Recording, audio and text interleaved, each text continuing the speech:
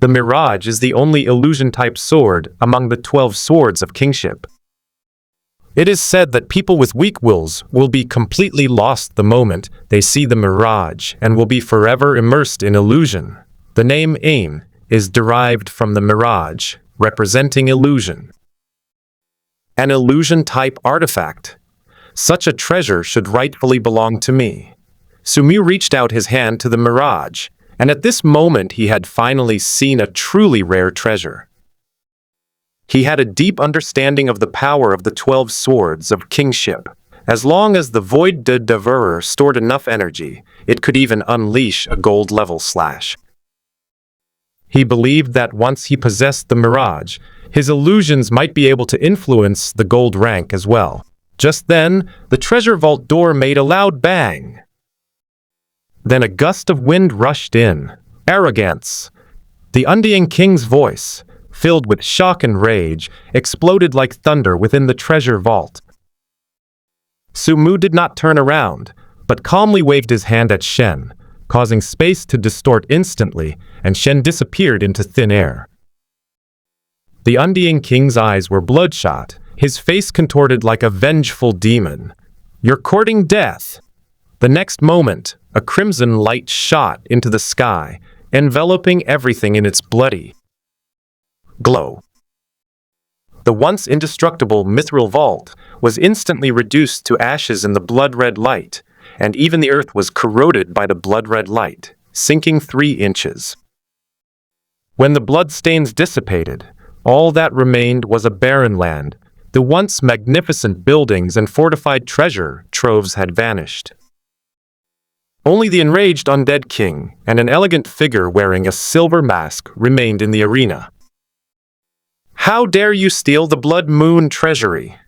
Crimson lines appeared on the handsome, demonic face of the Undying King, his eyes completely filled with blood. He stared intently at Sumu, his killing intent soaring to the heavens. Sumu smiled contemptuously. "How can it be called stealing in front of you? This is outright robbery. Die!" The air around the Undying King vibrated, and crimson blood orbs formed around him, hurling themselves at Sumu.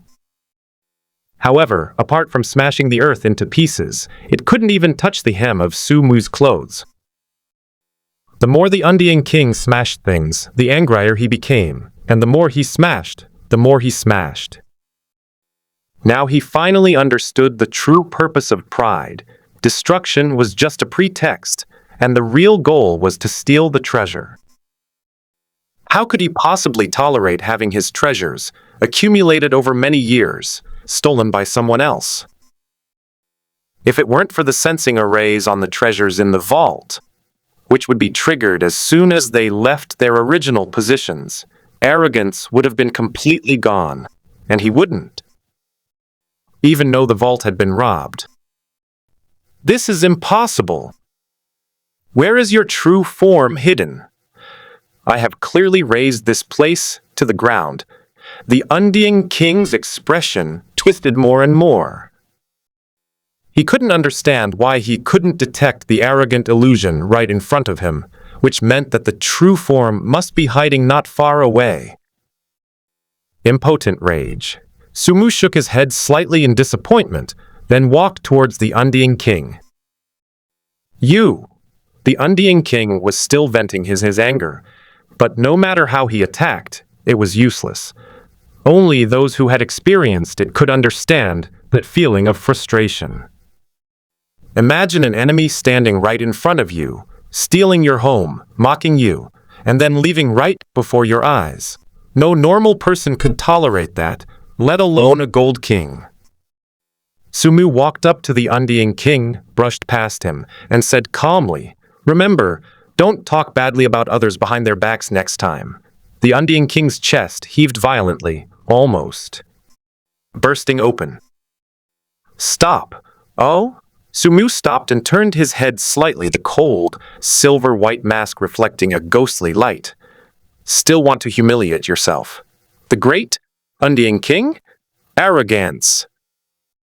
"I admit that I cannot find your true form for the time being, but I can kill all the 7 deadly sins except you.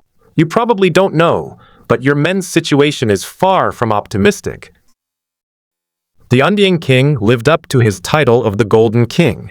Even when he was furious to the extreme, he suppressed his anger in an instant.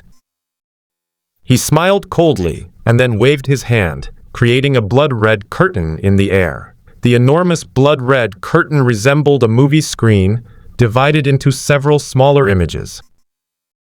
Sekong Zhen and others, Lin Kanyang, Yuying, and Doist Zhuangqing were all on it. Sumu glanced at them indifferently and realized that their situation was indeed not optimistic.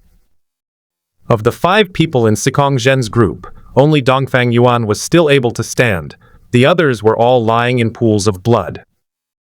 However, even though Dongfang Yuan was still standing, he was already at his last gasp. He has grown old after all. The former #1 war god of the Crimson Flame sect can no longer even run away.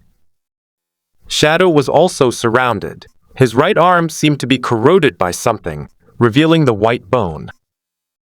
Several golden vampires kept attacking him, and he could only cower in his psychic shield, barely surviving. Once his strength was exhausted, he would surely die. Lin Kanyang was in an even worse state. He was pulled out of the sewer, covered in blood and grime, with several mithril chains wrapped around his body. In a daze, he seemed to have returned to the days when he was imprisoned. As for Master Zhuangqing, Sumu couldn't see him at all. The entire scene was covered by scarlet light, and he could only vaguely see Master Zhuangqing's broken figure. Ha ha ha, arrogance, how does it feel? The Undine King grinned maliciously. If you hand over all the treasures in the Blood Moon Treasury, I might consider sparing their lives. Otherwise, from this day forward, the 7 deadly sins will be wiped off the face of the earth. The Blood Moon Empire's foundation was ultimately too strong. Even with a sneak attack and the presence of 2 top-tier gold-level experts, Dongfang Yuan and Yuying, who were practically invincible below the king level, they still ended up in such a state. If it weren't for the Undine King's demand to capture them alive, these people would probably all be dead by now. Looking at the Undine King's grinning face, a contemptuous laugh escaped from beneath the silver mask. You are wrong. As long as I am here, the 7 deadly sins will remain. A cold glint flashed in the Undine King's eyes. So you're planning to abandon these people for the sake of the treasure? Sumu's smile grew increasingly contemptuous. His indifferent eyes, peering through the silver mask, fixed on the Undine King. He slowly said, "You're wrong again. Treasures and people? I want them all. Is it because I haven't made a move that you have the illusion that I can threaten you? If that's the case, then I'll have to help you wake up a bit." Faced with Sumu's threat, the Undine King felt no fear, but rather a secret delight. He hadn't expected that pride would actually be so arrogant. They could have escaped this calamity by relying on this bizarre illusion technique. But now they actually dare to fight against me, the Golden King. He was extremely confident in his strength, a confidence unique to the Golden King. He firmly believed that no one in the world could defeat him, not even the so-called strongest, the Dragon King of the Dragon Abyss Empire, because he was immortal. The Immortal King's motto is, "As long as you don't kill me, I haven't lost." The cold sunlight pierced through the thick clouds, pouring down recklessly onto this devastated land. The light shone on Sumu's arrogant mask, the edges of which gleamed with a cold light. Opposite him stood the Undine King, one of the 7 Golden Kings, and one of the 7 strongest people in the world. This king stood quietly, waiting for Sumu to make his move. A gentle breeze rustled the hem of her dress, causing her red teardrop-shaped earrings to sway softly. Under the terrifying power of the Undine King, the entire world seemed to be plunged into a silent terror. Sumu's indifferent gaze pierced through the silver mask as he stared at the Undine King. He was well aware of the other's power, a power far beyond what he, a mere silver-ranked being, could match. Even if he possesses divinity, though that divinity may be strong, it still depends on who is using it. Divinity is like a sniper rifle. In the hands of a sharpshooter, it can kill people from thousands of miles away without them even noticing, and kill hundreds of people in a single battle. But in the hands of a fragile college student, let alone whether he can hit anyone, the recoil from just one shot is enough to dislocate his shoulder. With his silver-level strength, even if he used all his power to activate his divinity, he could only injure a gold-level expert. And there was no guarantee that he could kill a gold-level expert, let alone the Gold King. Perhaps the Eye of God could injure the Undying King, but then what? Then he recovered. The title of the Undying King is not given lightly. The reason he dares to call himself immortal is because even the Gold Kings of the same level cannot kill him. The only weakness of the Undying King is probably his soul. His physical body is immortal, but his soul is not indestructible. In fact, due to the inherent defects of the vampire race, there are certain hidden dangers in his soul. However, there is a saying that even a starved camel is bigger than a horse. No matter how weak the soul of the Undying King is, it is only relative to other Gold Kings. Compared with other Gold Kings, it cannot be called weak at all. It's like a top student who gets full marks in all subjects except for Chinese composition, where he loses 2 points. In his eyes, composition is his weak point, but in the eyes of a poor student, it's like Versailles. Sumu didn't even need to think to know that the touch of God couldn't do much damage to the Undying King. At most, it could make the opponent's soul feel pain, but other than that, it had no real significance. As for using the touch of God to extract the other party's soul? Have you ever seen an ant pull an elephant? In summary, the gap in strength between the two sides is too great, and even the divinity of the 4 gods cannot bridge this gap, but Sumu remained calm. Sometimes, strength isn't just about one's own abilities. The amount of power you can borrow is also a skill. What? You dare not make a move against me, the Undying King said arrogantly. Sumu did not reply, but stared indifferently at the palace in front of him. Although the architectural style of the vampires was different from that of humans, and was generally gloomy, the palace was built in a grand and magnificent manner, like an ancient city that had withstood thousands of years of wind and rain. Seeing that Sumu did not answer, the Undying King's sneer deepened. It seems that you have finally realized the gap between yourself and me. That's right. The most important thing for a person is to have self-awareness. Although it is widely rumored that you are the King of Gold, we both know that this is a lie to deceive the masses. Don't even deceive yourself, don't you think? Arrogant. Sumu slowly withdrew his gaze, and his indifferent words came from beneath the silver-white mask. Take one last look at your palace. Undying King frowned, about to speak, when Sumu continued, because after today, the Blood Moon Palace will cease to exist. He slowly extended his right hand, his 5 fingers long and fair, like the hand of a meticulously cared-for pianist. The hand traced a perfect arc in the air, as if gently caressing a beautiful musical note. The next moment, an indifferent voice rang out. The nightmare begins.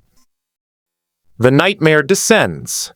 As Sumu's finger gently traced the path, the space began to twist and tremble, and then a horrifying scene unfolded. The space above Sumu was completely distorted, and a strange shattering sound rang out between heaven and earth, as if someone had punched a hole in the sky. Click, click.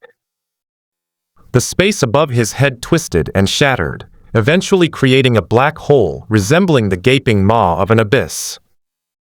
The black hole was like an intersection of an endless abyss and distorted dimensions, and a terrifying and ominous aura emanated from it, overwhelming the entire area. This is sensing the terrifying aura emanating from the black hole. The undying king's handsome face showed horror for the first time. Buzz!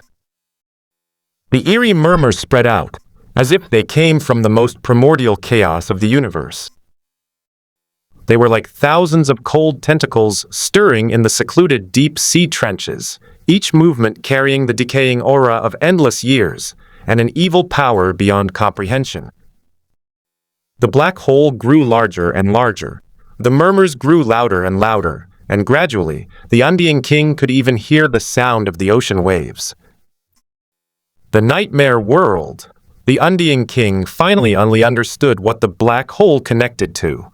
He was even more horrified, his face filled with disbelief. This is impossible. How could you open the passage to the nightmare world? Ha ha ha.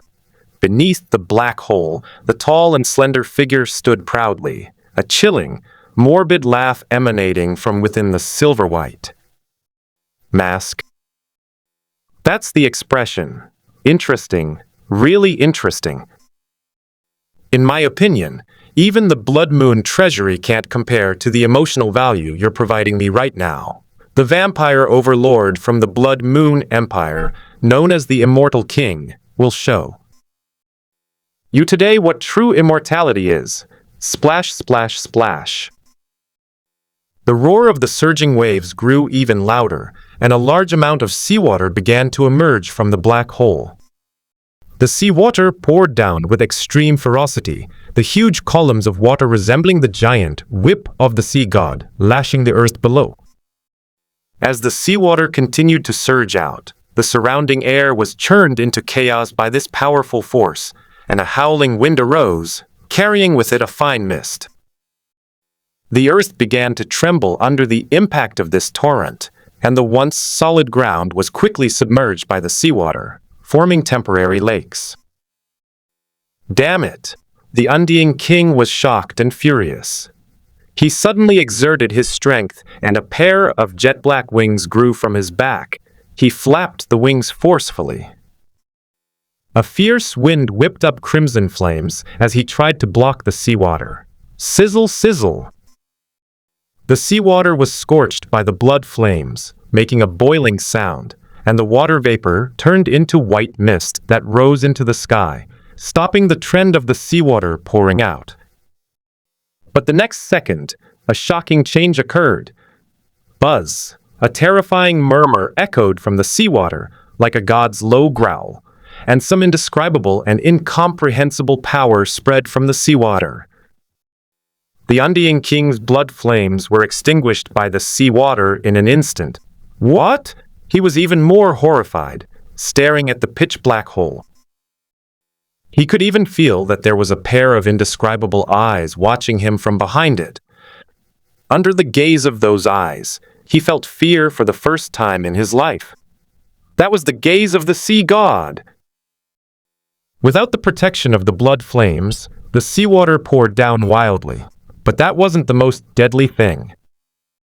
The most deadly thing was that some of the sea god's offspring, hidden in the deep sea, also came out with the seawater. These nightmare creatures have become reality. Come out, immortal siren! Sumu laughed maniacally, as if he were about to witness a grand performance. He was like the conductor of a performance. Under his command, tens of thousands of undead sirens emerged from the black hole. Their bodies were rotting, their bones were exposed, and they had black tentacles growing on their bodies.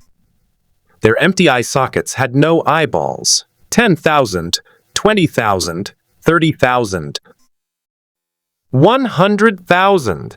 The immortal sea monsters seemed endless, constantly emerging from the black hole, along with the seawater. What would it feel like if an army of 100,000 suddenly appeared in the palace? It would be like the once empty palace suddenly becoming crowded. Previously, the undying king had angrily rushed into the Blood Moon treasury and razed it to the ground with a single blow. The surrounding guards were either dead or had fled. As people of the royal palace, They were well aware that the undying king had a bad temper, especially as he grew older and his mental instability worsened, manifesting as unpredictable mood swings. This is an unspoken rule known throughout the entire palace. Vampires who didn't know it would have died long ago. So when they saw the undead king in a rage, they had already run far away. But now, they had nowhere to hide. The seawater almost submerged their legs, and a large number of undead sea monsters rushed towards them with the seawater. In the eyes of the immortal sea monster, there is only Sumu, the sea god's follower, and his soul. The melee broke out instantly. The vampires who could serve in the palace were naturally exceptionally strong, including some golden vampires. In front of them, the undead sea monsters were as fragile as newborn babies.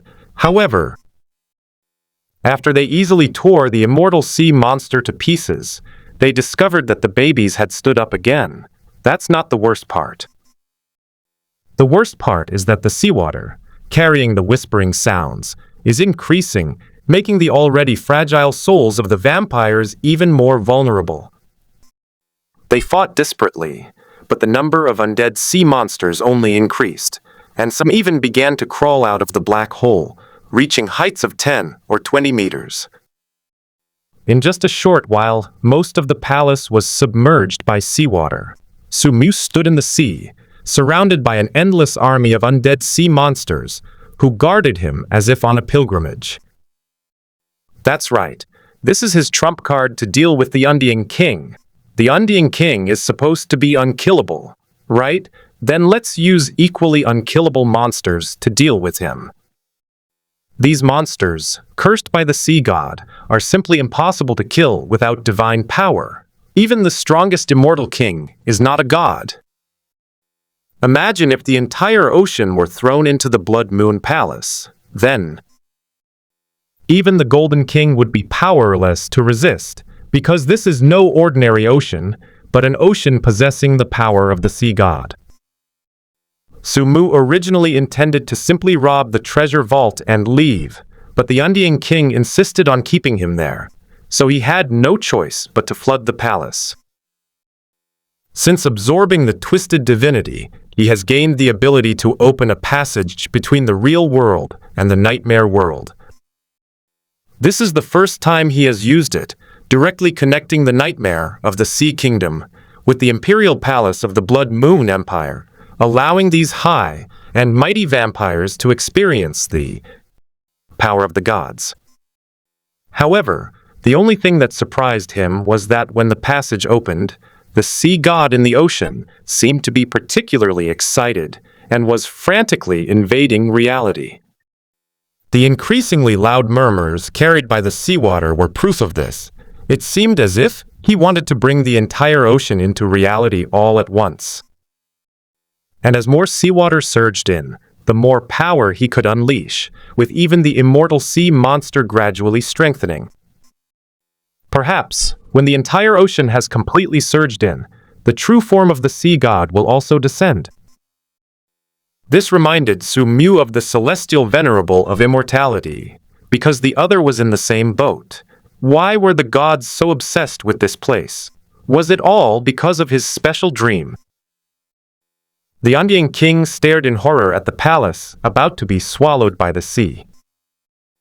He attacked relentlessly, each strike capable of annihilating tens of thousands of undying sea monsters, but it was all in vain. Moments later, the dead undying sea monsters were resurrected from the sea. What kind of monster is this?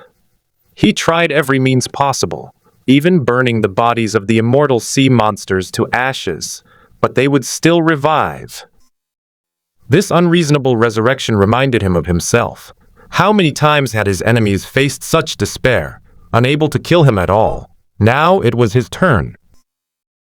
The undying king knew very well that these monsters were very weak. Even if he stood still, they wouldn't be able to hurt a hair on his head. The problem was that he could hold out, but the palace couldn't.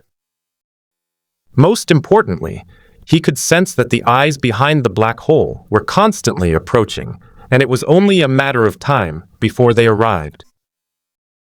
The mere sight of him was enough to fill the Golden King with dread. He had already realized what that being truly was. Gods! Only the supreme God could instill fear in him, the king who reigned supreme over all.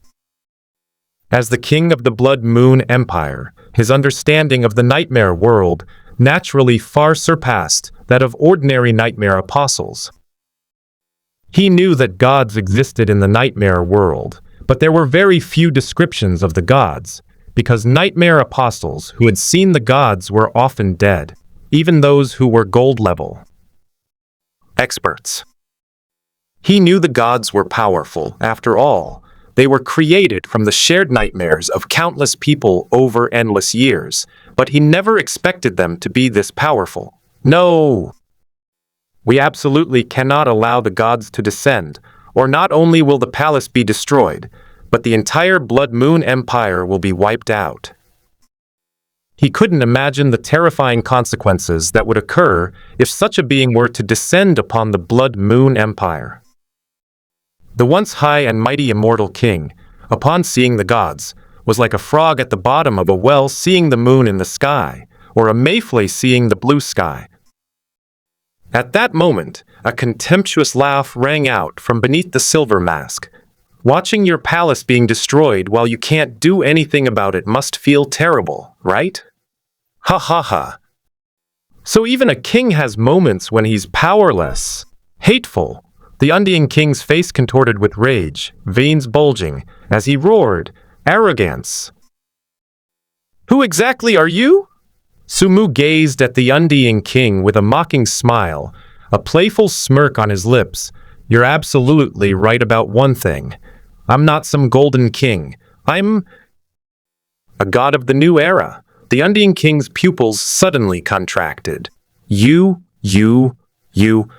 His instinct was to mock Sumu for daring to call himself a god, something even he, the Golden King, dare utter. But seeing the other man casually open a passage between realms with a wave of his hand, flooding the palace, and summoning 100,000 immortal sea monsters, plus 100 sea monsters, and the number still increasing. There's even a god lurking in the shadows. This kind of cunning is simply, he dared not think about it anymore. Suddenly, a terrifying thought surged into his mind. Perhaps arrogance really is the god of the nightmare world, the incarnation of the god. He was powerful and mysterious, seemingly appearing out of nowhere. This was simply unrealistic. It was impossible for a powerful figure to suddenly appear in this world without any past or traces, unless he wasn't from this world. He came from the nightmare world. That's right. That's exactly it. Pride is a nightmare monster invading reality, an incarnation of a god. The aura emanating from him is identical to that of the deity behind the black hole. He can summon nightmare gods and control these nightmare monsters. Upon realizing this, the Undying King was instantly horrified. He finally knew the true identity of pride. However, the price of learning the truth was something even the Golden King could not bear: annihilation. Once the gods descend, the Blood Moon Empire will be utterly destroyed, and no one can stop it. At this point, some clever vampires began to use mithril chains to imprison the undead sea monsters. Since they couldn't kill them, this was the only way to deal with them. The vampires were ultimately powerful. After a brief moment of panic, they quickly suppressed the undead sea monster. But the real threat had only just begun. They could not suppress the seawater, nor could they suppress the increasingly loud murmurs emanating from it. The power of Poseidon's invasion has grown even stronger. Gradually, some of the weaker vampires began to go berserk. They frantically tore at their own bodies, and then desperately drowned themselves in the sea. Before long, one after another, the undead vampires crawled out of the sea and joined the sea god's army. The palace has been largely destroyed by the sea, and the damage is spreading throughout the capital. More and more vampires are being affected, while the sea god's curse of immortality is spreading like a plague. "Stop!" the Undying King roared. "Or I'll immediately order the slaughter of all 7 deadly sins." "Oh," Sumu cast an indifferent glance at him. "Are you trying to threaten a god?" Gods are never afraid of threats, and likewise, they have no shortage of believers. The Undying King clenched his teeth so tightly they almost broke. A long-forgotten sense of powerlessness spread through his heart. This was the first time he had felt so powerless since becoming king. Just then, Sumu, hidden beneath the silver mask, frowned slightly, as the divine nature of the sea god within him was stirring. He immediately realized that it was because the sea god was attracted by reality and was constantly descending from the nightmare world. The sea in the Sea Kingdom was only a part of the sea god. Strictly speaking, all the oceans in the entire nightmare world were a part of the sea god. Now, it seems that Poseidon is preparing to gather all the power together and then unleash it into reality. As the sea god's descent accelerates, the divinity within him will inevitably return to the sea god. This cannot continue any longer. Otherwise, once the power of the sea god's descent exceeds the critical point, I fear I will die before the Blood Moon Empire is destroyed. Sumuk never forgot that he was already dead. The reason he could live like a living person was because of the immortality brought by the divinity of the sea god. Without the divinity of the sea god, he would have died completely. "What exactly do you want?" the Undying King said in a low voice. Sumu smiled slightly. Although he was about to die, it did not prevent him from continuing to enjoy the interesting process at hand. "I still prefer the way you used to be, so arrogant."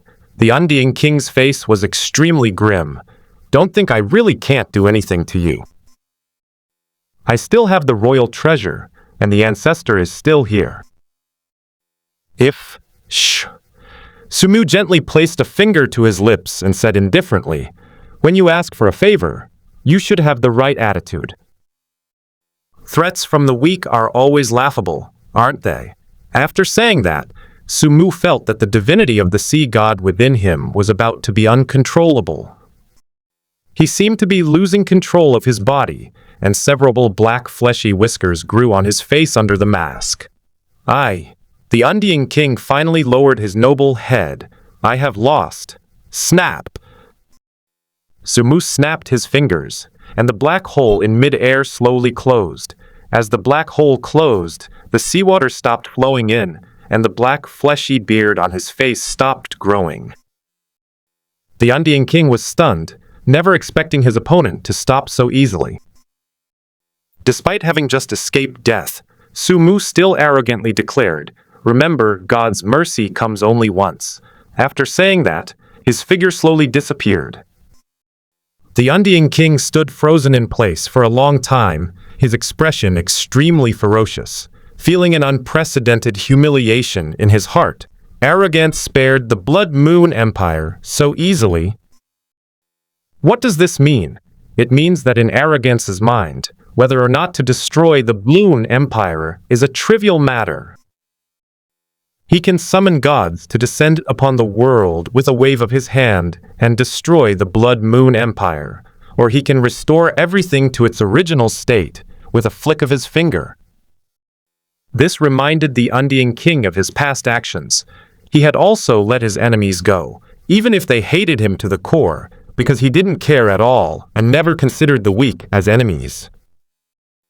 Sometimes, he preferred to see his enemies looking like they hated him but couldn't do anything about it, rather than killing them. The feeling he enjoyed then is now just as frustrating, because in the face of arrogance, he is the weak one. At this moment, a golden vampire mustered his courage and walked over. Because the passage between the two worlds had been closed, the seawater was no longer supported and was dropping at a visible speed. He waded through the water to the Undying King. He asked cautiously, "Your Majesty, various regions have noticed unusual activity in the capital and are inquiring whether it is necessary to return to defend it. Also, should the captured members of the 7 deadly sins be brought back to the capital?" The Undying King suddenly raised his head, his blood-red eyes fixed on the golden vampire before him, which terrified the vampire so much that his legs went weak and he knelt down in the seawater. "Your Majesty, spare my life. Shut up. Release all those who commit the 7 deadly sins." His voice was unusually low, as if it were being forced out of his throat. "Release? Released?" The golden vampire was stunned. "Didn't you understand when I said release them? Go and release them. Let them leave the Empire, and no one is allowed to stop them." "Yes, Your Majesty." In the dream world, Sumu slumped onto the immortal Emperor's throne. He struggled to remove his mask, revealing several black, fleshy tendrils wriggling on his face. He took out the Void Devourer and slashed it fiercely at his own face. The fleshy, black tendrils fell to the ground, wriggled for a moment like earthworms, and then fell silent. He steadied himself, leaned against the throne, and silently mobilized the divinity of the other 3 gods to suppress the divinity of the sea god. After a long while, he slowly exhaled and finally recovered. "It seems we can't summon the immortal sea monster at will. The power of the gods is ultimately too great. Moreover, it seems we've been targeted by the sea god this time. If we reopen the passage to the Sea Kingdom, something unexpected might happen." Sumu pondered silently as he slowly rose from the immortal Emperor's throne. He had never seen a true god. The previous few times he had only glimpsed a fraction of a god. Gods were beings of a higher dimension, so powerful that they were beyond human imagination. This time, the flooding of the palace attracted the attention of the sea god, and he almost got burned. If the Undying King had been any slower to back down, he would have been the first to die. Fortunately, the Undying King is flexible and adaptable, displaying the demeanor of a true king. Most importantly, the Undying King was unaware that Sumu was already at his limit and was ultimately fooled. Sumu stepped out of the dream, but the matter was not completely over yet. The fate of Master Swan King and the others was still unknown. Click! The chains binding Lin Kanyang were broken, and he lay limp on the ground like a lump of mud, his bloodied flesh mangled, his unfocused eyes staring at the group of vampires in front of him. "Am I going to die? Damn it! I'm not reconciled. I haven't even become the top leader yet. I haven't even had a chance to enjoy life, and I've only been released for a month." He tried his best to stand up, but he couldn't because of the excessive blood loss. He was like a piece of discarded trash. At this moment, the leader of the Golden Vampires said, "You can leave now." Lin Kanyang was taken aback, then sneered, "You think you can use me to find the other members of the 7 deadly sins? You're dreaming. Kill me if you want. The leader will avenge me." Long live the 7 deadly sins. Faced with his fanatical words, the vampires remained expressionless, their eyes filled with suppressed, intense hatred. They hate the 7 deadly sins to the bone. The Blood Moon Empire, one of the 7 great empires and the noblest race in the world, has had its palace destroyed and countless compatriots killed by the 7 deadly sins. Yet, in the end, they are forced to let the members of the 7 deadly sins go free. This kind of frustration and humiliation was something the proud vampires had never experienced in their lives. "Hurry up and go," the golden vampire shouted. A look of confusion flashed in Lin Kanyang's eyes. He sensed that something was amiss. These vampires had clearly defeated him, so why were their eyes filled with such deep hatred? It seemed they really intended to let him go. Could it be Suddenly, his expression brightened as an image of a black tuxedo appeared in his mind, with a contemptuous smile painted on a cold, mysterious silver mask. It's the leader. The leader must have done something to make these vampires afraid.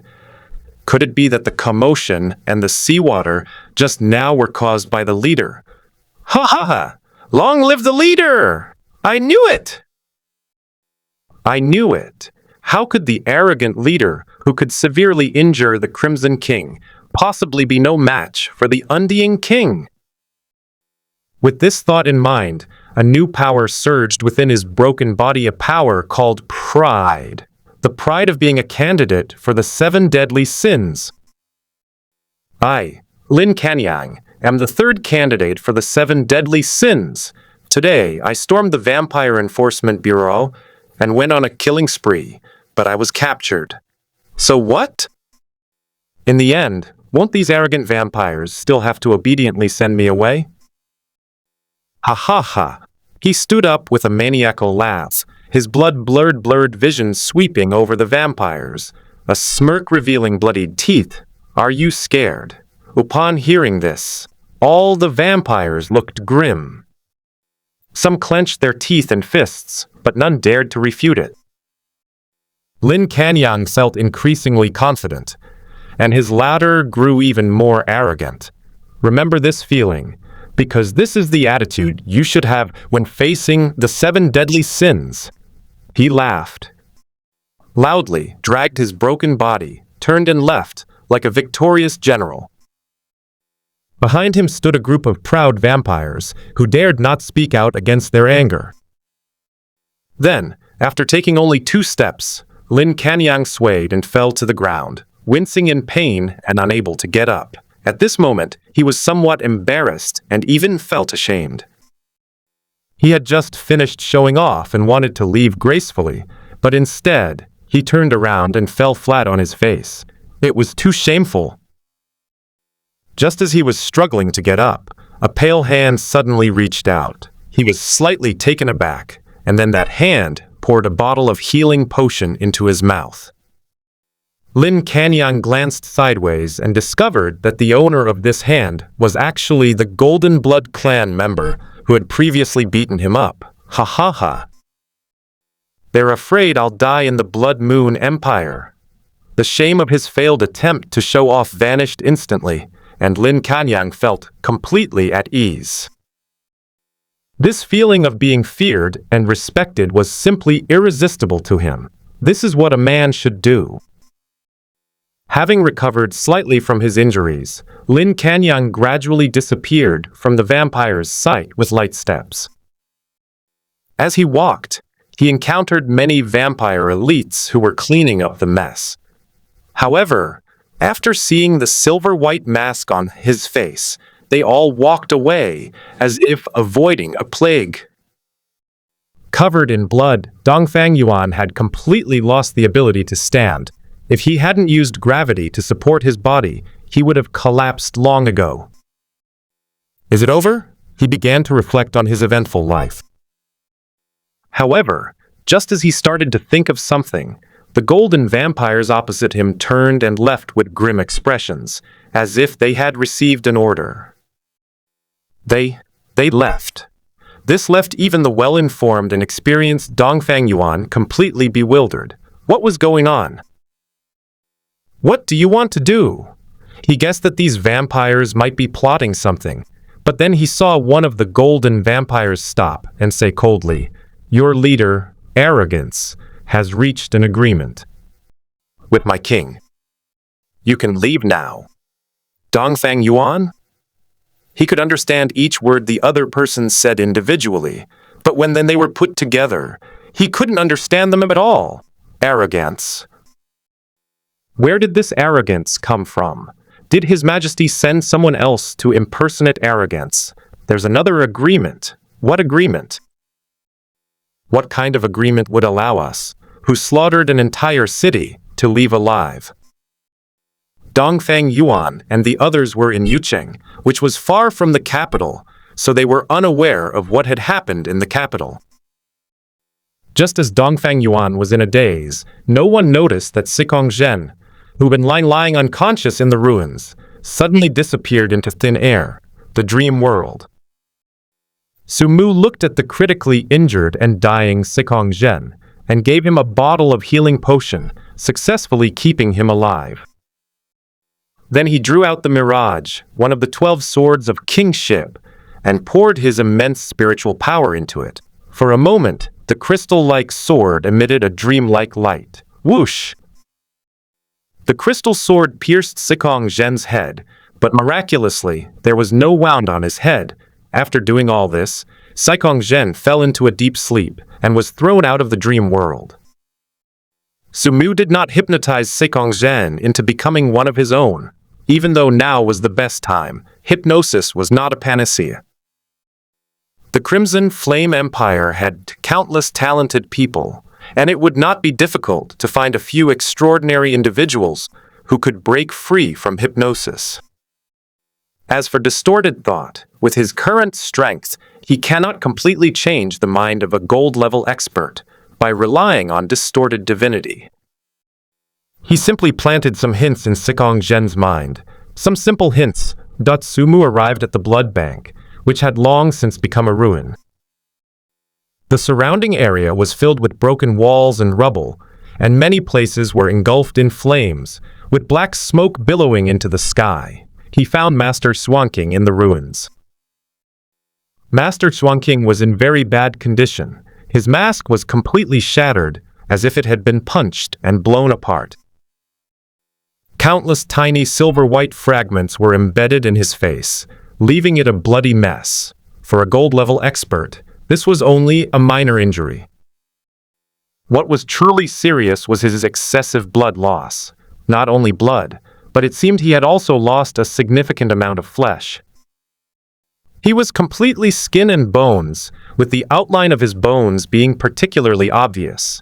Master Swanking's eyes were empty and lifeless, as if he were dead.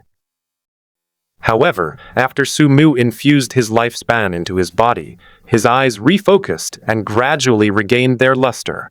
God.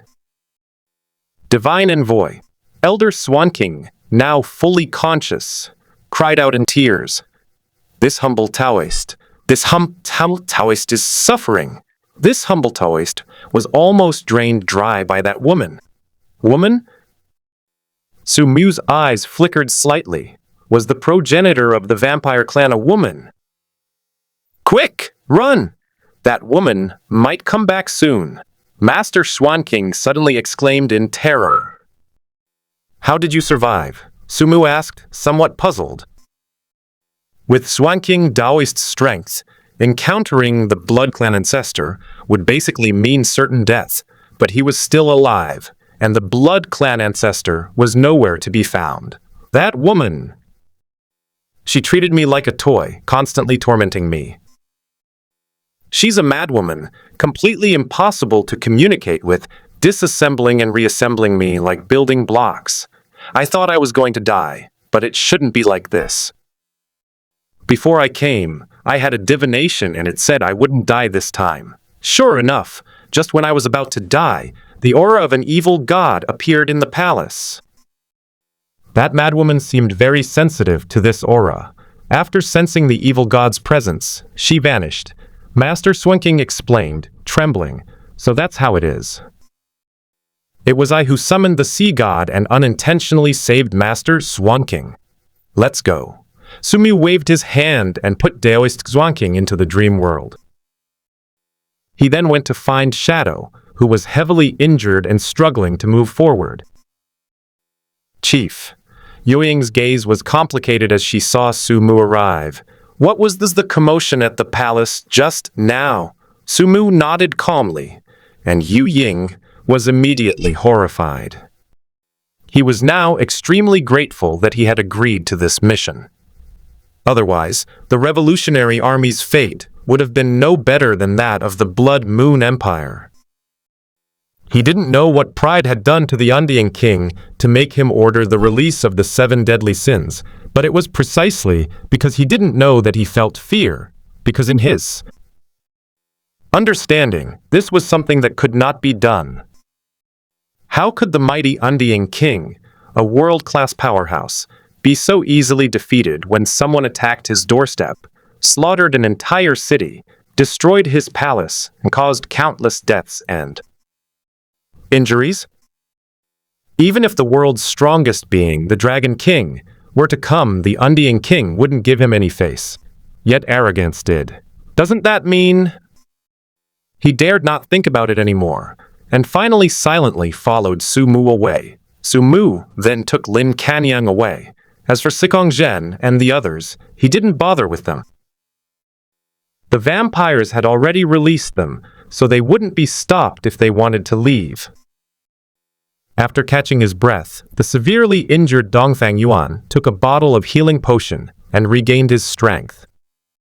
He then used his gravity to drag the unconscious Sikong Zhen and the others to his side, intending to help them heal.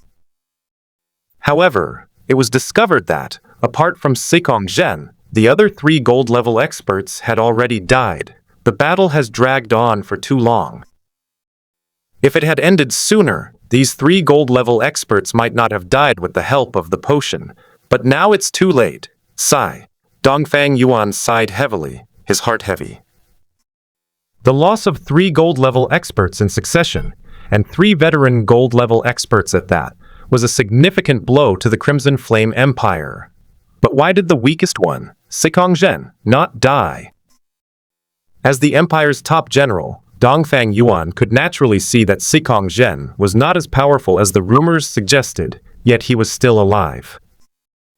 He had no time to investigate further, so he activated gravity, carrying the unconscious Sikong Zhen and the corpses of the 3 gold-level experts into the clouds, heading towards the Crimson Flame Empire. When he returned to the Crimson Flame Empire, it was already past midnight. Inside the Crimson Flame Palace, the Crimson King and Gongsun Quan were pacing back and forth, but their expressions were completely opposite. The Crimson King was filled with excitement, so much so that a blush appeared on her beautiful face. Gongsun Quan, on the other hand, had a furrowed brow and a somber expression, as if he had encountered an insurmountable problem. "Your Majesty, this is not something to be happy about," Gongsun Quan said, unable to bear it any longer. "The Blood Moon Empire has lost a city and its palace has been destroyed. The Undying King has lost all face. Isn't that something to be happy about? I can already imagine tomorrow's news. It will definitely be a world-shaking news story. With such a commotion, the Blood Moon Empire couldn't cover it up, no matter what it tried." Spies from various countries within the Blood Moon Empire had already relayed the news back. Ha ha ha! With her hands on her hips, the Crimson King laughed wildly, completely lacking any ladylike demeanor. Her laughter was so loud that you could even see her back teeth. Gongsun Quan had a headache. "Your Majesty, the issue we should be concerned about now is not this, but the 7 deadly sins." This time, the 7 deadly sins have actually appeared, and pride has even shown the ability to summon gods. Even the Undying King has yielded to him. Do you know what this means? This means that I am far more powerful than the Undying King. At least when arrogance was causing trouble in the Crimson Flame Empire, he didn't cause such severe damage. What does this mean? It means that I am far more wise and powerful than the Undying King. Gongsun Quan put his hand to his forehead, increasingly helpless. "Your Majesty, don't you understand? This means at least 2 things. First, there are spies from the 7 deadly sins within the Empire. Only a few people knew about this plan, but the 7 deadly sins got the information in advance and took advantage of the plan to cause a great disturbance in the Blood Moon Empire. 2. Times have changed. The emergence of arrogance has completely shattered the pattern of the 7 kingdoms vying for supremacy. He calls himself the god of the new era. Today he tramples on the Blood Moon Empire at will, and tomorrow it may be the Crimson Flame Empire. It was fortunate that he did not cause widespread destruction in his country last time. Even the Undine King had to compromise in the face of arrogance. He has become an existence above the Golden King. Do you know how terrifying his arrogant reputation will be when the world news reports it tomorrow? At that time, he only needs to raise his arm, and the world will respond. The Crimson King's expression gradually became serious, and his eyebrows furrowed tightly. Arrogance did not cause much destruction in the Crimson Flame Empire, and did not even attack me. But when he came to the Blood Moon Empire, he launched a heavy attack on the Undine King. They are both kings of the same empire, so why are they treated differently? Could it be that arrogance is fond of me? Gongsun Quan. If Sumu were here, he would surely marvel at the Red King's thought process. When he caused a ruckus in prison 749 last time, he had not yet obtained the twisted divinity, nor had his dream been enhanced, so he could not open the passage between the two worlds, and naturally could not cause great destruction. He couldn't possibly reveal his true form as the Silver Immortal Emperor and take action himself, could he? Unexpectedly, this led to a misunderstanding with the Red King. No, although he's arrogant and strong, he's secretive and coy. He must be ugly and have a terrible temper. Besides, I already have someone I like, Your Majesty. Gongsun Quan roared. Are you even listening to me anymore? Report. Suddenly, the sound of guards shouting rang out outside the main hall. Lord Dongfang requests an audience with His Majesty. Come in. Yes, Your Majesty. Before long, the heavily injured Dongfang Yuan and Sikong Zhen walked in, and behind them floated 3 coffins. Gongsun Quan's expression changed slightly upon seeing this. Dongfang Yuan and Sikong Zhen bowed to the Crimson King with solemn expressions. Your Majesty, Yuqing has been massacred, but Gonyang Shuo and the others, alas. Dongfang Yuan sighed heavily, as if he had aged 10 years in an instant. The old man, now frail and nearing the end of his life, had his temples streaked with white hair. Lord Dongfang, are you two the only ones who returned alive this time? Gongsun Quan narrowed his eyes, his peripheral vision subtly scanning Sikong Zhen. If the vampires hadn't suddenly retreated, I probably wouldn't have survived either. This matter is very strange, and I can't figure it out at all. Lord Dongfang, your survival is related to arrogance. You were fighting in Yuqing before, so you didn't know what happened in the Blood Moon Imperial capital, but the Empire's spies lurking in the Blood Moon Empire have already sent back messages.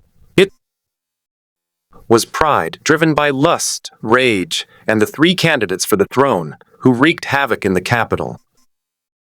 Pride even broke into the palace alone, seemingly opening the gate to a nightmare world, summoning endless seawater and undead monsters, and even the aura of gods descended, completely destroying the entire palace. Specific details about the palace remain unknown, but the final outcome was that the Undine King compromised and ordered all 7 deadly sins to leave. Dongfang Yuan was shocked. An unyielding look of astonishment appeared on his aged face. He remained stunned for a long time, opening his mouth, but seemingly having no idea what to say. Arrogance. Arrogance, who exactly is he? The entire hall fell silent. No one could answer his question. Arrogance is too mysterious, appearing and disappearing without a trace. His abilities are extremely bizarre, and every time he appears, he refreshes the world's understanding of him. Initially, arrogance first appeared when he publicly killed a nobleman, breaking the unspoken rules of the imperial nobility. He instantly killed the head of the Murong family, who was at the Silver Suvi level, shocking the entire country. Everyone thought he was a gold-level powerhouse who dared to trample on the rules. The second time it appeared, the main body did not show up, but its members killed Shen Tulai, a golden nobleman, and 100 law enforcement elites. The terrifying organization Seven Deadly Sins surfaced, and it was suspected that all of its members were golden powerhouses. Its threat level even exceeded that of the Revolutionary Army. In the third instance, the three candidates for the Seven Deadly Sins once again killed the gold saints of the Federal Pharmaceutical Company. Only then did the world realize that the Seven Deadly Sins not only had 7 gold saints, but even the candidates were gold saints. In his fourth appearance, Pride showed up at prison 749 and rescued the Revolutionary Army leader right in front of the Red King. No one could stop him, and with the Blood Moon Empire secretly building momentum, rumors spread that Pride was the Golden King. At this point, the world thought this was Pride's limit, but little did they know that this was merely the tip of the iceberg. The 5th time, he appeared in the Blood Moon Empire, wreaking havoc in the capital, flooding the palace, and forcing the Undying King to compromise. No one knows what the Undying King went through, but everyone knows that the Undying King is incapable of compromise, and no one in this world can make him compromise. However, perhaps arrogance is not even human, but as he himself said, a god of a new era. "I'm more curious about something else than your arrogant status," Gongsun Quan suddenly said, looking at Sikong Zhen. Sikong Zhen frowned slightly, somewhat puzzled. "Lord Sikong, only a few of us present knew about this operation to impersonate the 7 deadly sins. Yet, during the operation, the real 7 deadly sins also appeared. Moreover, upon their return, even Lord Dongfang was severely injured, and Lord Gongyang and others perished. Forgive my bluntness, Lord Sikong, but among those involved in this operation, everyone except you was a veteran gold saint. I'm not surprised that Lord Dongfang returned alive, but you..." Sikong Zhen's expression suddenly changed. "You suspect I'm a spy for the 7 deadly sins." Gongsun Quan watched him silently, without saying a word. Dongfang Yuan also realized that something was wrong. He had wondered before why it was Sikong Zhen who had survived. Well, Sikong Zhen. I never thought that someone with such thick eyebrows and big eyes would betray the Empire. The Crimson King roared, so angry that he forgot to maintain his kingly demeanor. However, Dongfang Yuan and Gongsun Quan had no time to pay attention to her at this moment, as they were staring intently at Sikong Zhen. Thump! Sikong Zhen knelt before the Crimson King in terror. "Your Majesty, I am innocent. The Sikong family has been loyal to the royal family for generations. Heaven and earth bear witness. I am absolutely not a spy for the 7 deadly sins." Gongsun Quan continued, "I was wondering before, when you and Shentu Lai besieged the members of the 7 deadly sins, why did everyone die? Except you. There were 3 gold-level experts present at the time: envy, gluttony, and lust. They had already killed Shentu Lai, and the 3 of them could have easily killed you. But they didn't. Lord Sikong, could you explain why this is? Naturally, it's because I'm stronger than Shen. Tu Lai and I excel at speed, so they can't stop me," Sikong Zhen said without hesitation. Dongfang Yuan suddenly said, "Lord Sikong, it's widely rumored that you are the Empire's #1 war god, that Dongfang is old and Sikong should rise to power, all because you escaped from the 7 deadly sins. But in this mission, your performance seemed inferior to that of the deceased, Lord Gongyang and others. Is it that you've heard so many rumors that you've started to believe them yourself, or have you been hiding your true nature from the very beginning? Are you trying your best to conceal your identity as one of the 7 deadly sins? Lord Sikong, you can't really be greed one of the 7 deadly sins, can you?" Upon hearing this, Sikong Zhen's heart nearly burst. The expression on his face was so complex it was beyond human comprehension. He pointed at himself in disbelief. He trembled as he said, "I am greedy?" Dongfang Yuan narrowed his eyes, his analysis becoming increasingly sharp. "As far as I know, greed has appeared twice, and both times it was you, Lord Sikong, who impersonated greed. If you are not greed, then where is the real greed?" Sikong Zhen. It cracked open. This time, it really cracked open. He never imagined that he had only played the role of greed twice, but in the end he would actually become greed himself. This was too unfair. Most importantly, he simply couldn't explain the questions raised by Dongfang Yuan, because even he himself didn't know why he had survived both times. "Perhaps there is no greed at all," Sikong Zhen said with a slight hesitation. His suspicions were reasonable, since greed had never appeared, and the 7 deadly sins always allowed themselves to pretend to be greed. If greed really existed, why didn't it cause trouble for itself? He didn't believe that the 7 deadly sins, who dared to destroy the Blood Moon Palace, wouldn't dare to cause him trouble at this moment. Sikong Zhen had successfully guessed the truth. Unfortunately, the truth is often in the hands of a minority and is not believed by the majority. Lord Sikong, there's no need for such a lame excuse. Given the strength that arrogance has demonstrated, do you really think he can't even gather 7 gold-level experts? Dongfang Yuan said coldly. Sikong Zhen was shaken by what he said. A being who could force the Undaying king to submit and call himself a god, such a powerful being could easily have subordinates, let alone 7, even 70 would be no problem. Your Majesty, I truly do not possess the 7 deadly sins. Sikong Zhen's sincere explanation only grew weaker. Gongsun Quan seemed to be thinking. He stepped forward and helped Sikong Zhen up. Lord Sikong, it is only natural for a good bird to choose a tree to roost in. Even if you have joined the 7 deadly sins, it does not conflict with your status as a noble of the Crimson Flame Empire. This time, the Empire and the 7 deadly sins joined forces to severely damage the Blood Moon Empire. Wasn't that a good thing? Perhaps we can continue our cooperation, don't you think, Lord Sikong? Sikong Zhen's eyes widened suddenly. No, the label of greed has been slapped on me, and I can't get it off. He felt extremely frustrated and aggrieved.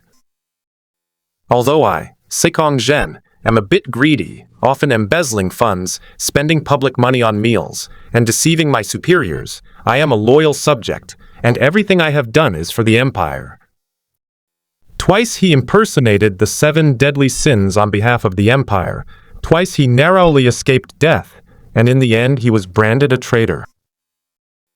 I told you, I am not one of the 7 deadly sins, Sikong Zhen said with a grim expression.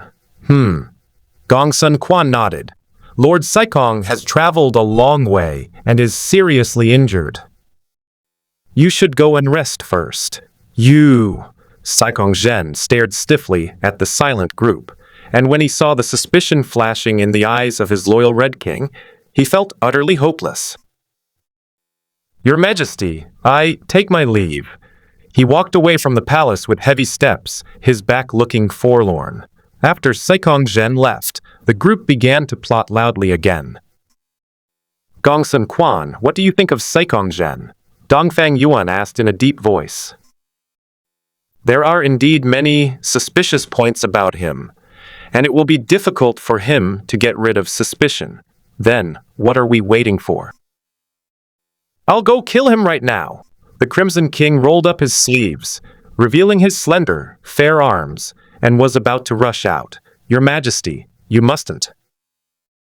Without a sure way to save him, how can you arbitrarily attack a high-ranking official of the Empire? Moreover, I hope he is truly greedy. The 7 deadly sins are now powerful, and the terrifying destructive force they have shown is something no empire can withstand. If Sikong Zhen is truly greedy, he might serve as a bridge between the Empire and the 7 deadly sins. Arrogance chose to wreak havoc in the Blood Moon Empire, but not the Crimson Flame Empire. There must be a reason for this. Regardless, his attitude towards the Crimson Flame Empire was relatively friendly. Dongfang Yuan nodded, agreeing with the viewpoint, even though it might seem unbelievable to outsiders. Killing 2 nobles and hundreds of elites from the Crimson Flame Empire, and toying with the Crimson King, can this be considered a friendly attitude? But compared to the Blood Moon Empire, it's actually quite friendly. Of course there's a reason. It's because he's arrogant and likes me. The books say that men always try to get a woman's attention by making her angry, the Red King said confidently. Gongsun Quan. Dongfang Yuan. Hey, what's with those expressions on your faces? Don't you believe in my charm? Is it so unbelievable that I, the most beautiful woman in the world, could captivate an arrogant person?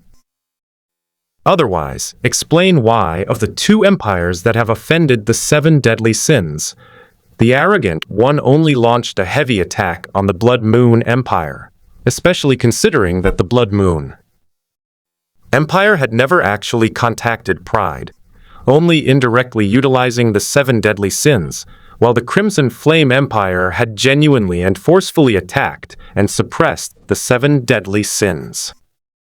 The Red King's twisted logic made the 2 of them even more silent, because they couldn't understand why either. Could it really be as the Red King said? Impossible. The thought had barely formed in their minds when they nipped it in the bud. They preferred to believe that arrogance liked the scenery of the Crimson Flame Empire, rather than that the other party could be interested in the Crimson King. A man as arrogant, lawless, and self-proclaimed as a god would never make any compromise for a woman. The 3 then discussed for a long time without reaching any conclusion. To be precise, it was a discussion between the 2, while the Red King indulged in self-admiration on the side. The next day, the names of the 7 deadly sins rise with the sun, shining upon the world like sunlight.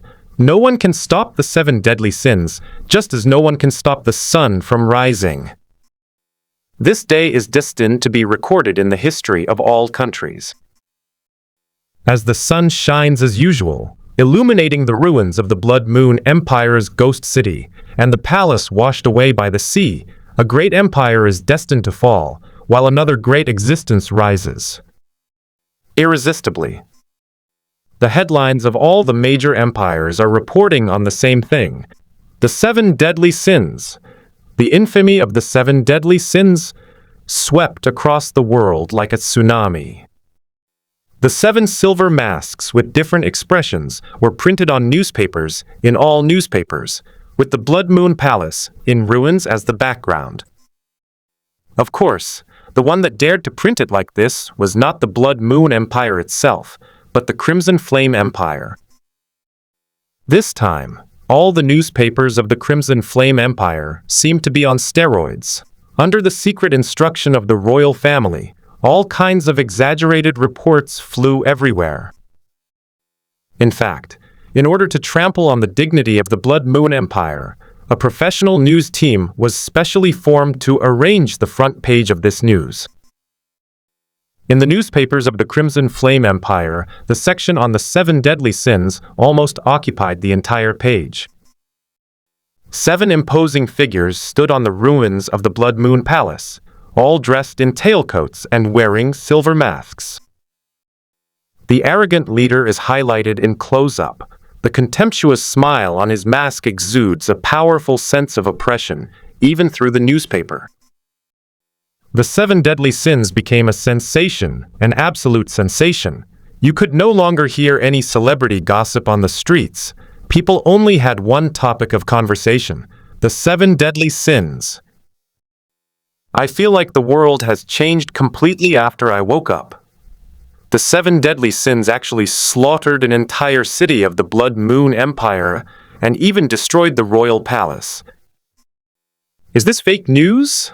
What fake news? This was published by the official newspaper of the Crimson Flame Empire. How could it be fake? Damn this world, how could a terrorist organization like Seven Deadly Sins suddenly appear? If you ask me, this kind of terrorist organization should be eradicated as soon as possible. Eliminate. What are we going to do to eliminate them? Didn't you see that the Blood Moon Empire didn't even dare to utter a peep? How dare they call themselves the gods of the new era? They're too arrogant. This is not arrogance. It is the truth. What arrogance does is something only gods can do. The Seven Deadly Sins are so cool. I wish I could join them. There are many different opinions about the Seven Deadly Sins. Some people yearn for them while others fear them. However, one common view is being widely accepted. That is, times have changed. Whether or not the arrogant one is the god of the new era, times have truly changed because of him. What used to be the world of the seven kings has now been replaced by a god who is above the seven kings. Aside from the seven deadly sins, the Crimson King's reputation is improving at a visible rate. The people aren't fools. A comparison of the two sides reveals the difference. The seven deadly sins, at least, didn't cause such widespread destruction in the Crimson Flame Empire. What does this mean? It means the Crimson King is stronger than the Undying King. At the same time, Saikong Zhen's prestige continues to rise, and the title of the Empire's #1 war god seems to have truly changed hands. Whenever the seven deadly sins make a big splash, his reputation also soars. Now, no one dares to question Saikong Zhen's prestige. After all, it was personally certified by the seven deadly sins. This is just the reaction of the common people. The high-ranking officials of the seven empires are very unified in their attitude towards the seven deadly sins. Fear. Countless spies sprang into action, searching far and wide for the great battle that had taken place in the Blood Moon Empire's palace the previous night. All nations wanted to know why the proud, immortal king had chosen to bow his head. Furthermore, the major empires have already sent envoys to each other in preparation for a joint conference to study the seven deadly sins. The seven great empires, accustomed to their high status, are now suddenly confronted by a being who claims to be a god, whose power has seriously threatened world peace. Naturally, these upper classes are panicked, and none of them want to become the next Blood Moon Empire. Beside the newsstand, Lin Kanyang, who was wrapped up very tightly, excitedly looked at the newspaper in his hand, his eyes constantly searching through it. Beneath the cuffs, thick bandages were hidden. What about me? Where am I? I participated in the operation too, so I can't be left without a photo. After searching for a long time, he finally spotted a blurry figure in the corner of the newspaper. Most of the figure was hidden by the rubble, and the silver mask with the number 3 was faintly visible on the face. Ha ha ha! I'm in the newspaper too! Lin Kanyang exclaimed with joy. Hey, are you going to buy it or not? If not, don't look around, the newsstand owner said, annoyed. After much hesitation, Lin Kanyang finally spent money to buy the newspaper. This was the first time he had been in a newspaper, a highlight of his life, and it was worth the money. He looked at his photo several times before reluctantly putting it on the table and continuing to eat his steamed buns. As he was eating, he suddenly noticed that the newspaper had become somewhat bulging, which made him pause. He seemed to realize something and carefully lifted a corner of the newspaper, his pupils instantly contracting. This is...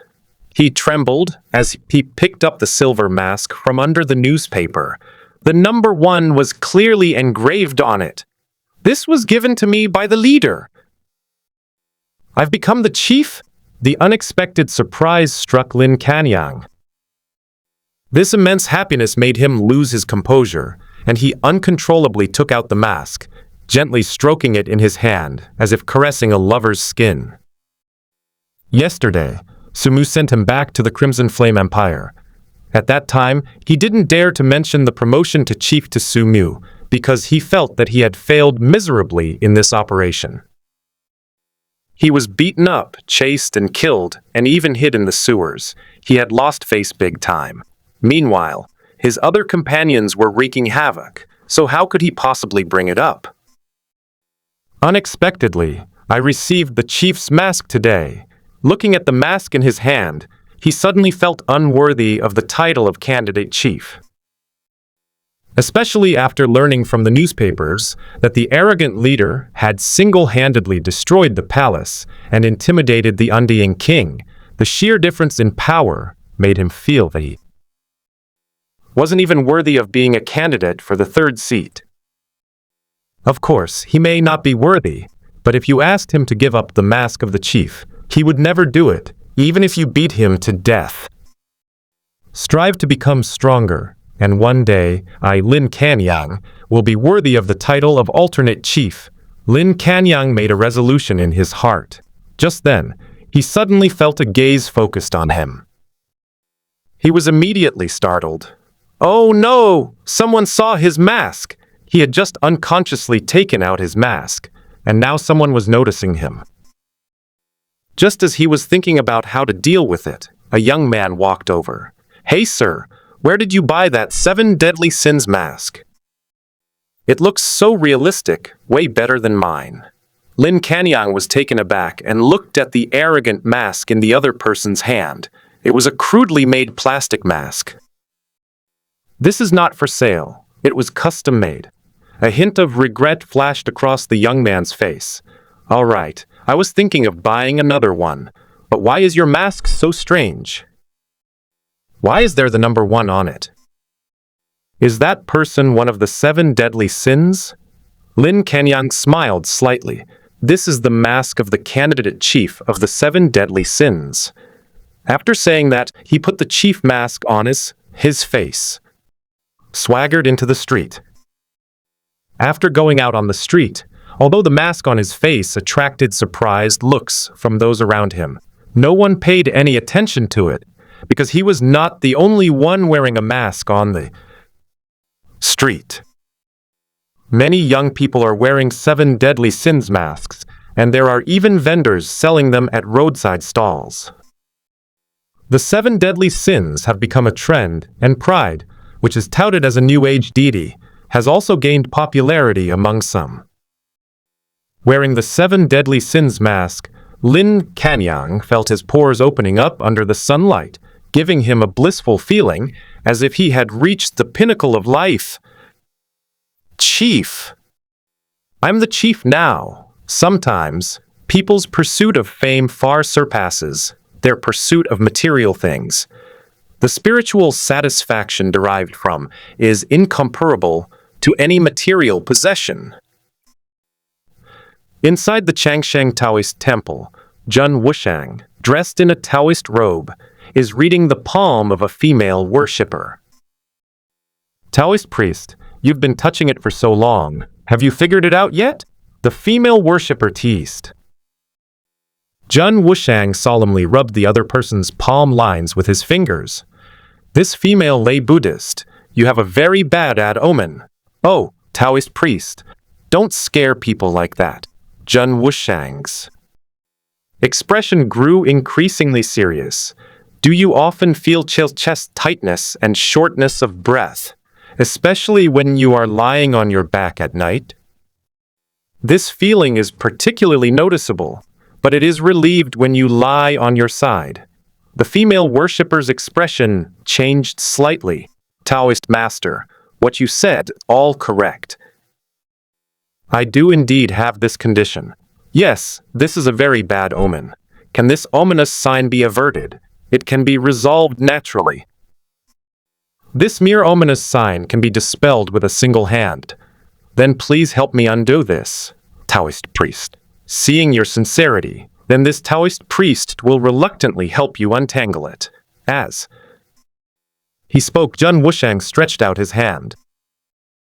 Just then, the space inside the hall slightly distorted, and 2 figures dressed in tailcoats and wearing silver masks appeared out of thin air. Jun Wushang and the female pilgrim were both startled. The seven deadly sins. Jun Wushang's expression changed drastically. Just as he was about to make a move, he heard the Taoist master Swanking, who was wearing a lustful mask, angrily curse. "You rebellious disciple! Is this how you guard the house when your master is away?" "Master, it's you?" Jun Wushang was shocked. What was going on? The lust of the 7 deadly sins was actually his master.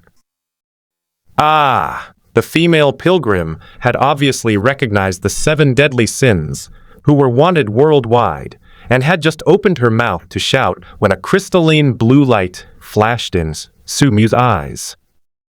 The next moment, the female pilgrim seemed to have lost her soul and shut her mouth in a daze. Then, she stood up expressionlessly and left the Changsheng Taoist temple on her own. "Hey, don't go! Are you still going to dispel this ominous sign?" Jun Wushang pounded his chest and stamped his feet. He looked at his master and then remembered the important matter. "Master, what exactly is going on?" "Shut up, you traitor. Quickly pay your respects to Divine Envoy." Jun Wushang was increasingly bewildered. He looked at Sumu. "Divine Envoy? Your Excellency? The arrogant leader is a divine messenger appointed by the eternal life celestial venerable. So hurry up and pay your respects." "Oh, greetings, Your Excellency." "Well, I'll leave. The rest of the time to you too, master and disciple." With that, Sumu's figure disappeared. Master Xuanqing was the last to be brought back, because Master Xuanqing's injuries were too severe, not only physical, but also to his soul. It seemed that his soul had been dismembered, and then pieced back together. During this time, Sumu had been helping Master Xuanqing stabilize his injuries in the dream world, and it was only now that he was able to send him back. After Sumu left, Master Xuanqing grinned and removed the lustful mask from his face, revealing a face that resembled a skull. Jun Wushang's expression changed instantly. "Master, what? What's wrong with you? Come quickly and help your teacher up." With Jun Wushang's help, Master Xuanqing slowly sat down and sighed. "Alas, I miscalculated. Before I left, I specifically consulted the oracle, and the divination indicated that I would not die on this mission. However, I did not expect that although I would not die on the mission, my return would be uncertain." "What?" Jun Wushang's face turned pale. "Master, what's wrong with you?" "My disciple, I don't have much time left, so let's get straight to the point. Don't say anything yet, Master. Heal your injuries first, and I'll give you my lifespan." Master Xuanqing waved his hand weakly and said, "It's no use. I'm too badly injured this time. My soul has been damaged. I'm afraid there's no way to save me. Unless what?"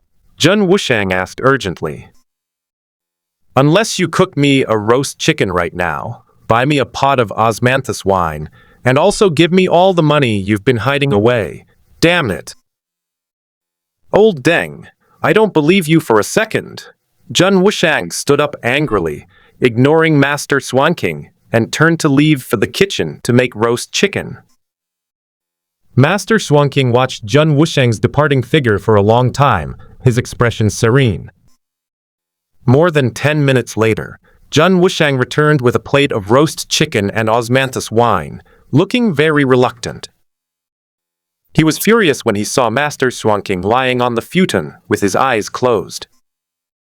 He kicked Master Xuanqing's leg and said impatiently, "Old Deng, stop pretending to be dead and get up to eat the roast chicken." Master Xuanqing remained unresponsive and motionless. "Hey, trying to fool me again? Do you think I'll fall for it again? Eat it or don't, it's up to you." "If you don't want to eat it, I'll eat it all." Jun Wushang picked up a chicken leg and stuffed it into his mouth, deliberately smacking his lips and saying, "It smells so good." After finishing, Chicken leg, Master Shuangqing remained lying in the same spot, without making a sound. Jun Wushang's heart skipped a beat. He put down the roast chicken and wine, and walked towards Daoist Shuangqing. Let me tell you, old Deng, if you dare to play tricks on me again this time, I'll... When he touched Master Shuangqing's cold body, he froze on the spot, his face turning as if it had lost all color in an instant. He reached out his hand, trembling, to check Master Shuangqing's breath, only to find that the other man had already stopped breathing. Master! Yes! Don't scare me. You're faking it, aren't you? Get up. The roast chicken is getting cold, Master. Jun Wushang frantically shook Master Shuangqing's body, but the other party did not respond. Snap! A small piece of paper fell off Master Shuangqing's body. Jun Wushang trembled as he picked up the crumpled paper and unfolded it. It was a crumpled piece of paper with wet writing on it, clearly freshly written. Inside was a small golden sphere, which looked like a golden elixir. When he saw the first sentence above, tears welled up in his eyes. Silly disciple, your master is really dead this time. I'm not lying to you. You must be very happy that your master is dead, right? Are you secretly rejoicing? Rejoicing as you may be, your master's funeral must be grand and magnificent. Burn a lot of paper effigies of women. Otherwise your master will not let you off the hook even as a ghost. All right, let's get down to business. Remember, do not avenge your master. Do not avenge your master. Do not avenge your master. I'm saying it 3 times because it's important. I've lived long enough to live a fulfilling life. I've found what the celestial venerable of longevity asked me to find the divine messenger you just met. After I die, you will be the 2nd generation of lust. Remember, listen to the divine messenger and don't blame him. My death is my own misfortune. Even without the divine messenger, I wouldn't have many years left to live, but the divine messenger granted me a long lifespan, allowing me to be majestic for a long time before I die. I am content. This golden elixir was bestowed upon me by the celestial venerable of longevity. It contains his blessings, and now I'm passing it on to you. Be happy about it, Master. Jun Wushang sobbed uncontrollably, kneeling before the court corpse of Daoist Shuangqing. I don't want the golden elixir. I don't want blessings. Please get up. I'll make you roast chicken every day from now on, and I'll give you all my savings. Star City, District 13, 7 Deadly Sins Underground Base. Lazy Duamu King stared in disbelief at the extraordinary materials that filled the entire warehouse, feeling dizzy. Mr. Su, have you plundered the treasury of an entire empire? How long have you been away from the base? Sumu asked. Duamu King's eyes flickered, and she lowered her head, slightly embarrassed. No, not long ago. Sumu took out a newspaper and handed it to her. Duamu King took the newspaper, puzzled, and started reading. After a moment, is this true? But I've been refining extraordinary potions all along, so how come I'm also involved in the attack on the Blood Moon Empire? I'm only silver too. How come the newspaper says I'm a gold-level expert? The lazy guy in the newspaper seems to be a man, right? Mr. Su, are there 2 lazy guys in the organization? Duamu King's little head was a bit fuzzy, and she asked a series of questions. That's not important. Sumu smiled gently. What's important is that there's only one kind of laziness in my heart, and that's you. Duamu King lowered her head, somewhat embarrassed. I've come here because I need your help. Mr. Su, just tell me, as long as I can do it. Help me refine the silver law potions for Bloodlust Berserker and Demon Heart Soul. The Blood Moon Empire has accumulated a wide variety of extraordinary materials over the years, and we have all the materials needed to refine these 2 potions. Duamu King hesitated, as if she wanted to say something but stopped herself. "Mr. Su, could you wait a moment?" Sumu's eyes flickered slightly. This person, who used to be quite useful, has now learned to make excuses after just a few days. It seems that his brainwashing skills have declined recently. His smile softened even more. "What's wrong? Have you been working too hard lately?" "It's okay. I'm not in a hurry." "If you're too tired, go out for a walk and get some rest." Duamu King quickly shook her head. "No, Mr. Su. I have recently sensed signs of a nightmare, and I estimate that I will enter the nightmare world in the next few days, so I will not be able to help you concoct the potion." "I'm sorry. Is this a sign of a nightmare?" "Judging by the time, it's about time." Sumu almost forgot about the nightmare signs, mainly because he had never experienced them before. He would enter the nightmare world on his own, before he could even wait for the nightmare signs to appear, etc. He suddenly realized that he could now open a passage to the nightmare world. If he actively teleported Duamu King to the nightmare world, and then immediately brought her back, wouldn't that count as getting through a nightmare? If that were truly the case, then the problem that has plagued countless nightmare apostles would be solved. No more worrying about dying in the nightmare world. You'll be back in a second every time you go there, and you'll definitely live a peaceful life until you die. Come on, I'll take you to the nightmare world. Before Duamu King could react, the space in front of her suddenly shifted. When she was able to see her surroundings clearly, she found herself no longer at the base, but in an endless black fog. This is the black mist of the nightmare world, Duamu King exclaimed. She subconsciously looked for Sumu's figure and found him right beside her, which made her feel at ease. Indeed, this is the black mist of the nightmare world. Sumu's gentle voice rang out. He was in the black mist, and wisps of mist drifted around him, making his figure blurry. Duamu King looked around curiously and found that she was standing on a layer of brown rock, bare and without any vegetation. She looked up and found the same thing above her. In this world of black mist, there was no sky, only layers of rock. It felt as if I were in a subsurface layer, tens of thousands of meters deep in the earth. Just as she was about to observe for herself, she found that the scenery in front of her had changed again, and she had returned to the underground base. Are the nightmare symptoms still present? Duamu King was stunned for a moment. After sensing it slightly, her eyes widened suddenly, and she exclaimed in surprise, "It's gone! The nightmare symptoms have disappeared!" Does this mean I've survived a nightmare world? Such an unbelievable thing would never have been believed if it hadn't happened to her. All nightmare apostles knew the dangers of the nightmare world.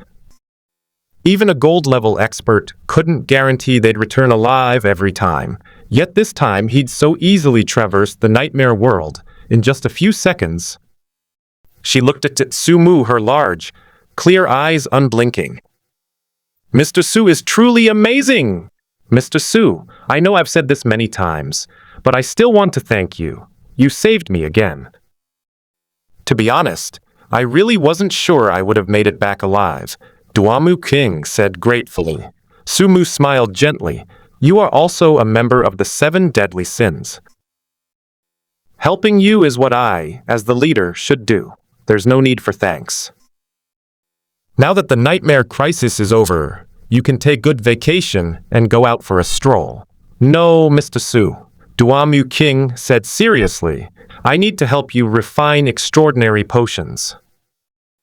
I know these extraordinary potions are definitely very important to you, and I can't delay your affairs because of temporary laziness."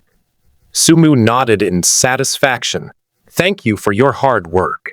He then left Xingqiang and returned to the capital. Walking down the street, he saw people discussing the 7 deadly sins everywhere, and many even wore 7 deadly sins masks on the street. In no time, this true arrogance encountered several other arrogances. Logically, the official Qian organization should have intervened in this matter, but surprisingly, no one did. The organization seemed to have fallen silent, allowing the public to discuss and imitate the 7 deadly sins. Sumu found it slightly amusing. He knew very well what the royal family was thinking. They were simply afraid and dared not offend the 7 deadly sins. Anyone who sees the tragic state of the Blood Moon Empire will change their attitude towards the 7 deadly sins. At this thought, a wicked idea suddenly came to him, and he took out the real mask of arrogance and put it on his face in a blatant manner. With its silvery white metallic texture, the contemptuous smile that is so convincing, and the sharp, cold light that flashes along the edges of the mask, its quality is far superior to other inferior masks. His clothes had also changed to a black tailcoat, a top hat, and white gloves. He walked gracefully down the street, and his unique demeanor quickly attracted the attention of passers-by. Look! This person seems arrogant. Where did he buy that mask? It looks just like the real thing. Could he really be arrogant? He seems too much like it, someone said in alarm. Teach, you talk like you've never even seen arrogance before. How dare you say it's like that? Sumu walked on the streets of the capital as if no one else was around. Pedestrians around him were either curious or scared, and subconsciously kept their distance from him, not daring to get close. However, there were always some brave souls. A girl who looked like a student and had her hair in a bun mustered up her courage and walked over. Sir, may I take a picture with you? Sumu's lips curled into a smile, and his voice beneath the silver mask was unusually indifferent, as arrogant as ever. Can.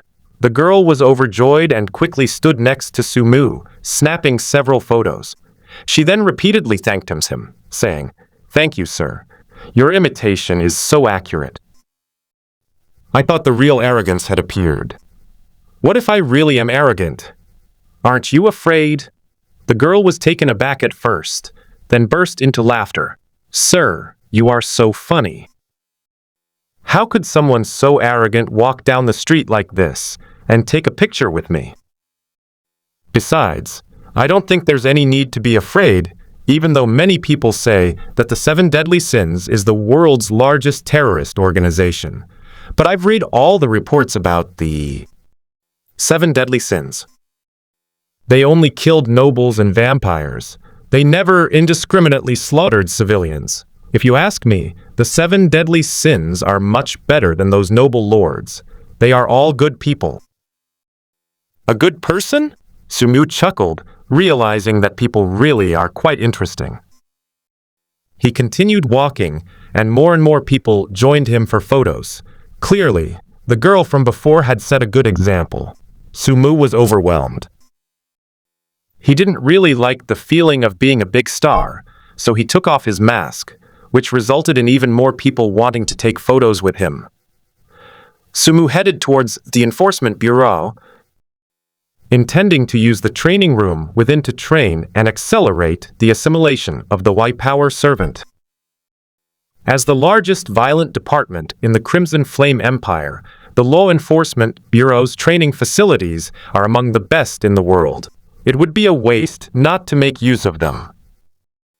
The Enforcement Bureau is currently recruiting a new batch of Nightmare Apostles in preparation for the next exploration of the Nightmare world. This process will take time, so he can use this break to cultivate properly. As they approached the Law Enforcement Bureau, Sumu saw a familiar figure. She was wearing a beige loose-fitting hooded sweatshirt with a light pink drawstring on the hood, with 2 fluffy white pom-poms hanging from the ends. A simple bear pattern was printed on the front of the sweatshirt. She paired it with light blue skinny jeans and white canvas shoes, creating a simple and cute overall look. Combined with her delicate and well-behaved appearance, she gave off the feeling of a girl next door growing up. That is, if you ignore the cigarette in your mouth. Su King sensed someone watching her, turned her head slightly, and suddenly opened her mouth wide, causing her cigarette to fall to the ground. Arrogant. She stared at Sumu in shock, her whole body tensing up. Sumu slowly walked towards her. Su King was on high alert, but as they got closer, a hint of suspicion flashed in her eyes. "No, you're not arrogant." "Oh? How so?" Sumu's indifferent voice came from under the silver mask. Su King looked him over carefully. "Arrogance is a bit taller than you, and his shoulders are broader. You are Sumu." Sumu smiled slightly. His physique was indeed different from that of the arrogant one, because every time the arrogant one appeared, he would slightly modify his appearance. He said gently, "Have you ever seen arrogance?" Upon hearing Sumu's voice, Su King's tense body relaxed slightly. "Of course. I haven't seen it." She quickly corrected herself, almost letting something slip. "How do you know I'm not arrogant if you haven't even seen me?" "Tch." Su King waved her hand dismissively. She walked over, touched Sumu's tuxedo, and took off the silver mask to examine it closely. "The workmanship is not bad, but how could you be arrogant? You and I are both silver transcendents." "What kind of person is arrogance? He must be a gold king at least. If you're arrogant, then I'm still the Red King." Su King, whose mind was full of wicked humor, said this. "Sumu will never guess that my true identity is the Crimson King. Once we find the Supreme Heaven, I'll tell him, and it'll definitely give him a shock. Then what brings the Crimson King to the Enforcement Bureau today?" Su King laughed so hard she was shaking. It took her a while to calm down. She knew Sumu was joking, but the feeling of revealing her identity, and no one believing her, was very interesting to her. "I've had nothing better to do, so I'm just taking a stroll and checking on the newly recruited Nightmare Apostles." "And you, Your Excellency?" "I feel like I'm about to break through to Silver 2, so I came to the Enforcement Bureau for some training." "Haha." Su King laughed so hard she almost fell over her big eyes curving into crescent shapes. "Arrogance." "Silver 2. Ha ha ha. How come I never noticed you were so humorous before? Honestly, putting aside ability, you're quite similar to arrogance. I didn't expect you to be so trendy." "The 7 deadly sins are all the rage these days, and you're joining in the fun, pretending to be arrogant too." Sumu slowly shook his head. "It's not an act, I am arrogant." "Ha ha ha. You don't make me laugh." "You say you are, then so be it. But I suggest you don't go to the Law Enforcement Bureau wearing an arrogant mask, or you won't even be able to get through the door." With a strange smile on his face, Sumu put away the silver mask, and then entered the Enforcement Bureau with the Crimson King. He went straight to the training room to start training, while Su King wandered around to see the newly recruited Nightmare Apostles. Blood Moon Empire. The Blood Moon Palace, which once stood at the pinnacle of the world, is now in ruins, with countless vampires enslaving humans and forcing them to rebuild the palace. Here, vampires are the upper class, while humans are the lower class. Naturally, the noble vampires wouldn't do such hard and tiring work themselves.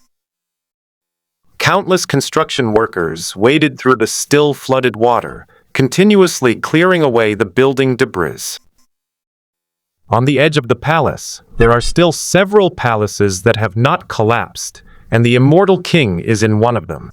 Inside the palace, the Undying King stood respectfully beside the throne. A woman was sitting prominently on the throne. She was aloof and alluring, with a waterfall of white hair that cascaded down her shoulders, which were so white they were almost transparent. Her exquisite face seemed to be the work of the most skilled painter, and her eyes were like deep, blood-red gems, so deep that they could instantly captivate anyone who looked down on her. Not only was her hair as white as snow, but her eyebrows and eyelashes were also white. The most alluring colors on her body were probably her scarlet lips and the gorgeous red dress she wore. Her gown was very, very long, the hem almost extending down from the throne, completely covering the steps. The edge of the hem was even more magical, like a blood-red mist, not a solid entity at all. The red mist kept rising, rolling, and disappearing, endlessly repeating itself. "Ancestor, you have finally awakened," the Undying King said respectfully, behaving as obediently as a student facing his homeroom teacher in front of the vampire ancestor. The woman in red said expressionlessly, "It was the sudden appearance of divine aura that disturbed my chaotic soul." The Undying King hurriedly explained, "It was my incompetence that prevented me from stopping the pride of the 7 deadly sins, allowing him to open the portal between the 2 worlds." The woman in red raised her hand. "I already know what happened. There's no need to say more. My time in a daze is limited. I came to see you this time because, stimulated by the divine aura, I regained some memories. Also, I need you to do something." The Undying King immediately leaned in to listen attentively. "Ancestor, please give your orders." "Kill arrogance." Mentioning pride, the Undying King's face flashed with intense killing intent. "Ancestor, I wish I could tear pride to pieces, but this man never reveals his true form and even possesses the ability to summon gods. If it weren't for the Blood Moon Empire, I would rather die than compromise with him.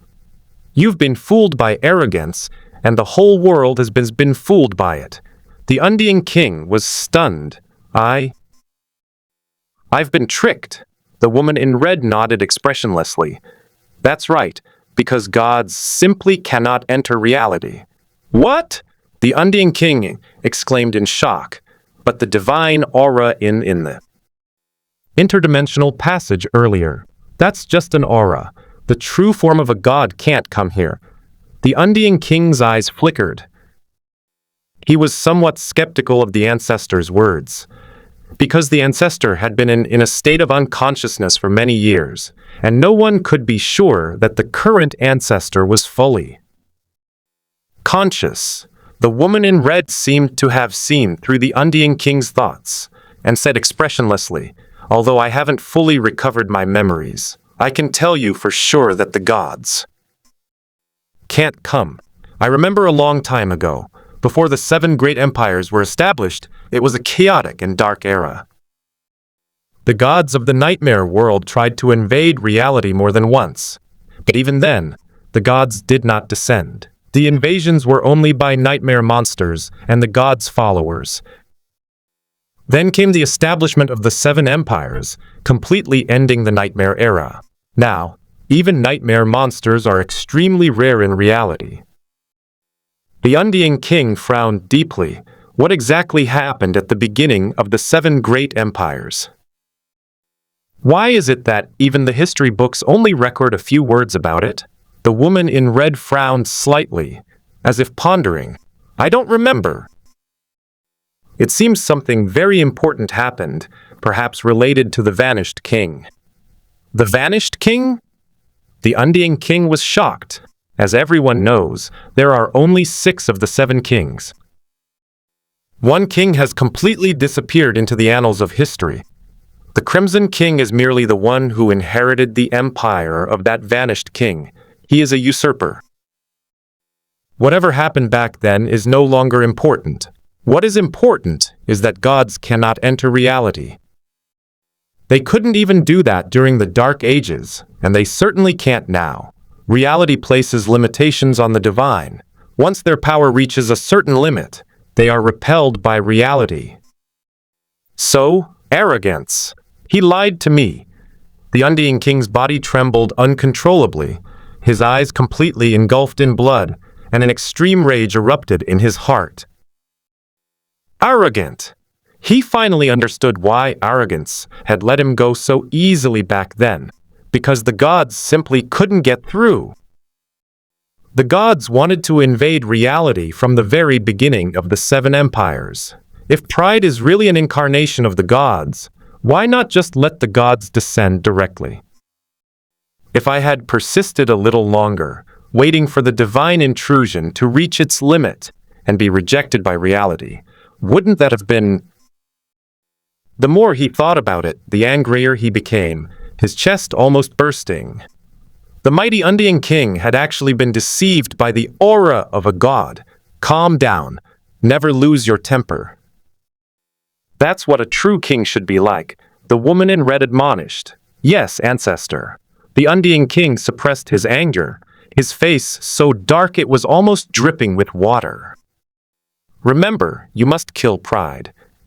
His abilities are too dangerous. He is very likely an emissary sent by the gods of the nightmare world, or he may be the incarnation of the gods. I have a premonition that if we let him continue to open the interdimensional passage at will and release the nightmare monsters, sooner or later the whole world will be destroyed because of pride. Although humans are the majority in this world, the vampire race also needs humans. This arrogant being threatens not only the Blood Moon Empire but the entire world. He is the enemy of the world. Yes, ancestor, I will convene the Council of Seven Kings to unite the major empires in a campaign against pride and the seven deadly sins. Several days later, unaware that he has been designated as a public enemy of the world, Sumu is currently in the underground training ground of the Law Enforcement Bureau, watching the newly recruited Nightmare Apostles undergo their trials. Because the Crimson Flame Empire had previously bestowed noble titles upon all members of Sumu's team and Lin Lingling, and publicized it extensively, the number of Nightmare Apostles who came this time was even greater than last time. Of course, some of them were people who had been eliminated before, and they came back to participate in the selection again, because they were unwilling to accept defeat. As for the near-total annihilation of the 10 squads, while this mortality rate deterred some Nightmare Apostles, the vast majority still came without hesitation. For Nightmare Apostles, life and death are not as fearful as they are for ordinary people. They are like patients with terminal illnesses. Knowing that they will die, why should they not dare to fight for their lives? Sumu watched the newcomers on the training field with great interest. Before long, he felt a familiar gaze fall upon him from the crowd. He glanced sideways and met that gaze. He was a burly young man with an average face, the kind of person you wouldn't notice in a crowd, but his demeanor was extraordinary. The first impression it gives is coldness, a kind of icy coldness that emanates from within, as if it is indifferent to everything around it, completely giving off keep away vibe. However, when the young man looked at Sumu, a hint of surprise appeared in his cold eyes, as if he were astonished. Sumu smiled gently at the stranger, who immediately looked away. Sumu's smile widened. Although the face had been changed, he had already recognized who this person was. Yang Dongqing. Appearances can deceive, but the soul cannot. He was very familiar with Yang Dongqing and was extremely skilled in the ways of the soul, so he recognized him at a glance. Since Jasmine's death, Yang Dongqing's personality has changed drastically. Now that he has been taken to the Revolutionary Army by Yuying, he is even colder and seems to have become a completely different person. Has it broken through the silver price level? Sumu was not surprised. Although Yang Dongqing was a legal scumbag, he had good talent and was a chosen one. With the training of the Revolutionary Army leader Yuying, breaking through to the silver level would be easy for him. He just didn't expect that Yuying would send Yang Dongqing. Perhaps Yuying had sensed something. The Revolutionary Army's greatest enemy is the Crimson Royal Family. Now that the Royal Family has made such a big move, recruiting Nightmare Apostles to explore the Nightmare world, they must be most concerned about the Revolutionary Army. Yang Dongqing frowned in the crowd. Why was he here too? Was he also here to participate in the selection? Yang Dongqing was unaware that Sumu had already joined the exploration plan. During this time, he had been training hard in the Revolutionary Army to become stronger, living a completely isolated life. He never stopped trying to revive Jasmine, and was determined to help the Revolutionary Army overthrow the rule of the Crimson Flame Empire and then obtain the Supreme Heaven. Because Shadow had promised that once the Revolutionary Army achieved its ideals and obtained the High Heaven, he would help him revive Jasmine. If it weren't for Shadow sending him on this mission, he would never have left the Revolutionary Army training base. Sumu's appearance reminded him of Jasmine since, strictly speaking, Sumu was their matchmaker. However, Yang Dongqing did not intend to acknowledge Sumu. He knew that he and Sumu were from two different worlds. Sumu was indeed very smart and had mysterious methods, but that was only limited to the small place of Xingqing. After joining the Revolutionary Army, he witnessed what a gold-level expert was, and the strength of the Revolutionary Army's leader. Only then did he realize that he had been a frog in a well before, and that he was surprised by Sumu's illusion techniques. During this time, he encountered many powerful individuals and witnessed many abilities that were even more mysterious and powerful than Sumu's illusions. It's like someone from a small town seeing their wealthy neighbor eat meat every day and assuming that all rich people are like that. But after going to the big city and seeing the world, they realize that true wealth isn't just about eating meat.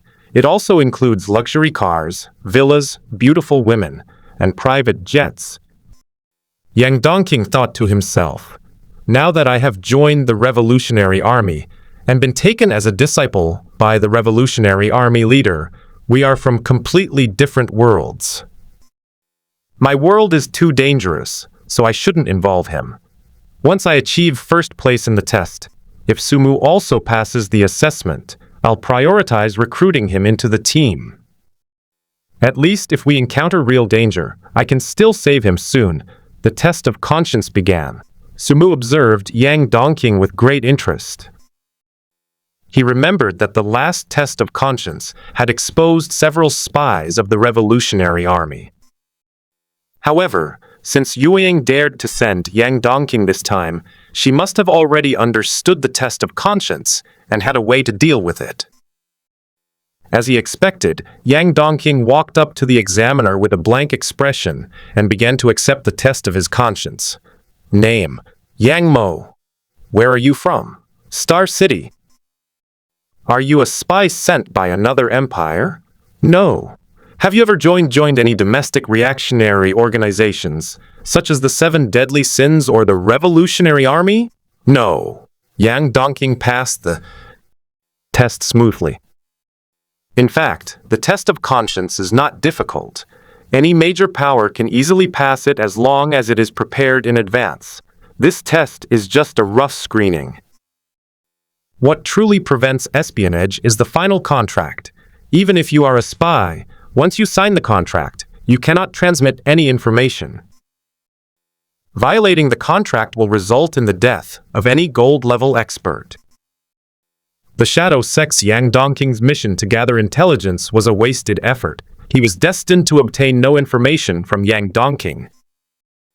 After the heart-questioning test and group assignments, it was time for the battle phase, which allowed the Nightmare Apostles to demonstrate their abilities' strength. However, this time there was a small incident. Yang Dongqing, who was assigned to Zone 3, had a look of doubt in his eyes. He glanced at Sumu, standing outside the field out of the corner of his eye, puzzled. Why wasn't he grouped? Was he eliminated? Just as he was wondering, one of the examiners on the platform suddenly stood up, ran to Sumu's side, and said respectfully, "Count, please come up on the platform. Count." Yang Dongqing was stunned. Looking at that incredibly familiar face, he felt a sense of unfamiliarity for the first time. Sumu? A count? He's actually become a nobleman. A cold glint flashed in Yang Dongqing's eyes. Nobles all deserve to die. Because of Jasmine, he already hated nobles, and now he hated them to the point of utter despair. He hated the imperial nobles and the royal family. If it weren't for these people, Jasmine would never have died. Under the watchful eyes of the crowd, Sumu slowly walked onto the high platform. His calm and elegant demeanor left no room for doubt about his noble status.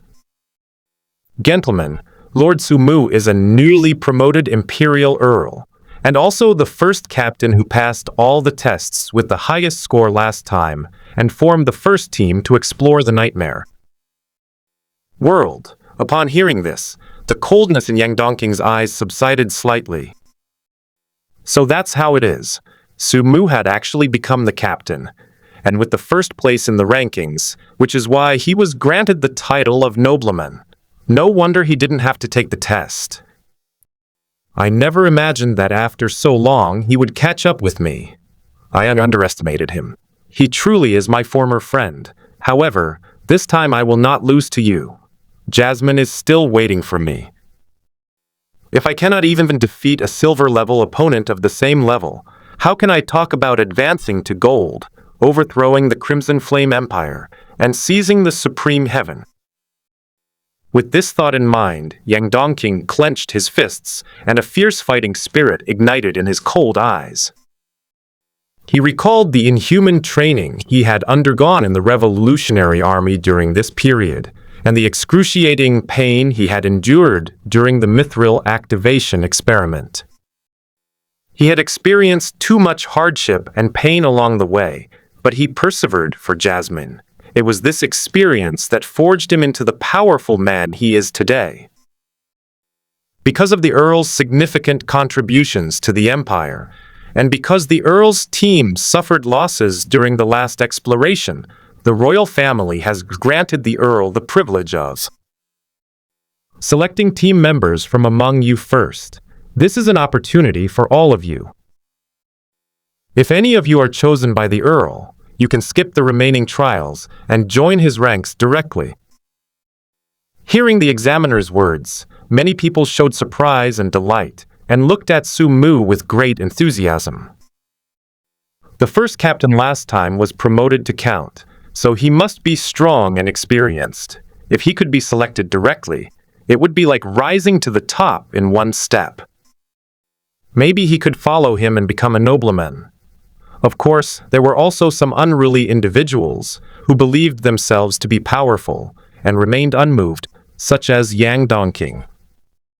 They believe that they are already top performers at the silver level and are in no way inferior to others. So why should they join other teams? All right, let the battle begin. With the examiner's command, the battle between the Nightmare Apostles commenced. 2 silver-level Nightmare Apostles took the stage first, and a fierce battle broke out between them, which Sumu watched with great interest. He had fought both of the Gold Kings, and now, looking back at the battles between Silver Transcendents, it felt like watching kindergarten children fight. It wasn't intense at all, but rather somewhat comical and quite amusing. Yang Dongqing stood with his arms crossed, observing coldly. I didn't expect the quality of this year's Nightmare Apostles to be so poor. He even found it somewhat unbearable to watch.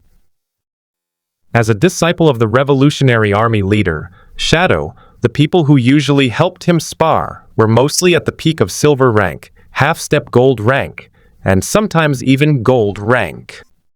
Having experience fighting gold rank, he naturally felt that the current battle was full of flaws. After a long wait, Yang Dongqing's name was finally called. His opponent was a Nightmare Apostle of Silver 2. A tall woman wielding 2 short swords leaped gracefully onto the dueling platform. Her skirt fluttered in the wind, but she paid no attention to it. Instead, she gave Yang Dongqing a charming smile from below the platform. Little brother, come on up. Yang Dongqing walked step by step onto the dueling platform without expression, and stood opposite the woman, his eyes cold, as if he were looking at a dead man. Oh, little brother's eyes are so scary. Don't be nervous. I won't hurt you. Even though you're only silver one, I'll extend the duel a bit longer. After all, I want to give the Earl a full show. As she spoke, the woman winked at Sumu on the stage, completely ignoring Yang Dongqing. Enough with the nonsense. Yang Dongqing strode forward, empty-handed, and walked step by step toward the woman. The woman narrowed her eyes, a chill creeping into her heart. Where did this knave fool come from, so arrogant? She showed no mercy and immediately struck with lightning speed, her two short swords striking out like venomous snakes spitting their tongues, so fast that they left afterimages. But Yang Dongqing ignored it, letting the short sword strike his chest. Ding ding! Accompanied by a piercing metallic clang, two tiny sparks appeared on Yang Dongqing's chest. The woman was taken aback by the hard body. Her eyes flashed with malice, and she immediately used all her strength.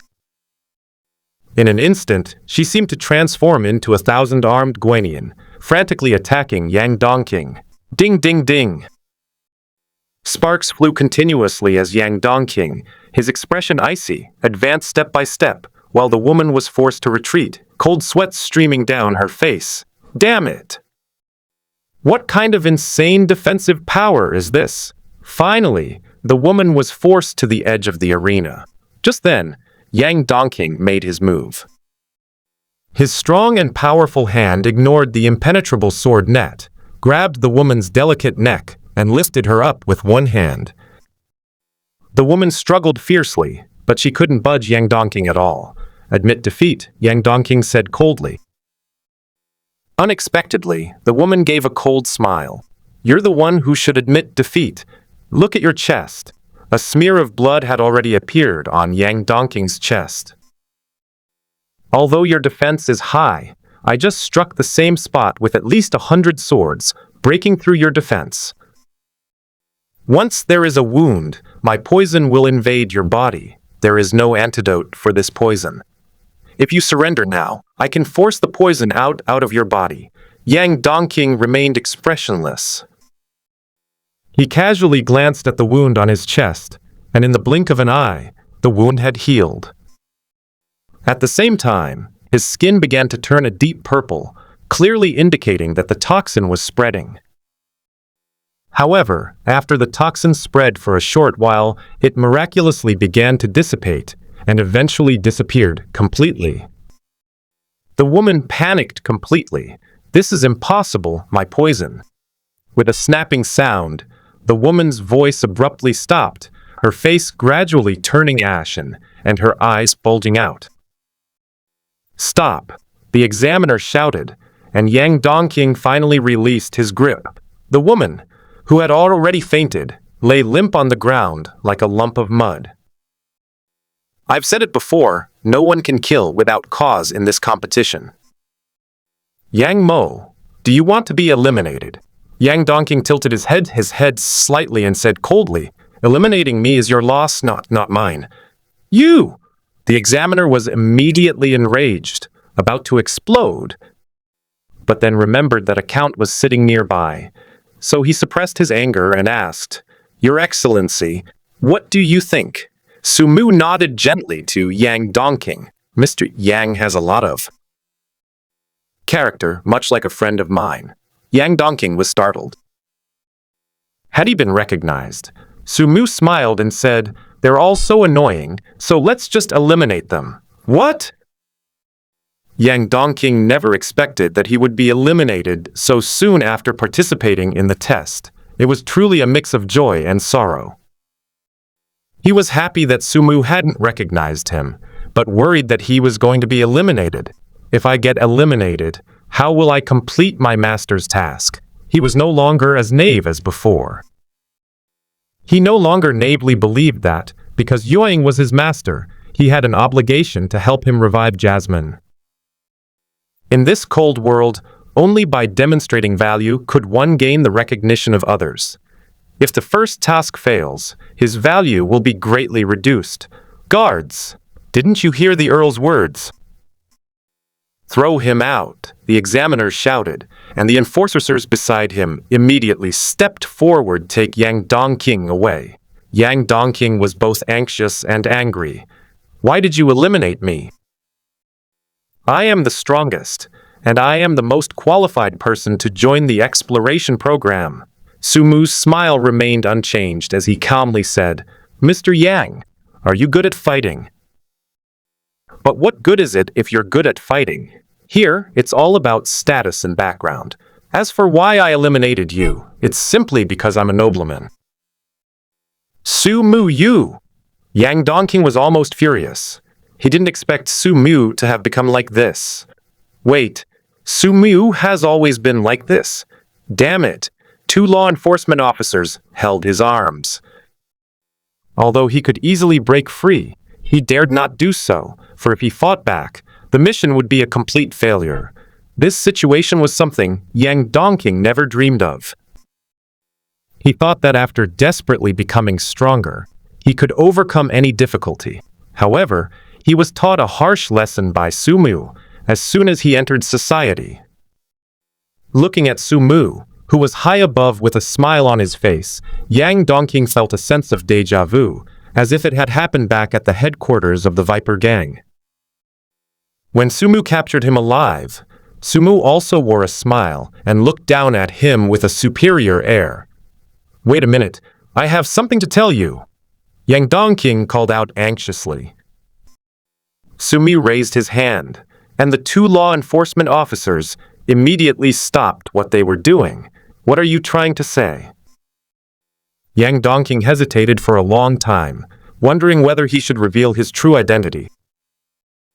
He believed that once Sumu knew that he was Yang Dongqing, he should be able to get through this hurdle because of his friendship with Sumu. "It's not convenient to talk about it here." Sumu smiled slightly. "Then let's talk over here."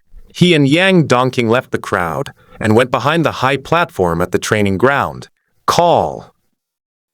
Looking at the familiar Sumu before him, Yang Dongqing took a deep breath and slowly said, "Actually, give it to me." A hand was placed in front of him. Yang Dongqing was taken aback. "Take what?"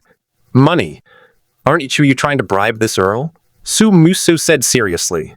Yang Dongqing, damn it, how long has he been a nobleman? Has he been corrupted so quickly? In the end, Yang Dongqing paid the price of a piece of mithril in exchange for Sumu letting him go. After this little incident, Yang Dongqing became much more obedient and was no longer the same person who looked at everyone as if they owed him 3 million. Sumu weighed the mithril in his hand, a smile playing on his lips. He found it quite amusing. It wasn't a wicked pleasure, but rather an attempt to help Yang Dongqing grow. No matter how many extraordinary skills you acquire in school, you'll still have to learn this lesson when you enter society. However, Yang Dongqing's performance this time still surprised him quite a bit. Yang Dongqing had already advanced to silver rank 1, a power servant, but his defensive power far exceeded that of a power servant. In their brief encounter, Sumu had already learned everything about Yang Dongqing. The other party also conducted a mithril activation experiment, integrating mithril into his body. He even sensed that Yang Dongqing had not only integrated mithril, but there should be other things as well. Mithril doesn't have an antidote. Yang Dongqing was indeed poisoned just now, but the poison was quickly neutralized. This feeling reminded Sumu of the golden treasure of 7 kings of hell he had seen before. Moreover, he also sensed the lingering aura of the 7 kings of hell from Yang Dongqing. That was a treasure given to Yang Dongqing by Yu Ying. Its characteristic was absolute adaptability. If the same type of attack did not kill it directly, then the 7 kings of hell would adapt to the attack and evolve a powerful defense against it. What doesn't kill him only makes him stronger. This phrase perfectly describes the 7 kings of hell. He remembered that Yu Ying had once said that the 7 kings of hell contained a curse that eroded the user's soul with each use. If used for too long, it would turn the user into a puppet. Back in prison 749, Yang Dongqing was on the verge of death because he wore the seven kings of hell for a long time and was also seriously injured. It seems that in order to save Yang Dongqing, Yoying took a different approach and incorporated the seven kings of hell into his body during the mithril activation experiment. No wonder Yang Dongqing looked down on everyone. It turns out he had something to rely on. After the selection process ended, the examiners came over to ask Sumu for his opinion. "My lord, are there any of these nightmare apostles that you have your eye on?" Sumu slowly scanned the crowd present. Many nightmare apostles looked at him with expectant expressions, hoping that they could be directly selected, join the first team, and become nobles. However, Sumu shook his head. "No, as it stands, they are not qualified to join my team yet. Let's wait for the subsequent tests and see." As soon as he finished speaking, several powerful nightmare apostles showed their dissatisfaction, feeling that Sumu was too arrogant. He was only a silver-level nightmare apostle, yet he dared to say that they were not qualified. Although they didn't want to join Sumu's team and wanted to form their own, Sumu's refusal to choose them was his fault. Such is human nature. Of course, no matter how dissatisfied they were, they dared not show it at all. After all, Yang Dongqing's example was still fresh in their minds. In fact, Sumu was not arrogant. He was just stating a fact. There were indeed a few outstanding silver-ranked individuals among these nightmare apostles, but it was of little use. Who are the people in his team? The Crimson King's clone Su King, the luck-maximizing Lin Lingling, the infinitely growing Yan Wu, and the conceptual abilities of Lin Nangxing, not to mention himself, the first of the seven deadly. Sin's pride. Seeing that Sumu hadn't taken a liking to any of them, the examiner arranged for the nightmare apostles to go back and rest. Sumu naturally left the underground training ground and went to his private training room to continue honing his power servant. Bang, bang, bang. The metal dummy was repeatedly beaten until it was completely deformed and finally scrapped. As the staff came to replace it with a new dummy, Sumu sighed slightly. Too slow. He wasn't very satisfied with his training results. His talent was not bad. Otherwise, he wouldn't have been able to advance to silver rank in such a short time. Although there were various opportunities involved, his talent also played a role. However, compared to his boundless spiritual growth, his physical improvement was indeed too slow. Especially now that he was exploring the nightmare world, which was to go to the abyss that even the first Red King could not escape. The improvement of his strength was of utmost urgency. However, there is no shortcut to physical enhancement. To fully digest the white power servant, one can only rely on time to grind it down little by little. Your Excellency, the training dummies have been installed. A staff member wiped his sweat and said respectfully, "Okay, you can step down now." Sumu nodded, but he didn't continue training. Instead, he was thinking about a way to get stronger quickly. The time frame of dreams can be adjusted up to a ratio of 1 to 1 year. If I can cultivate within a dream, the speed will be greatly increased. I couldn't do it before because dreams are ultimately illusory, but now that I've absorbed the divinity of the four gods, my dreams are becoming more and more realistic. Could I achieve a training effect similar to reality? With this thought in mind, Sumu unfolded the dreamscape. In an instant, the vast dreamscape enveloped the entire capital city, as if two worlds were overlapping and interacting at this moment. His body appeared to still be in the training room, but in reality, he had already entered a dream.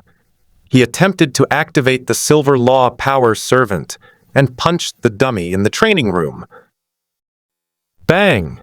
The dummy instantly deformed, and the entire dream began to shake violently, as if it were about to shatter under this punch. Sumu frowned slightly. Even with more reality, The dream is still too fragile and cannot withstand too much turmoil. Perhaps I can shrink the dream and gather all the reality together to create a more stable dream world. Boom! The dream world began to shake violently, and the surrounding space seemed to collapse and shrink inward. Gradually, the dream became smaller and smaller, eventually just overlapping with the training room. This time, Sumu threw another punch, and the dream world remained completely unmoved, incredibly stable. He then used all his physical strength, but only managed to cause slight ripples in the dream world. When he took out the Void Devourer and used power beyond the silver level, the dream world began to collapse. It seems that the shrunken dream world can only accommodate silver-level power at most, but it is enough for me now. A smile curved Sumu's lips. The success of the dream experiment meant that he could now train and become stronger in dreams and digest the silver law.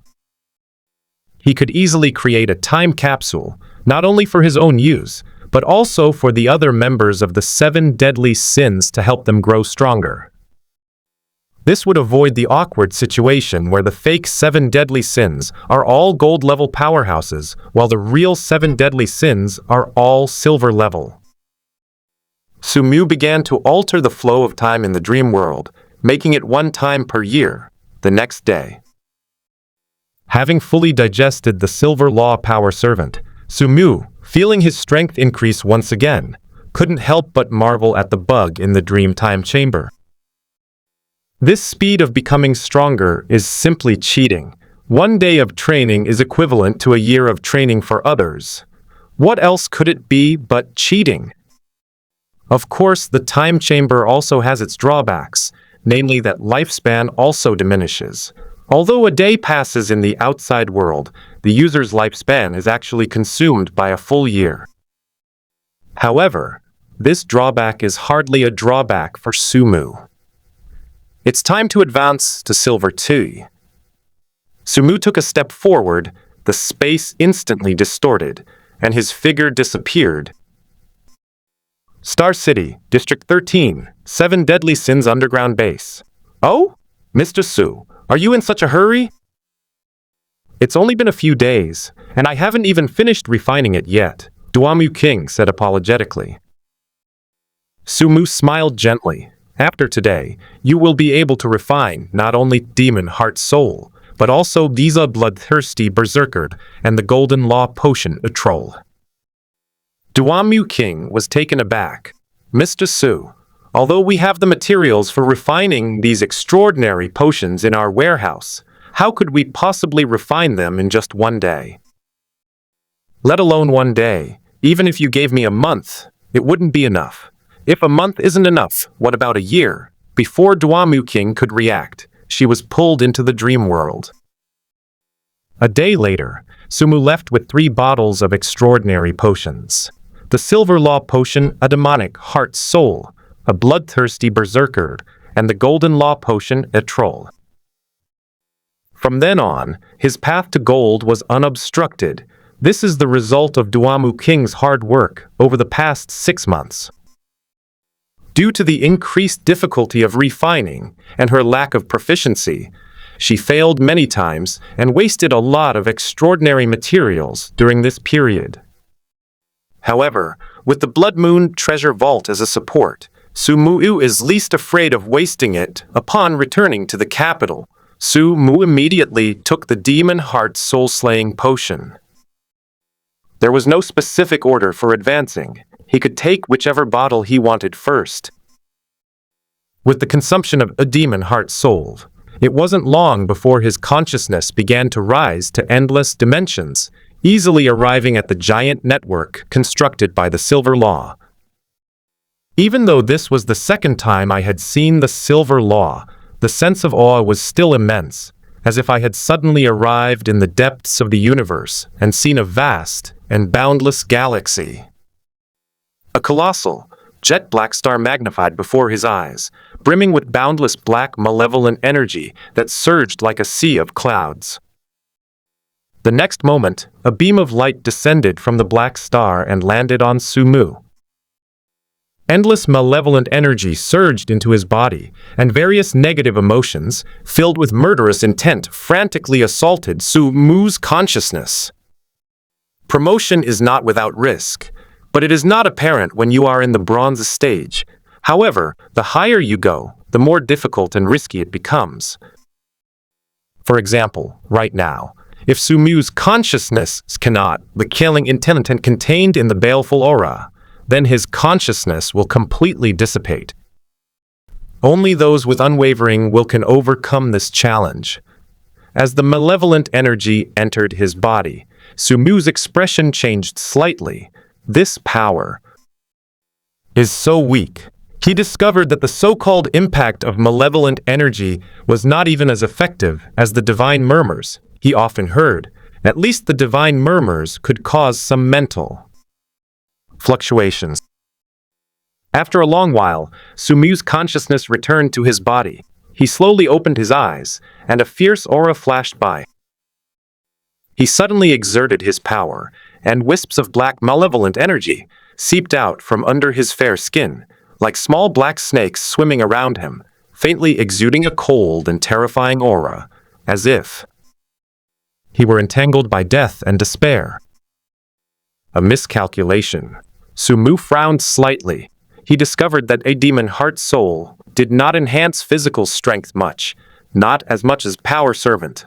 It provided more offensive power. This law is considered the main attack method of the troll path, possessing powerful destructive capabilities. The problem is, he has no shortage of killing right now. What truly made him realize his mistake was that demon heart and evil soul could not be improved simply by relying on the dream time chamber. It required refining the demon heart and nurturing the evil soul. The so-called refining the heart of demons refers to accepting all kinds of evil and extreme negative emotions and using them to temper one's heart. Only by experiencing these darkness and mastering them can one be considered to have entered the path. Only with a steadfast demonic heart can one better control the evil energy, rather than letting it cloud one's judgment. Sumu skipped this step entirely. He didn't need to refine his demonic heart at all.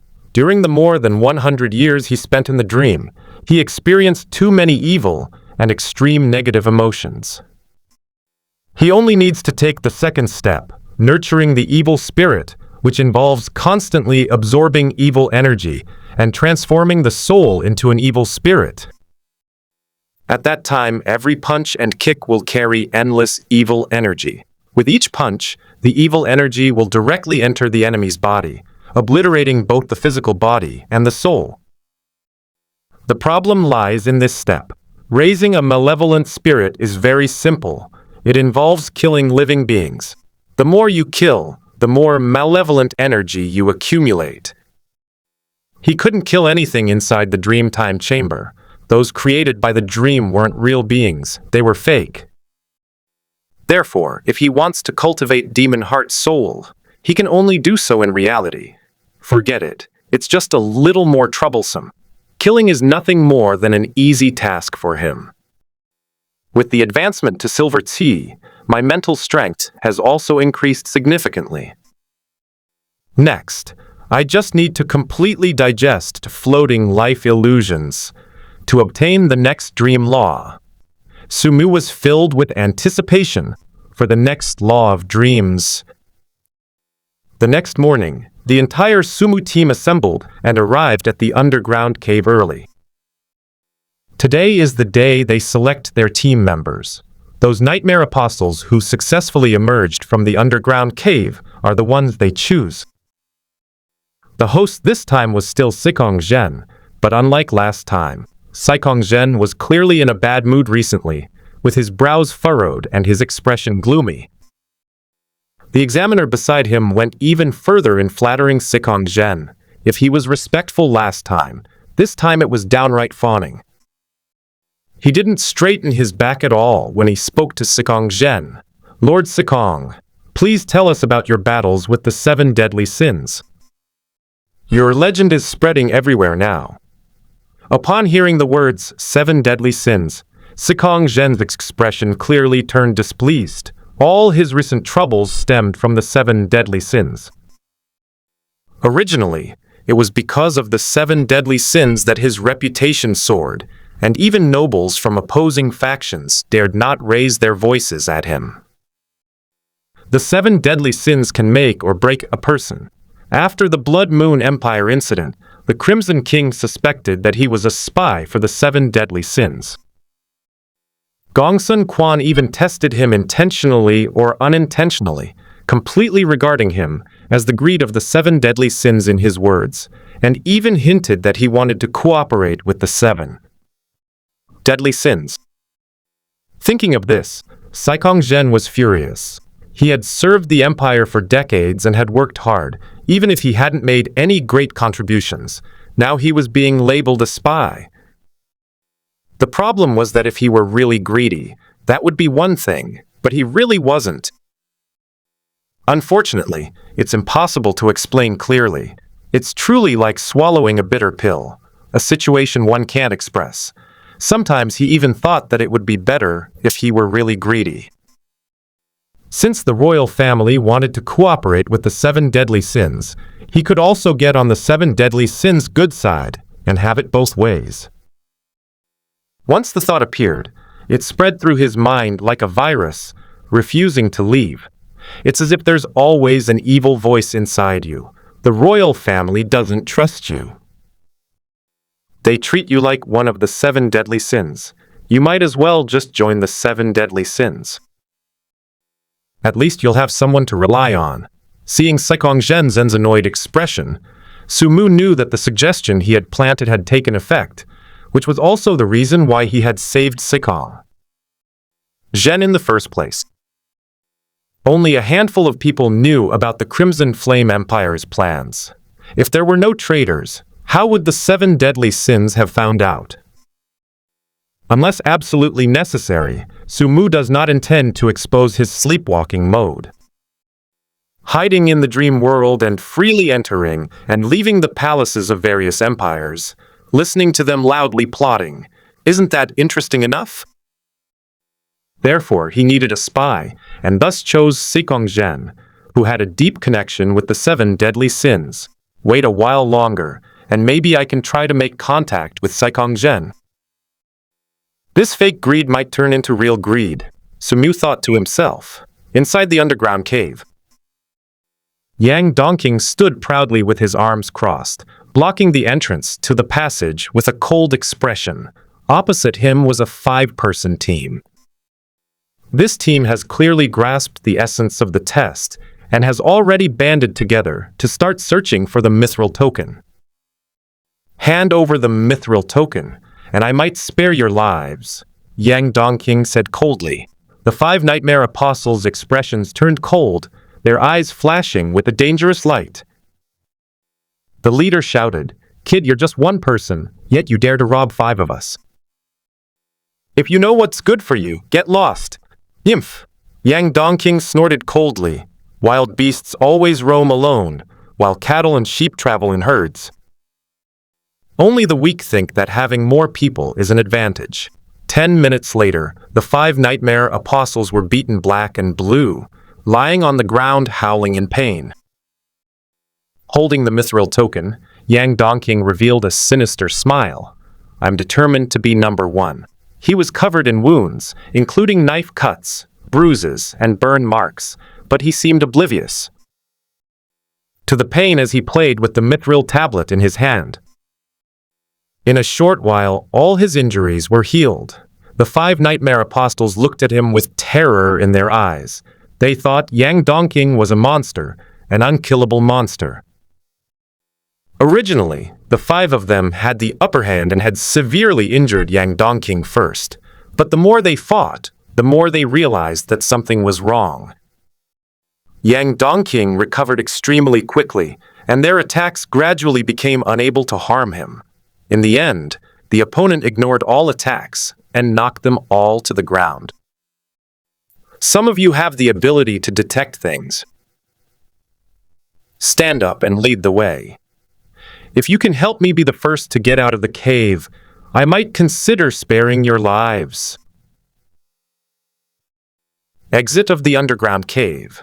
Sumu and the others waited quietly. Lin Lingling raised her slender wrist, looked at the bear watch on it, and pouted in dissatisfaction. So slow! Why is the Nightmare Apostle so slow this time? I would have already come out twice by now. That's normal. There were too many elites last time, so the Nightmare Apostles that came the second time were of much lower quality. Su King crossed her arms, looking like she knew everything. Captain, if you ask me, we should just stick with the few of us. There's no need to pick team members. It's pointless to choose the best among the worst. Sumu stared at the entrance to the underground cave with great interest. I already have someone in mind. The group was curious, not expecting anyone to catch the captain's eye. Lin Nangsing leaned closer, looking curious. Captain, who is it? They're out. Everyone looked toward the entrance to the cave and saw a stern-faced man stride out. It was Yang Dongqing. Yang Dongqing glanced at everyone present, his gaze lingering on Sumu before shifting away. When his eyes fell on Sikong Zhen, who was sitting in the main seat, his pupils suddenly contracted. It was him, Sikong Zhen, who successfully escaped from the 7 deadly sins and was known as the Empire's first war god. Yang Dongqing's body tensed up involuntarily. He knew this golden expert who had been to Xingqiang, especially his later splendid achievements. He was able to escape alive from the 7 deadly sins. Even in the Revolutionary Army, he often heard people talking about such a person. Yang Dongqing knew very well that he absolutely could not reveal any flaws in front of such an unparalleled expert. Once his identity as a revolutionary was discovered, he would surely die. He forced himself to remain calm, walked slowly, and handed the mithril token to the examiner. After the examiner checked and found nothing wrong, he asked Yang Dongqing to wait aside. Sikong Zhen didn't pay any attention to him throughout, which relieved Yang Dongqing. At this moment, Sumu's voice suddenly rang out. Examiner, I have made my choice. Let Mr. Yang join my team. Yang Dongqing was stunned, never expecting Sumu to choose him at this moment. After a moment of stunned silence, anger surged within him. I object. I am the first place winner and can form my own team. He believed that Sumu must have thought he was very strong because he saw that Sumu had won first place, which is why he chose him. Objection overruled. I am the Earl. Sumu's words left Yang Dongqing speechless. Since Earl Su values you, then you should join his team, Sikong Zhen, who had been silent all along, said slowly. He knew that the royal family valued Sumu highly, so they could grant him some special privileges. Upon hearing Sikong Zhen's words, Yang Dongqing immediately fell silent. He dared not attract the attention of this gold-level expert, so he could only walk silently to Sumu's side. Himph, you dare to complain? It's your good fortune to be valued by the captain, Lin Nangsing sneered. Yang Dongqing gave him a cold look, completely unapproachable. Hey, you little brat, ignoring me? I'll teach you a lesson. Lin Nangsing reached for his bow and arrow. He was no longer the same as before, not because he had become stronger, but because Sumu had given him many totem stones. His abilities are not weak, but he lacks lethality, and the totem stone makes up for this. Sumu knew that the totem stones could exert their greatest power in Lin Nangsing's hands, so he took out some of the totem stones he had stolen from the Blood Moon Empire and gave them to him. Moreover, the Crimson Flame royal family also generously provided a lot of totem stones, even golden totem stones, in order to strengthen the team's strength. After all, their team had already demonstrated its value, so the royal family naturally wouldn't be stingy with resources.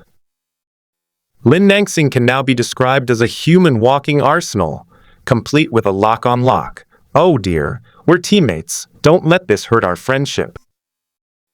Here, have a piece of candy, and you'll be good friends. Lin Lingling, with her multicolored hair, took out 2 pieces of candy and handed them to the 2 of them. Yang Dongqing accepted the candy expressionlessly, glanced at his teammate, a clueless young man with a bow and arrow, using mithril arrows. This toy couldn't even break through my defense. One was an unconventional girl, the other a well-behaved girl. Both looked frail and delicate, not at all like nightmare apostles. Standing at the very end of the line, the silent man who looked like a robot actually possessed some skill. Time passed slowly, and before long, more and more nightmare apostles emerged from the cave, and the top 10 were born. Feeling annoyed, Sikong Zhen didn't bother to speak. He simply distributed the rewards and left. Sumu also left with his teammates. He did not choose to gather 10 people, because there was no need. The next stop was the Abyss, the legendary place where evil gods were sealed. In front of gods, even gold is nothing but cannon fodder. Yang Dongqing did not leave with them, because he still had last procedure to complete, which was signing the contract.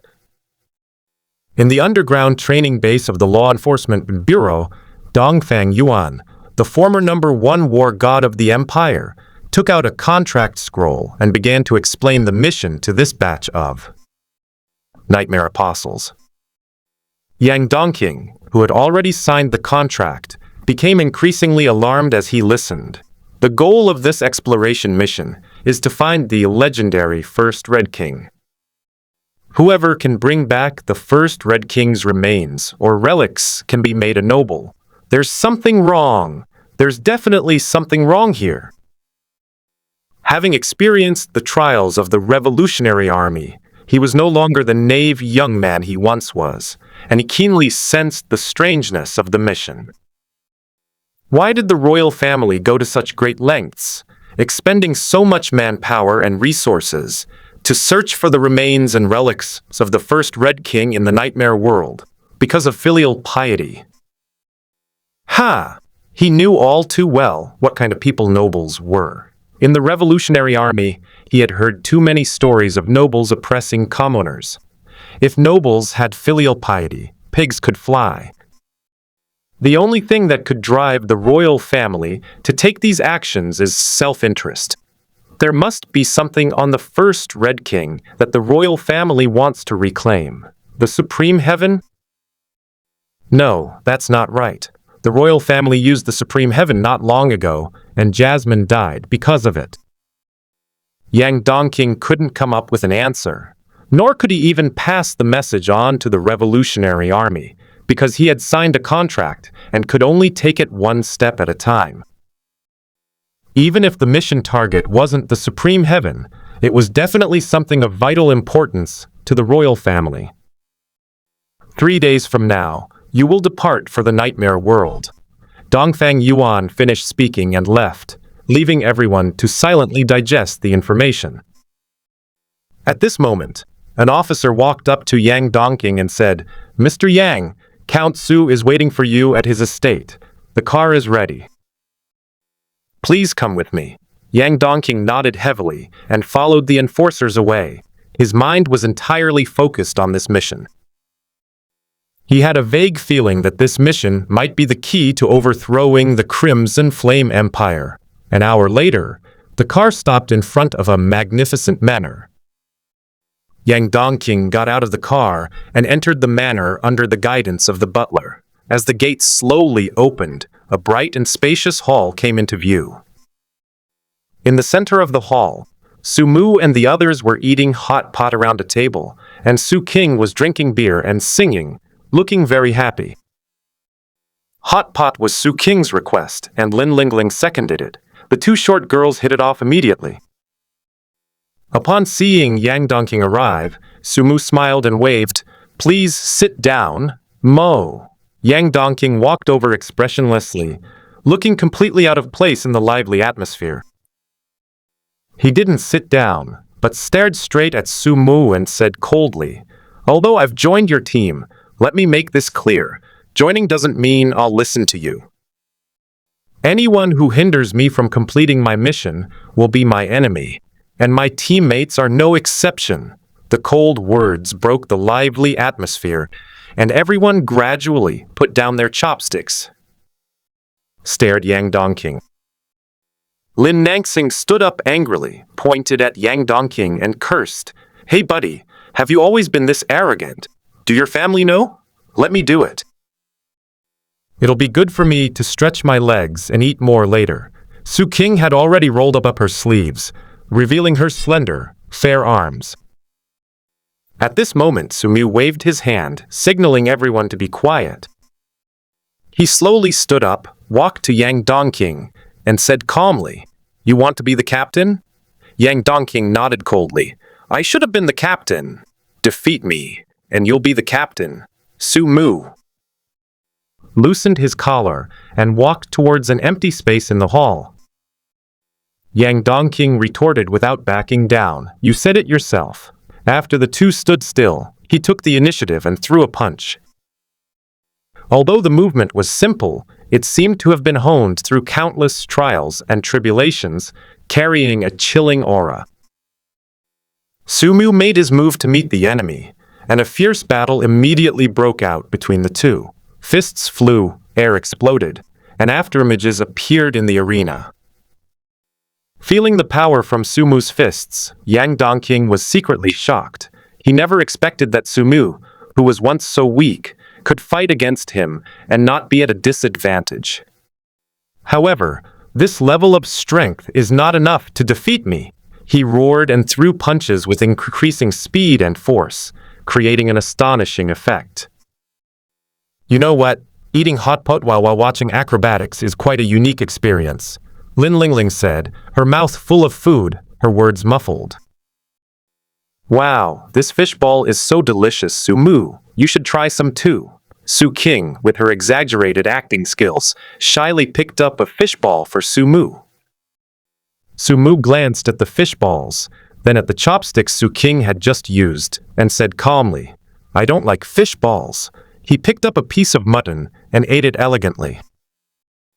Lin Nangxing didn't touch his chopsticks, but stared intently Yang Dongqing's one-man show, laughing out loud from time to time. "This is hilarious. Look, this kid is holding himself up by the neck with one hand. He's almost lifted himself up." In the open space of the hall, Yang Dongqing was fiercely battling with the air, occasionally letting out a shout, and sometimes even punching himself twice, knocking himself to the ground, creating a rather comical scene.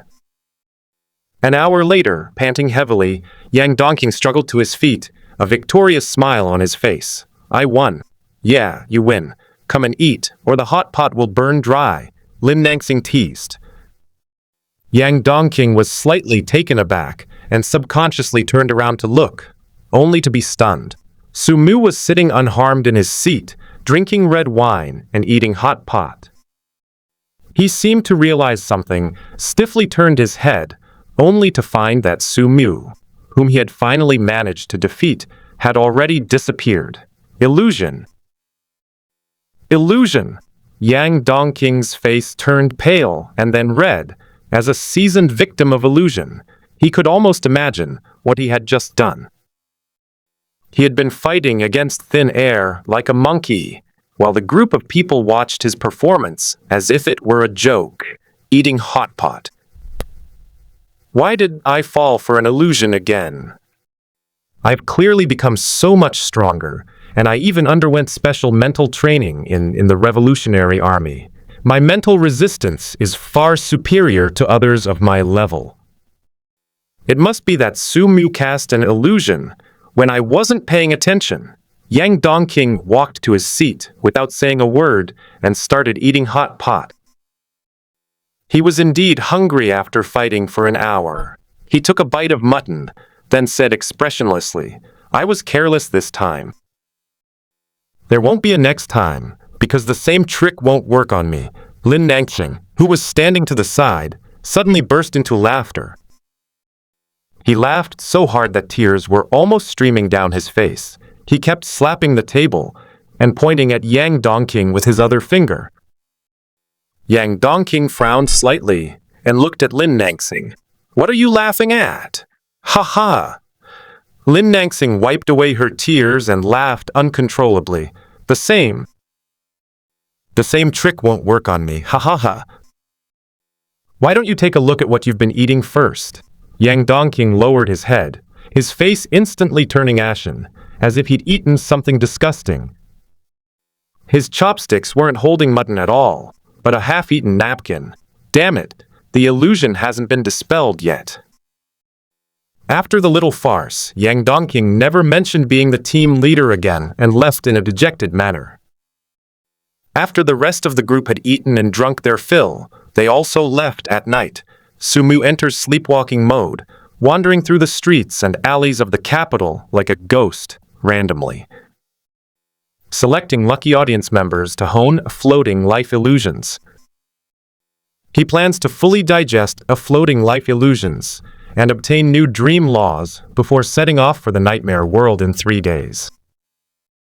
This was very simple for him, because his mental power was virtually limitless, allowing him to use floating life illusions almost continuously. To increase efficiency, he even began to target various nobles. If we're talking about where the most extraordinary individuals are in the capital, it's definitely in the homes of the various noble families. With the selfless help of the nobles, Sumu successfully digested floating life illusions in just 2.5 days and awakened a new dream law, sealed dust and severed thoughts. His mental energy began to mutate uncontrollably. The total amount did not increase, but the form changed. The feeling was very strange. It was as if the mental energy that was once invisible and intangible had suddenly become an invisible force, as if it had a physical form. If the original mental energy was gaseous, it has now become liquid. Mental energy with a physical form can directly interfere with reality. Inside the manor, Sumu had a thought, and all the objects in the entire hall floated up into the air. Teacups, tea tables, chairs, and benches all seemed to defy gravity. He casually waved his hand, and the teacup instantly accelerated, shooting out like a cannonball, creating a loud sonic boom in the air. His thought crossed his mind again, and the teacup stopped instantly, but the once intact teacup had now turned into a pile of white powder. Sumu tried to attach his mutated mental power to his entire body, and an invisible mental power shield appeared on his body. He took out a mithril pistol and fired several shots at himself. The bullets miraculously stopped 1 millimeter in front of him, and then fell to the ground with a clattering sound. The shadow's telekinesis. The next moment, Sumu floated up and flew into the sky at supersonic speed, piercing through the thick clouds like a supersonic missile. He looked down from the sky, and the city appeared tiny in his eyes. No, it's not telekinesis. The sealing dust and severing thoughts not only possesses the properties of telekinesis, but also has the ability to directly annihilate the soul. He glanced at the bird beside him, and with a single look, an invisible spiritual force, like a silver needle, instantly pierced into the bird's body, annihilating its soul in an instant. The bird seemed to be struck by lightning. Its body stiffened, and it plummeted straight down from the sky. This ability is quite good. It converts my mental energy into pure combat power. With my current total mental energy, I have already surpassed the silver level and can rival the gold level. With the combat power of sealed dust and absolute thought, I can kill any silver transcendent with my mental energy without using any other means. Sumu was generally satisfied with this ability. It was versatile, capable of both offense and defense, and could even fly. The next day, Sumu and the others arrived at the secret laboratory of the Law Enforcement Bureau at the agreed time. Today was the day they were to go to the nightmare world. Yang Dongqing was secretly shocked as he looked at the huge metal instrument in the room. Was this the foundation of the Crimson Flame Empire? It was able to use the instrument to teleport the nightmare apostles to the nightmare world. Wait, a group teleport. He couldn't help but steal a glance at Sumu. He vaguely remembered that Sumu also possessed this ability back then, and he brought a group of underlings with him when he first entered the nightmare world. Everyone stand under the instrument. The staff member's voice rang out.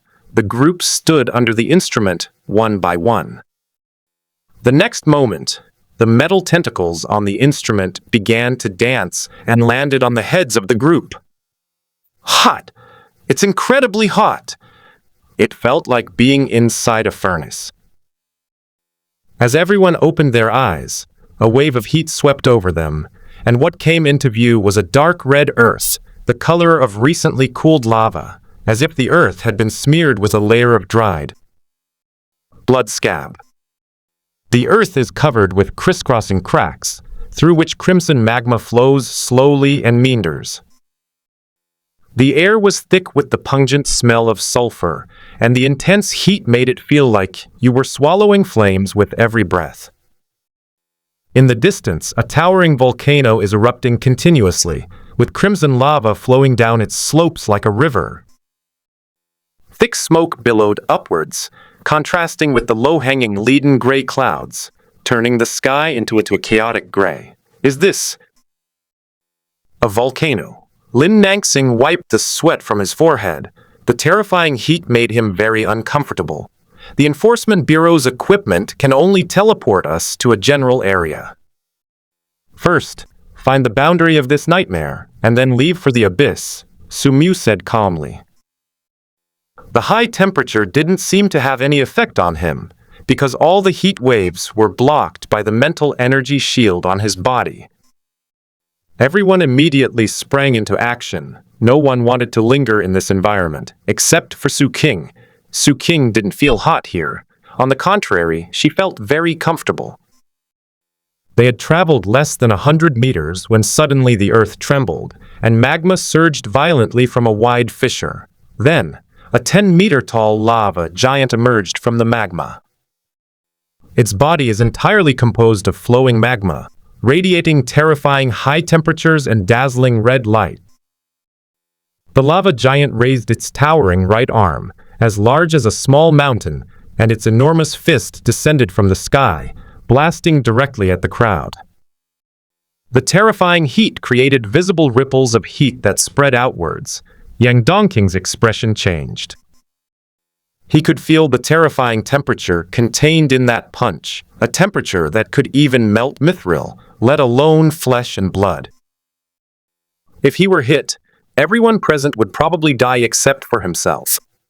Everyone back off, he shouted. But before he could finish the word back off, an excited voice suddenly rang out. Leave it to me. Whoosh! Su Qing's petite figure darted out from behind Yang Dongqing like lightning. She leaped high into the air to Yang Dongqing's astonishment, her delicate little pink fists clenched tightly, and then she blasted at the incoming lava fist. The huge difference in size creates a stark contrast. The next moment, their fists collided. Boom! A horrifying scene unfolded as the enormous lava fist exploded instantly, as if crushed by some terrifying force. Crimson lava splattered everywhere, and the force not only destroyed its right arm, but also spread throughout its body. The 10-meter-tall lava body crumbled inch by inch, completely turning into lava scattered all over the ground. In mid-air, Su Qing's petite figure landed.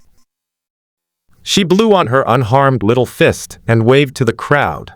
Let's go. Everyone continued on their way as usual, except for Yang Dongqing, who stood frozen in place, dumbfounded. What kind of monster is this woman? Why isn't she the captain despite being so strong, yet she's willing to follow under Sumu? Could it be that Sumu has some kind of leverage over us? Yang Dongqing followed silently behind the group, glancing at Su Qing's petite figure from time to time. He couldn't understand how such a frail body could unleash such terrifying power. Does a Tyrannosaurus Rex live inside her? The group had only taken a few steps when the earth began to tremble, and the tremors became increasingly violent.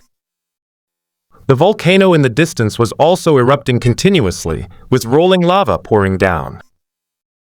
The next moment, lava gushed from the countless fissures in the earth, and 10-meter-tall lava giants emerged from the lava. 10, 20, 30. The number continues to rise. The air gradually distorted due to the terrifying heat, and everyone's hair began to curl slightly.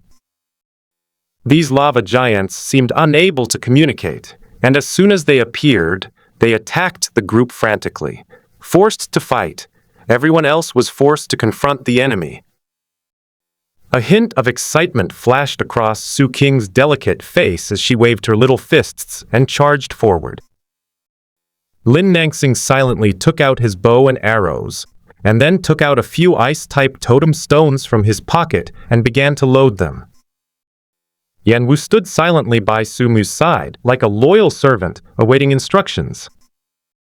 As for Lin Lingling, she yawned as if nothing had happened, then casually pulled out a golden treasure, a small pink pistol. The gun was surrounded by black energy, emanating an ominous aura, and its color was clearly not pink. She had painted it on herself. At this moment, a lava giant rose up from behind Yang Dongqing, its huge fist descending from the sky with terrifying heat. Yang Dongqing's expression hardened, his muscles bulged slightly, and he charged towards the lava giant.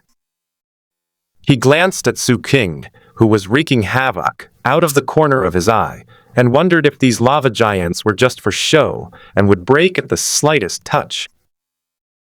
With this in mind, he leaped into the air, then threw a punch at the lava giant's enormous fist, and then, bang, he slammed hard into the ground, like a tennis ball being hit by a tennis racket. A massive amount of magma engulfed him, and his powerful mithril body began to melt gradually. The burning pain throughout his body made him tremble. Damn, this monster is so strong. He struggled to his feet from the lava, his injuries healing rapidly. Unwilling to give up, he glanced at his teammates, only to be met with a devastating blow to his young heart. Su Qing moved with unparalleled ease amidst the pile of lava giants, sweeping through them with powerful and unstoppable attacks. Lin Nangxing fired several arrows simultaneously. The mithril arrows pierced the air, curving through the sky to strike the lava giant. A large amount of frost erupted, extinguishing the lava on its body. Lin Lingling went even further, firing her gun without looking back as she ran, randomly shooting behind her with her pistol. She didn't even glance at the many lava giants chasing after her. Bang! A black bullet, imbued with an aura of curse, struck a rock on the ground and then hit a lava giant's leg at an unexpected angle. A terrifying curse erupted, instantly turning its calf joints black. It completely lost its balance and fell to the side, unfortunately landing right on another lava giant. The lava giant had already thrown a punch at Lin Lingling, but after being hit, the punch was forced to change trajectory and hit its companion in the face instead. In the end, all three lava giants collapsed to the ground. Yan Wu also made his move, and a semi-transparent octagonal cage phantom enveloped a lava giant. The crimson flames on its body were instantly extinguished, revealing its rocky body. Without the threat of lava, Yan Wu nimbly dismantled its body. Yang Dongqing was so shocked that he couldn't speak. He never expected that his seemingly frail teammates would be so powerful. Yan Wu, who appeared to be the strongest, was actually the weakest among them. Stop! Sumu, who hadn't made a move until now, suddenly said. Everyone immediately stopped and rushed back to Sumu's side. Yang Dongqing, who was stunned and somewhat numb, instinctively got up from the ground and obeyed Sumu's orders. He gradually rediscovered the feeling he had back then. "What's wrong, Captain?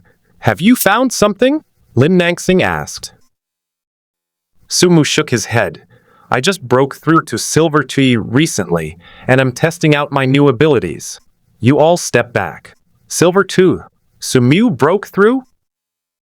Yang Dongqing was taken aback and told us to step back. Did he intend to deal with all the lava giants by himself?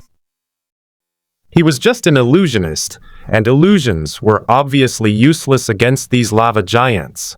Everyone quickly stepped back, and Yang Dongqing hesitated for a moment before following suit. Then, Sumu slowly took off his brown glasses, and a glint of crystal blue light flashed in his eyes, as bright as a star. The next moment, boom, boom, boom. Dozens of lava giants were simultaneously crushed by some invisible force, starting from their heads like an empty soda can, and then stomped on, instantly turning into flat pieces. The crimson lava erupted with a deafening roar, setting off a spectacular display of fireworks across this molten lava landscape. Yang Dongqing's eyes had stopped moving. He stared blankly at the terrifying scene before him, and with difficulty, he turned his head to look at the nonchalant Sumu. The elegant figure stood atop a protruding rock, with the earth beneath his feet cracked and scorching lava flowing through it. Lava from the bursting lava giants splashed around him like stars twinkling around the sun. Why? Is he so strong? He couldn't understand, couldn't comprehend at all, how his former friend had become so powerful that he couldn't recognize him at all. He thought Sumu only knew illusion magic, and that as long as he was careful not to be ambushed by the illusion magic, he could easily defeat Sumu with a single punch. But now it seems that once you actually dodge Sumu's illusion and get close, you'll find that it would have been better to just fall for the illusion directly. Gradually, a surge of anger rose in Yang Dongqing's heart. Why? Why did this happen? What do all my arduous training and experiments amount to? I endured so much hardship, never daring to rest for a moment, and even had a gold-level expert as my teacher, yet why is the gap between us widening so much in the end? Why is everyone better than me? I can't even be invincible among my peers, so how can I talk about advancing to gold rank? How am I going to revive Jasmine? As expected of the captain, Lin Nangsing said admiringly, "But captain, you should hold back a bit, lest you accidentally kill all the monsters in the entire lava land. If the nightmare shatters, we'll have to go straight back." Sumu gazed at the towering volcano standing in the lava field and said calmly, "This place is not that simple. There is another big one coming out." As soon as he finished speaking, the entire lava field began to tremble violently, and a muffled rumbling sound came from the depths of the earth, like the sound of ancient war drums being beaten, and the sound grew louder and louder. With a deafening roar, a column of crimson magma erupted from the crater, shooting straight into the sky like a giant fireball. The lava, like a raging red torrent, carrying billowing smoke and countless scorching rocks, erupted in all directions with overwhelming force.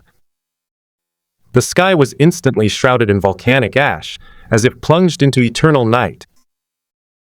Immediately afterwards, a deep roar resounded, and a colossal lava giant, over 100 meters tall, emerged from the volcano. Its towering body seemed to reach the heavens and the earth, and the lava flowing from its body was bright red. As it appeared, a powerful pressure slowly spread out, making the sky seem to lower. Yang Dongqing's expression changed drastically in shock. This power is at the gold level. Having sparred with many gold-level powerhouses before, he was all too familiar with this powerful sense of pressure. It was undoubtedly gold level. We cannot defeat them by force. Only those who have experienced it firsthand can understand how terrifying a gold-level expert is. There is an insurmountable chasm between gold level and other levels of extraordinary individuals. No matter how many silver-level transcendents there are, they can never defeat a single gold-level powerhouse. This level of existence cannot be compensated for by sheer numbers. I can't die here. Jasmine is still waiting for me. Yang Dongqing gritted his teeth, quickly calmed down, and shouted to his teammates, "Run!" The others glanced at him in surprise. Lin Nangxing stared intently at the lava giant, his expression grave, but his tone remained calm. "Don't be afraid. It's not certain who will win or lose if we really fight." Touching the few golden totem stones in his pocket, he was full of confidence.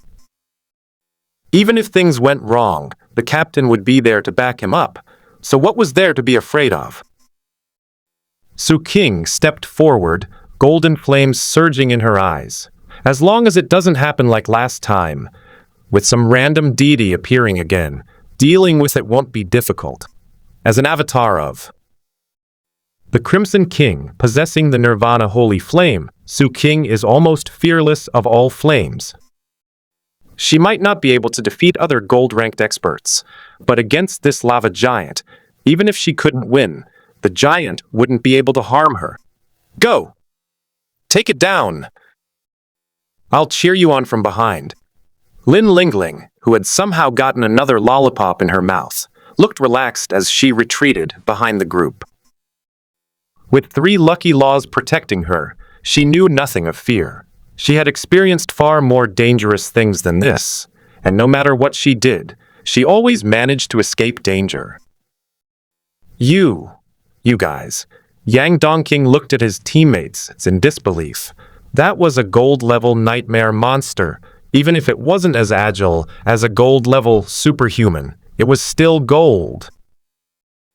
It's not even in the same league as the lava giant we dealt with before. Lin Nangxing patted his stiff shoulder and laughed. "What are you afraid of? It's just gold." "It's not like we haven't killed before." Yang Dongqing was taken aback, wondering if he had misheard. "Gold? Just that?"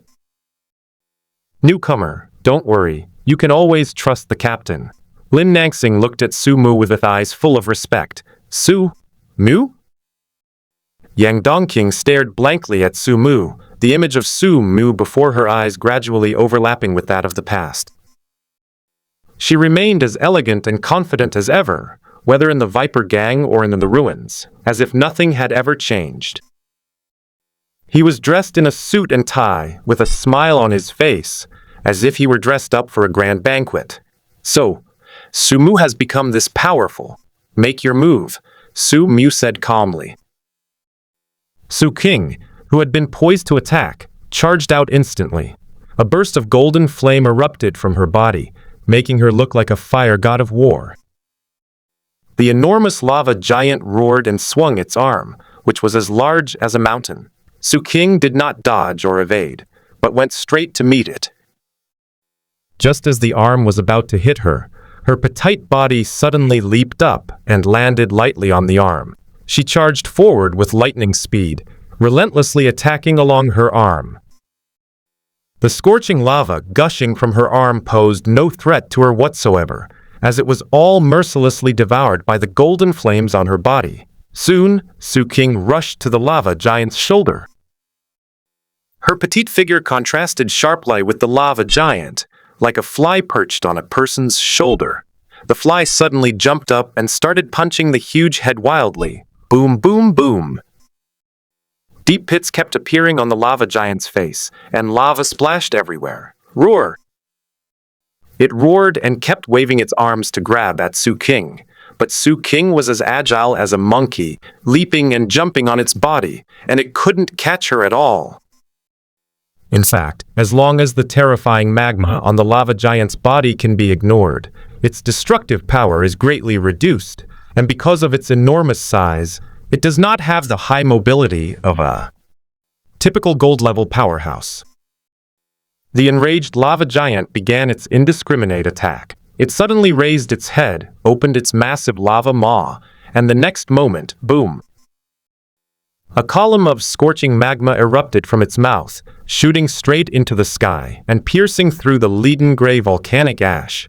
Then, the magma column exploded in mid-air. In an instant, countless crimson magma chunks, burning with flames, descended from the sky. They trailed long fiery tails and were as large as houses. The scorching magma rolled on the surface, engulfing the entire lava field.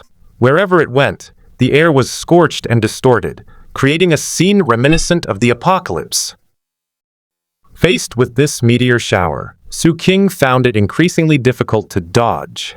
She wasn't afraid of the lava above, but she had to be wary of the terrifying acceleration carried by the rocks.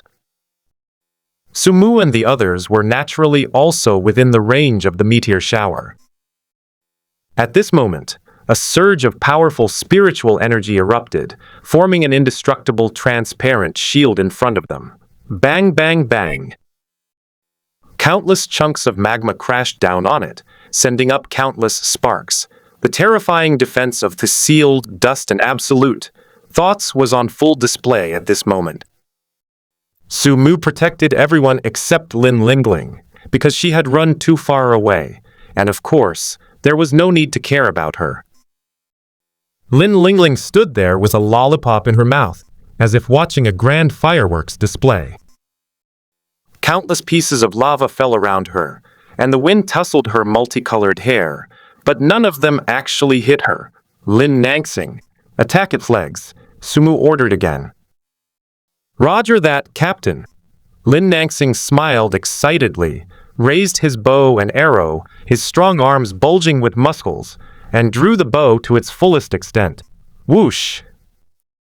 A mithril arrow, gleaming with a cold light, shot out. As if it had eyes, it weaved through the gaps in the magma chunks and finally struck the lava giant's right leg with perfect accuracy. The mithril arrow melted instantly, but the golden totem stone hanging on it did not. Sizzle!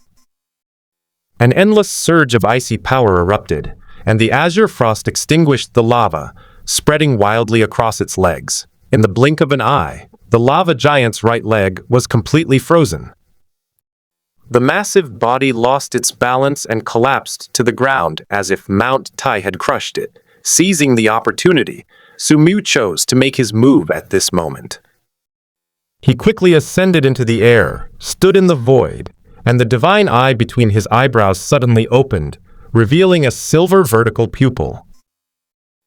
The supreme pressure of a god spread throughout the entire area.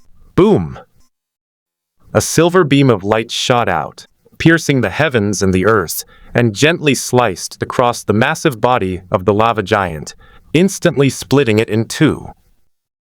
The lava on its body gradually dimmed, and its struggles ceased, as if it had died completely. Looking at Sumu, who seemed like a god in the sky, Yang Dongqing was too shocked to speak.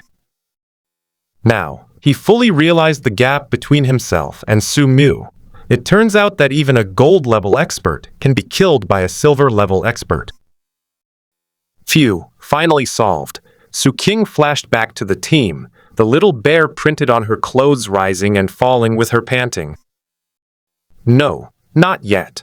Sumu narrowed his eyes and looked at the corpse of the lava giant. He saw that the lava flowing from the cracks in the earth was frantically converging on the corpse. The dim red light on the lava giant's body brightened again, and magma continued to fill the cracks in his body. The next moment, it stood up again.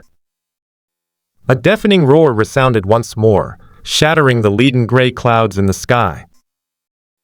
This is troublesome. Su King frowned slightly. It seems that it can revive by relying on the magma here, which means that unless the entire lava field is destroyed, it is impossible to kill it.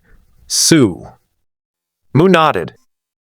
He had naturally understood the resurrection mechanism of the lava giant, but destroying such a large area of lava would require too much time and effort. Let's go, let's find the border of the lava land first. Just as everyone was about to leave, the sky suddenly tore open, revealing a pitch-black rift. Sumu paused, tearing through space? Someone tore through space to get here. The next moment, a dazzling holy light burst forth from the crack, almost illuminating the entire lava field. At this moment, the divine eye between Sumu's brows also exhibited a strange and unusual movement. The fact that the eye of God could sense it meant he already knew who the person was. Divine envoy! The excited voice of Bishop Hongyi of the Primordial God Church rang out from within the holy light. As the holy light faded, everyone finally saw who had arrived. Several cardinals stood in midair, their robes fluttering in the wind. The elder at the head of the group wore a platinum robe, a golden crown, and held a golden staff. His face was aged yet kind. There was also a silver vertical pupil between the eyebrows of this old man. The identity of the visitor is self-evident. In the Primordial God cult, there is only one person who possesses the Eye of God, and that is the Pope of the Primordial God cult. As the Pope and others appeared, the lava giant seemed to sense a deadly threat and roared uneasily. However, the Pope didn't even glance at it. Instead, he stared intently at Su King and the others, a hint of excitement flashing in his old, cloudy eyes. He smiled and nodded at Sumu, then looked at the uneasy lava giant beside him, his eyes turning cold. "How dare you offend the majesty of the divine messenger? I hereby grant you death." The Pope's majestic voice resounded throughout the heavens and earth. He raised his golden scepter, his expression devout and solemn. "God says, extinguish, buzz." An invisible wave rippled across the entire lava field, like a stone thrown into a calm lake, creating ripples. Under this fluctuation, the crimson magma that covered the lava field extinguished at a visible speed. The magma stopped flowing, solidified into a stone-gray color, and the thick smoke from the crater ceased to spew out. The invisible wave quickly spread to the lava giant, who roared in terror and turned to run away, but after taking just one step, it could no longer move. The lava on its legs slowly extinguished, solidifying completely into grayish-white rock, followed by its waist, chest, arms, and finally its head. In the end, the lava giant transformed into a humanoid mountain 100 meters high and remained frozen in place. Lin Nangsing's mouth dropped open in disbelief as he stared in horror at the scene before him. Powerful. Incredibly powerful. To extinguish the entire lava field with a single sentence, is this even human? Su Qing's gaze was solemn, her eyes filled with apprehension as she looked at the Pope. As the Golden King, she felt this most keenly. To extinguish 1,000 miles of magma with a single blow was a skill that had already surpassed the golden level. This Pope is at least the King of Gold. At this moment, the Pope and his entourage slowly descended and landed in front of Sumu. "Greetings, Divine Envoy." The Pope placed one hand on his chest and bowed slightly to Sumu, his attitude respectful and kind. At this moment, he resembled a kind old man, showing no trace of the aura of a powerful figure. "We pay our respects to Your Excellency the Divine Envoy." Cardinals Hongyi and the others knelt on one knee and shouted fervently. Sumu's lips curled into a smile. Interesting. The Pope, who claimed to be able to communicate with the primordial angels and was granted the Eye of God by them, actually acknowledged his identity as a divine messenger. Was the other party just bragging? The claim of being able to communicate with primordial angels is just a way to deceive believers. Perhaps the Pope possesses the Eye of God, because, like myself, he has obtained the divinity of the primordial angels. It's just that the Pope is controlled by the divinity and has completely become a follower of the primordial angels, while I have mastered the divinity. Get up. Thank you, Divine Envoy. Hongyi and the others stood up respectfully, looking at Sumu with fervor. Yang Dongqing was completely stunned. 1 gold level expert. 2, 3, 4, 7. 7 gold level experts, plus a Pope whose strength was completely unknown, all treated Sumu with such respect. He suddenly realized that compared to Sumu, the Revolutionary Army seemed to be nothing special. He even had a thought, perhaps it would have been better for him to have continued to follow Sumu, then to have joined the Revolutionary Army. How did you find us? Sumu asked indifferently. The Pope smiled slightly, reporting to the divine envoy. Hongi had already informed me of your descent into hell last time, so I have been using the divine insight technique to keep a close watch. I just sensed your use of the divine eye, so I came here immediately. Divine messenger, this is not the place to speak.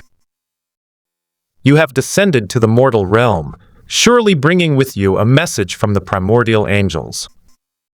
Why don't you come with me back to the primordial divine Faust? Okay. Sumu smiled and readily agreed. He couldn't avoid it, and he was also very interested in seeing what the Pope was up to.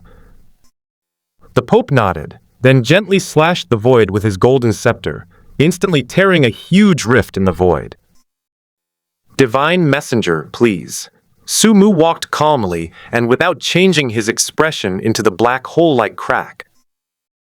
Seeing the captain go inside, Su King and the others naturally chose to follow.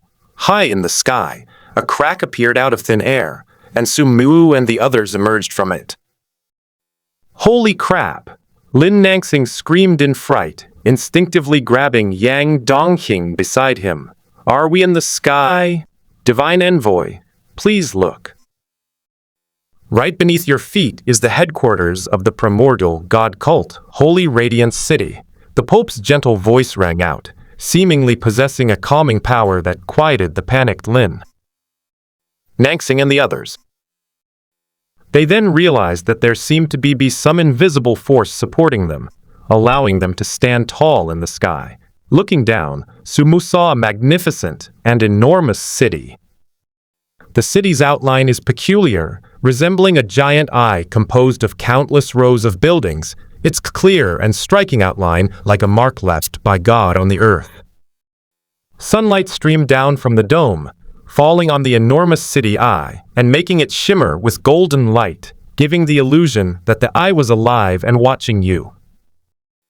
At the center of this eye, at the pupil, stands a magnificent, towering cathedral, its spire piercing the sky and almost reaching the location where Sumu and the others are now. The eyes of Su King and the others were filled with shock. Holy Radiance City was truly magnificent, so magnificent that it seemed impossible for human beings to build it. It was more like a miracle. You've put in a lot of effort, Sumu commented indifferently, like a leader who had descended from the heavens to conduct an inspection. I am sorry to have troubled you, my envoy. This mere mortal city is no match for the architecture of heaven, the Pope said humbly. Then, the Pope led everyone down slowly from the sky and flew towards the huge church in the center of Holy Radiance City. As they got closer to the city, everyone's understanding of Holy Radiance City became clearer. The city's streets are like a maze, yet they bear the marks of the original religion everywhere. In Holy Radiance City, the most common buildings are not shops, but churches and monasteries of varying sizes. On the streets, countless believers dressed in white robes walked slowly, their expressions serene and devout, holding the original Bible in their hands, murmuring prayers, adding a touch of holiness. And peace to the city. Of course, the city of Holy Radiance is not entirely populated by original believers. There are also many ordinary people, as well as some people wearing armor and carrying weapons. The Pope carefully explained, this is the commoners' area, and there's also the commercial area. Sumu looked somewhat displeased. Your Holiness, why are there still so many people in Holy Radiance City who are not original believers? The Pope quickly explained, Divine Messenger, please calm your anger. Holy Radiance City is the largest dream world in the central hell, with tens of millions of people living there. It can be called the commercial center and transportation hub of the entire central hell. Every day, a large number of outsiders enter, as well as merchants from all over the world, and some nightmare hunters who make a living by hunting nightmare monsters. The personnel are diverse and highly mobile, So in terms of missionary work, difficulties are not your excuses, but your motivation to move forward. As the most devout believers of the primordial angel, we have the responsibility and obligation to spread the primordial angel's glory to the world. His glory will surely shine on every living being. Sumu's tone became increasingly stern. Regardless of whether the Pope genuinely considered him a messenger of God or had ulterior motives, since the Pope had acknowledged his status as a messenger of God, he had no choice but to accept it. The Pope was terrified and bowed repeatedly in apology. Yang Dongqing and the others were stunned. A peerless expert, who was suspected to be the King of Gold, was now being ruthlessly reprimanded by Sumu, like a student who hadn't finished his homework. Soon, the group landed in the church, where tens of thousands of devout believers were already waiting at the entrance. As soon as they saw Sumu land, these believers immediately knelt on one knee and shouted fervently, "We have met your excellency, the divine envoy." The sound was so loud it almost shattered the clouds. Sumu stood with his hands behind his back, the divine eye between his brows opened, and a faint divine aura spread throughout the area. His voice was majestic and grand. "God is with you." These words ignited a frenzied atmosphere, like a powder keg being lit, which exploded with a roar. Some people turned red in the face and were too excited to speak, while others had tears streaming down their faces and knelt down in worship. Some believers even fainted on the spot. Su King blinked in disbelief, exchanged glances with her companions, and found that everyone was speechless. They knew the inside story, because Sumu had once explained that he had obtained the Eye of God by chance, and then was mistaken for a divine messenger by the primordial god cult. What they didn't expect was that Sumu could play any role so convincingly that you'd think he was a divine messenger. "Divine messenger, please come in." Led by the Pope, the group entered the church. Compared to the church's magnificent exterior, its interior is even more exquisite. Under the huge dome, stained glass windows refract a mysterious and dazzling light, and every ray of light seems to be carefully designed, falling on rows of pews and exquisite marble columns. The walls are covered with mythological stories, from the origins of the world to the legends of saints, and even the Pope. As Sumu passed by the mural, he glanced at it. It said that the primordial angel was the first angel in the world, the king of angels, the origin of angels, and in charge of all angels in the world, living in heaven. Soon, everyone was arranged to rest in a main hall, while the Pope led Sumu to a side hall. Upon entering the side hall, the Pope immediately knelt on one knee and bowed his head as if in repentance. "My lord, there were many people outside just now. As the Pope, I had to maintain my dignity. Please forgive me. You were right before. The light of the primordial angels will surely illuminate the world. In all these years of leading the primordial God's church, I have failed to do so. This is my dereliction of duty. I beg your excellency to punish me." Sumu's eyes flickered slightly. He hadn't expected the Pope to be so humble. Either the Pope was extremely devout, or he had grand ambitions. "You definitely deserve to be punished." The Pope lowered his head even further. "However, I have an important matter to attend to in this mortal realm. If you assist me, you may be able to atone for your sins," Sumu said indifferently. The Pope was delighted upon hearing this, raised his head, and a radiant smile, like a chrysanthemum, appeared on his aged face. "Your Excellency, please give your orders." "Yes, up." The Pope quickly stood up and stood respectfully to the side. He looked at Sumu cautiously, hesitated for a long time, and finally whispered, "Your Excellency, can I still go to heaven?" Sumu remained expressionless, but his deep eyes kept scrutinizing the Pope's face as if trying to see through his heart. However, he only saw piety and trepidation in the Pope's eyes, just like the original believers he had met before. No, I should say there are. The Pope appears to be even more devout than they are. Those in lower positions are often accustomed to bowing their heads, but those in higher positions can still do so, which naturally makes them appear more devout. You shouldn't be asking this question of your divine messenger. Doesn't His Holiness the Pope often listen to the teachings of the primordial angels? Doesn't he know whether he can go to heaven? The Pope's face turned pale, and his body began to tremble involuntarily. He nervously glanced around. Seeing that the doors and windows were closed, he tremblingly revealed the truth. "My lord, I deserve to die. I can't actually hear the voices of the primordial angels. Those were just things I used to deceive my followers. But I did all this for the sake of the primordial God cult. I know I'm not qualified. I can't hear the voice of God, but... Sumu interrupted indifferently.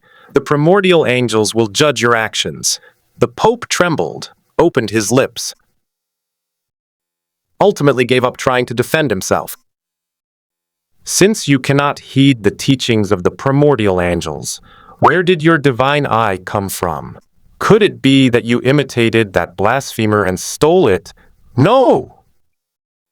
I didn't," the Pope hurriedly explained. "Your Excellency, I did not do it. The eye of God was given to me by the primordial angel.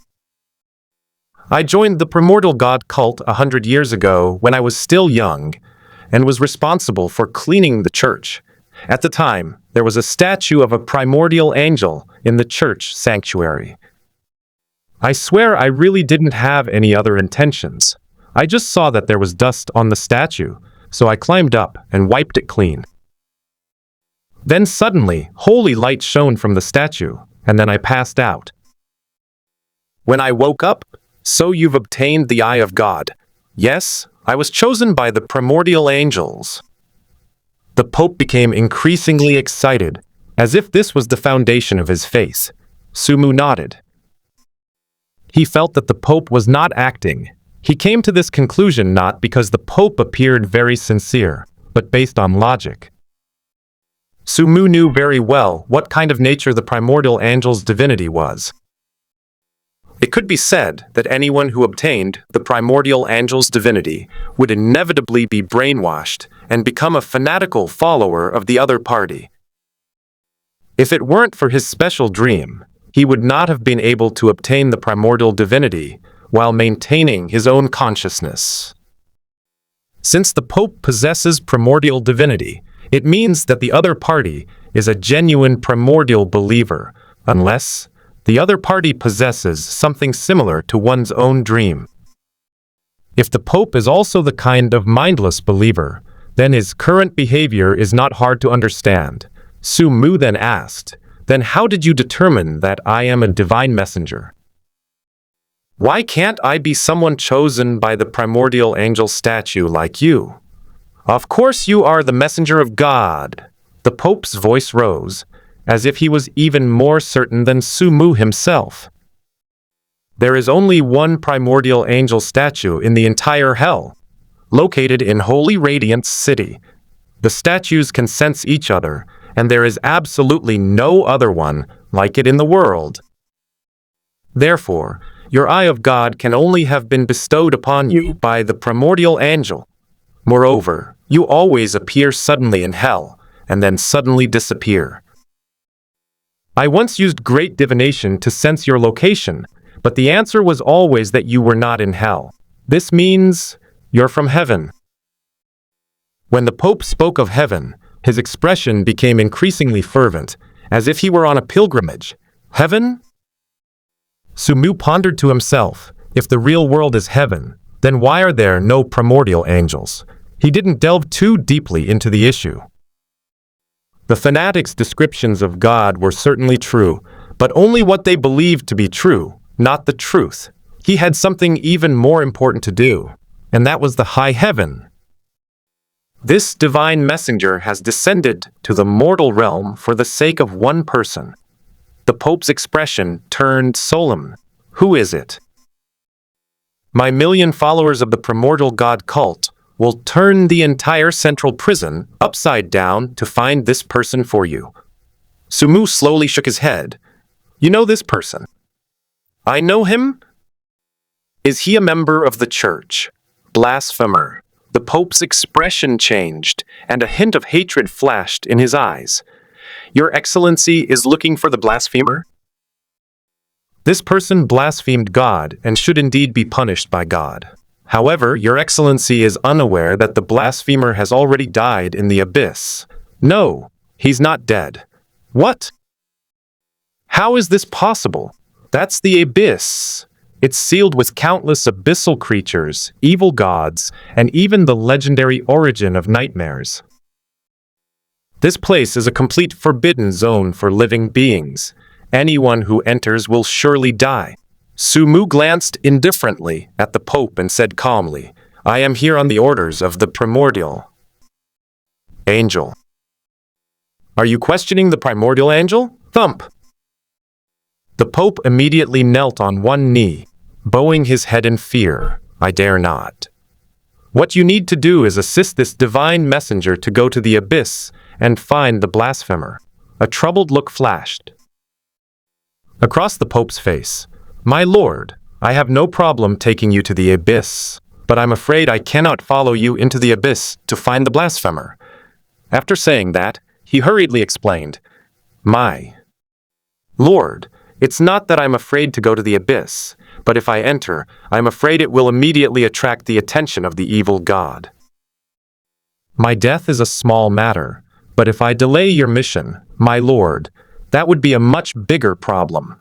Back then, the blasphemer attacked various sects in the central prison, and no one could capture him. In the end, he even set his sights on the primordial god cult. I led tens of thousands of believers and dozens of cardinals to besiege him and severely wounded him. I thought victory was in the bag, but who would have thought that this thief possessed a treasure and used it to escape the encirclement? However, I had already locked onto his aura, so he couldn't escape at all. I chased him all the way, and the blasphemer, in order to survive, eventually fled into the abyss. At that time, I was unaware of the horrors of the abyss and followed them in.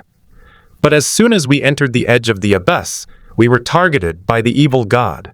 The evil god's power overwhelmed us. Fortunately, I had not gone too deep and was on the edge. I managed to escape with all my might, while the blasphemer was trapped in the abyss. I then sent many more people into the abyss, but they all perished there. After numerous attempts, I finally understood the rules of the abyss. A look of lingering fear appeared on the Pope's face. What rules? Sumu asked. The Pope took a deep breath and slowly said, The difference between humans and gods is like the difference between ants and humans, or even 100 or 1,000 times greater. The abyss is the place where evil gods are sealed. Imagine if someone saw an ant on their front door, they might not pay attention to it or even see it. But what if it's a huge, dark swarm of ants, or even just a single ant the size of a fist? Upon hearing this, Sumu understood the Pope's meaning. The abyss was too dangerous, and not many people could enter, because the more people there were, the more likely it would attract the attention of the evil god. Furthermore, even a powerful figure like the Pope cannot enter, because he would be too conspicuous. As the Pope said, a single ant is unlikely to attract attention, but a swarm of ants might attract attention. Someone might pour boiling water into the anthill, or a larger, even colorful, ant might crawl into someone's home. In such cases, the first reaction is often to kill it. My lord, you chose to inhabit a mortal body, presumably to make it easier to enter the abyss. Sumu smiled slightly but did not answer. Afterwards, the two walked out of the side hall and came to the main hall where they met Su King and the others. Sumu briefly explained the situation to everyone. Because if the situation was really as the Pope said, then he would have to enter the abyss alone. Unexpectedly, after hearing about the dangers of the abyss, everyone expressed their desire to go in. "Take me with you. My UI of the sky will definitely come in handy," Lin Nangsing volunteered. Sumu shook his head. "You must not look directly at God. If you go, you will only die faster. Moreover, the more people there are, the more dangerous it will be." "Only one person can go. Let me go." Su King stepped out from the crowd. She felt that she should go herself. After all, she was an avatar and was not afraid of death. Moreover, as the daughter of the first Crimson King and the master of the Supreme Heaven, she was definitely the most suitable candidate. Just as Sumu was about to refuse, he heard the Pope say with a hint of anxiety, "No." Su King raised an eyebrow slightly and looked at the Pope. "Why can't I?" The Pope explained, "I can sense flame within you that does not belong to you. This flame is extraordinary, and you cannot perfectly conceal its aura. If you were to enter it, it would be like carrying a torch in complete darkness, which would surely attract the attention of the evil god." Su King's face darkened. The Pope was right. The Nirvana holy flame within her body did not belong to this body. It was entirely the power of her original form. What about Lin Lingling? "I think it would be best to let her go. Her ability is luck." Su King didn't want Sumu to go to such a dangerous place, so she decisively pushed Lin Lingling out. Lin Lingling rolled her eyes at her, utterly disgusted by such a treacherous act of betraying one's principles for the sake of beauty. "I am very lucky, but do you know the secret to staying lucky? It's to stay away from danger." Seeing that everyone was still arguing, Sumu finally made the final decision. "You will wait in Holy Radiance City. Let's go," he said to the Pope. Now, the Pope hesitated. "God has made you new here, perhaps. No, fulfilling the divine decree is more important." The Pope was filled with awe, as expected of the divine messenger. "Please follow me." Sumu followed the Pope away and arrived at an open space. The Pope chanted incantations, and a grand, mysterious sound resounded all around him. The next moment, a divine light emanated from his body. He gathered holy light at his fingertips and gently swiped it across the void, instantly creating a dark crack in the void. "Please, Your Excellency." Sumu glanced at the Pope, then entered the void rift, with the Pope following closely behind. When the two reappeared, the surrounding scenery had completely changed. Black fog, endless black fog. Sumu and the Pope floated in the black mist, with a giant, deep pit beneath their feet, like a huge wound opened up in the earth, appearing abruptly and shockingly before their eyes. The pit walls are steep and precipitous, almost vertically downwards at a 90-degree angle, and the textures of the surrounding rock strata resemble abstract paintings, mysterious and eerie. God said, "Let there be light." The Pope shouted, waving his golden scepter. A small sphere of light appeared above the giant pit, bursting forth with blinding light. The bright light dispelled the surrounding black mist, and Sumu finally saw the scene inside the giant pit. Figures. A dense mass of figures. To be precise, they were countless humanoid monsters made of shadows. They varied in size, from as small as a normal person to as tall as a 5-story building, and each had a different shape. Some were completely bald, like Bubai, while others were fully armed and clad in shadow armor. Those shadow creatures, clad in shadow armor and resembling ancient generals, all exuded a terrifying aura of the gold level, and there were at least 10 of them. Are they not from the same race as the white-skinned ones? Sumu could sense that Bubai, in his shadow, was restless at this moment. "These are the Shadow Clan," the Pope explained from the side. "Because the sealed evil god closest to the entrance to the abyss is the god of shadows, and the aura he leaked out caused many Shadow Clan members to be born in the surrounding shadows. My lord, please look. At the very center of this deep pit, there is a fissure. Entering the fissure leads to the abyss. Sumu examined it carefully. The pit, which was now fully exposed, was circular in shape. At the very center of the pit was a huge crack that ran through the entire pit. It was pitch black inside, like a black hole, as if it could swallow even one's gaze. An ominous and terrifying aura emanated from it. I have come to clear the way for Your Excellency, the Divine Messenger. The Pope bowed respectfully, then pressed down with his golden scepter and the enormous sphere of light used for illumination. In mid-air, like the sun, slowly descended. As the small sun pressed down, the deep pit became increasingly bright, even to the point of being blinding, and the Shadow Clan began to roar violently, their bodies melting inch by inch. Like a candle, it continuously dripped ink-like liquid from its body. The Golden Shadow Clan could put up some resistance, but when the little sun pressed down on them, they began to melt. At this moment, Bubai suddenly emitted a strong desire, as if the ink in the deep pit had a fatal attraction for it. "Leave some for my pet. It's hungry," Sumu said indifferently.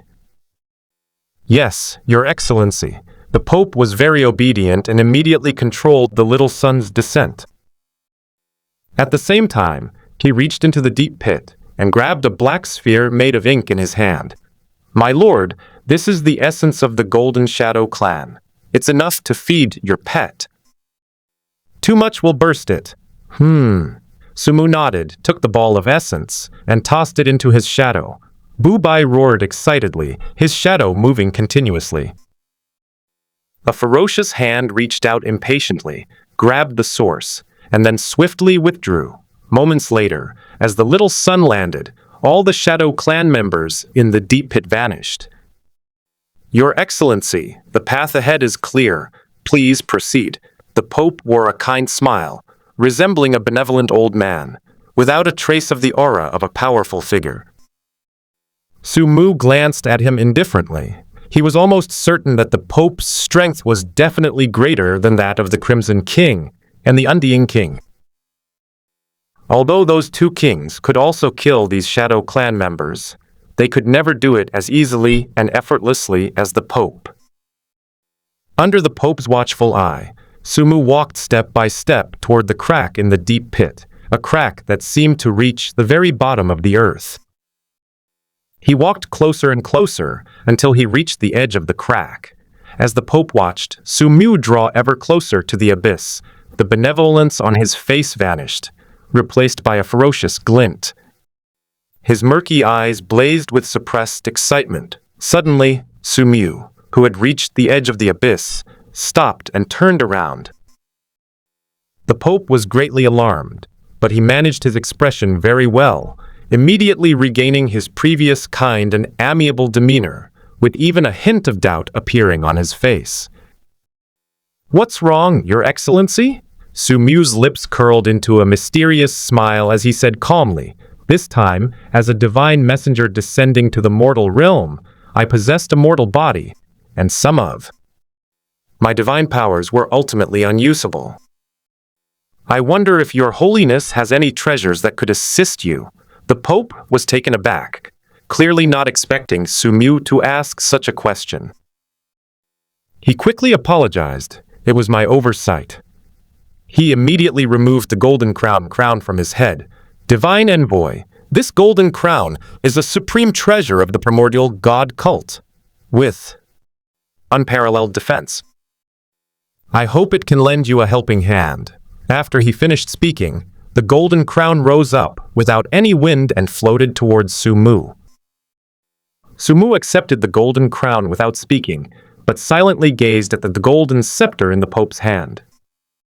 The Pope was taken aback again, then smiled apologetically and handed over the golden scepter in his hand. This scepter contains primordial divine power and is unparalleled in its offensive capabilities.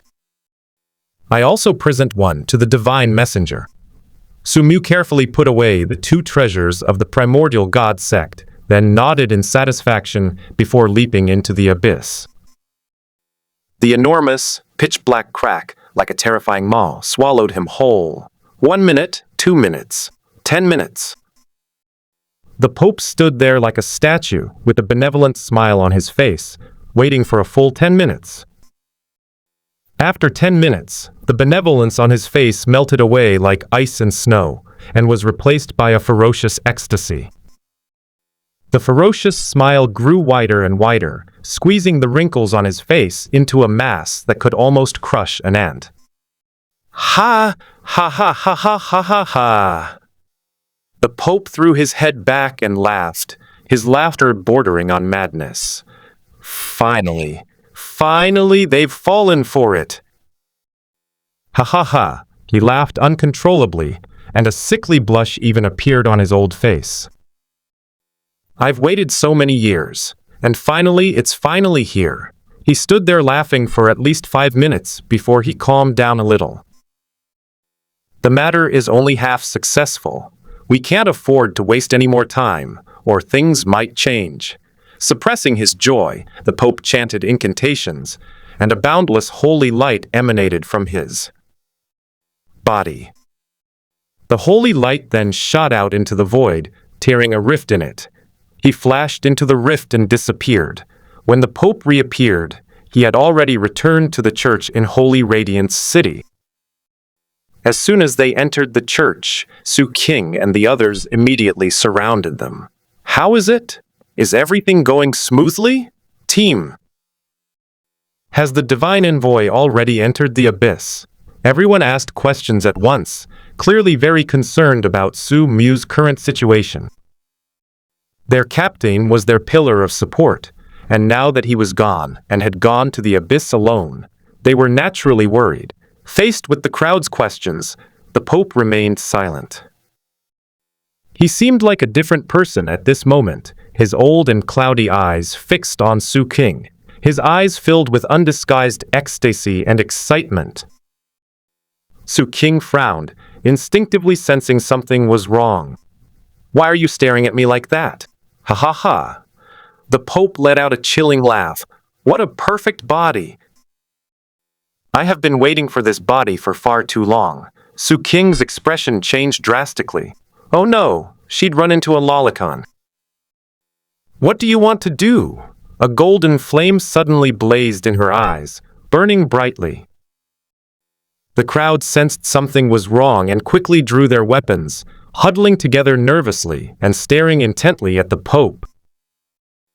The Pope strode forward, slowly approaching the crowd with a calm and composed expression, seemingly confident of victory.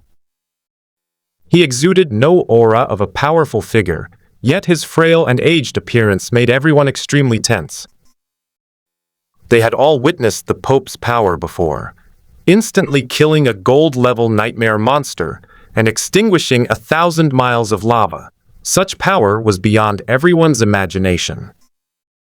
Give up the resistance, the Pope said with a smile. A bunch of silver-level ants together are still ants. You dare to attack us. We are the messengers of the gods, Lin Nangsing shouted nervously. A messenger of God. A mocking glint flashed across the Pope's lips. He's nothing but a nightmare apostle who luckily obtained primordial divinity. How dare he presume to call himself a messenger of God? Upon hearing this, everyone's expression changed drastically. They hadn't expected the Pope to know everything. All right? Don't be surprised. I know more than you think. I was just playing along with you. Your name is Su King, right? The Pope smiled as he looked at Su King, his eyes burning with undisguised passion. Su King felt uneasy and chilled by the intense gaze, but she was powerless to do anything about it, because she was no match for the Pope. Even if he were in his true form, she wouldn't be entirely confident that she could kill him. You stay away. She was a little flustered. She wasn't afraid of death, since it was just a clone, but she was afraid that the Pope would do something unspeakable to her clone. She'd rather die. Don't be afraid, I won't hurt you. I'm just using your body for a while. The Pope drew closer, and the silent pressure he exuded made everyone lose even the courage to make a move. Borrow my body? Go find Lin Lingling. I may look clean, but I smoke, drink, spit, and I don't even wash my feet. Lin Lingling is different. She eats strawberry gummies every day and smells like strawberries all over. Go try it if you don't believe me, Su King exclaimed in a panic. Lin Lingling. She rolled her eyes so hard they almost reached the sky. Are you kidding me? How can you betray your teammates like this? Your Holiness, please don't believe her. I do eat sweets every day, but I don't brush my teeth, and they're full of cavities. Hearing that one of them didn't brush his teeth and the other didn't wash his feet, the Pope's face darkened. Enough, shut up, Buzz. An invisible wave spread out, and everyone was horrified to find that they could not open their mouths. No matter how hard they tried, they could only make muffled sounds. You should all get some sleep until my plan succeeds. God said, sleep, Buzz. An invisible wave spread out again, and everyone instantly lost consciousness, lying stiffly on the ground and falling asleep immediately. The Pope walked past the crowd and came to the statue of the primordial angel in the main hall. The tall statue was more than 3 meters high, carved with lifelike detail, as white as snow and radiating a holy glow. With a wave of his hand, a huge crack appeared in the middle of the primordial statue. No one would have guessed that I hid people inside the statue, creating a separate, otherworldly space that no one in the world but me could open. The Pope waved his hand again, and invisible force enveloped the unconscious Su King and the others, then threw them into the crack in the statue. Click! The cracks in the statue slowly healed, leaving no trace of the original cracks, as if it had just been an illusion. Having done all this, the Pope, in a good mood, left with his hands behind his back. Sumu looked at the primordial statue, lost in thought. In fact, he never entered the abyss. Instead, the moment he jumped into the abyss, he entered the dream world, and then followed the Pope back to Holy Radiant City, where he witnessed the entire process. He had previously felt that the Pope was problematic. Even though the Pope was a very good actor, he was too humble. Such an unparalleled expert, who also possesses the eye of God, is completely obedient to me, who also possesses the eye of God. Of course, this doesn't prove anything. After all, in the Pope's eyes, he is a messenger from heaven, and perhaps the Pope is just that kind of humble person. What really bothered him was that when Su King said she was going to the abyss, the Pope seemed a little nervous. Although he tried to hide it well, he still caught it. Why doesn't the Pope want Su King to go to the abyss? Sumu could tell that the Pope only wanted him to go, and was even willing to hand over 2 of the primordial god cult's most precious treasures.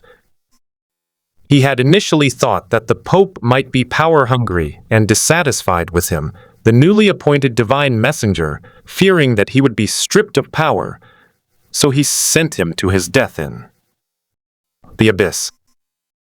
But now it seemed that was not the case. The Pope already knew about the Nightmare Apostles, and was plotting against Su King. There's one thing Sumu still can't understand. Even if the Pope has ulterior motives, why bother putting on an act? He clearly has enough power to control everyone. Surely he can't be acting out of personal interest. He had never revealed his sleepwalking mode to the Pope, so in the Pope's eyes, if he wanted him to go to the abyss, he could simply take action. Knowing that the Nightmare Apostle lured him to the abyss, and that he had a deep affection for Su King, all these clues connect. Su Mu narrowed his eyes slightly, having figured out the answer. The highest heaven. The Pope fought against the first Red King, so it is highly likely that he learned about the supreme heaven and the nightmare apostles from the first Red King. He knew the conditions for using the supreme heaven. Only those with the bloodline of the Crimson Flame royal family could use it. This was a threshold set up by the Crimson Flame royal family to utilize the supreme heaven, and the royal family paid a huge price to set it up. It's very difficult for outsiders to overcome this barrier. It's not something that can be overcome simply by paying the same price. Because you're not royalty, no matter how much you prepare, you can't even use it, let alone overcome it. This was a dead end, reminding Sumu of a joke he had once seen. A person went out and forgot their keys, so they called a locksmith to unlock the door. The locksmith asked for identification, saying that they had to prove the house belonged to them before he could unlock it. The man said all the documents were in the house, and he could show them to you if you opened the lock. The locksmith said, "I can't unlock the door for you if you don't show me your ID. Once you open it, you'll have the necessary documents. How can I drive if you don't have any documents?"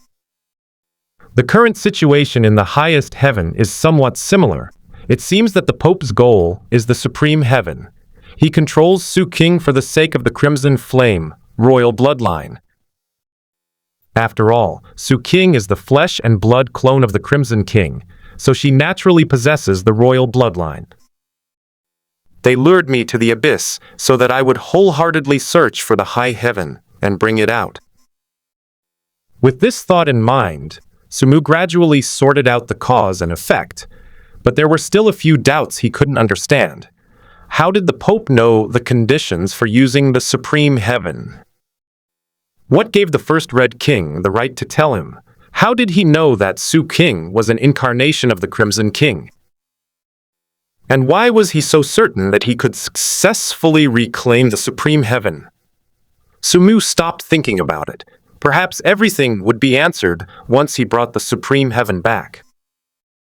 Afterwards, Sumu left Holy Radiant City and went to the abyss. That's right, he still wants to go to the abyss. No matter what the Pope's purpose is, he is determined to obtain the high heaven.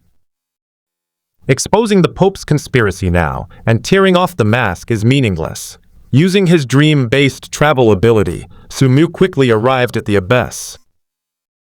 Looking at the bottomless, enormous crack, he did not hesitate at all and leaped down. Darkness!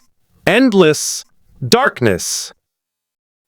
There was no light or even sound in the abyss, as cold and desolate as the depths of the starry sky. Sumu was falling continuously, as if he had jumped into a bottomless pit. He had been falling for 5 minutes and had not yet landed. 10 minutes, 20 minutes, 40 minutes, an hour. Before he even landed, it was as if the abyss had no bottom at all. A bottomless pit? A surge of powerful spiritual energy burst forth, probing outwards. Strangely, however, the spiritual energy vanished into thin air, just 3 meters away from its surroundings, as if swallowed up by something in the darkness. We can't keep falling like this.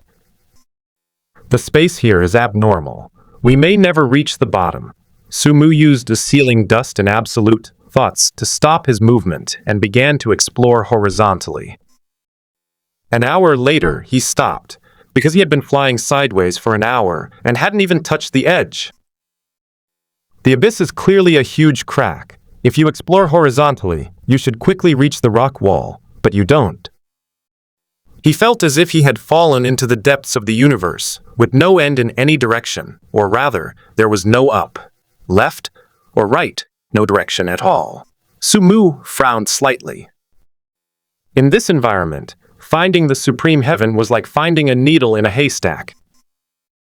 And what was even stranger was that the promised origin of nightmares, the seal of the evil god, and the endless nightmare monsters were nowhere to be seen.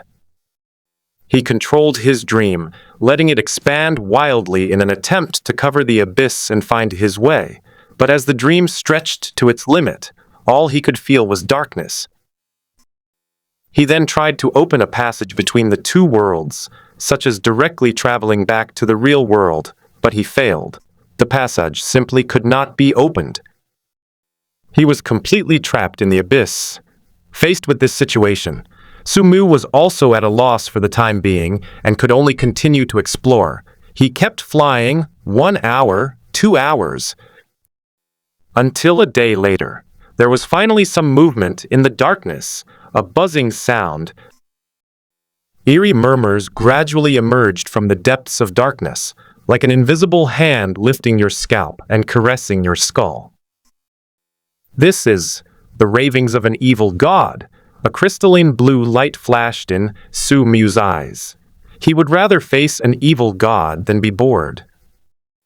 Gradually, the babbling of the evil god grew louder and louder, and those strange syllables frantically drilled into his soul. At the same time, something even darker than darkness appeared in the surrounding darkness. The outline is very blurry and seems to have no fixed shape. I'm scared. Sumu paused. The voice was clearly from Bubai, who was hiding in the shadows and trembling as if sensing a terrifying presence in the darkness. "What are you afraid of?" he asked. "Dark, shadow god. Is this the murmur of the god of shadows?" The Pope once said that the god of shadows is closest to the entrance to the abyss, so it seems we have already reached his sealed place. It turns out that the abyss is so vast that a whole day has passed before they finally encountered the nearest shadow god. Wrong. Sumu frowned slightly. He had been falling downwards before, but then he was flying sideways. Could it be such a coincidence that he could encounter the god of shadows in any direction? Fear. Bubai trembled more and more violently, and his body even showed signs of collapsing. Sumu found it unbelievable, because he was currently in sleepwalking mode, and Bubai was naturally also in a dream, yet even through the dream, the god of shadows had such an influence on him. The next second, Sumu changed direction, intending to get away from the god of shadows first. But something strange happened. Even though he was flying in the opposite direction, the murmured voice was getting closer and closer. Bubai was on the verge of collapse, and Sumu could only keep changing directions, but no matter which direction he went, up or down, he could not get rid of the delirious voice. The sound grew closer and closer, and finally, bang! The explosion wasn't in vain. In the dream, Bubai turned into a pool of ink-like black liquid. This black liquid seemed to be drawn by some mysterious force, wanting to fly out of the dream. It flows continuously within the dream, yet it can never reach the edge of the dream, only wandering around like a headless fly. Sumu frowned slightly as he looked at the melting Bubai. He could sense that Bubai had been summoned by the god of shadow, and was returning to the god's embrace, since the Shadow Clan was born because of the god of shadow. However, it's locked in a dream, so it can't get out for the time being. The influence of the gods is so strong that it can have an effect even through dreams.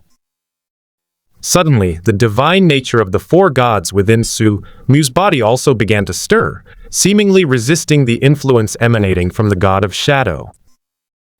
It was precisely because of the existence of the divine nature of the four gods that his soul was not assimilated by the god of shadow.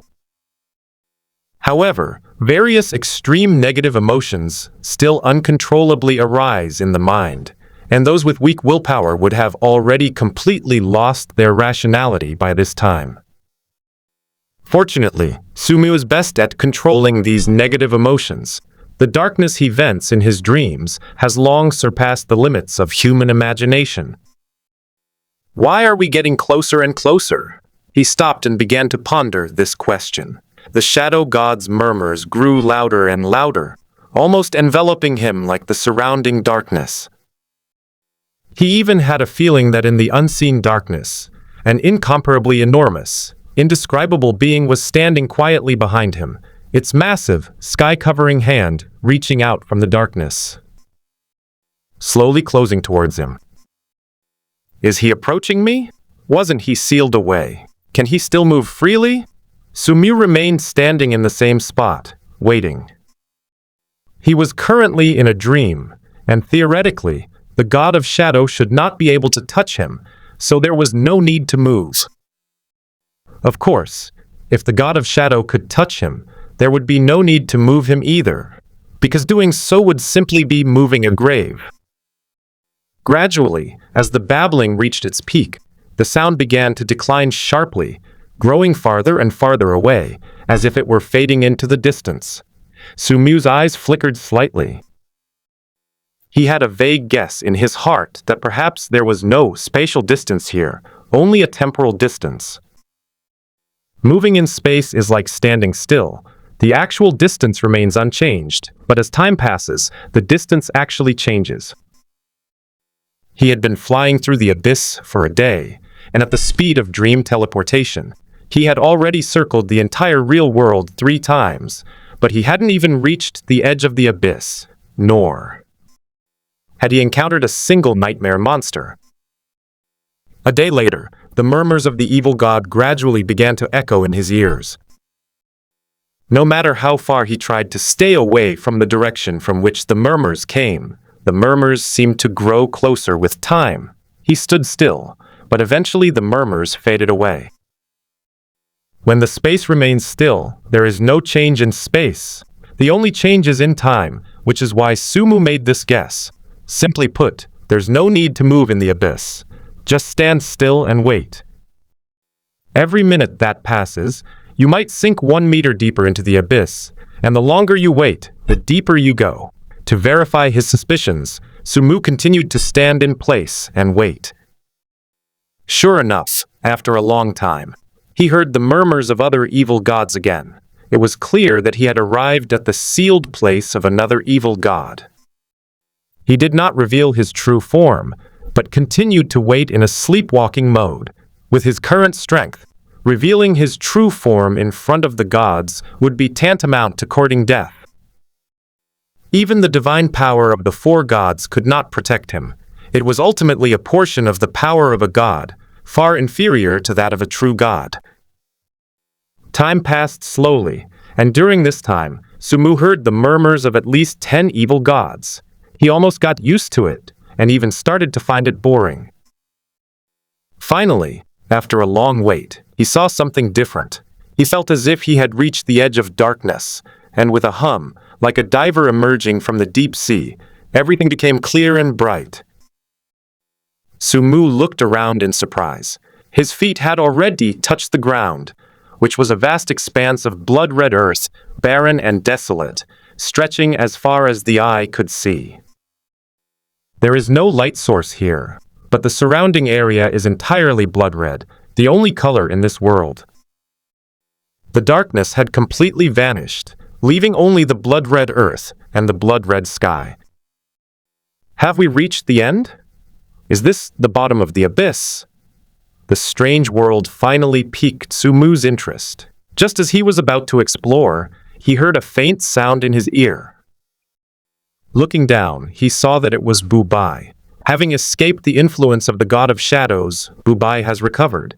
The ink-black liquid merged back into Sumu's shadow, humming weakly. Although the voice was weak, a faint golden aura emanated from the shadow. Before long, Bubai's voice disappeared completely, and he fell into a deep sleep. Sumu smiled slightly, marveling at Bubai's good luck, which could be considered a blessing in disguise.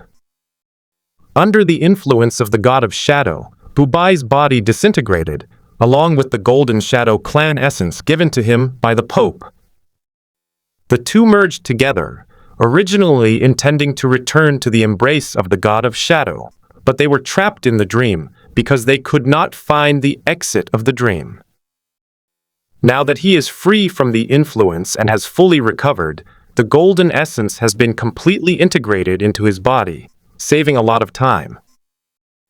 Otherwise, if Bubai had to absorb it on his own, it would have taken forever.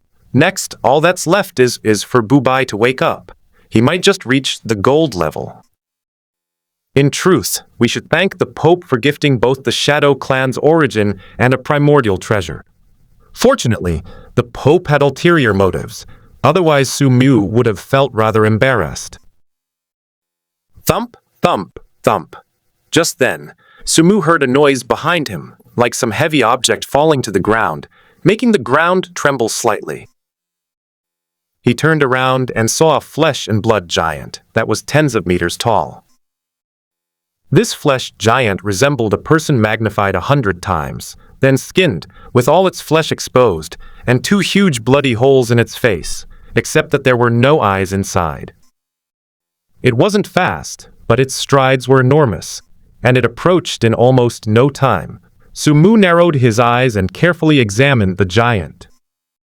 He found that the flesh giant was very strong, and the terrifying aura emanating from him was no less than that of a gold-level expert.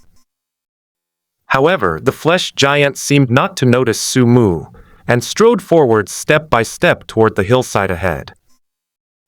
Interesting. Sumu immediately deactivated his sleepwalking mode, revealing his true form, wanting to see the flesh giant's reaction.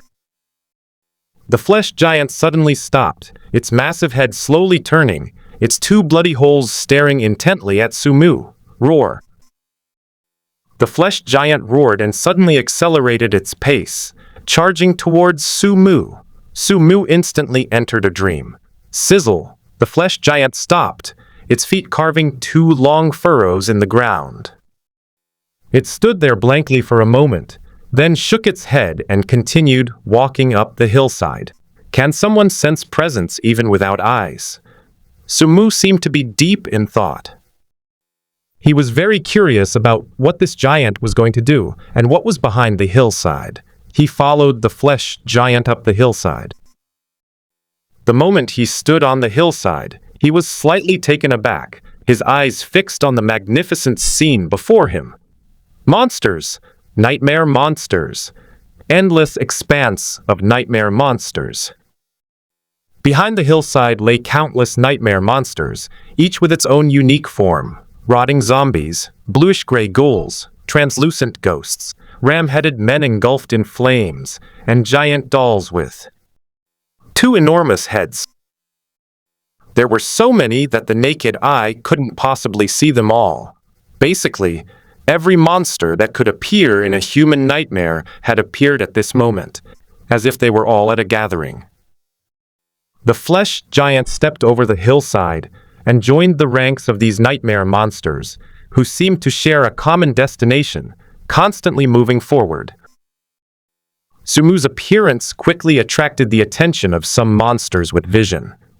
Hundreds of nightmare monsters that were relatively close to him roared and charged towards him. Sumu had no intention of clashing with these monsters, so he dispelled the illusions and completely hid in the dream. The nightmare monsters that charged in, like the flesh giants, circled around twice, found no one, and then turned and left, continuing on their way. Where are they going? Such coordinated action is something ahead attracting them. Sumu was about to follow and see what was happening when he suddenly stopped in his tracks. Just now, his soul had been strangely trembling. He turned around and looked in the opposite direction from where the monsters were moving. In that direction, he could feel something calling to him. It was a soul connection that felt both familiar and strange, making him want to get closer. He pondered for a moment, then walked in the opposite direction from the monsters. More than the nightmare monsters, he was curious about what was in the abyss that could give him such a feeling. On the desolate, blood-red land, Sumu went against the grain. As he continued to walk, he encountered more nightmare monsters, some of which were very weak, probably only at the bronze level, but others were powerful. He once saw a faceless angel with pure white wings, completely naked, and without any gender characteristics. The aura emanating from that angel surpassed that of all beings he had ever seen except for gods, including the Golden King and even the Pope. However, he soon saw an existence even more terrifying than the faceless angel. It was an evil Buddha, several meters tall, entirely black, with a hideous and twisted face, devoid of any compassion. Its eyes were like two burning dark green ghost flames, revealing endless resentment. Sumu felt that the evil Buddha was stronger than the faceless angel, because when he looked at the evil Buddha was also looking at him. Even though they were in a dream, the other party could still sense their gaze. Such perception was terrifying. Fortunately, even though the evil Buddha discovered his presence, he was helpless and did not pay much attention to him before continuing on his way. Sumu continued forward, the throbbing from the depths of his soul growing stronger. He could feel it closer, closer and closer. After he climbed over a blood-red hill 100 meters high, he stopped again because he saw a huge blood-red bubble. He was all too familiar with these bubbles. They were clearly a nightmare. He hadn't expected that nightmares could exist in the abyss, but then he thought about it again. The abyss was known as the origin of nightmares, with countless nightmare monsters, so it wasn't surprising that nightmare bubbles existed there. He paused for a moment in front of the blood-red bubble, then shook his head. Not here. He continued on his way, encountering many more nightmare bubbles and traveling nightmare monsters along the way. Finally, he stopped in front of a blood-red bubble the size of a house. That connection to the soul lies within here. It's truly something to look forward to. Sumu's lips curled into a smile as he stepped inside without hesitation. After a dizzying spin, the scene before Sumu's eyes changed rapidly, and he heard a jumble of voices and the roar of cars. At this moment, he was standing at a crossroads, as if he were in a surging ocean of people and vehicles, with cars rushing by and people in modern clothes, crossing the zebra crossing. Towering skyscrapers line the road, sunlight streaming through their glass curtain walls, refracting countless dazzling rays like golden blades that slice the bustling city into patches of light and shadow. At this moment, Sumu felt as if he had returned to the real world, a modern-day nightmare. What is it that summoned me here? He tried to sense the connection in his soul, but found it everywhere. The city was filled with that familiar yet strange aura, so much so that he couldn't tell where it came from. What's going on? What does this city have to do with me? With these questions in mind, Sumu slowly ascended into the air, overlooking the entire city. This city is incredibly prosperous, like an international metropolis, and it's very safe. Everywhere is peaceful and serene. It's nothing like a nightmare, but rather a dream. People live and work in peace and contentment, going to work and going to school as usual. Could it be a working person's nightmare? An absurd thought arose in Sumu's mind. A working person is still working in his dream. If analyzed in this way, it is indeed a nightmare. But what does this have to do with me?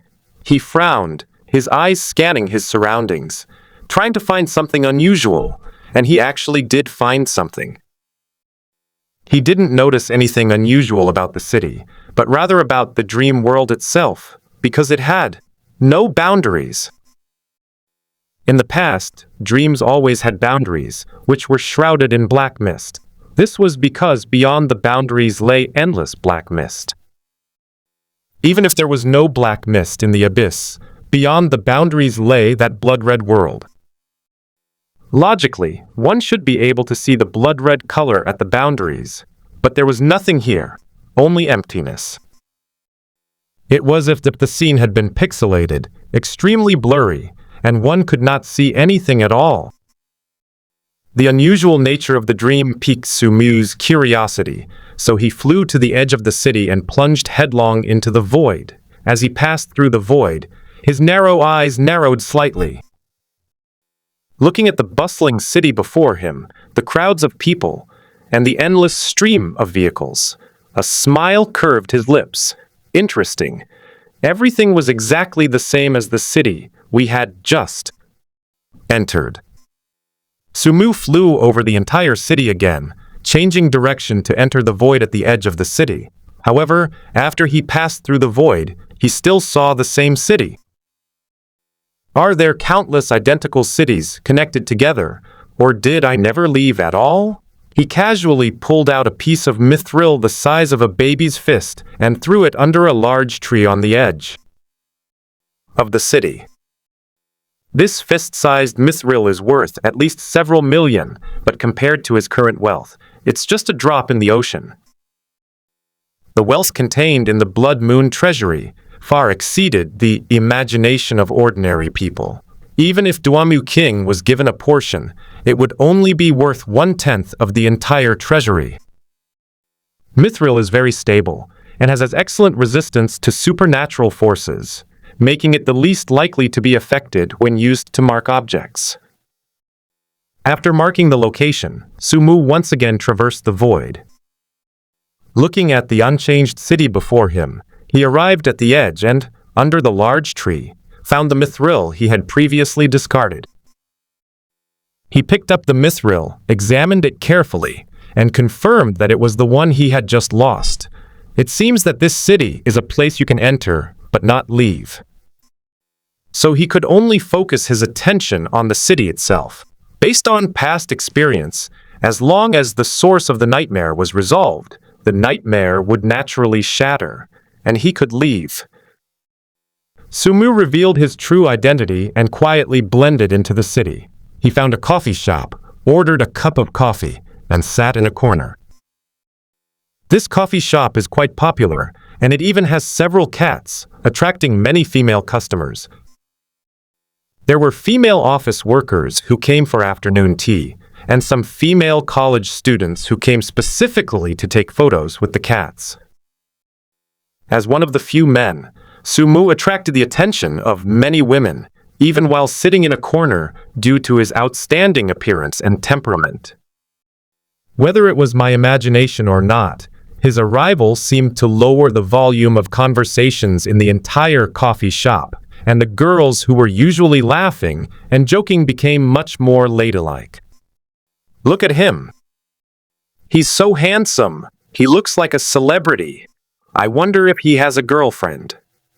If I had a boyfriend like that, I would lock him at home every day and not let him go out, and then I would work to support him. Ha ha ha, you dirty-minded woman, you still want to eat alone? Count me in. We'll raise them together later. You guys are all talk and no action. Why don't you go and strike up a conversation? Fine, I'll go. Watch me. A short-haired woman who looked like a college student took a deep breath, stood up nervously, and walked slowly towards Sumu.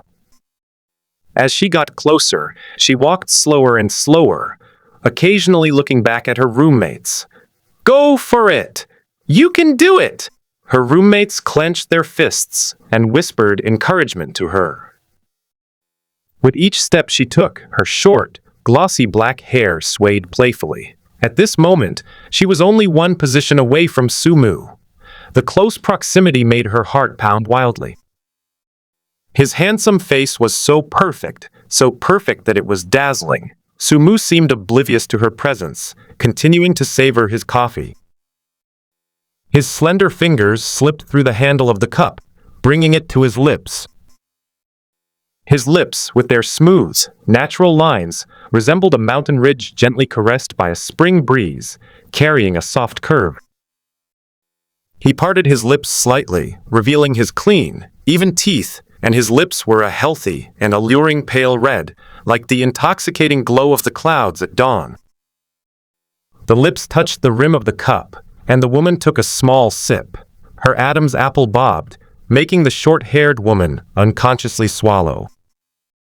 She even imagined gently touching the cup and feeling the wonderful sensation of its softness and warmth.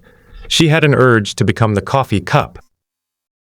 You, the short-haired woman, mustered her courage and had just opened her mouth when suddenly a ball of yarn rolled to Sumu's feet. Meow! A chubby orange cat ran over and grabbed the ball of yarn. I'm so sorry. This kitten was so naughty. Did it hit you? A female office worker with exquisite makeup, wearing a fitted white shirt and a black skirt, ran over with a face full of apology. She picked up the wrongly accused Daju and started talking to Sumu. Sumu smiled slightly. It's okay. I like mischievous cats. They're very cute. The female office worker looked delighted, as if she had found a kindred spirit, and sat down next to Sumu. The short-haired woman, who had just mustered the courage to speak, immediately deflated and returned to her seat with a look of frustration and defeat. The female office worker glanced smugly at the short-haired woman, then continued chatting with Sumu. Compared to the short-haired woman who valued Sumu's appearance, the white-collar woman looked at more things. She paid attention not only to his appearance, but also to his clothing and demeanor. Although the brand of his suit was not discernible, the materials were exquisite, and every inch spoke of luxury and quality, making it undoubtedly very valuable. His aristocratic demeanor was not something that could be cultivated in an ordinary family. Sumu took in the expressions of the female office worker and the female college student. He didn't care who they were talking to. He just wanted to find someone to get some basic information about the city. He chatted casually with the female office worker without needing hypnosis. She was very open and honest with him. He quickly noticed something unusual in the chat. A strange legend circulated in the city that one should never look in a mirror at midnight, because if one looked in the mirror for too long, the person in the mirror would walk out and take the place of the person looking in the mirror. To increase credibility, the female office worker even took out her phone to search for news, and sure enough, many news articles about the mirror legend appeared. Sumu's eyes flickered slightly. It seemed that the source of this nightmare was in the mirror. All that was left was to wait until midnight. He glanced at the time on the female office worker's phone. It was just past 5 p.m., and there was still plenty of time before midnight. He planned to use this time to look for some more clues. But before he'd even get up, boom! The deafening explosion echoed throughout the city. The sky suddenly darkened, as if it had plunged into eternal night in an instant. Before Sumu could make a move, everything around him was swallowed up by darkness. The elegant coffee shop, the vibrant young girls, everything vanished. Having entered the dream world, Sumu escaped this calamity. When the darkness before him dissipated, he was surprised to find that everything around him had turned into nothingness. This is the power of the gods. It's the god of shadows. Sumu was absolutely certain that he had not misperceived. The all-consuming power that had just erupted came from the god of shadows. What on earth is going on? Wasn't the god of shadow sealed away? Why did he suddenly unleash his power in this nightmare, destroying everything? Before he could figure it out, a miraculous scene unfolded. In this void, a brand new city rose up, with a constant stream of vehicles and pedestrians appearing out of thin air, and he returned to the original crossroads. Moose stood at the bustling crossroads, like an outsider, completely out of place with everything around him. Upon witnessing this scene, he had a vague idea in his mind. The power of the god of shadow suddenly erupted, destroying the city, but the city was restored under the influence of some kind of force. It feels like refreshing. It's like in a game. You clear out all the monsters in a dungeon, and then when you enter it a second time, all the monsters reappear. To verify his guess, he waited for a while, and then went to the same coffee shop again. Sure enough, he saw the short-haired college student and the female office worker who had approached him. Sumu ordered a coffee and sat in the same spot, and the same thing happened. They acted as if they were seeing themselves for the first time. The short-haired female college student hesitated for a long time before mustering up the courage to strike up a conversation, while the female office worker threw out a ball of yarn and then lied that it was her cat being naughty. Everything was exactly the same. This time, however, Sumu ignored the female office worker and walked straight out of the coffee shop. He stood by the street, took out the cell phone he had just stolen from the female office worker, and read 4:55. He waited quietly as time ticked by until 5 o'clock sharp. Boom! A deafening explosion rang out, and a terrifying black light burst forth in the city center, like an atomic bomb exploding. The black light expanded wildly in an inverted semicircle until it engulfed the entire city. The surroundings vanished into nothingness once more. In an instant, a brand new city rose from the void. Sumu looked around and returned to the crossroads he had been at before. Back to the starting position? This isn't a refresh, it's a time reset. He pushed up his brown-tinted glasses, a glint of crystalline blue light flashing in his eyes. Each time, I would return to the spot where I first entered the nightmare, and all the pedestrians passing by would be exactly the same as before. It was the power of the god of shadows that destroyed everything at 5 o'clock, after which this nightmare would undergo a time reset, returning to the beginning of time. Whoosh! Sumu's figure vanished instantly. When he reappeared, he was already directly above the center of the city. He waited silently, wanting to determine where the shadow god power had come from. When it reached 5 o'clock, boom! The power of the shadow god erupted once again, and he finally pinpointed the location of the power's eruption, a 100-meter-tall skyscraper.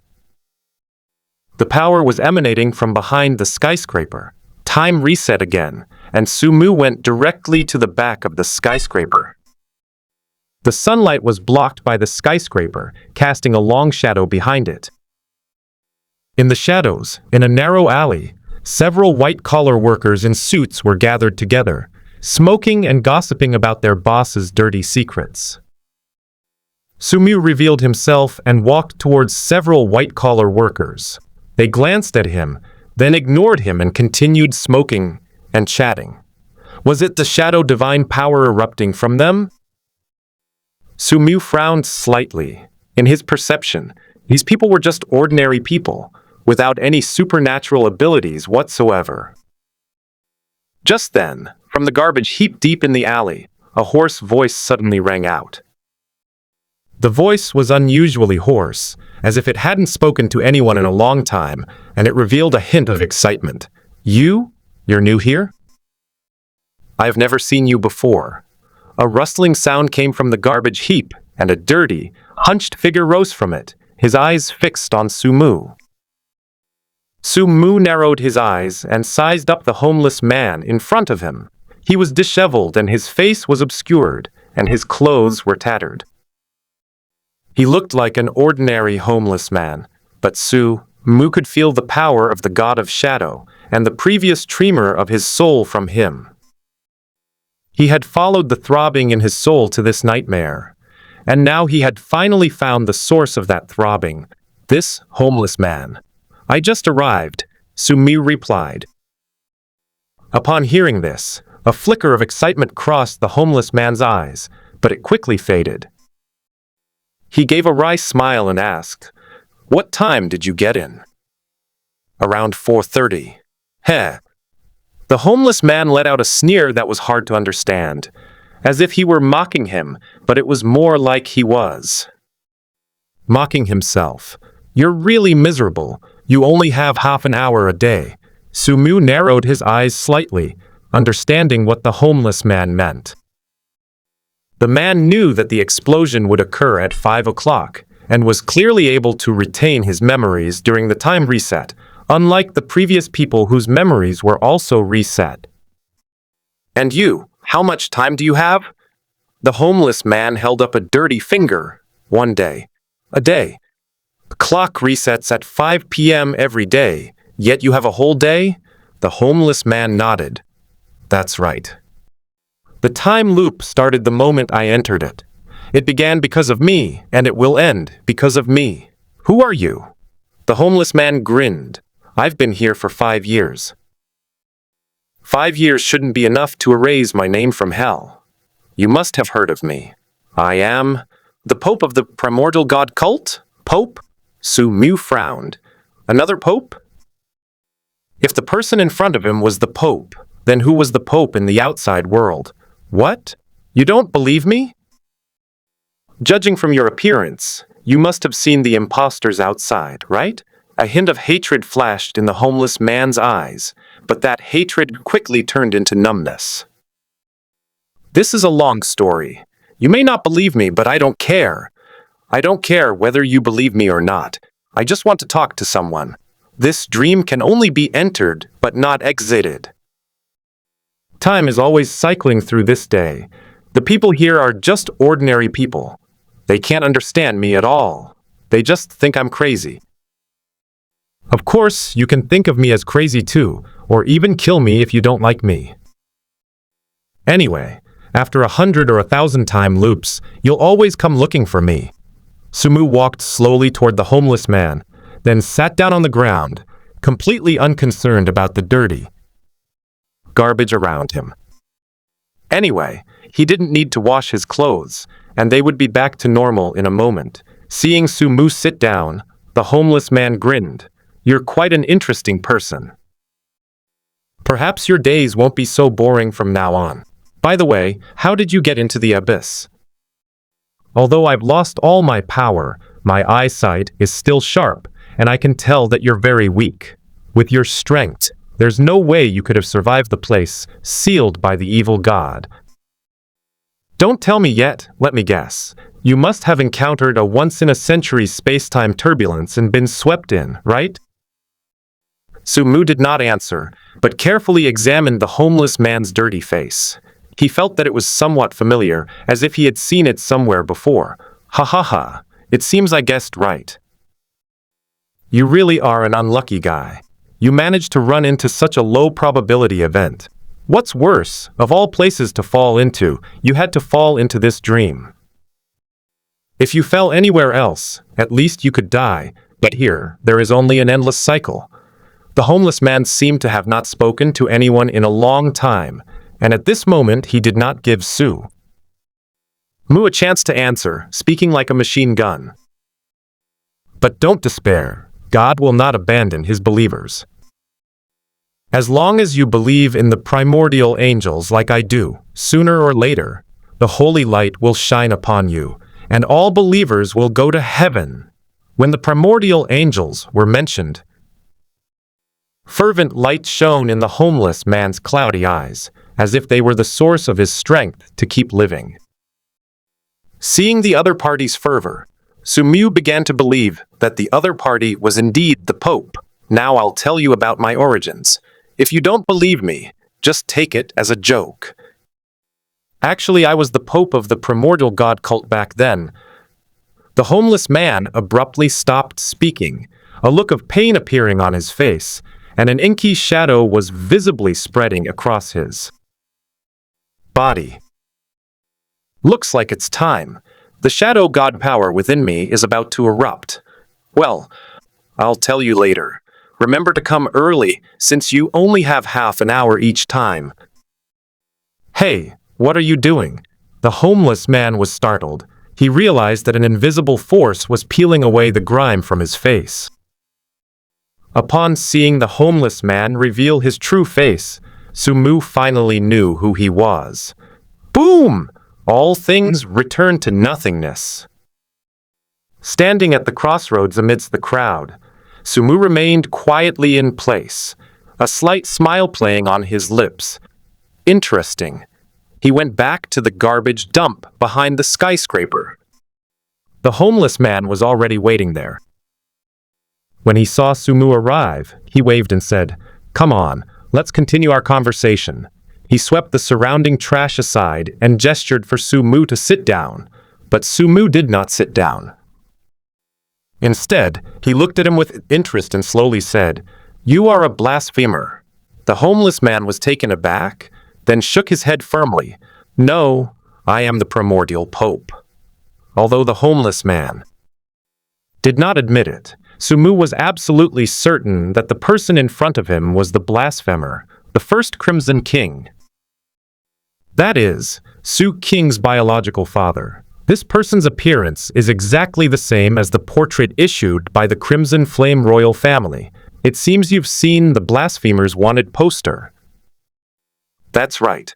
My current body is indeed that of a blasphemer, but my soul belongs to the primordial Pope. The true blasphemer has already taken over my body.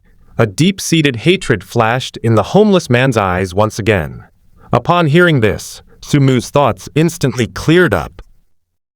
He finally understood why the previous Pope knew about the Nightmare Apostle, the Supreme Heaven, and even that Su King was of royal blood. Because the Pope was the first Red King.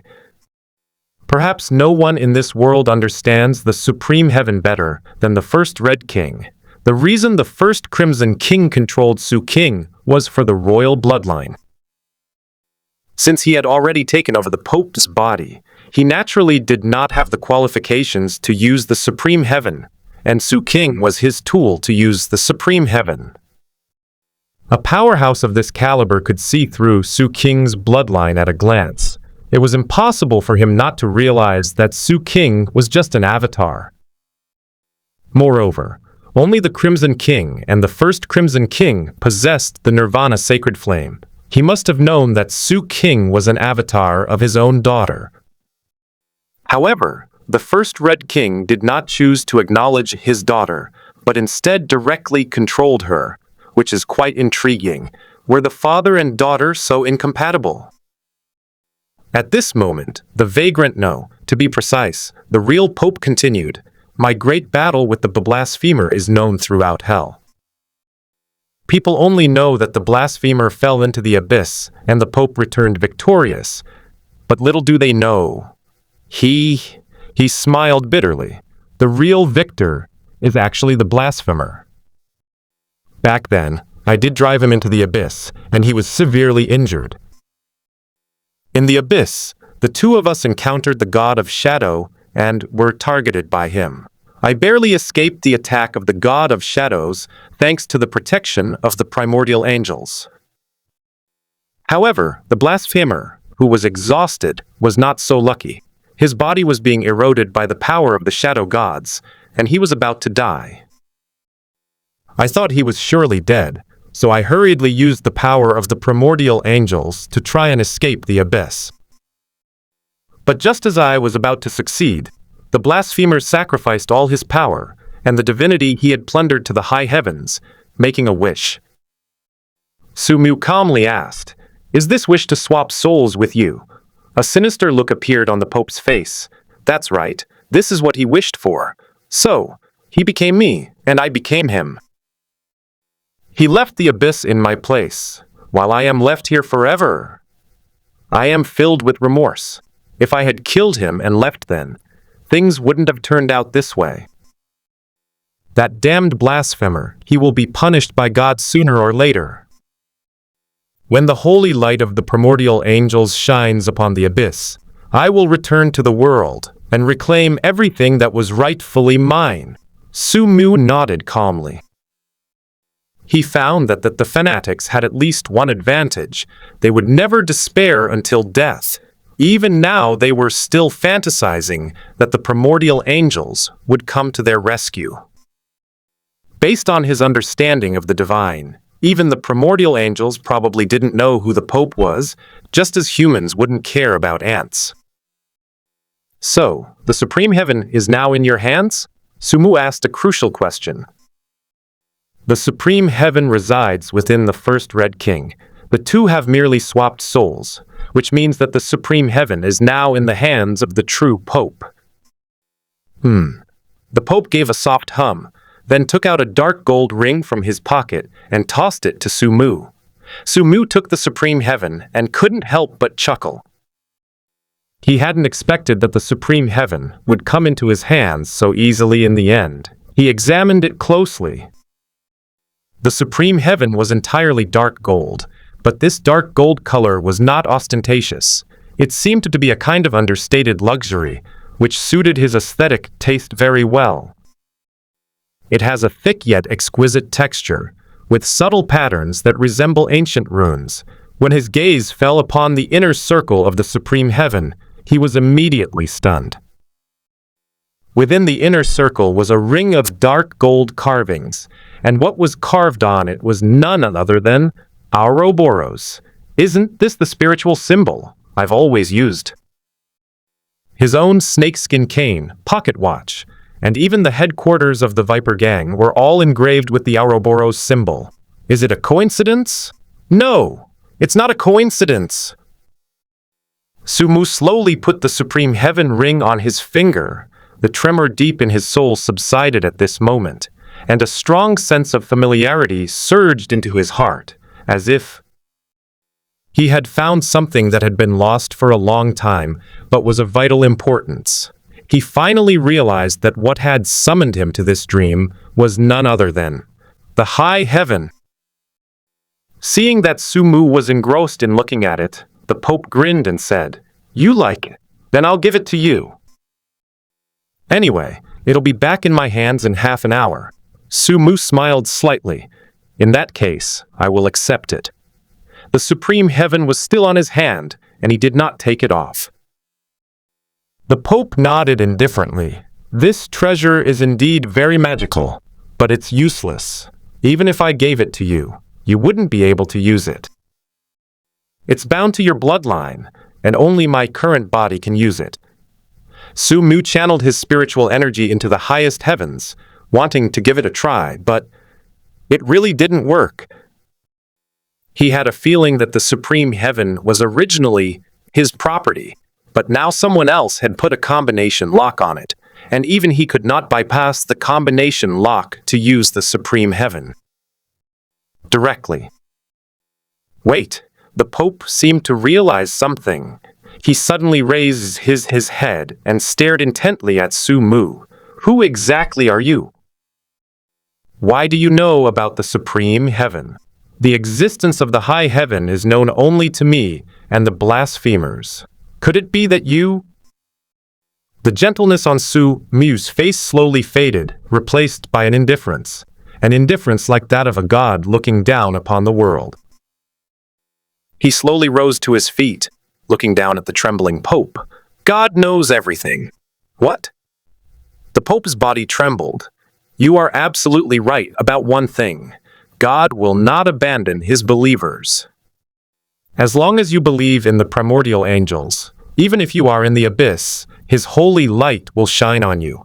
Before he finished speaking, Sumu's brow suddenly split open, revealing a silver, vertical pupil filled with divine radiance. The mercury-like radiance shone upon the Pope, and at that moment, the Pope completely lost the ability to speak. He was so excited that his whole body trembled. God, this. He trembled, unable to utter a complete sentence. His eyes instantly reddened, and hot tears welled up from his sunken eye sockets, sliding down his cheeks and carving clear lines on his filthy face, revealing his pale skin. The Pope knelt on the ground, kowtowing excitedly. "God! You have finally come to save your devout people." Bang, bang, bang. His head kept slamming against the hard ground, not caring at all, even though his forehead was already a bloody mess, as if only in this way could he express his piety and excitement. "Get up," Sumu said indifferently. The Pope then stopped kowtowing and, like a frail old man, struggled to his feet. You are the messenger sent by the primordial angel to save me?" Sumu nodded. The Pope grew increasingly agitated, bursting into tears like a child, gesturing wildly. "I knew it! I knew it! God will not forget his people." Sumu, too lazy to watch the other party's madness, interrupted. "I have come here to save you by divine decree. Don't waste time." Tell me what you know about the basic situation of this dream. Yes, yes, Your Excellency. The Pope wiped away his tears, without doubting that God was omniscient. But that did not mean that the messengers sent down were also so.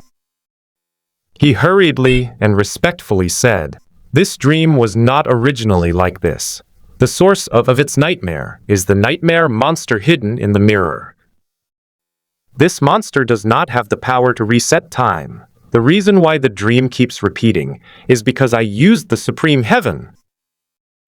Back then, after I swapped bodies with the blasphemer, I was already critically injured and on the verge of death. Furthermore, the blasphemer had also been corrupted by the power of the god of shadow and was powerless to save him. I plummeted to the bottom of the abyss and encountered endless nightmare monsters. I thought I was doomed, but to my surprise, because of the power of the shadow god, these nightmare monsters dared not approach me. I knew it was divine intervention protecting me. I refused to die like this, so I rose again, walked through the abyss, and finally found this dream. Did you specifically choose this dream world? The Pope nodded. That's right.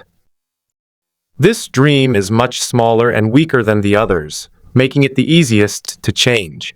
After I arrived in this dream, the crisis was not over, because the power of the shadow god was constantly eroding my body.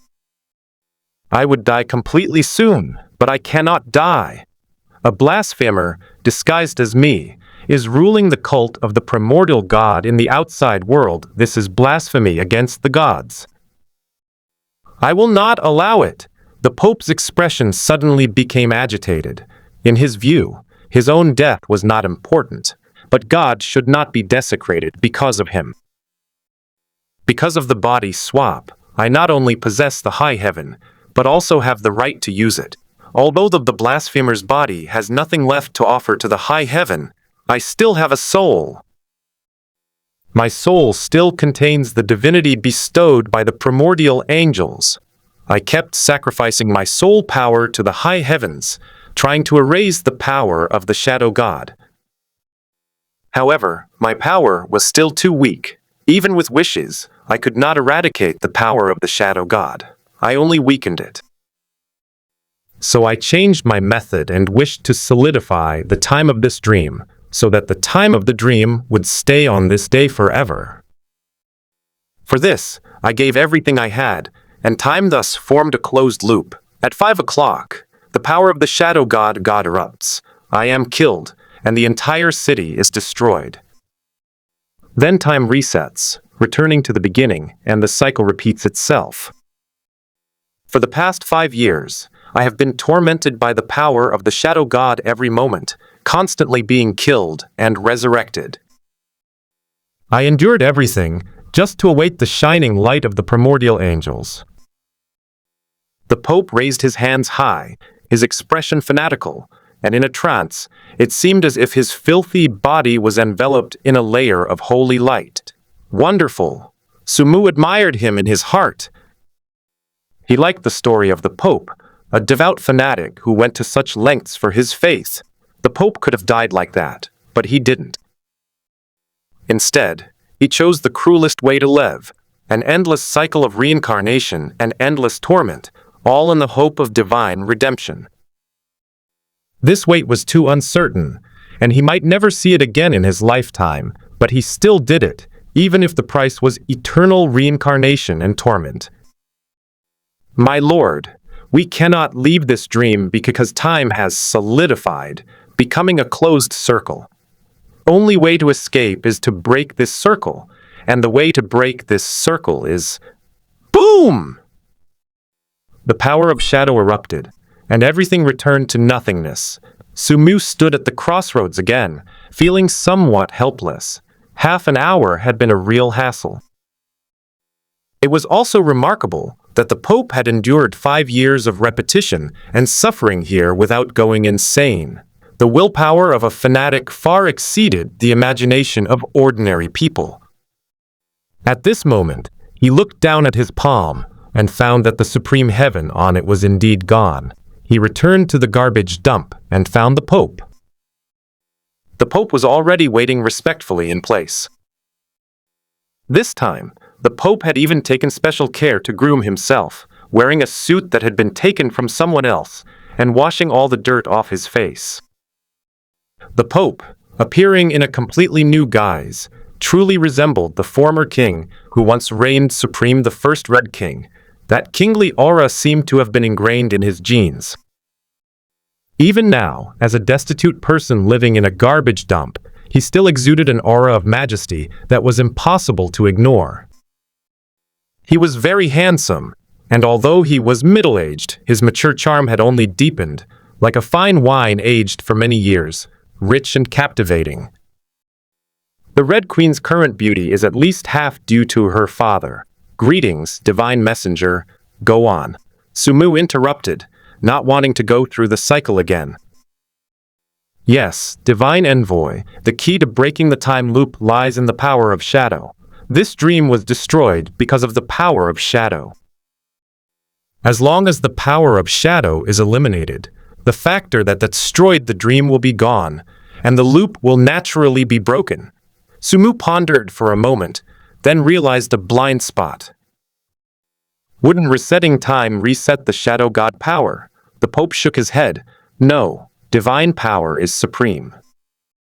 The closed loop of time only traps divine power here, but no matter how many times time is reset, divine power will always be the original divine power. Even if time is reversed, the destructible divine power cannot be replicated. This is ultimately just a small-scale time reset granted by the Supreme Heaven. Only a worldwide time reset that includes all the gods can truly affect them. If time is a river, then this is merely a small puddle. The gods are like people passing through this puddle. At most, they'll get their shoes wet, but they're unlikely to drown. Sumu understood that the key to breaking the deadlock lay in eliminating the power of the shadow gods, but the question was how to eliminate. He had witnessed the terrifying power of the shadow god's power several times. It could destroy an entire city in an instant, but it wasn't the kind of destruction like an atomic bomb. At least after an atomic bomb explodes, people and buildings are obliterated, but the sky and earth remain. The explosion of the shadow god's power obliterates everything. Matter no longer exists, only nothingness remains. Even if all four gods unleashed their full divine power, they couldn't withstand it. Since this was a god personally taking action, after much thought, only the highest heaven remains. The Supreme Being can trap the power of the shadow god here, and can also possess the Pope, who possesses primordial divinity. The abilities it has demonstrated have long surpassed the level of the Golden King. At least the King of Gold cannot affect the gods, but the High Heaven can. Sumu speculated that the Supreme Heaven was probably more than just a royal treasure. Was it really created by the vanished king with the full power of the nation? To put it bluntly, the entire Crimson Flame Empire combined is no match for a single finger of a god. So how can the Supreme Heaven they created influence the gods? Moreover, this is clearly not the limit of the Supreme Heaven, but the limit of the user, meaning the user doesn't have much left to offer to the Supreme Heaven. Perhaps, if enough sacrifices are made, the high heavens might truly be able to erase the power of the shadow god. This is just divine power, not a real god. Suddenly, Sumu opened his divine eye, and a beam of holy light shot out and entered the Pope's body. My lord, you? The power of the shadow gods was detonated by the holy light. My lord, your idea of using primordial divine power to erase the shadow divine power is correct, but you have too little primordial divine power at your disposal. I understand. After all, coming from heaven to hell is not an easy task, and you cannot carry too much power. But this amount of divine power is really not enough. The Pope spoke tactfully, and Sumu understood what he meant. He guessed that Sumu felt that the primordial divine power he had unleashed was less than 1% of the Pope's peak power, or even less. Sumu said indifferently. This time, I descended to the mortal realm, possessing the body of a mortal and crossing the abyss. I have consumed too much divine power along the way. The only way now is to use the supreme heaven to strengthen the eye of God, in order to completely defeat the shadow god power. As he spoke, he directly pulled out the golden crown and golden scepter of the primordial god cult. Upon seeing the familiar treasure, the Pope's eyes widened suddenly. This is divine envoy. Have you already dealt with the blasphemer? Sumu did not answer, but asked, both treasures contain primordial divine power. If we offer them as a sacrifice to the supreme heaven to strengthen my divine eye, can we defeat the shadow divine power? The Pope shook his head bitterly. It's not enough. Although these two treasures have been passed down for many years and worshipped by believers day and night, I'm afraid they can't completely eradicate the disease if we actually use them. This answer was exactly what Sumu had expected. Two earthly treasures alone were not enough to shake the power of the gods. What if we add these two? With a wave of his hand, Sumu unveiled a shocking scene. A treasure mountain appeared out of thin air in the originally narrow and cramped alley. Thousands upon thousands of treasures were piled up like mountains, almost filling the entire alley. Such a commotion quickly attracted the attention of passers-by. After Sumu activated his illusion, the passers-by looked bewildered and turned to leave. The Pope was shocked. He wasn't unfamiliar with treasures, but this was the first time he'd ever seen someone pull out a mountain of treasure directly. The Pope took a deep breath and said slowly, Your Excellency, although there are many treasures, I'm afraid it's still not enough. Not enough. Sumu frowned slightly. He had already taken out all the treasures from the Blood Moon treasury. Except for the Mirage, one of the 12 swords of royal power, all the others were here. These treasures, plus the 2 primal treasures, could buy an entire country, yet it still wasn't enough. If this continues, he might have to sacrifice the divinity of the 4 gods, but he won't do it lightly unless absolutely necessary. How much more is needed? The Pope silently estimated, all the treasures combined can probably only eliminate half of the shadow god's power. Half? Now Sumu also felt troubled. All his resources could only eliminate half of the shadow divine power. Where could he find the other half? Even if he filled in all 4 divine powers, it might not be enough. Should we try to sacrifice our own dreams? Regardless of whether a sacrifice is possible, even if the shadow god's power is broken, without the protection of the dream realm, one will still die in the abyss once the sacrifice is successful. What if we add the source of nightmares? Sumu thought of the nightmare monster in the mirror. The Pope shook his head again. It's a drop in the ocean. Even if the entire city were sacrificed, it probably still wouldn't be enough. Such a terrifying gap made Sumu realize that even if he frantically increased his mental power, it would probably be useless. He originally wanted to use his virtually limitless mental power to charge the supreme heaven, but now it seems that he collapsed before he could even be fully charged. Although he is now immortal, once his mental strength exceeds the threshold that his body can withstand, he will be in an awkward situation of being neither alive nor dead. That is, the spirit bursts the body, then the body recovers, then bursts again, then recovers again. The two are seamlessly connected, and it can never be transformed into a human form. It seems we can't use such a simple and crude method to erase it. We have to find another way. Sumu fell into deep thought, and not long after, boom! The power of the shadow gods erupted, and the city was destroyed. This time, he stood at the crossroads without taking any action, still deep in thought. If a direct confrontation between the eye of God and the power of shadow is not feasible, Then let's try a different approach, such as weakening the power of shadow. It's a very simple principle. If strengthening yourself isn't enough, then weaken your enemy. But how do we weaken it? Soon, Sumu thought of something.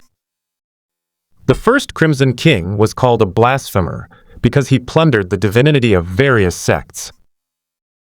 Sumu had been wondering why the first Crimson King was able to control those divinities, but now that he had obtained the Supreme Heaven, he understood that it was all because of the Supreme Heaven. The Supreme Heaven can even absorb divinity, so it's no problem for the first Crimson King to control divinity by making a wish through the Supreme Heaven. Strictly speaking, the first Red King was very similar to him, both being blasphemers. However, one relied on the Supreme Heaven to control divinity, while the other used the balance between dreams and divinity to control it. With this thought in mind, Sumu came up with a solution. Since a direct attack wouldn't work, he could simply resort to the methods of the blasphemers. He went to the garbage dump and met the Pope, who was dressed in a suit and tie. It's clear that the Pope doesn't mind the trouble.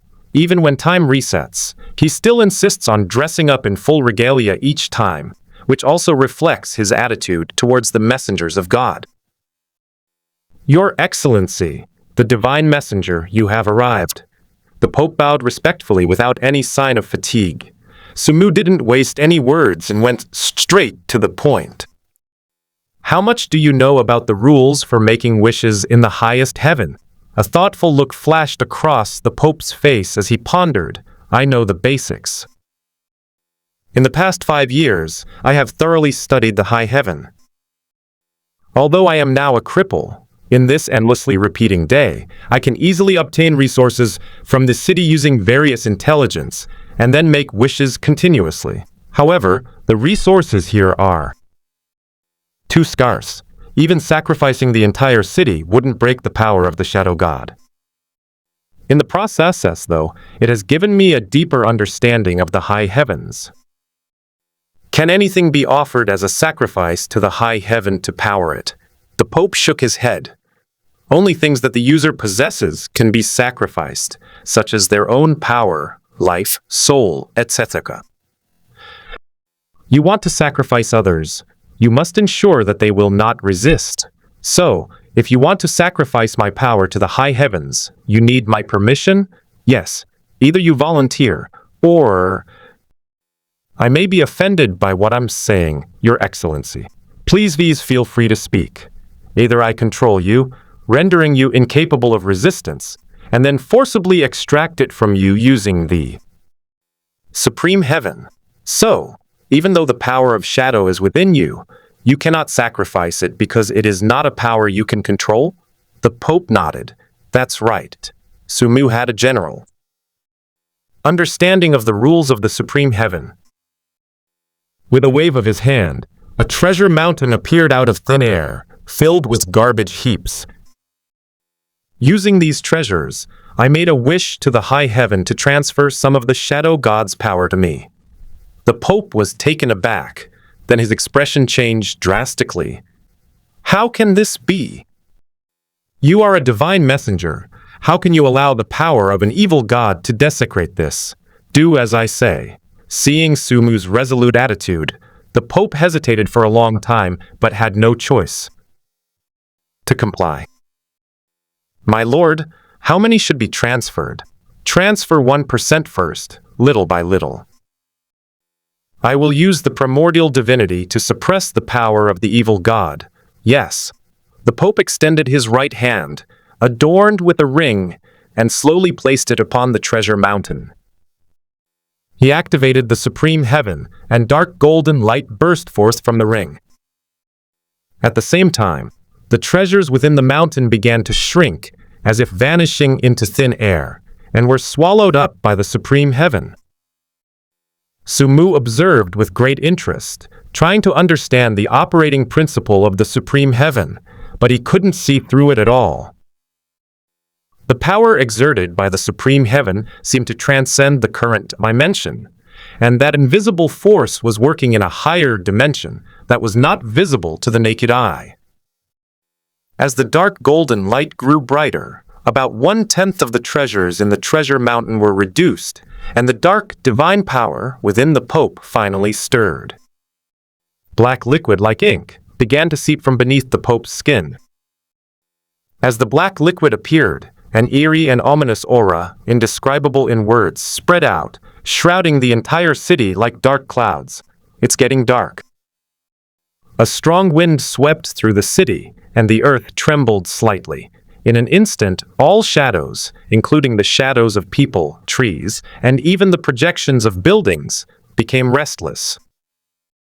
Screams rang out continuously. The people living in the city thought it was an earthquake, and began to flee frantically, turning the streets into chaos. Sumu frowned slightly, somewhat surprised. He hadn't expected that simply transferring the power of the shadow god would require consuming 1/10 of the treasure. The Pope seemed to see his confusion and explained, "My lord, transferring divine power is not difficult. The difficulty lies in transferring the shadow divine power without harming me. My body is too fragile now, and even the slightest disturbance in the divine power could cause my death. So the consumption will be greater. You're now a cripple. How did you manage to suppress your shadow god power until 5 o'clock before it erupted?" Sumu asked. "It wasn't me who suppressed it. It was the blasphemer. He was corrupted by the power of the shadow god at the time, so he used the high heaven to make a wish to suppress it. However, this suppression has a time limit, and it can only suppress it up to 5 points. Later I became him, but the wish I made still has an effect." Sumu nodded and said nothing more, because the power of the shadow gods was gradually emerging from the Pope's body under the influence of the supreme heaven. Suddenly, a few drops of pitch-black water, defying gravity, floated in mid-air and then flowed directly into his body. When the shadow god power entered his body, the 4 divine natures within Sumu's soul immediately reacted, as if their territory had been invaded, continuously radiating divine light to suppress the shadow god power. The Pope's wish was merely to transfer the power of the shadow god. How to suppress it after the transfer was Sumu's own business. Faced with 1% of the shadow divine power, the 4 divine natures easily suppressed it. The pitch-black shadow divine power was continuously refined and eventually transformed into a faint divine nature, which completely merged into Sumu's soul. "It's done." Sumu smiled, knowing his plan had worked. "Continue the transfer." "Yes, Your Excellency." Like a loyal servant, the Pope meticulously transferred the shadow god power. As the treasure mountain shrank, 1% of the shadow god power entered Sumu's body. He skillfully suppressed and refined the power of shadow, and the shadow divinity within his soul grew stronger. He could sense that this was not the limit he could contain. Continue. Under the influence of the supreme heaven, the power of the shadow god continued to shift until 1/10 of it had been transferred before it stopped. Because Sumu has reached the limit of the dark divinity he can withstand, once he exceeds this limit, the dark divinity will become dominant, and the divine power within his body will become unbalanced, and he will surely die. At this moment, the Pope looked troubled. "Your Excellency, we only transferred 1/10 of the shadow god power, but we consumed so many treasures. What should we do with the remaining 9/10? Even with the 2 primal treasures, the remaining treasures are still not enough." Sumu smiled slightly. "Do you think a person can keep ascending to heaven by stepping on their right foot with their left foot, and then stepping on their left foot with their right foot?" The Pope was stunned, his eyes wide with disbelief. This can't be, can it?" Although he hadn't studied physics, he still knew the basics. "You're wrong. It is possible." Sumu placed his hand directly on the Pope and smiled. "Sacrifice the shadow divinity within me." "Huh?" The Pope was dumbfounded and couldn't react for a long time. I have refined the power of the shadow god, and it has become my own power, which can be sacrificed. The Pope finally realized what was happening, a look of excitement appearing on his face. This is actually possible. Using the power of shadow to fight the power of shadow. Is this the wisdom of the divine messenger? He never imagined that the highest heaven could be used in this way. However, even if he thought of it, he couldn't use it. Only someone like Sumu, who could control divinity, could use this method. Make a wish. Make 2 wishes. First, to deplete the shadow divinity within me to wear down the shadow divine power within you. Second, to allow the shadow divine power to continue to transfer and strengthen the shadow divinity within me. What kind of operation is this? Using shadow divinity to make wishes, thereby increasing shadow divinity?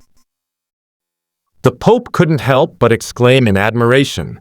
Using an evil god to fight another evil god, while saving a great deal of treasures, is simply ingenious. In other words, he didn't know what a perpetual motion machine was, otherwise he would have been so astonished that Sumu had invented a perpetual motion machine. He suppressed his excitement and began to make a wish as Sumu instructed. This time, everything went smoothly and the plan worked.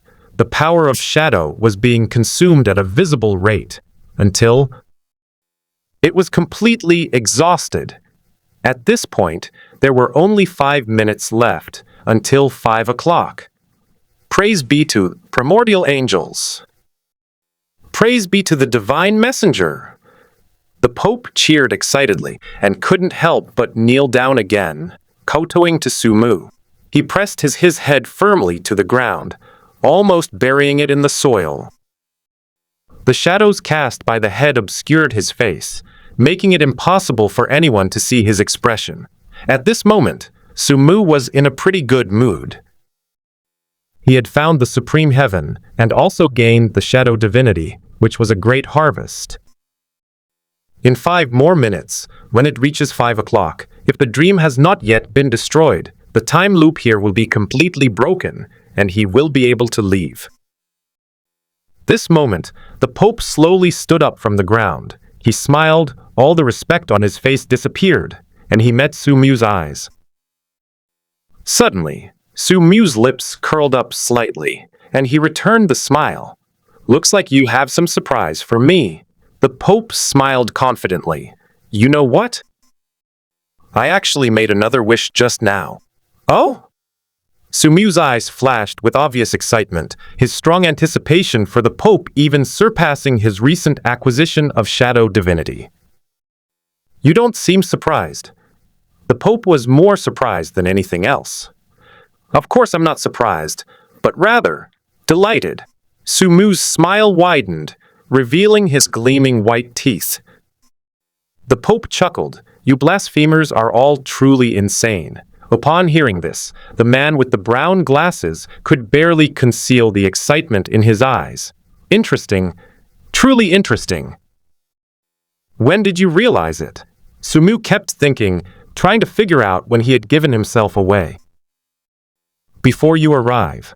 Upon hearing this answer, Sumu narrowed his eyes slightly, immediately recalling what the Pope had said before, and he instantly understood. It seems you really haven't wasted these past 5 years. Of course. The Pope strode forward, standing with his hands behind his back.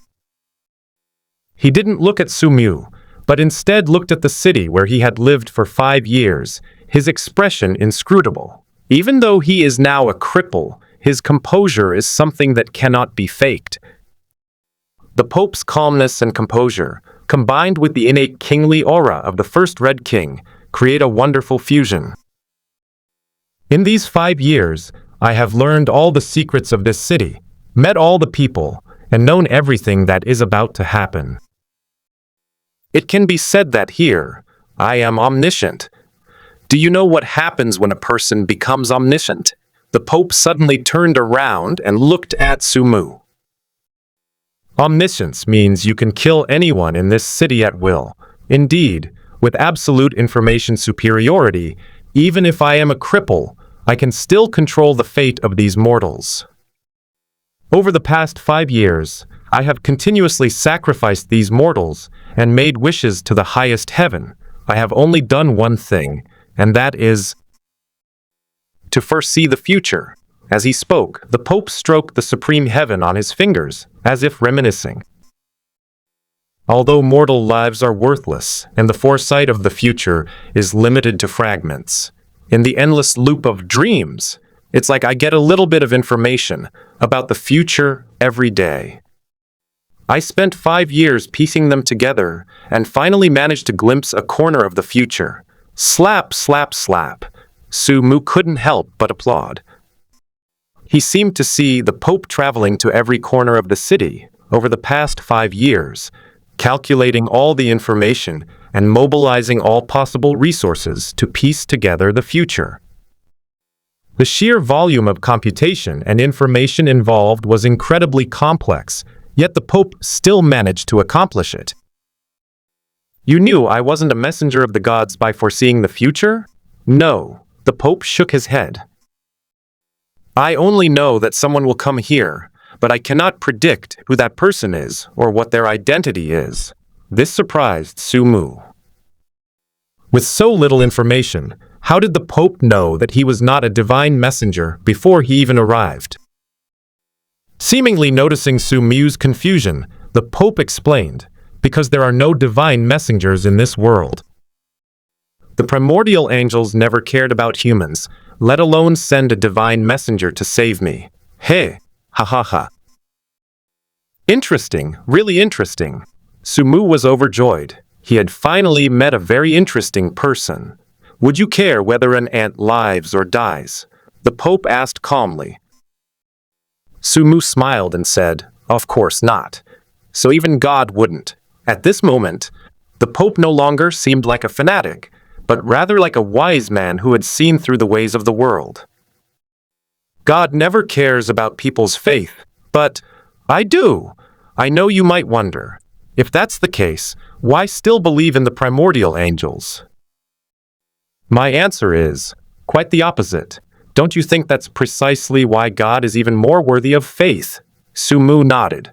I don't understand, but I respect it. A blasphemer like you would never understand the greatness of the gods, but that's all right, you'll understand soon enough. When it's 5 o'clock, my wish will take effect, and even if you kill me now, it won't matter. I'm very curious.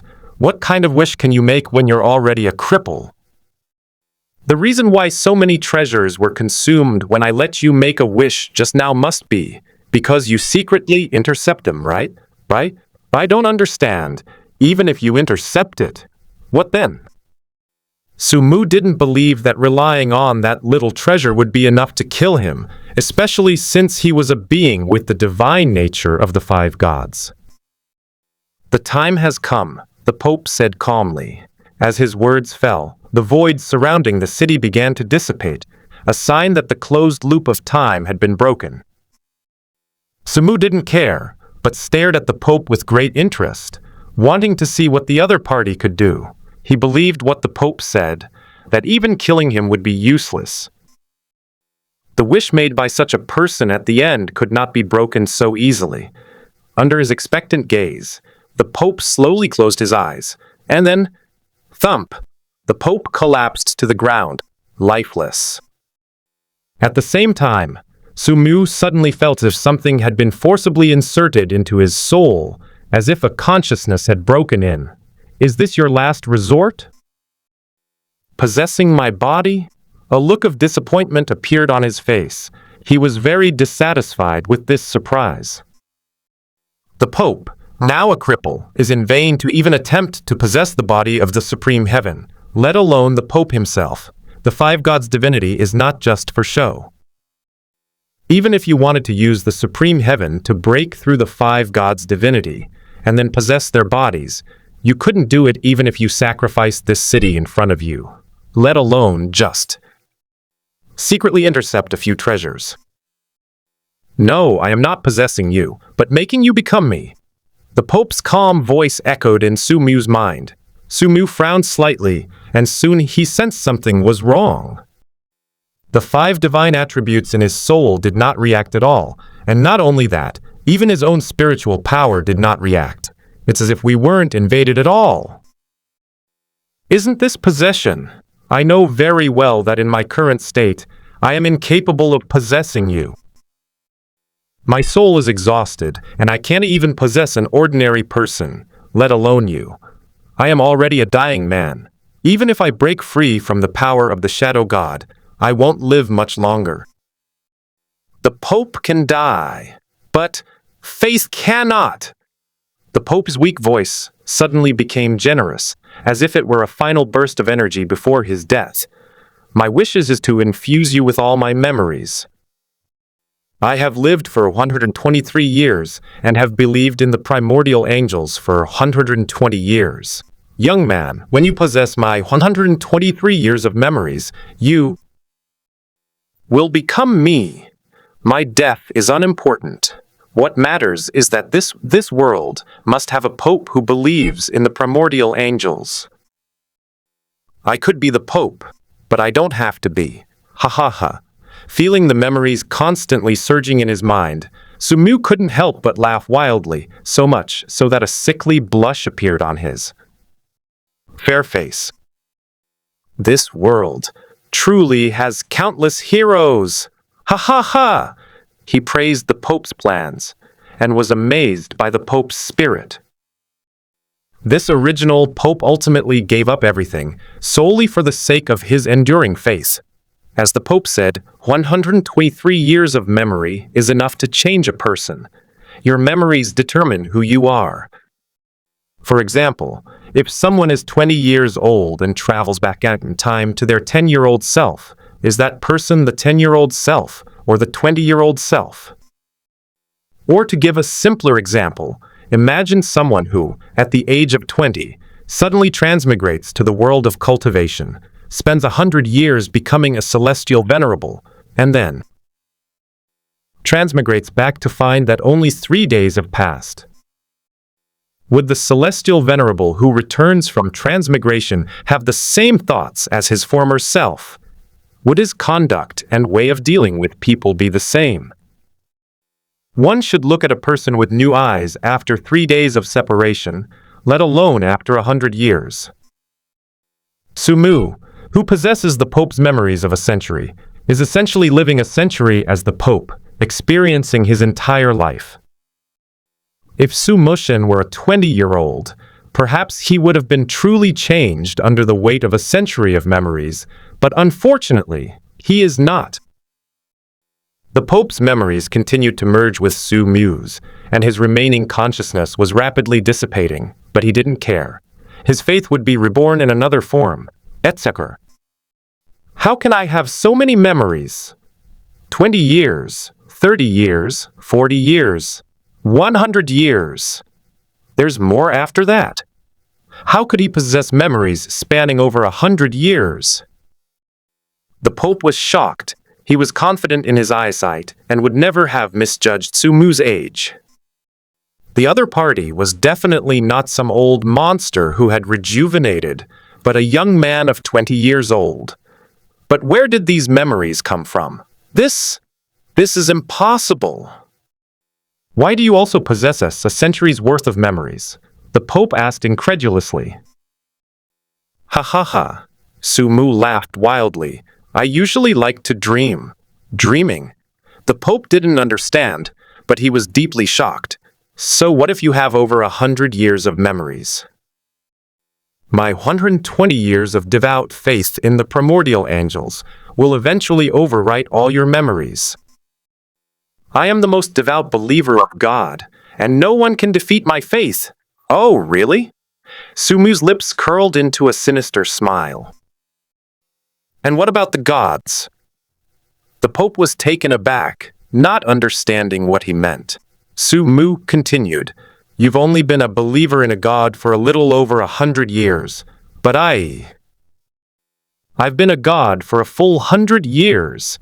In an instant, A dazzling, blue light burst forth from his eyes, and the madness hidden deep within them could not be concealed, even by his brown-tinted glasses. Today, I'll let you experience what it's like to be a god. Believe in God. Ha! That's because you're not God. Sumu's memories of the omnipotent deity in his dreams for over 100 years were frantically pouring into the Pope's consciousness. As their memories merged, the Pope's consciousness became hazy. In a daze, he saw the ultimate bliss of life, tasting all the delicacies in the world, witnessing all the beauty in the world, wielding power over the world when awake, and resting on the lap of a beautiful woman when drunk. Sometimes he is the supreme immortal emperor sitting high in the heavens, and sometimes he is the lawless and world-destroying demon god. All living beings in the world are at his command, and he can control their birth and death. Every desire imaginable by humankind is satisfied at this moment. Gradually, the Pope began to feel lost. He suddenly couldn't understand why he had to believe in God, when he was God himself. In this state of bewilderment, his consciousness completely vanished. After a while, the crystalline blue light in Sumu's eyes slowly faded. He calmly pushed up his brown glasses, once again concealing his deep eyes. A cold, disdainful smile curled at the corner of his lips. Ha! Only mortals believe in gods, but I am a god. At this moment, the smiling face etched on the arrogant mask seemed to solidify on his face. Looking at the Pope's still warm body, Sumu frowned slightly, wondering if the body could still use the supreme heaven. He activated de-sealed dust and severed thoughts, and his materialized spiritual power surged forth, transforming into tens of thousands of invisible spiritual threads that connected to the Pope's corpse. Under his control, the Pope slowly stood up, moving his hands. Apart from having no expression, he was no different from a living person. Sumu took out a priceless treasure and handed it over. The Pope took the treasure and began to activate the supreme heaven, but there was no response. As expected, only living people are needed, so you're useless. Sumu plucked the supreme heaven from the sky and put it on his own hand, while the Pope's body collapsed to the ground. Without the supreme heaven, this corpse is worthless, especially since it has been completely drained by the supreme heaven, and its physical body is so weak that it is not even as strong as an ordinary person. If there's any value to it, it's probably that if I take it back and give it to the Red King, I can probably exchange it for a decent noble title, but Sumu doesn't need it. He took a step, ready to leave this nightmare, but after just one step, he felt a sharp headache. Countless jumbled fragments of memories collided in his mind, making his originally clear thinking somewhat chaotic. Although the Pope's suicide attack failed to change Sumu, it did have some impact on him. The fact that he can still remain conscious after suddenly absorbing hundreds of years of memories is largely thanks to his strong mental strength. In a daze, he saw himself in the primal god cult, devoutly preaching to millions of believers, and he also saw himself in an empty, deserted hall, gazing fervently at the primal god statue. With various chaotic perspectives switching back and forth, he found it difficult to think calmly. It took him a long time to calm down before he finally regained consciousness. Sumu knew very well that the best way now was to hypnotize himself and forget all of the Pope's memories, which would solve the problem once and for all, but he did not choose to do so. Because the Pope's memories are extremely valuable, as an unparalleled powerhouse surpassing the Golden King, his memories not only contain top-notch combat experience, but also various knowledge about the nightmare world, thousands of primordial divine arts, and even insights into primordial divinity. The value of these memories is greater than the entire Blood Moon treasury combined. Therefore, He couldn't possibly forget all his memories at once. What he needed to do was to eliminate the useless memories and preserve the essence. However, this would take a lot of time, just like performing surgery, removing them little by little. He didn't have that much time to waste right now. Having gained the Pope's knowledge, Sumu could now be considered an encyclopedia of the nightmare world. He also knew just how powerful the Pope was at his peak, saint level. The levels in the nightmare world are not much different from those in the real world. They are also divided into bronze, silver, and gold, since the nightmare world is the place where you can directly experience the law. Above the golden law, there exists another law, the holy law. The King of Gold is an existence between the gold level and the saint level, which means that a saint-level powerhouse is even more powerful than the King of Gold. The title of Golden King is not actually a realm, but rather a transition to the saint level, because the Golden King is essentially the same as the Golden Warrior, both being connected to the Golden Law. Why does the King of Gold possess power far exceeding that of gold? Sumu found the answer in the Pope's memories. Bloodline. The Golden King evolved from a golden-level powerhouse who devoured the essence and blood of a saint-level nightmare creature. For example, the Red King's Phoenix and the Undying King's Blood Angel are powerful because they can use a portion of the saint-level power, thus overwhelming the gold-level powerhouses. Sumu guessed that these Gold Kings were basically all thanks to the blessings of their ancestors. The original 7 kings obtained the essence blood of a saint-level nightmare creature and became the Golden Kings.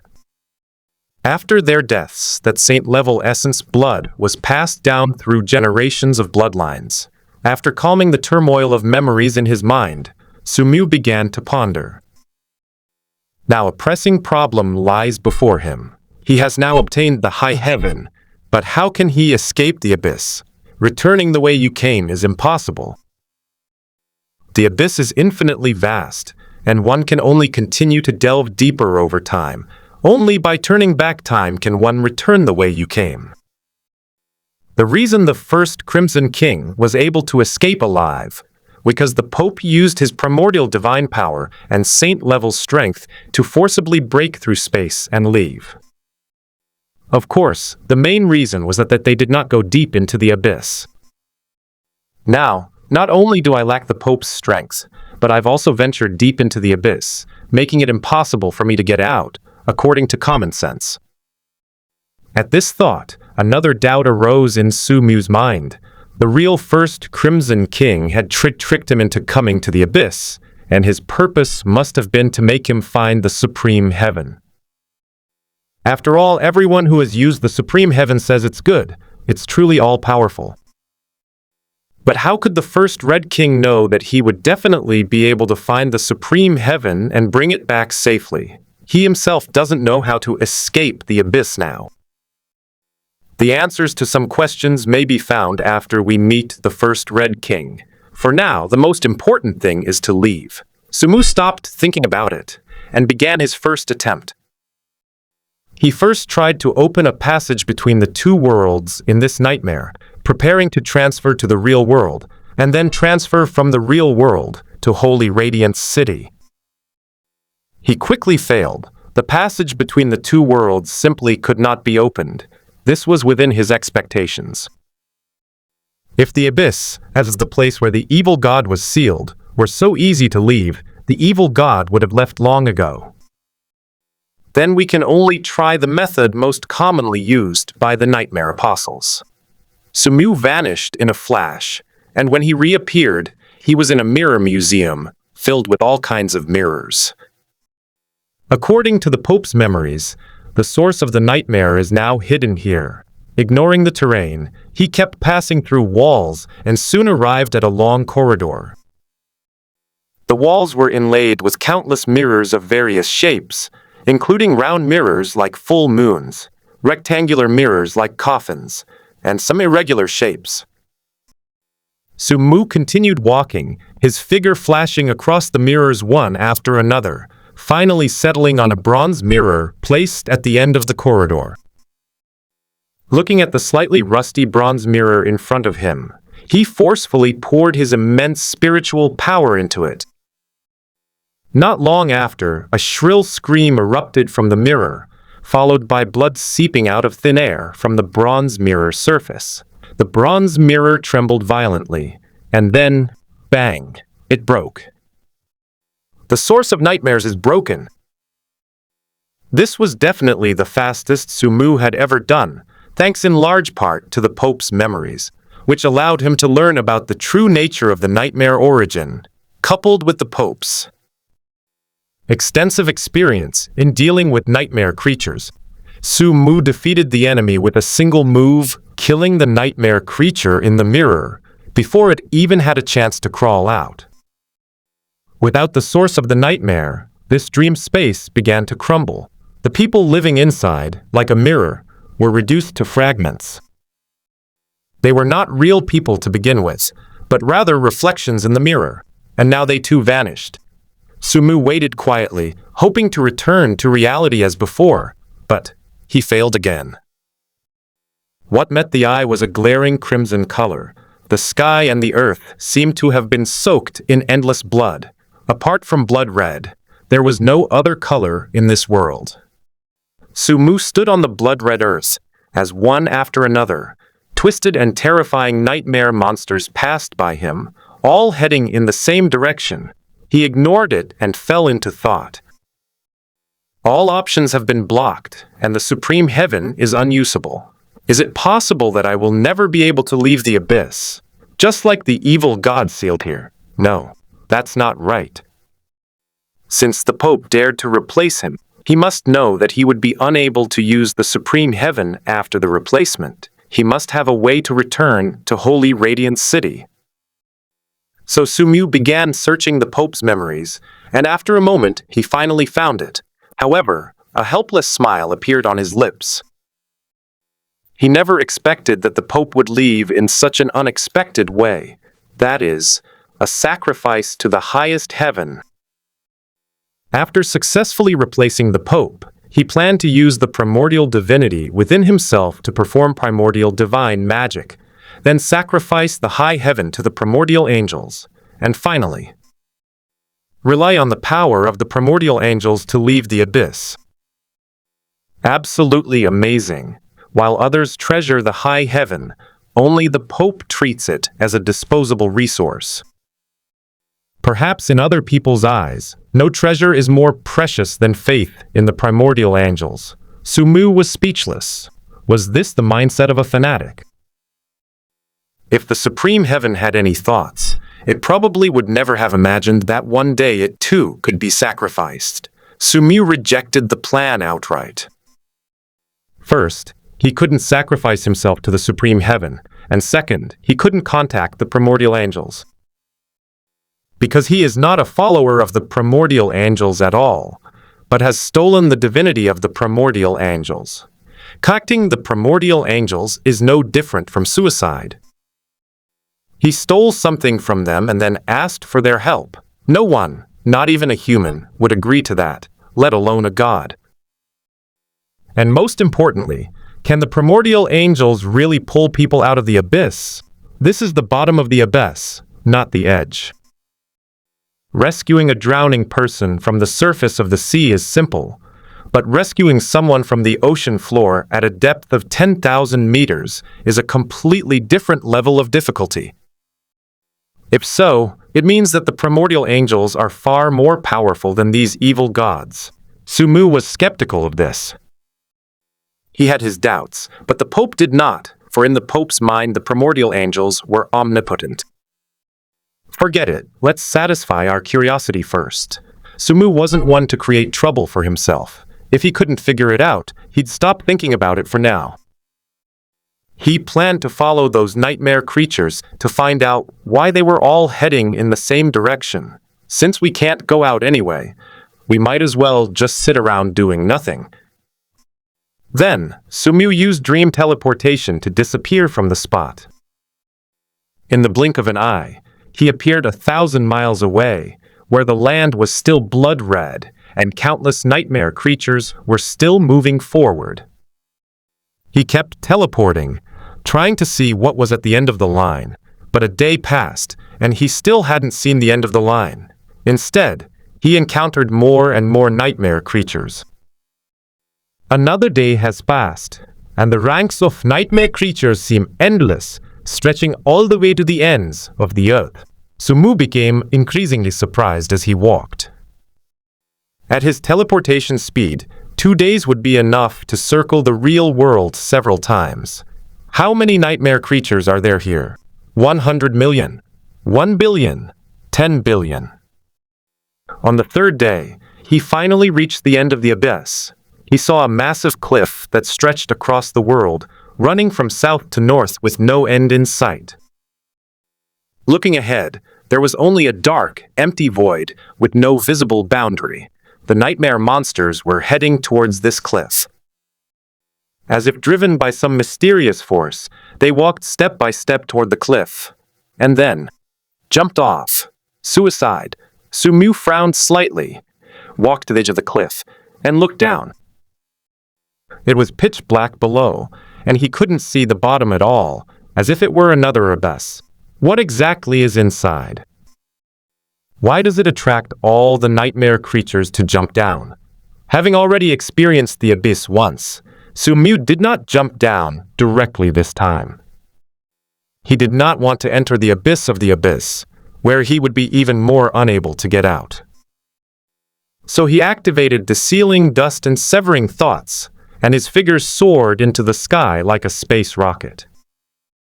When he reached an altitude of 10,000 meters, he paused, staring intently at the precipice that stretched across the world. That wasn't a cliff at all, but an enormous handprint. The cliff he had seen before was only the edge of his little finger. It was so huge that it exceeded the limits of human vision, which is why it appeared as a cliff. Upon seeing this scene, he even imagined a vision in his mind, an incomparably majestic being slapping a palm down on the blood-red earth, the sky-covering palm descending from the heavens and leaving a bottomless palm print on the ground. Only a god could cause such power. What god unleashed this palm strike, and why did those nightmare creatures keep jumping into it? Sumu grew increasingly curious. He landed back on the edge of the cliff and picked out a weak, humanoid creature of only bronze level from the nightmare creatures nearby. This humanoid creature was covered in blood and gore, with white eyes that had no pupils, and it roared incessantly with its mouth wide open, looking very much like a zombie from a movie. It must have been created because someone had a nightmare after watching a zombie movie. He used his mental power to lift the zombie up, and then threw it into the cliff. The zombie continued to fall, and after falling about 100 meters, Sumu pulled it back up. He carefully examined the zombie, even taking it into his dream and examining it himself. He lifted the zombie's arm and thigh, then pried open its mouth to look inside. After confirming that the zombie was indeed healthy, he threw it out of the dream. It seems that you can come and go freely in here, so Sumu jumped down. He didn't fall rapidly, but descended slowly, with some flightless nightmare creatures darting past him, like dumplings being dropped into a pot.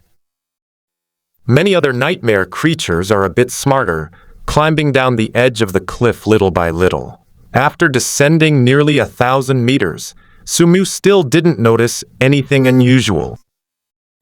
He could even fly upwards, so there was no possibility that he was trapped. He began to accelerate, and finally, when he descended to 10,000 meters, he saw the light. A blinding white light shone from the bottom of the cliff, and within the white light, many tiny black dots could be faintly seen wriggling. Could this be the legendary source of nightmares? Legend has it that the source of nightmares was sealed in the abyss, a fact confirmed in the Pope's memories. However, a look of doubt appeared in Sumu's eyes. If this was the source of the nightmare, then the nightmare creatures should be climbing out of the cliff, not the other way around, jumping into the cliff, right? He continued downwards following the light, but the white light seemed to have no magical properties. He did not feel any power from the white light, just like the light emitted by an ordinary incandescent bulb. As he drew closer, he finally saw the true nature of the white light. It was an enormous screen of light, like a ground made of pure light, lying quietly at the bottom of the cliff. The black dots in the white light were not black dots at all. They were just too far away before, but now that we are closer, they are actually densely packed nightmare creatures. Like tiny flying insects attracted by incandescent light bulbs, they clung to the light screen, wriggling desperately as if trying to squeeze into it. Most of them were weak, bronze-level monsters, like zombies. Sumu saw as many as 1,000,000 of them, and this was only a small part of the cliff. After all, he was only at the position of his little finger. This deep pit, resembling a 5-finger imprint, was filled with nightmare creatures jumping into it from all directions, their numbers incalculable. Although bronze-level items make up more than 90%, silver and gold-level items are also readily available in the remaining 10%. Sumu wandered around for less than 5 minutes and saw at least 100 gold-level nightmare creatures. This number was terrifying. It could almost destroy an empire. Even with the Golden King's intervention, the empire will suffer a tremendous blow. Besides the gold-level nightmare creature, he also encountered some familiar faces, the faceless angel and the evil Buddha. These two enormous figures stood silently on the light screen, motionless. Around them was almost a vacuum, and no nightmare creature within 100 miles dared to approach. Saint level. Both the faceless angel and the evil Buddha are saint-level beings. Previously, Sumu couldn't discern their strengths, but now, possessing the Pope's memories, he could see through their true nature at a glance. What lies beneath the light barrier? What could possibly attract even a saint-level nightmare creature? Sumu landed on the light screen, took off his brown glasses, and his eyes shone with a crystal blue light as he looked into the light screen with his deep gaze. Soon, he witnessed a shocking scene. A look of surprise appeared in his eyes. Having gained the Pope's insight, there were few things in this world that could surprise him, but now he was truly astonished. He saw a city in the light screen, a very prosperous and modern city. Seeing a city wouldn't surprise him, unless this city was the capital of the Crimson Flame Empire. Skyscrapers soar into the sky like a steel forest, their glass curtain walls gleaming brightly in the sunlight. The streets are bustling with traffic, the endless stream of vehicles, like a rushing river. In this city, he saw the Crimson Flame Palace, which occupied a vast area in the center, the General Bureau of Law Enforcement, and even his own noble manor. What exactly is going on? Why would the real world appear at the bottom of an abyss? Sumu suddenly teleported, his figure flashing continuously on the light screen. He looked down from other positions on the light screen, and cities, mountains and rivers, and famous historical sites of the Crimson Flame Empire flashed by in his eyes. Finally, his figure came to a stop above a city. He looked down from the light screen at the familiar street scenes and buildings and fell into deep thought. Star City! Other cities might make the same mistake, but his hometown of Xingcheng definitely wouldn't. He even spotted the headquarters of the Viper Gang in District 13 of Star City. As the most magnificent building in District 13, it was immediately visible to him. Sumu continued to teleport on the light screen. His gaze left the Crimson Flame Empire and soon came to the Blood Moon Empire. The Blood Moon Palace, which had long been reduced to ruins, was now being rebuilt in full swing. Could this be An absurd thought popped into his mind. Perhaps there is no real world at all, and the so-called real world is just a bigger dream. This light curtain is clearly the outer wall of the dream bubble. It turns out that the real world was just a dream, like the nightmares he had experienced before, only the real world was much larger. It is hidden beneath the abyss. If it weren't for this giant handprint that pierced through the bottom of the abyss, one would never see the real world, even if they came to the abyss. It turns out that the heaven that the Pope and others spoke of was real. Heaven truly exists and is not part of the real world.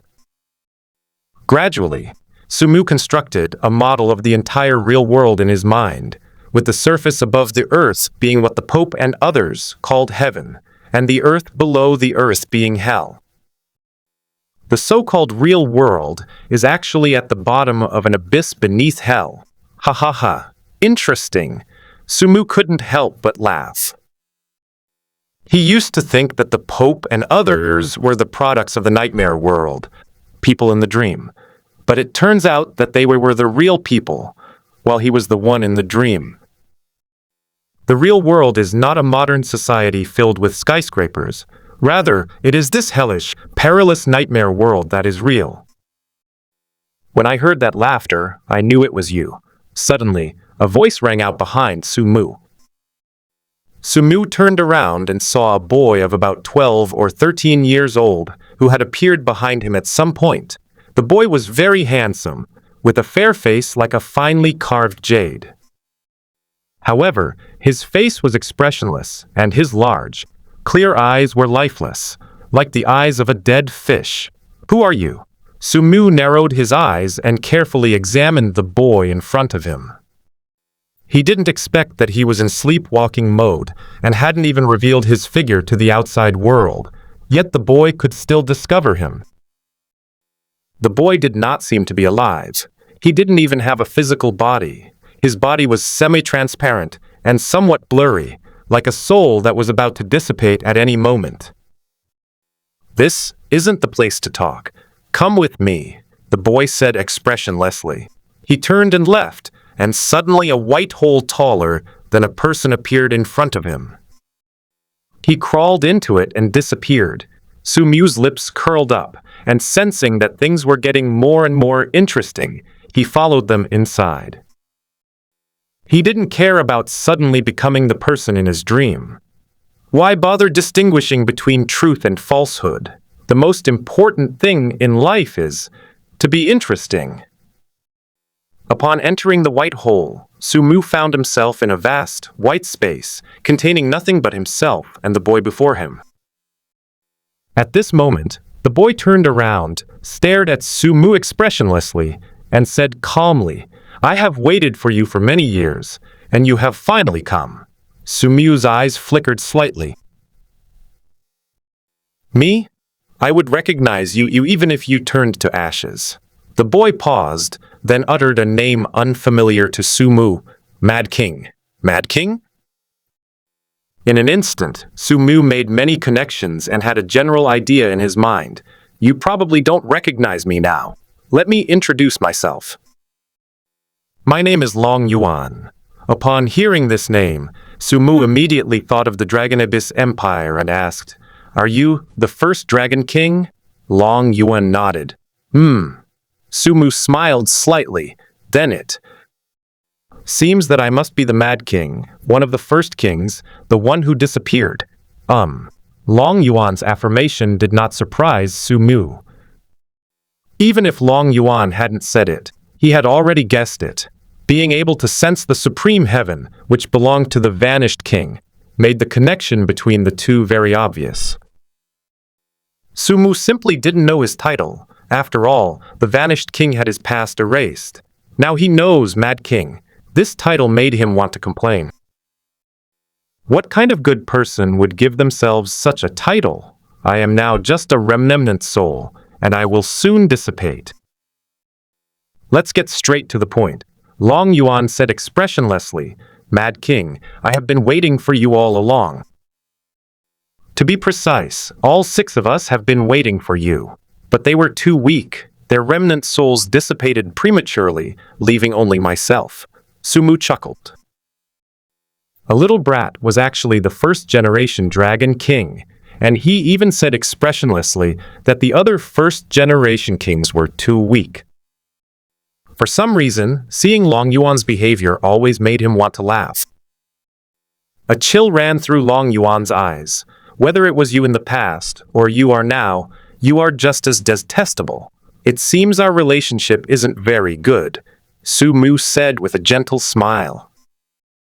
If it weren't for the world we live in, I wouldn't even bother to say another word to you. Tisk tisk. Not very old, but quite the temper. Enraged, Long Yuan roared, I'm old enough to be your grandfather. It's because I have dragon blood, and dragons are a race that lives forever, so. Sumu waved his hand. It's not important. Didn't you say it was about to dissipate? Don't waste time on these trivial matters. Long Yuan clenched his fists, his eyes blazing with fury. It was clear that if he weren't in his remnant soul state, he would have already made his move. Judging from Long Yuan's attitude towards him, Sumu could roughly guess that he and Long Yuan must have had a very good relationship in the past. After all, they were both first kings, and while the other kings had all disappeared, only Long Yuan was still waiting for him. Their relationship was evident. Long Yuan suppressed his anger and said coldly, You should have already seen the world beneath the light screen. Although it is cruel, this is the truth. The world we once lived in was fake, just a dream. It's all right. I actually find it quite interesting. Madman, I knew that even if you lost your past memories and were reincarnated, you would still be just as insane. Sumu smiled gently. Your stereotypes about me are too strong. According to you, I have been reincarnated. Strictly speaking, I am not the Mad King now, but a stranger who just met you. Humph. Long Yuan sneered. Then you're crazy too. A normal person who knows the world is fake would never react like you. It's very difficult for a person to accept that their existence is fake, including everything they've experienced. Even their parents, relatives, and loved ones are fake. That feeling of despair. We've gone off topic, Sumu kindly reminded him. Long Yuan. That's why I hate you. Long Yuan calmed himself down again. At this moment, his body became even more transparent. Knowing that time was running out, he stopped wasting words. The real world is a huge dream, much bigger than any nightmare. The first kings studied it together and found it incredible, because dreams need the dream origin to support them. A dream that contains billions of people and hundreds of millions of living beings is simply not something that humans can create. Everything is incredibly lifelike, with all the laws of physics perfectly in place, and countless lines of fate and time intertwined, making it virtually indistinguishable from the real world. Later, we unanimously concluded that it was a dream we were living in, a dream of the gods. A god's dream? Sumu pondered. Indeed, only the dreams of gods can reach this level. From what you're saying, gods aren't nightmare creatures. Of course not. Foolish people think that gods are nightmare creatures created from the shared dreams of countless people. In reality, gods are supreme, and they are the most real beings in this world. Everything else may be fake, only the divine is real and eternal. When the gods were mentioned, Long Yuan's eyes did not show the same reverence as the Pope's. Instead, they held a deep sense of dread and a hint of despair. Which god dreamt of this world? Long Yuan suddenly stared straight at Sumu without saying a word. Sumu frowned slightly. What do you mean? Long Yuan said quietly, I'm afraid only you know the answer to this question, or more accurately, the you of the past. I? Because you're the only one who's been to the land of origin. Before Sumu could ask a question, Long Yuan continued, in the early Dark Ages, nightmare creatures constantly invaded the world today. You and I were among the best who rose to prominence in that era. The 7 first kings were the first to reach the pinnacle of gold. Later, we each obtained 7 origin artifacts, which are now the royal treasures. Wasn't the royal treasure crafted by the first king using the entire nation's resources? Of course not.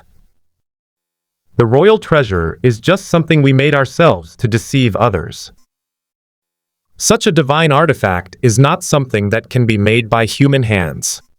The 7 first kings, through the aid of the origin artifacts, obtained the essence and blood of saint-level nightmare creatures, thereby ascending to the rank of golden kings and establishing their own empires, thus ending the Dark Ages. What does this have to do with the land of origin? The origin artifacts come from the origin land. They are the keys to the origin land. A hint of reminiscence flashed in Long Yuan's eyes. After the establishment of the 7 empires, although the nightmare invasion did not completely end, humanity was at least able to survive. That's just how humans are. When external threats are not so great, they will start to have internal strife. How can one world accommodate 7 kings? Sumu smiled and nodded in agreement. Indeed. And so came the War of the 7 Kings. It was during that war that the 7 royal treasures collided, unexpectedly opening the origin land. However, only one person can enter the origin land, and that's how you ended up going in. I didn't expect you guys to be so modest. Sumu joked. Long Yuan snorted coldly. Back then, you held the supreme heaven in your hands and threatened the other first kings, saying that if anyone dared to enter, you would immediately sacrifice everything you had to the supreme heaven and annihilate them. Sumu was somewhat surprised. You're giving in so easily? Give in? A look of resentment flashed across Long Yuan's face. Who can ignore the threat of a madman? We all know you are capable of doing such a thing, and the origin land exudes an extremely dangerous aura. Nobody knows what's inside, and whether you can come out alive is another matter entirely. In the end, we let you in. What lies in that place of origin? Long Yuan didn't answer, but instead asked, Do you think you'll tell us? Won't. Nymph, you know it, so don't ask. Sumu chuckled to himself. He had been quite wicked in the past. Now look what happened. His present self couldn't even recognize him. After you came out of the origin land, you told us the truth about the world, letting us know that the world is fake. At that time, we did not believe it, until you used the power you obtained from the origin land to open the passage between the 2 worlds and bring us to the abyss. Open the passage between the 2 worlds? Sumu's eyes flickered slightly. If he was not mistaken, his dream was very likely brought from the origin land. A dream that could infinitely enhance spiritual power could not possibly be possessed by the Golden King. After learning the truth, we all chose to give up the fight because everything was meaningless. The world was an illusion, so what was the point of dominating it? Long Yuan chuckled self-deprecatingly. Not only that, you also brought back even worse news. The reason why nightmare creatures keep invading the world is actually driven by a god. It was an external deity who sent nightmare creatures to invade the world with the aim of destroying it. Is the goal of the external deities also the origin land? Maybe so. Anyway, they never told me. Sumu, do you consider yourself humorous? You might wonder why the gods, who are so powerful, don't just invade directly. I'll tell you the reason. Because the world is fake, and the gods are real. They can't enter the dream world at all, so they can only send nightmare creatures to invade. You should also be able to sense that the boundary between dream and reality in this world has long been broken, and many beings have been affected, existing between reality and illusion. However, this does not affect the supreme gods, who are eternal and real. And it is precisely for this reason that they cannot enter the present world like nightmare creatures. Sumu remained silent. So this was the truth behind the nightmare invasion. It was the work of the gods. They have what they want in this world, but since they can't get in, they have no choice but to destroy it. We've thought about leaving this false world and going to the real world outside, but unfortunately, it's no use. Why didn't it work? Sumu asked, slightly puzzled. What the gods want is the land of origin, which has nothing to do with you. Long Yuan gave him a deep look and said heavily, because we are both people in a dream, what do you think will happen to the people in the dream when the dream ends? Sumu couldn't help but recall the time loop dream he had experienced before.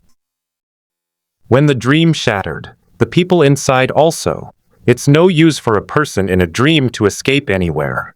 When the dream shatters, the person will still die. We have real flesh and blood, but we also have the characteristics of a person in a dream, existing between illusion and reality. Wait, what's with the nightmare apostles? Why do they come to the nightmare world after they fall asleep? Could it be? Sumu suddenly thought of a guess. That's right. The nightmare apostle isn't asleep at all. Awake. We, the dreamers, will awaken from our dreams and enter the real world, the nightmare world, when our true nature reaches a certain threshold. However, due to the illusory nature of our existence, the awakening period is short, and we will return to the dream. The more we come into contact with reality, the longer we remain awake, until we are completely trapped in the real world. Sumu became increasingly puzzled. Then why didn't the nightmare apostle go directly into the black mist, but instead entered other dreams? Going to other dreams is just a transition. The final destination of the nightmare apostles is the real world, also known as hell. This involves reality, which is difficult for you to understand at your current level. Simply put, because the boundary between reality and illusion has been broken, many things possess both characteristics at the same time.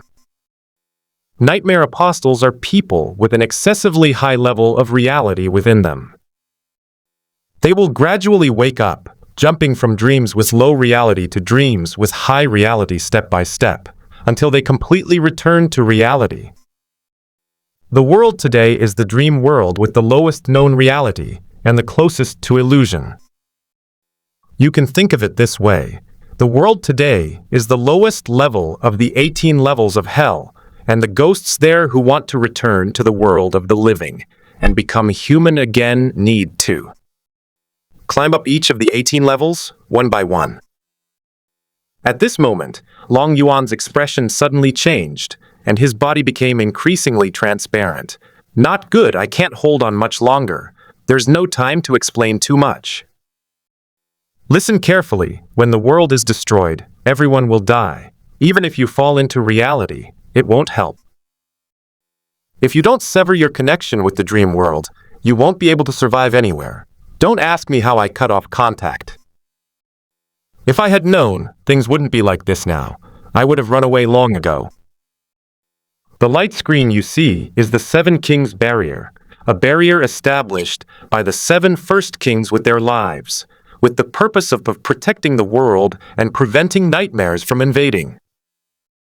When the land of origin first appeared, the gods outside sensed its presence, and they became increasingly frenzied, constantly driving more nightmare creatures to invade, including many saint-level beings.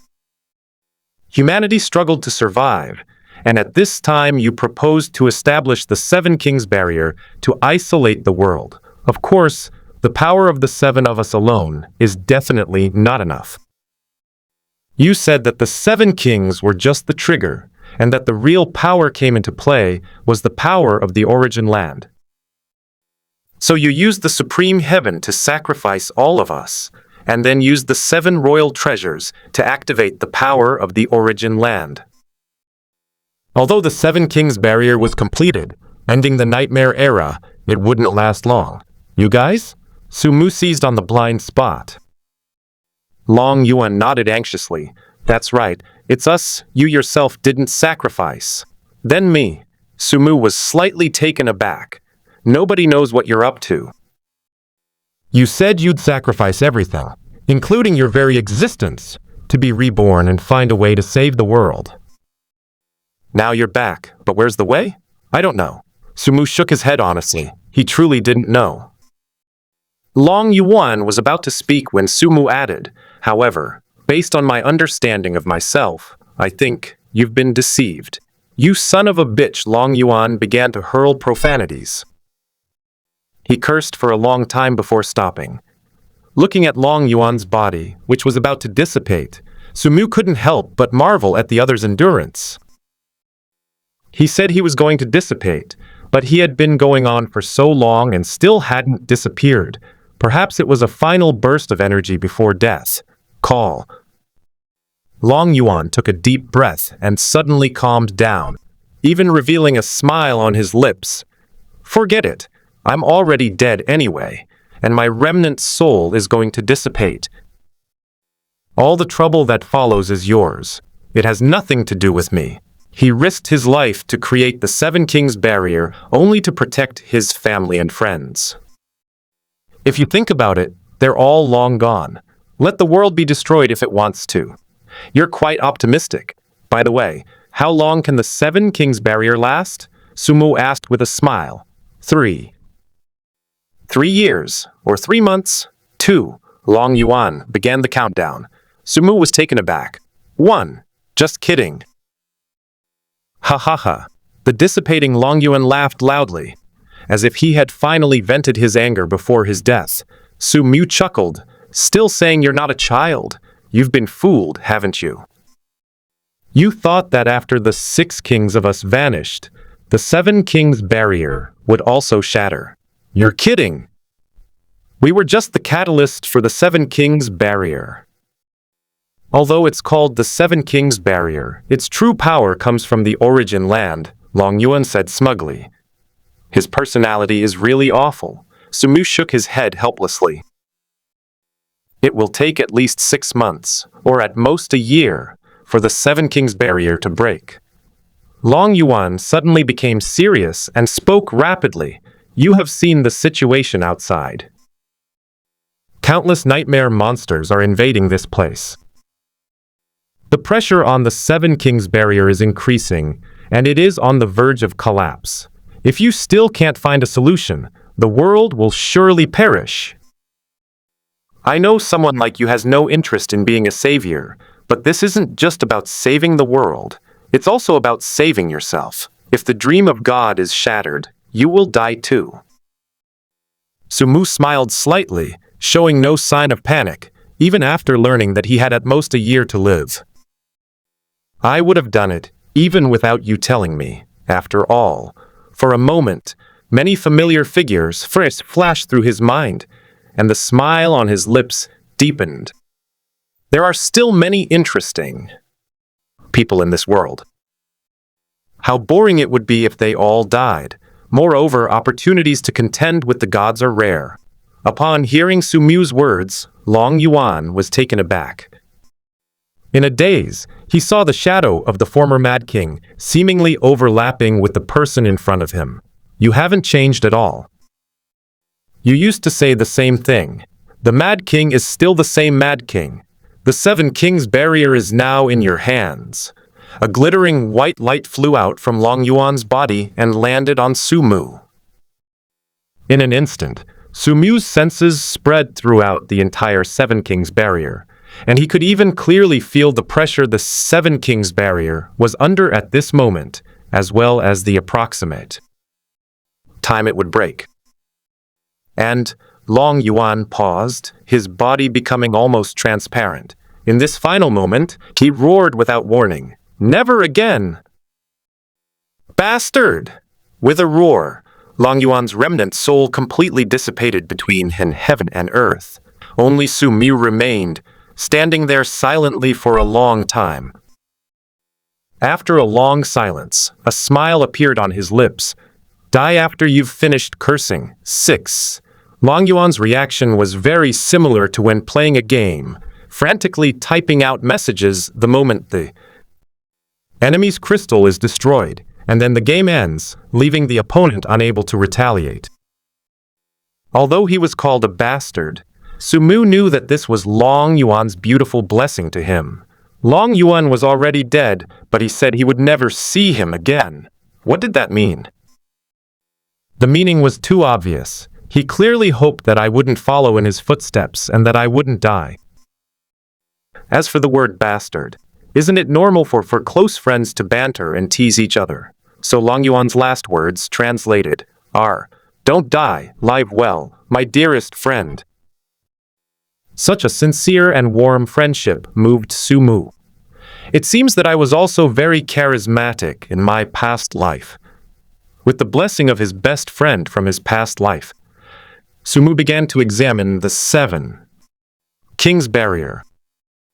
Now he'd sense the entire situation of the 7 Kings Barrier. This perception led him to discover a flaw in the 7 Kings Barrier.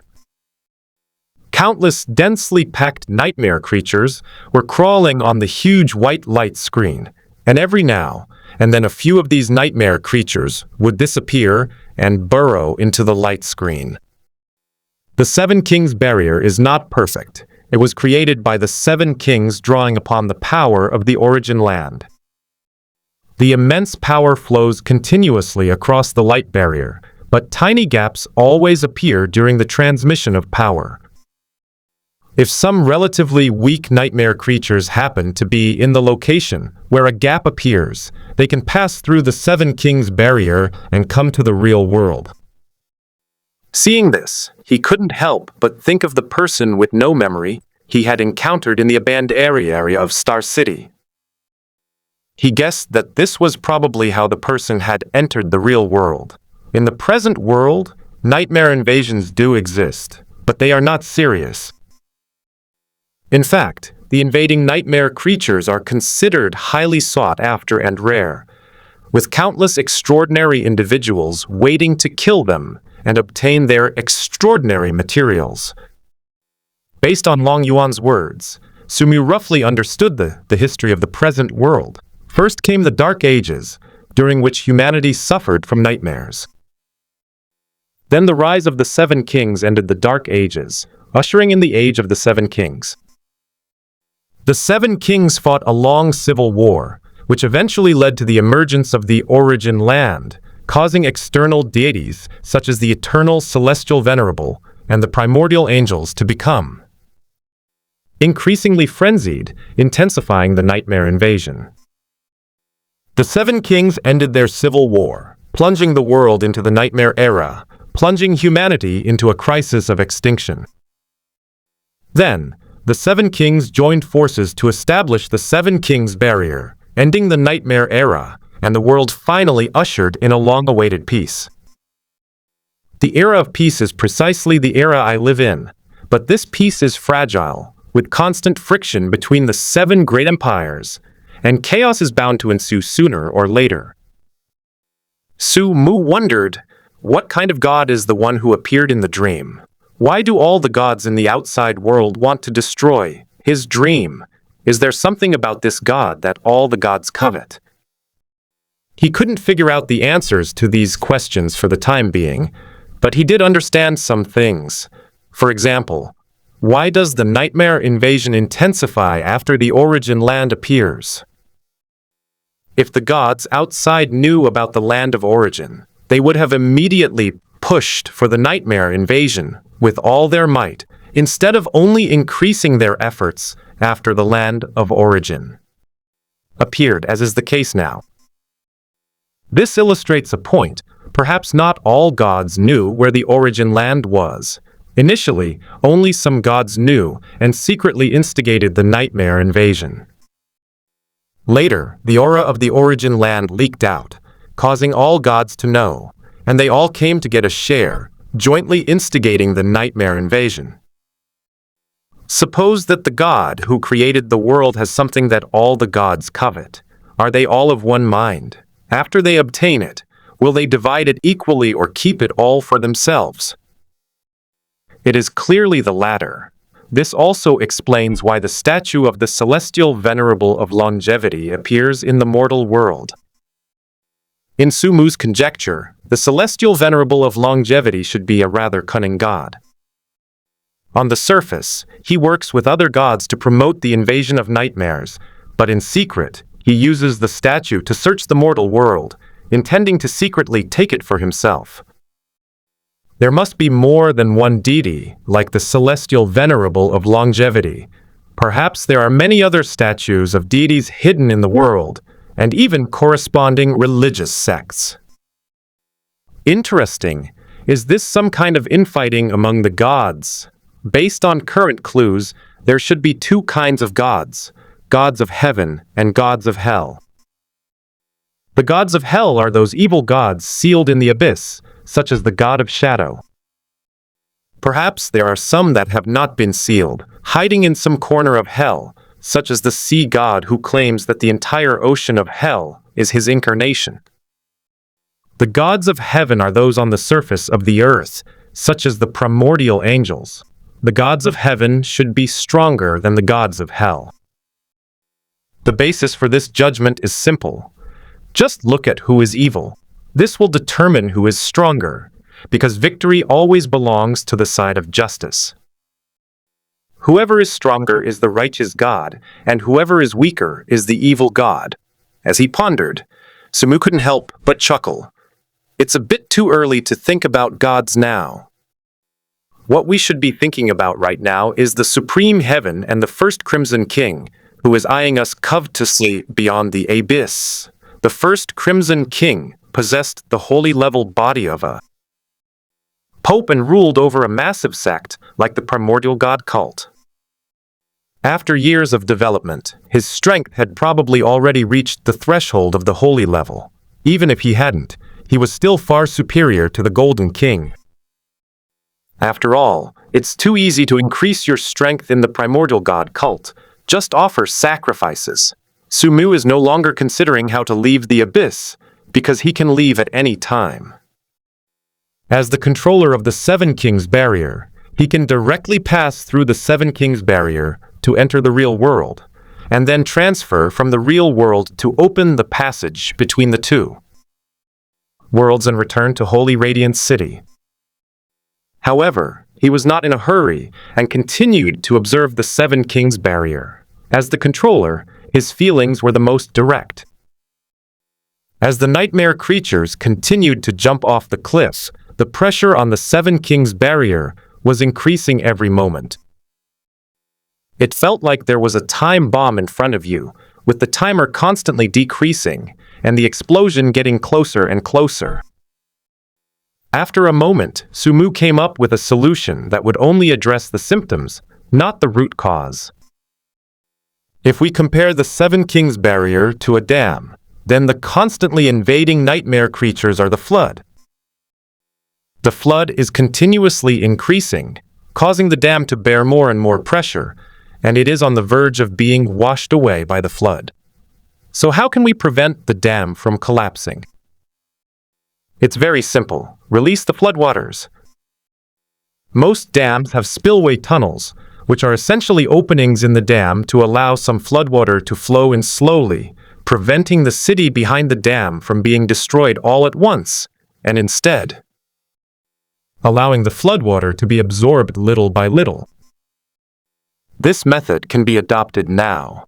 Create a hole in the Seven Kings barrier, release some nightmare creatures, and reduce the pressure on the barrier. However, this method only addresses the symptoms, not the root cause. The nightmare creatures are endless, and their combined numbers exceed the human population. If too much flooding occurs, the people in the real world will all die before the Seven Kings barrier even breaks. Most importantly, a large number of nightmare creatures are flooding into the real world, and the authenticity they carry is also flooding in, thus increasing the authenticity of the real world. Since the present world is known to be the dream world with the lowest degree of realism, the entry of any nightmare creature will increase its realism. The reason why the present world is safe is because its authenticity is the lowest, which prevents the gods from entering. If the authenticity continues to rise, the consequences are unimaginable. That's why Sumu felt that this method only addressed the symptoms, not the root cause. It could only delay the crisis, not completely resolve it. However, we can't worry about that right now. Should we end the world a year from now? Or should we use flood control to extend the world's lifespan and give it more time to solve the problem of world destruction? Even a fool knows which option to choose. With this thought in mind, Sumu made a decision. At the appropriate time, he would open a small opening in the Seven Kings barrier and let the nightmare creatures invade the mortal world. Etc. A strange look suddenly appeared on Sumu's face, releasing nightmare creatures to invade the mortal world. This approach seems a little bit evil, doesn't it? Isn't this something that villains in movies, TV shows, or novels often do? If we really did that, what would the world think? We'd be the enemy of the world. You claim you're saving the world, then frantically summon nightmare creatures who would believe that. This is clearly world-ending, but it seems really interesting. A hint of anticipation flickered in Sumu's eyes, and the corners of his mouth unconsciously curled up. Perhaps in the eyes of normal people, I am clearly saving the world, but I have to bear the infamy of destroying the world. It is truly a hero who bleeds and sheds tears. The feeling of not being understood by the world and being isolated by the world is too tragic. But in his view, what could be more interesting than using the name of saving the world to carry out acts of destruction? Moreover, this wasn't the first time he'd done something like this. Not long ago, he summoned an undead sea monster that destroyed the Blood Moon Palace. Looks like the 7 deadly sins have something to do again. Sumu put on his signature smile and slowly pushed up his brown-tinted glasses. I wonder if the Blood Moon Palace is almost finished being rebuilt. Forget it. We can't keep picking on the same sheep. Maybe we can go and explore other empires, like the Longyuan Empire of my deceased best friend. Oh, right. I remember the Council of the 7 Kings is supposed to be held soon, isn't it? These younger generations are supposed to gather and discuss how to deal with the 7 deadly sins. In a short time, Sumu gradually formed a plan in his mind. Although he seemed to want to destroy the world, he was actually saving it. He had to grasp the right balance, otherwise saving the world might accidentally turn into destroying it. If the goal is to summon nightmare creatures, then it is essential to ensure that people in the present world can kill these nightmare creatures after the summoning. With such terrifying numbers of nightmare creatures, who in the real world has the ability to kill them? It seems that the 7th prince is truly only one who can be chosen. I hope my younger generation can understand the good intentions of the first king. A sickly smile appeared on Sumu's face, and the deep blue light in his eyes could hardly be concealed. In this light, Master Swanking's predictions of heavenly secrets are indeed incredibly accurate. He recalled his first meeting with Master Swanking. It started when Sikongzhen asked Master Swanking to deduce the 7 deadly sins, but unexpectedly saw the scene of the 7 deadly sins destroying the world. At that time, he was also wondering why he would want to destroy the world. I've never been a world-destroying madman. I just like to find some fun. I've destroyed the world countless times, but to be honest, there's not much fun in it. On the contrary, the loneliness after the world is destroyed makes me feel incredibly empty. Now he understood everything. Master Swanking's predictions were accurate. In a daze, Sumu felt as if the boomerang of history had struck him right on the head. Back in Xingcheng, the Law Enforcement Bureau sent people into his dream. At that time, in order to deceive the dreamer Zhuang Qing, they set up a false dream allowing the 7 deadly sins to hold a meeting in the dream to discuss opening the nightmare gate, destroying Xingcheng, and promoting the nightmarization of the entire population. It was just something I made up on the spot, but I never expected it to come true. Sumu marveled at the wonder of fate for a while, then slowly sank into the 7 Kings barrier. When he passed through the 7 Kings barrier, he arrived in the incredibly familiar real world, which might be more accurately described as the dream world. He stood tall in the sky, like a god detached from the world, with a vast and boundless sea of clouds beneath his feet, the cotton-like clouds drifting leisurely. Sumu looked down, his deep gaze piercing through the clouds, looking out over the mountains and rivers of the world, and all the phenomena of life. Suddenly, his figure vanished into thin air, and when he reappeared, he had already arrived in the capital of the Crimson Flame Empire. He glanced at the dark gold ring on his left ring finger and smiled slightly. It's time to break the shackles of the Supreme Heaven. Whoosh! He entered the Crimson Flame Palace in a flash, strolling around inside with practiced ease, intending to randomly select a lucky prince. He didn't need anyone to lead the way. He knew the Crimson Flame Palace too well. Having been there countless times, it was like coming home. No! Please, Your Highness, you can't do this. You are only 13 years old. His Majesty the Crimson King has decreed that princes are forbidden from having contact with women when they are young. I will be executed by the Crimson King. Don't try to scare me with the Crimson King. Sister Mingyu has already left the Crimson Flame Empire to attend the 7 Kings Conference on the high seas. As long as you don't say anything and I don't say anything, who will know? Come on, beautiful lady! Hee hee! If you don't comply, I will order your execution right now. Sumu stood quietly outside, listening to the conversation between the young man and the mature woman inside. Had the 7 Kings Conference already begun? It seemed that once the shackles of the Supreme Heaven were removed, he could go directly there. Bright Moon? So the Crimson King's real name is Shangguan Mingyu, and Shangguan is the surname of the Crimson Flame Emperor. This was the first time he had heard the name of the Crimson King. It wasn't a secret. He had simply been too lazy to find out. To him, the name of the Crimson King was unimportant. What mattered was that he was the Golden King. Then, taking advantage of the fact that no battle had broken out inside, Sumu made his move and silently kidnapped the 13-year-old 13th prince. As for the mature maid, she had already fallen into a deep sleep. With his current abilities, kidnapping a 13-year-old boy without anyone noticing would be an easy task in the dream world. Naked from the waist up and chained to a cross, the 13th prince cried out in panic. "How dare you? Do you know who I am? How dare you kidnap me? The Crimson King is my sister. Do you believe me?"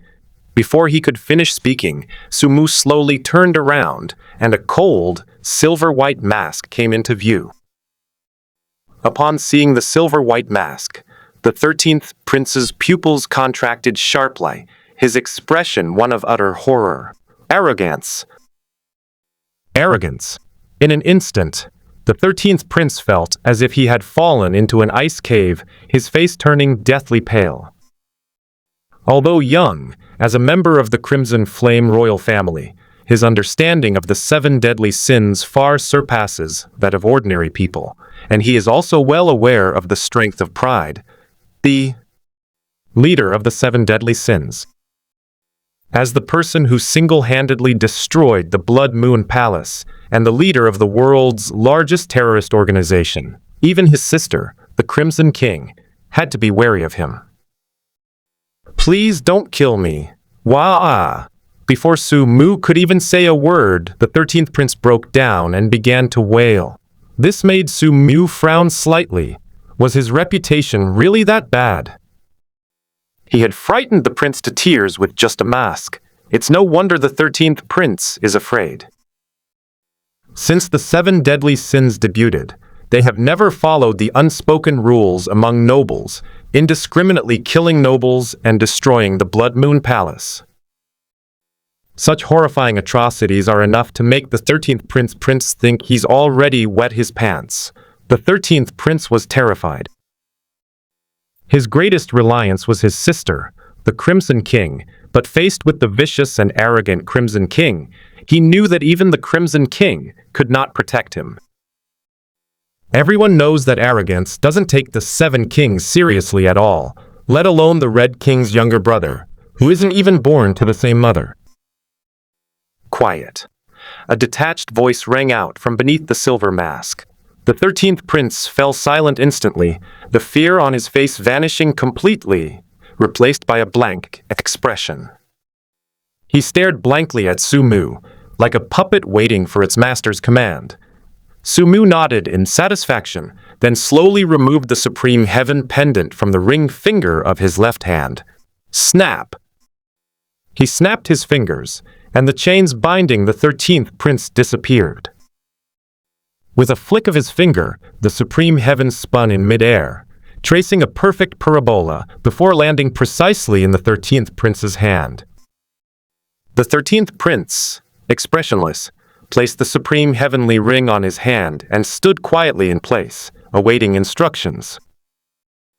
With a wave of his hand, Sumu conjured a mountain of treasures that appeared out of thin air beside him. These were the treasures from the Blood Moon treasury. Although some had been used up, a considerable amount remained. He didn't know how much the Crimson Flame royal family had paid to shackle the Supreme Heaven, but he figured these treasures should be enough. If that's not enough, he has 2 more primordial treasures ready at any time.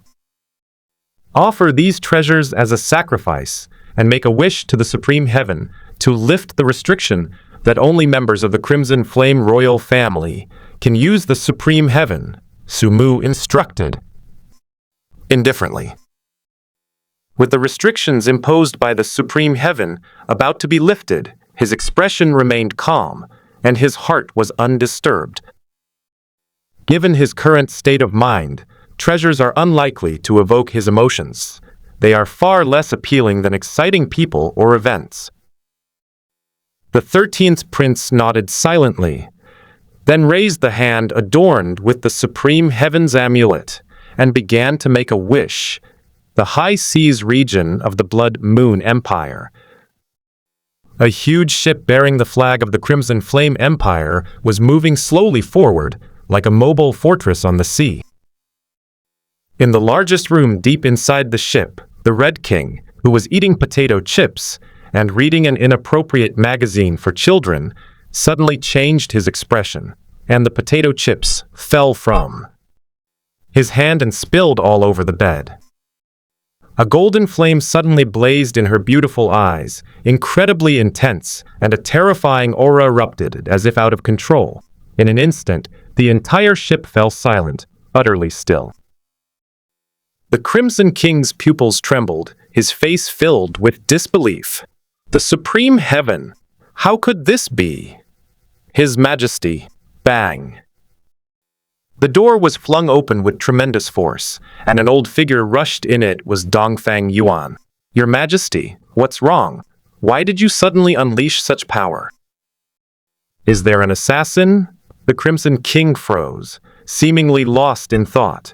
She stood there for a full 2 seconds before snapping out of it and abruptly getting to her senses. The highest heaven has appeared. What?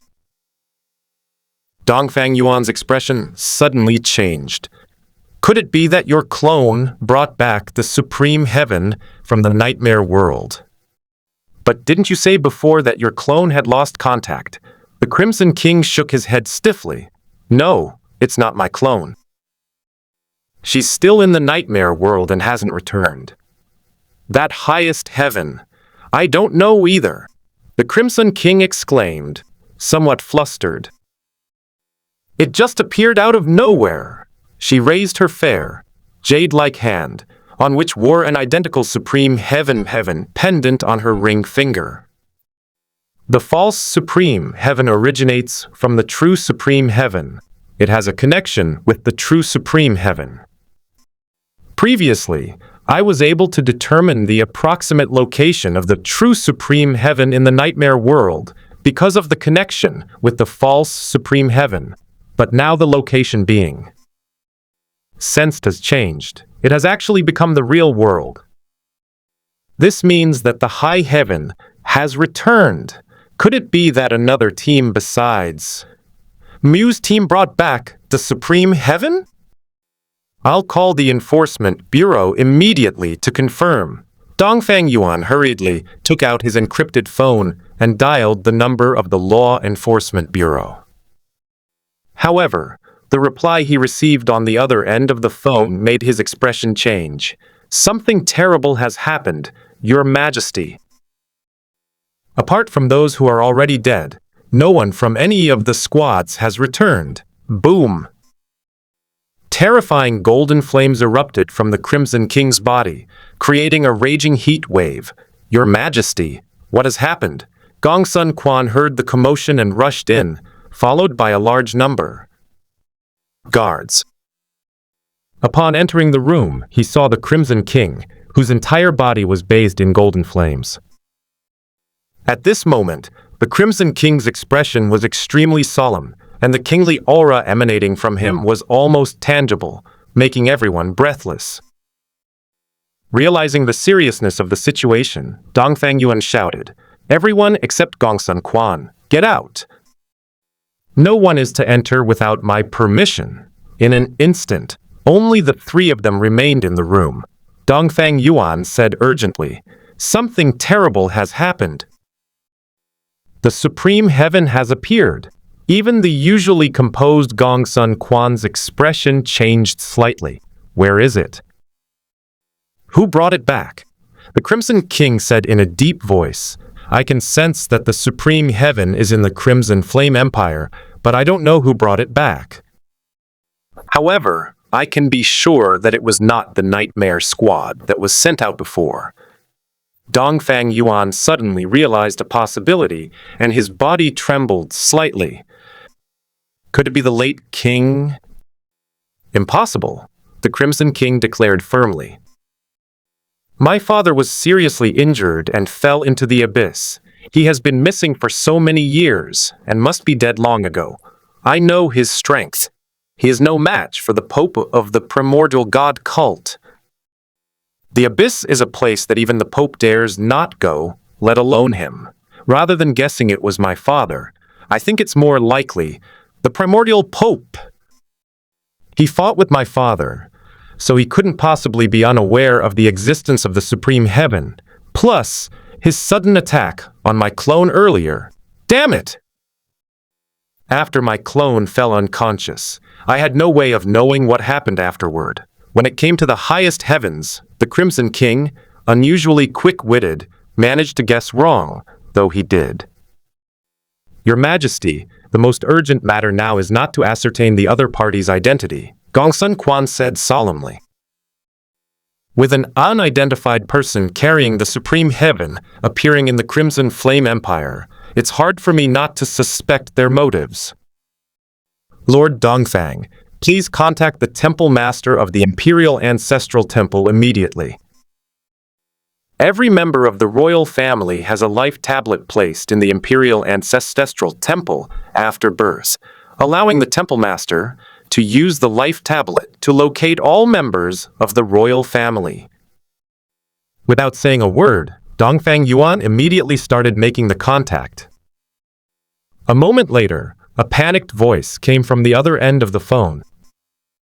His Highness, the 13th Prince has disappeared. What?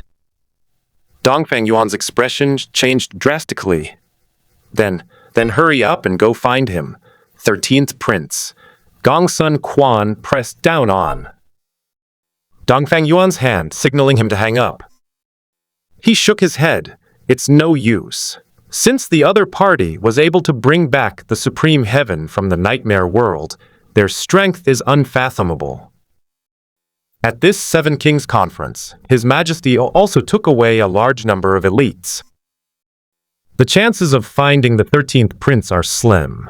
Your Majesty, Gongsun Quan bowed to the Crimson King, his expression solemn. The Supreme Heaven has appeared in the Crimson Flame Empire, and now a member of the royal family has gone missing.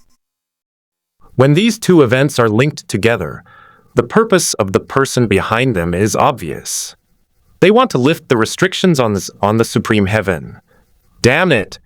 The Crimson King's beautiful face was filled with rage. I'm going back to my country right now. Gongsun Quan shook his head. It's too late. Then what do you suggest we do? Are we just going to stand by and watch the high heaven fall into the hands of others? Gongsun Quan remained silent. He slowly lowered his hands, straightened his body, and stared at the enraged Red King. Your Majesty, I have a plan that will surely thwart the conspiracy of the mastermind, but it will offend the natural order. What time is it? If you have a plan, speak up quickly. The Supreme Heaven is the foundation of the Crimson Flame Empire.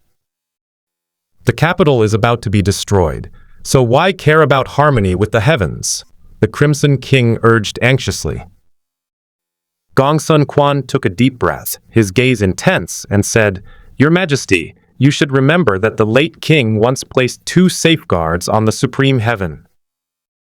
First, only members of the royal family could use the Supreme Heaven.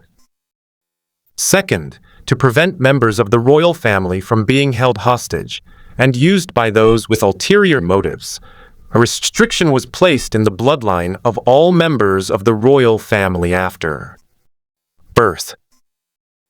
In the event of an accident, the one with the highest level of bloodline awakening could activate the restriction and ignite the nirvana holy flame within the bloodline of the royal family members. He stopped there because what he was about to say was too taboo. The Crimson King's face paled, and he bit his lip tightly with his pearly white teeth. Gongsun Quan, Dongfang Yuan roared, Do you know what you're saying? You want His Majesty to kill all members of the royal family? This is tantamount to destroying the empire. Gongsun Quan said indifferently, This is the best way. You! Dongfang Yuan turned to look at the Crimson King. Your Majesty, this is absolutely unacceptable. It will shake the foundation of the empire. Moreover, we cannot yet be certain that someone is breaking the restrictions of the Supreme Heaven. Perhaps the 13th prince's disappearance is just a coincidence, or perhaps the late king has truly returned. No need to say any more. The Crimson King's voice suddenly turned icy cold. There's no such coincidence in the world. Why would a member of the royal family disappear at the exact moment of the Supreme Heaven's return? Do you think that's possible? If Father really did return, the Empire couldn't possibly have been unaware of it. So, she seemed to be explaining to Dongfang Yuan, or perhaps trying to convince herself. Your Majesty, Dongfang Yuan said urgently, but we can't kill all the members of the royal family. We can activate only the restriction in the 13th prince's bloodline. The Crimson King shook his head. The person behind the scenes can bring back the Supreme Heaven and freely enter the palace to abduct members of the royal family. With such bizarre methods, can you defend against them once and then a second time? Erasing the nirvana holy flame in the bloodline of the royal family members is a surprise attack. The nirvana flame, though powerful, is not invincible. Once the person behind it is prepared, it will be difficult to succeed a second time. Dongfang Yuan's face was ashen. Are you really going to slaughter the entire royal family just for the slightest possibility? Your Majesty, those are your brothers and sisters, your relatives and friends. The icy coldness on the Crimson King's face intensified. At this moment, the aura emanating from her was no longer a pretense, but that of a true ruler who reigned supreme, domineering and ruthless. As members of the royal family, they should naturally be prepared to sacrifice themselves for the empire at any time. The empire has raised them for many years, and now it is time for them to solve the empire's problems. The dream world. I wish to lift the restrictions of the supreme heaven.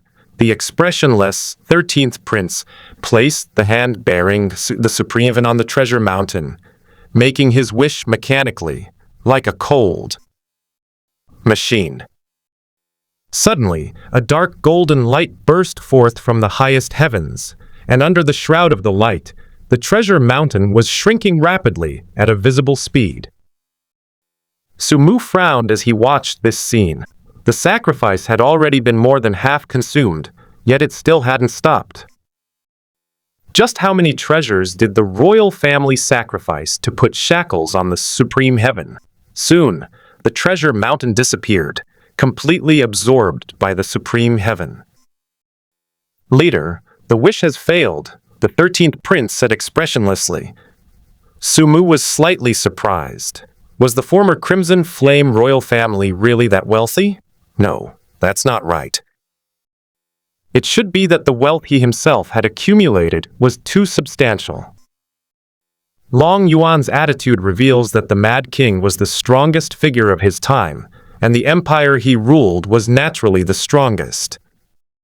In addition, during that turbulent era, a large number of nightmare creatures invaded, and extraordinary materials were readily available, making the empire far richer than it is now. Although the Crimson Flame Empire is currently the weakest empire, it was once wealthy. Offer these two treasures as well. Sumu took out two supreme treasures of the primordial god cult, the golden crown and the golden scepter, and handed them to the 13th prince. The 13th prince accepted the treasure and continued making his wish. I wish for... The 13th prince suddenly stopped speaking. His previously expressionless face contorted into a ferocious grimace, and his body temperature rose rapidly. Sumu narrowed his eyes and swiftly pressed down on the 13th prince, channeling his immense spiritual power into him. But as soon as the mental energy entered, boom! A burst of incredibly intense golden flame erupted from the 13th prince's body, the very nirvana holy flame hidden within the royal bloodline. Ah! The 13th prince screamed in agony as the pain brought by the nirvana holy flame shattered Sumu's illusion. In an instant, he was burned to ashes, leaving not even a trace. Bite. The highest heaven fell to the ground with a crisp sound. A burst of dark golden light erupted, and the treasure mountain that had been swallowed up was expelled again. Sumu slowly picked up the supreme heaven, a smile playing on his lips, a nice surprise.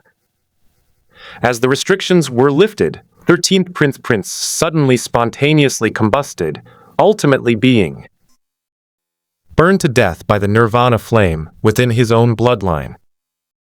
The implications of this are worth pondering. He emerged from the dream and returned to the Crimson Flame Palace, only to find the entire palace was in complete chaos, with countless guards and maids running around in panic, their cries and screams filling the air. Ignoring the chaotic crowd, he walked through the palace, investigating the origin of the chaos. Help! The 8th Prince! He's on fire! Your Highness! No!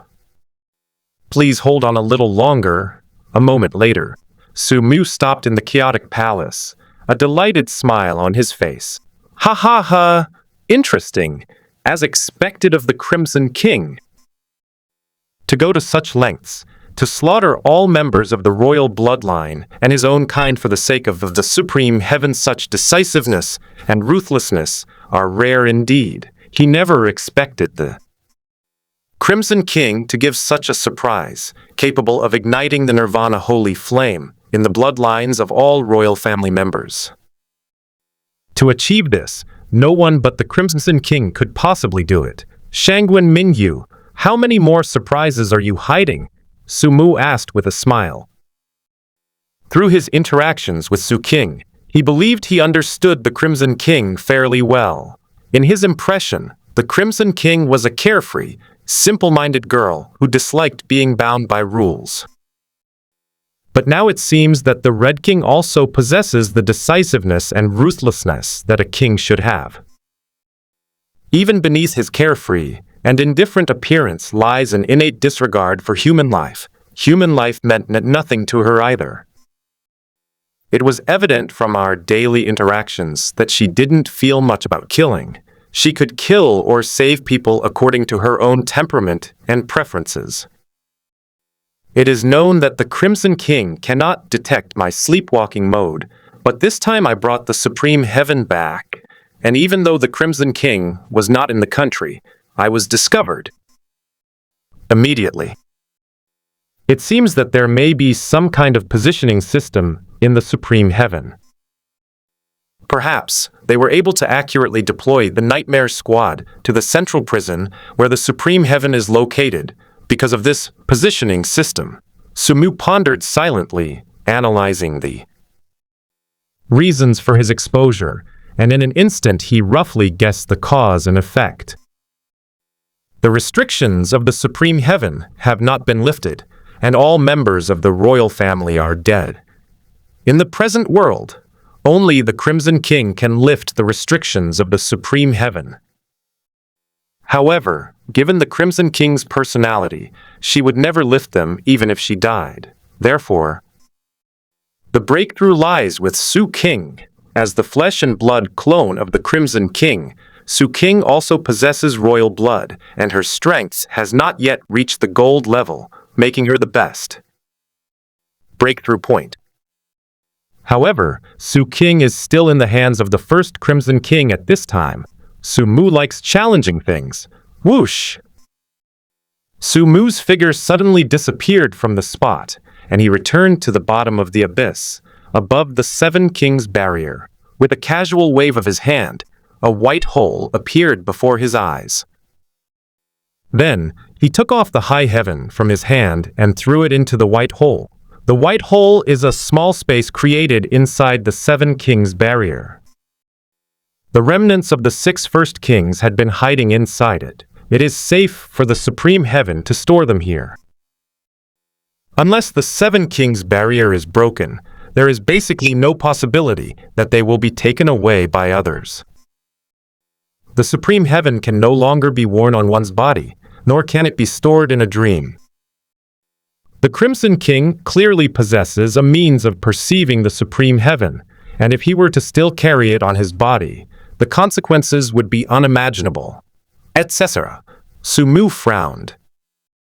The Supreme Heaven emerged from the abyss, only to return to the abyss. During this time, the Crimson King knew that he was in the abyss.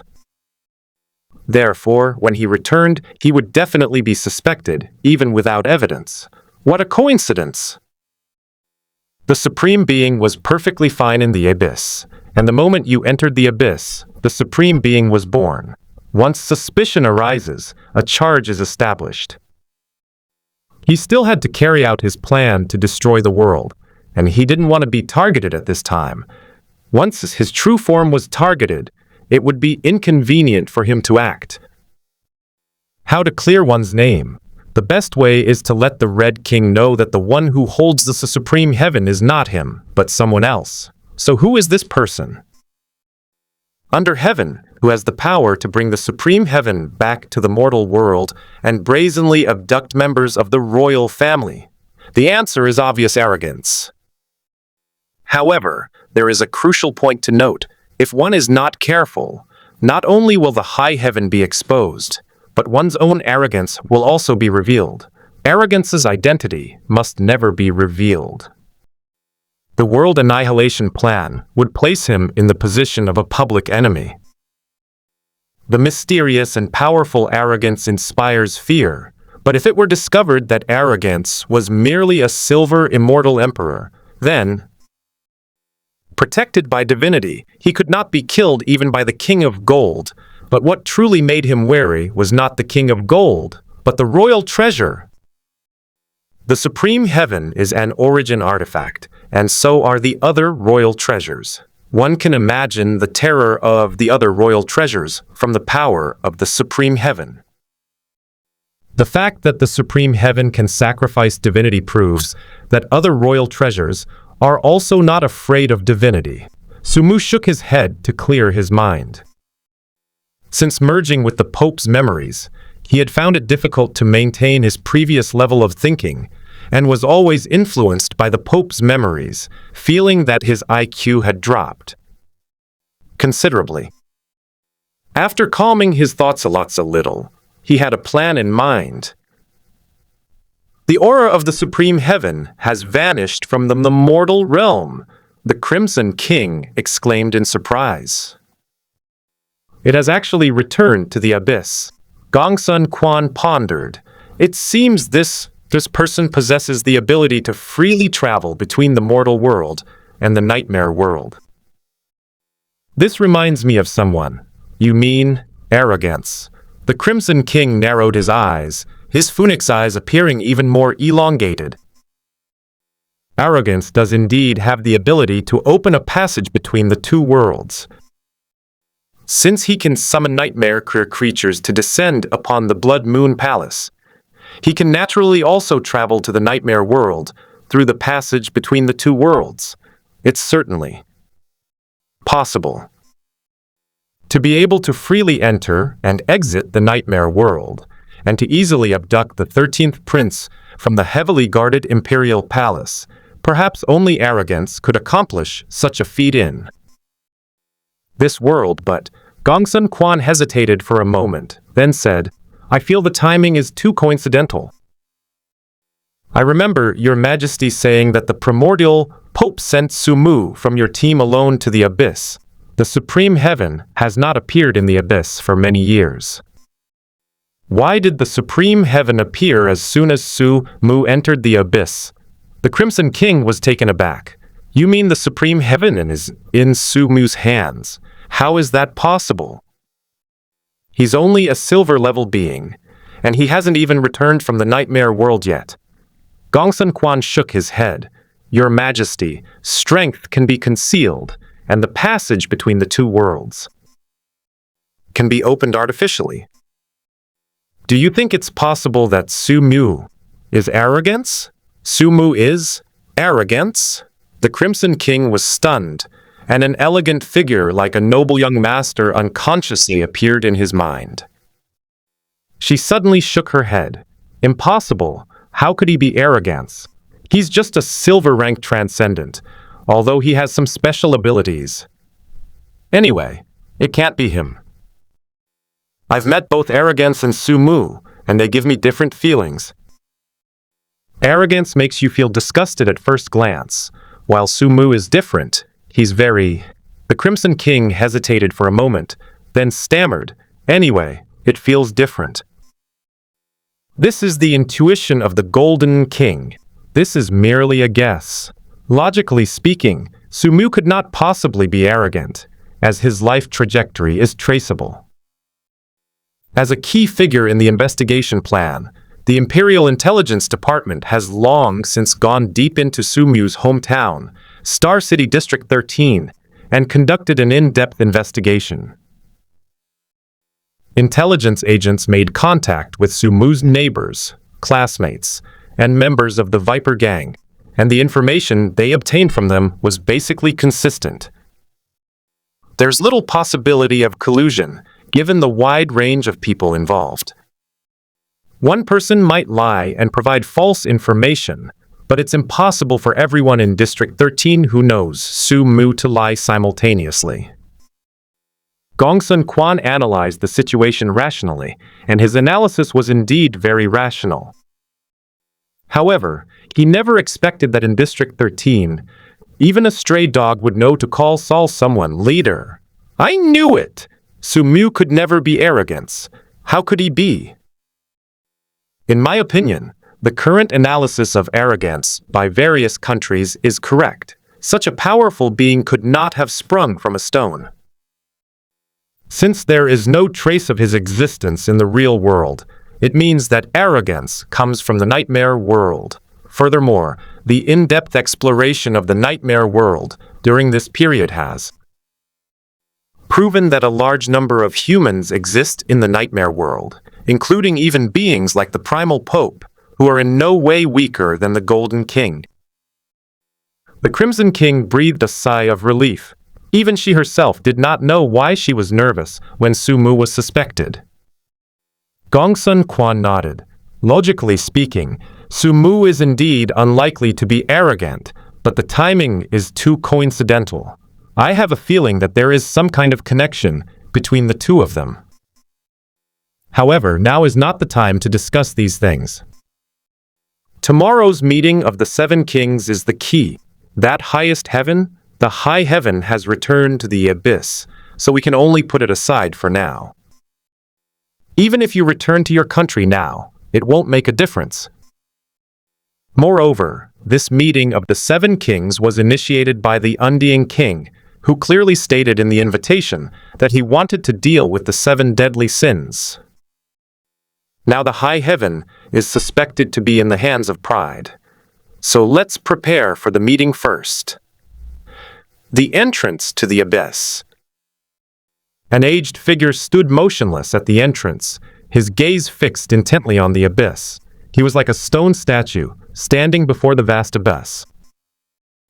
This person is none other than the original Pope, or more accurately, the first Red King disguised as the original Pope. The first Crimson King had been waiting here for several days. After Sumu entered the abyss, he spent the rest of his time waiting here, except for returning to Holy Radiance City to capture Su King and the others. He was like a patient old hunter, waiting for his prey to appear. Little did he know that his prey had already appeared, and was swaggering away from him. Sumu glanced at the first Crimson King, then turned and left. Previously, after settling the Supreme Heaven Queen, he left the mortal world and departed from the abyss. As expected, the first Crimson King waited at the entrance of the abyss. It's obvious they were waiting for me to appear. This shows the first Red King's eagerness for the Supreme Heaven, Holy City.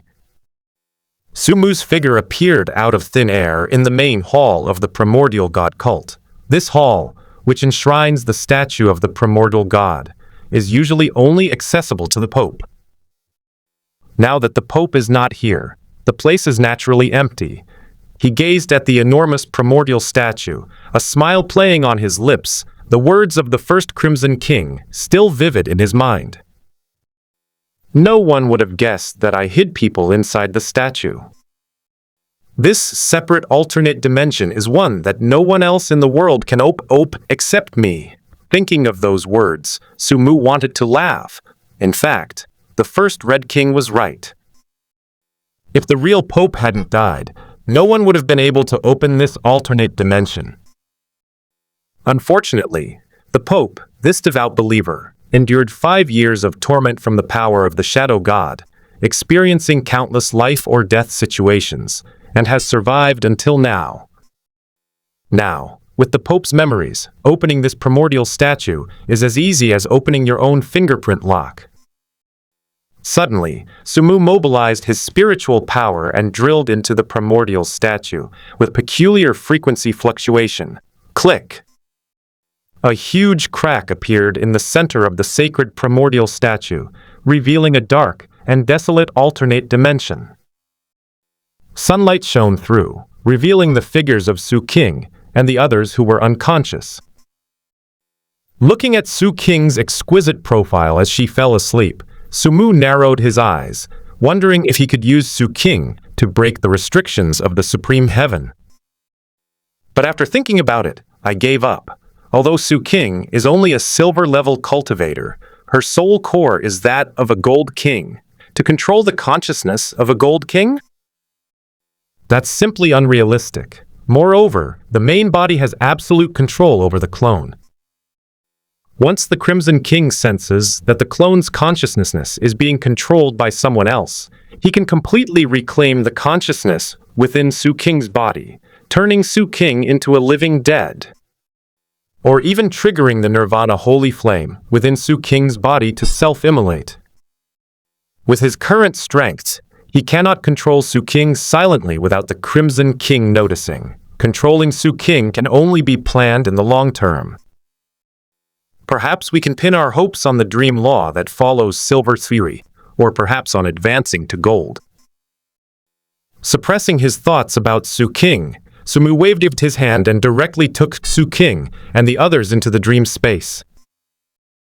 It's worth mentioning that after absorbing the shadow divinity, the dream space has become increasingly stable. Previously, a silver-level power could cause dream tremors when it erupted within it, but now the upper limit has been raised to gold. After doing all this, Sumu closed the alternate dimension on the primordial god statue and left Holy Radiance City, the entrance to the abyss. The patiently waiting First Crimson King suddenly had a slight glint in his eyes, which burst with wild joy, because he saw a familiar figure slowly emerging from the abyss. "My lord, you've finally come out!" The First Red King excitedly stepped forward to greet him. Anyone who didn't know better would have thought he was excited because of the return of the divine messenger. Seeing the First Crimson King striding towards him, Sumu smiled inexplicably. "Sorry to keep you waiting."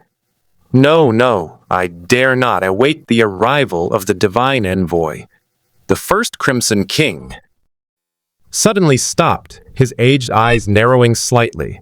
"Divine envoy, why do you not reveal your true form? Why do you appear as an illusion instead?" Sumu's smile widened.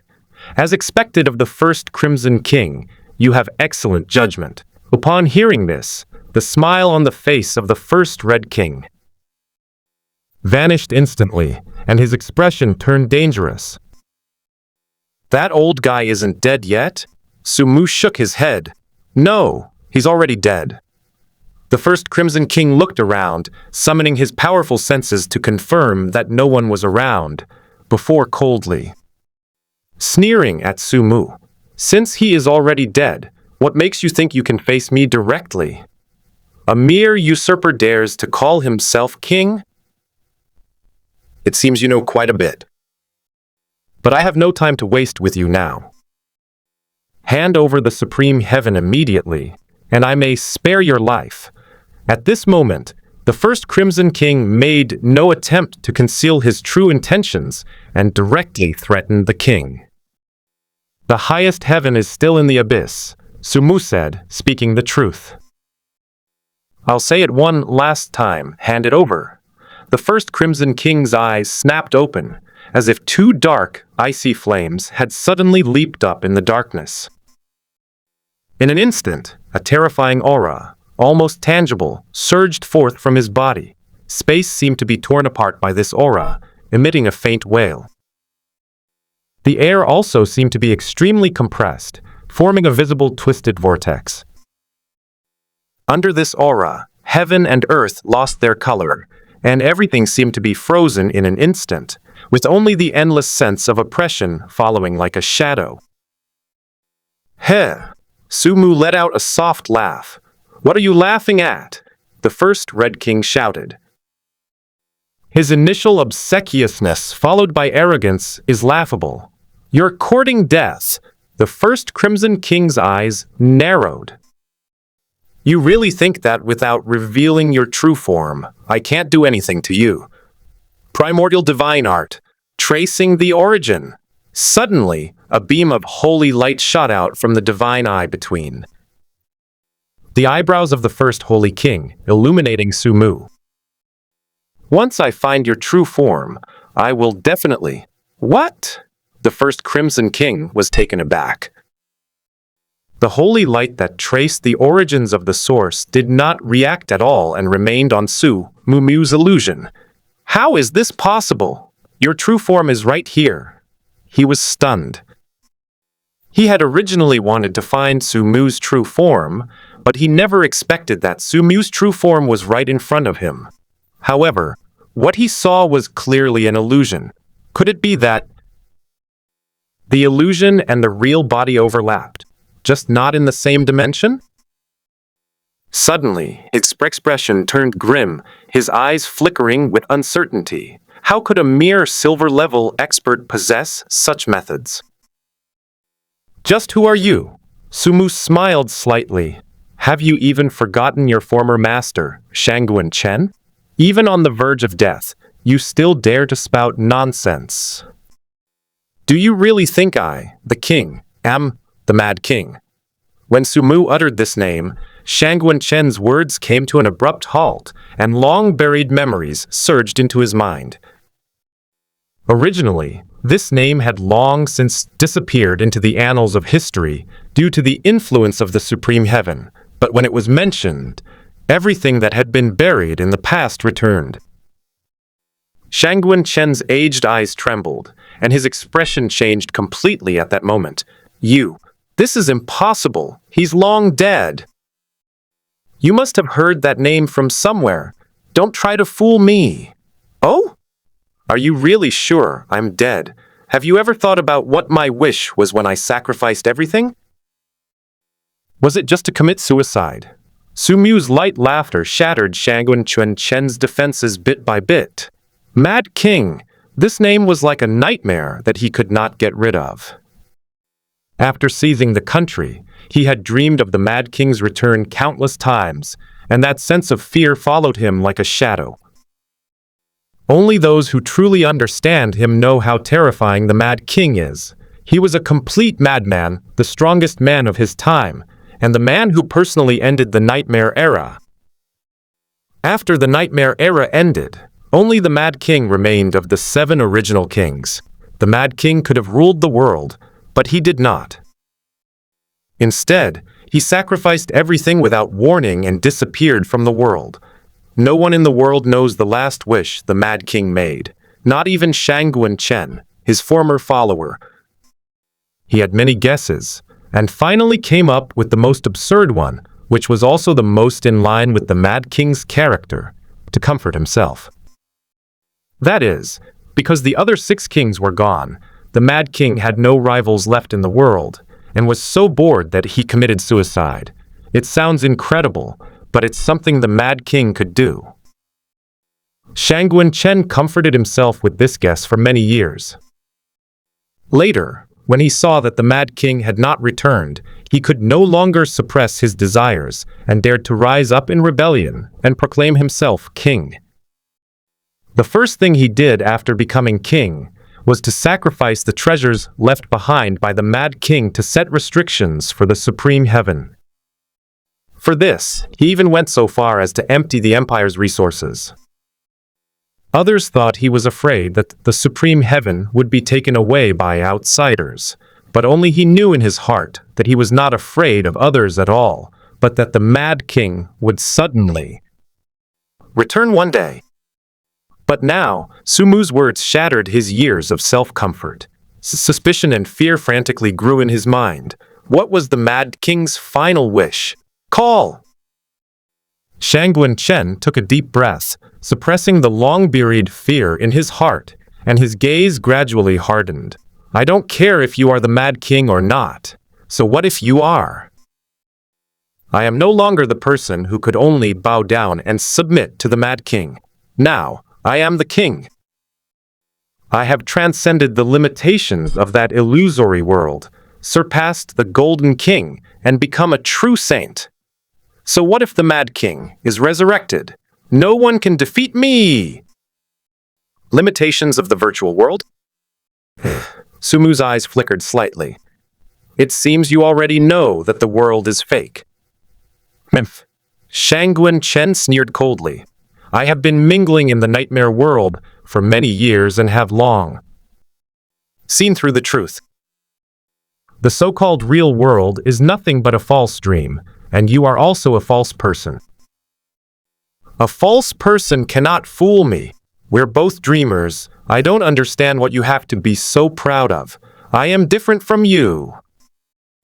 I have given up all that falsehood and embarked on the path to godhood. Once I become a demigod, I can completely transcend the shackles of this false world. At that time, your world will be destroyed by the gods, and I will go to heaven to achieve eternal life. A fanatical glint flashed in Shangwen Chen's eyes. So that's why you haven't chosen to acknowledge your daughter? Hahar?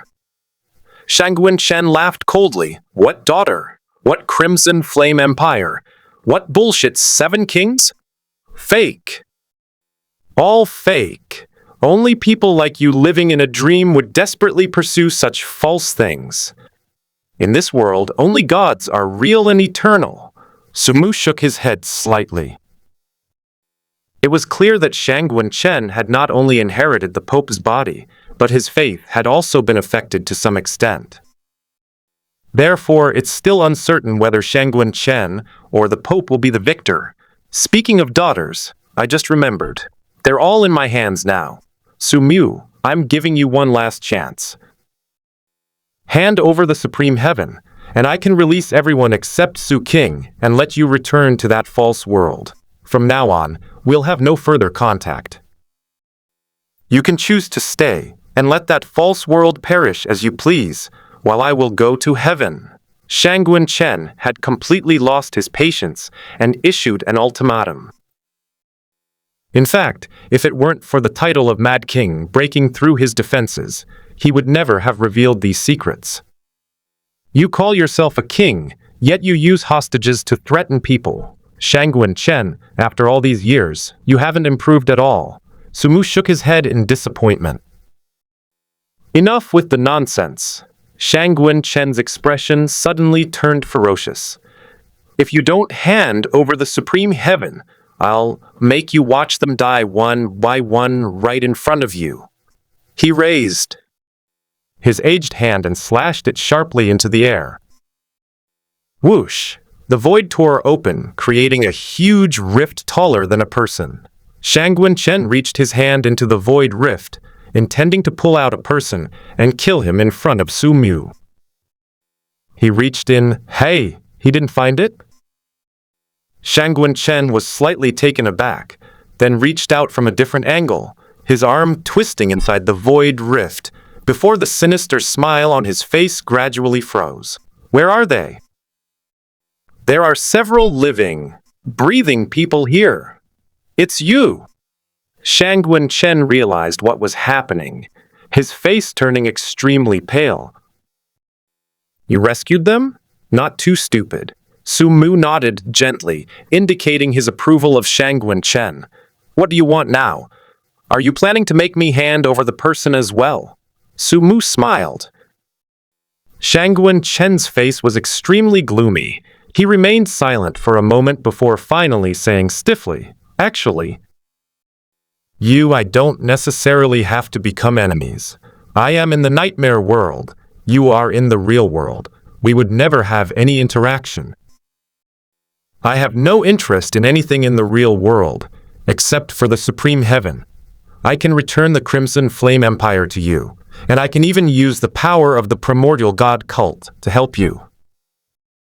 As long as you hand over the supreme heaven and Su King, I can help you regain your throne and even rule the world. Heh, ha ha ha. Sumu couldn't stop laughing. Help me? What are you? You think you're qualified to help me? He's just a thief who steals while his owner is away. That's how it is in the real world, and it's the same in the nightmare world. One sentence struck a nerve with Shangwen Chen, because the truth is the most damaging. If you insult a beautiful person by saying she's ugly, she won't get angry because she knows it's a lie. The same applies to Shangwen Chen now. In the real world, he stole a country, and in the nightmare world, he stole the primordial god cult. A thief who steals is a fitting summary of his life. Shangwen Chen's aged body trembled slightly, and the anger in his eyes was almost uncontrollable, but he was helpless and could not even utter a word of rebuttal. What exactly do you want in exchange for the return of Supreme Heaven and Su King? State your conditions, and there is nothing in this world that cannot be negotiated. Sumu glanced indifferently at Shangwen Chen, who was on the verge of exploding. Kneel down and beg me. Just like you did before, and perhaps I might still. Thump! Before Sumu could finish speaking, Shangguan Chen knelt heavily on the ground, like a devout servant, his head touching the ground and his hands outstretched. "Your former servant, Shangguan Chen, begs the Mad King for his permission." Shangguan Chen's voice was loud and clear, even crisp and decisive. His actions surprised Sumu. As the king of the Crimson Flame Empire, the Pope of the primordial god cult, and now a saint-level powerhouse, he would be the most esteemed being in any world. Yet, such a being could so casually discard his dignity without the slightest hesitation, just to gain a vague and uncertain possibility. Upon witnessing this scene, Sumu suddenly understood why Shangguan Chen was able to successfully usurp the country, control the primordial god sect, and become a saint-level being. He also understood even more why he had once taken Shangguan Chen as his subordinate. Isn't that kind of person interesting? Shangguan Chen is willing to use any means to achieve his goals. He abandons his wife and daughters, sells his dignity, and is selfish and ruthless. He is willing to give up anything as long as he can achieve his goal. He has all the conditions for success and has even taken them to the extreme. "No, you're actually kneeling?" Sumu laughed with interest. "I beg the Mad King to grant my request. I swear that after I obtain the Supreme Heaven, I will never set foot in the real world again. Just die." Shangguan Chen suddenly raised his head, a sinister smile appearing on his face. At the same time, two primordial treasures placed in a corner of the dream space suddenly burst forth with intense holy light. The golden crown and golden scepter defied gravity and floated up with a whoosh.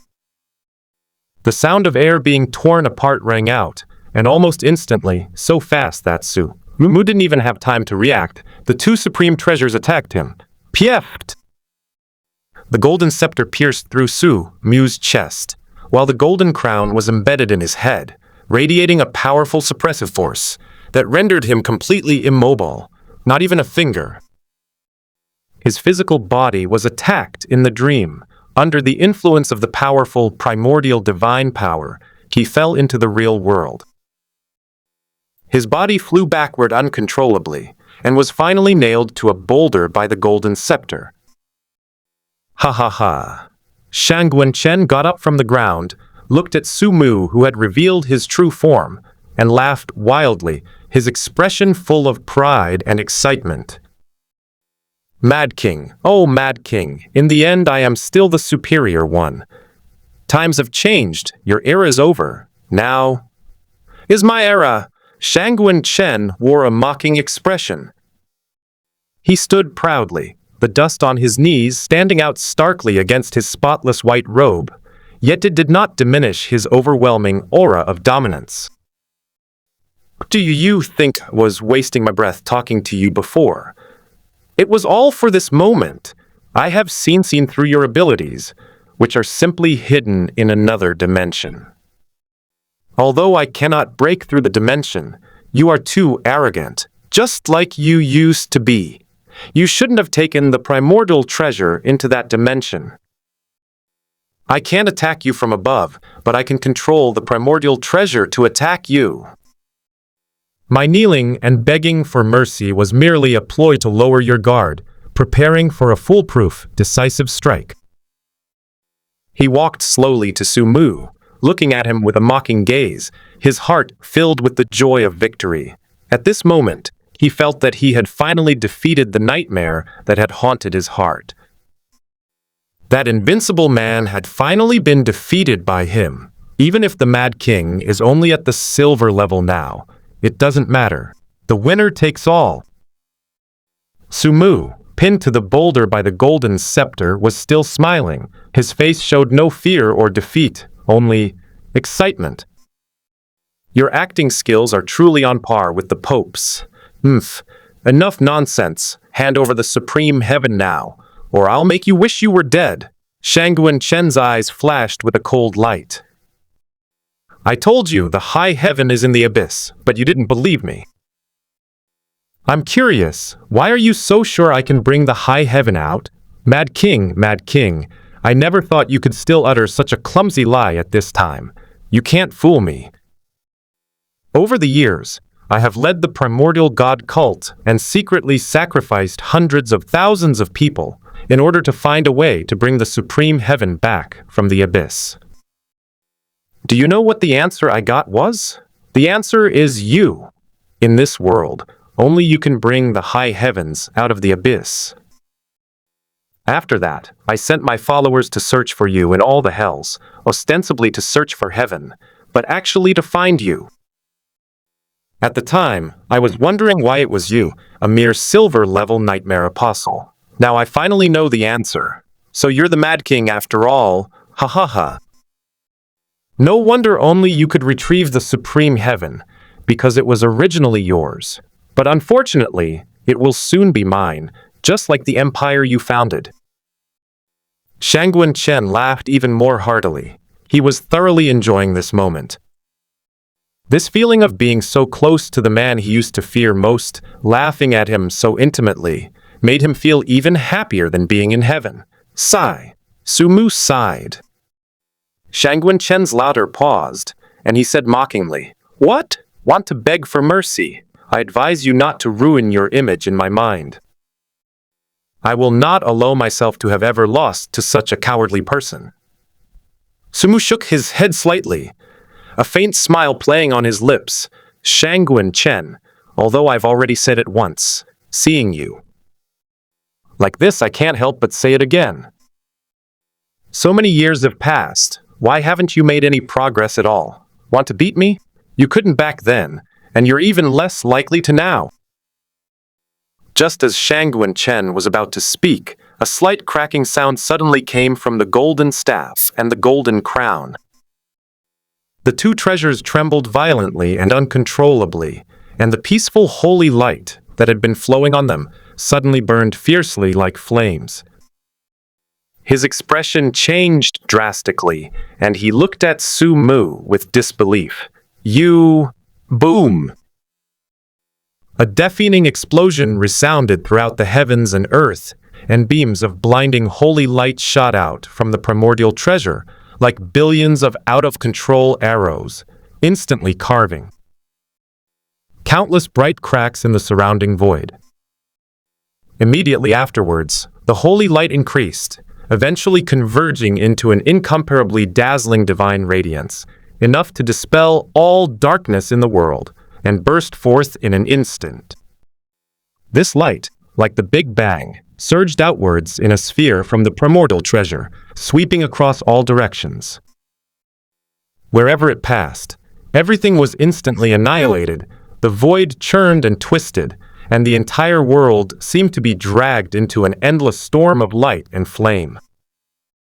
No! Shangguan Chen roared in panic. He fought desperately, but was ultimately swallowed up by the holy light. These two treasures, imbued with primordial divine power, and having been devoutly worshipped by millions of primordial believers for many years, now unleashed terrifying power in a self-destructive manner. After a long time, the storm of light and flames dissipated, and the surrounding area of tens of thousands of miles had long been leveled. Only the ancient abyss remained unaffected and stayed in its original place. Sumu and Shangguan Chen both vanished without a trace. After a long while, an elegant figure slowly emerged, wearing an impeccably tailored suit that perfectly accentuated his tall and straight physique. He held a snake-patterned wooden cane and was spotless. Sumu casually pushed up his brown-tinted glasses, glanced around, and a relaxed smile appeared on his lips. Did they run away? He felt that Shangguan Chen should not be dead, at most seriously injured. Although the power of the primordial treasure explosion was extremely strong, Shangguan Chen was ultimately a saint-level being and possessed the body of a pope, making him highly resistant to primordial divine power. He shouldn't died like that. However, facing the self-destruction of a primordial treasure at close range, even if he doesn't die, it will be enough to give him a hard time. He guessed that Shangguan Chen must be seriously injured. Otherwise, given the opponent's strength, there would be no way he could have escaped directly. Of course, it's also possible that the sudden switch of offense and defense stirred up a long-dormant fear in Shangguan Chen's heart, which scared him away. In fact, this was just a big gift that Sumu had prepared in advance for Shangguan Chen. Reciprocity was a principle he always followed. Shangguan Chen thought his wicked scheme had succeeded, but little did he know that Sumu had simply fallen for it on purpose. Although he is currently affected by the Pope's memories and finds it difficult to maintain a rational state, he is still capable of dealing with a thief. He couldn't possibly be unprepared for the 2 primordial treasures given to him by his enemies, and it was no surprise that Shangguan Chen would tamper with them. However, what Shangguan Chen didn't know was that he had already integrated the Pope's memories. The true owner of these 2 primordial treasures is the Pope. When it comes to primordial divine arts and the control over primordial treasures, no one in the world can compare to the Pope. Therefore, Sumu decided to turn the tables and give Shangguan Chen a hard blow. If Shangguan Chen hadn't tampered with the 2 primordial treasures, Su might not have been able to hurt him, since Shangguan Chen was already a saint-level expert. Only by simultaneously detonating 2 primordial treasures at close range could a powerful opponent of this caliber be seriously injured. The reason he deliberately allowed himself to be injured by the primordial treasure was to lower Shangguan Chen's guard. Otherwise, if Sumu directly controlled the primordial treasure to attack, the opponent would have been able to dodge it with ease. In this battle, Shangguan Chen pretended to beg for mercy, hoping to lower Sumu's guard. Unfortunately, Sumu anticipated his prediction and turned the tables on him, ultimately proving to be the one who was more skillful. As it turns out, sometimes battles are not just about who is stronger. With the right strategy, even an ant can shake a tree. However, the power of the 2 primordial treasures exploding was indeed strong enough. Even though Sumu returned to the dream world at the moment of the explosion, he was still affected to some extent, killed by the primordial divine power, and resurrected by the divinity of the sea. God. If you don't run fast enough, the primordial divine power that erupts might even erase the divinity of the sea god. Although Shangguan Chen escaped with serious injuries, given his personality, he would never give up on the supreme heaven. He will definitely make a comeback after he recovers. In that case, let's add another layer of insurance. Sumu thought to himself, then disappeared and returned to Holy Radiance City. He first wandered around the original church, but did not find any trace of Shangguan Chen. Indeed, quite cautious, Sumu praised.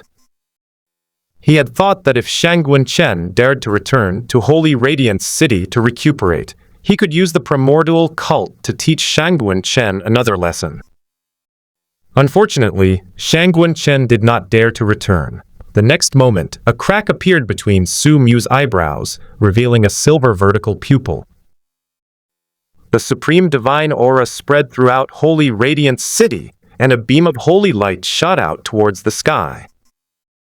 In the city of Holy Radiance, countless devout believers sensed the power of the primordial angels and began to worship fervently. Before long, several cardinals arrived from the sky. Upon seeing that it was Sumu, the leader Hongyi was overjoyed. "Divine envoy, you're back. I'll go and inform His Holiness the Pope right away." "No need," Sumu said indifferently. Hongyi was taken aback and asked in confusion, "What's wrong, Divine Envoy?" "The Pope is dead." Simple sentence caused the faces of several cardinals present to change instantly. "What? How is this possible? Your Excellency, is what you're saying true? The Pope, how could he?" "Quiet." Sumu's indifferent voice rang out. Under the pressure of the divine envoy, everyone quieted down and stared intently at Sumu. This divine messenger has descended to the mortal realm on the mission of the primordial angel, with the purpose of investigating the Pope's death. Everyone was stunned, completely bewildered. The Pope was still alive when the messenger arrived. Immediately afterwards, Sumu revealed all the secrets between the Pope and the blasphemers from back then. Several cardinals were utterly astonished upon hearing this, their expressions filled with disbelief. Divine envoy, you're telling the truth? All these years, we've been following the orders of blasphemers. Hongi's face was deathly pale, and her body swayed precariously. This feeling of faith collapsing was a fatal blow to a fanatic. Sumu remained expressionless and looked at Hongi. Hongi, you joined the sect in the year 5790 of the divine calendar. At that time, you were only 12 years old and were doing odd jobs at the Red Phoenix Pavilion in the dream of the mortal world. Your mother was the top courtesan of the Red Phoenix Pavilion.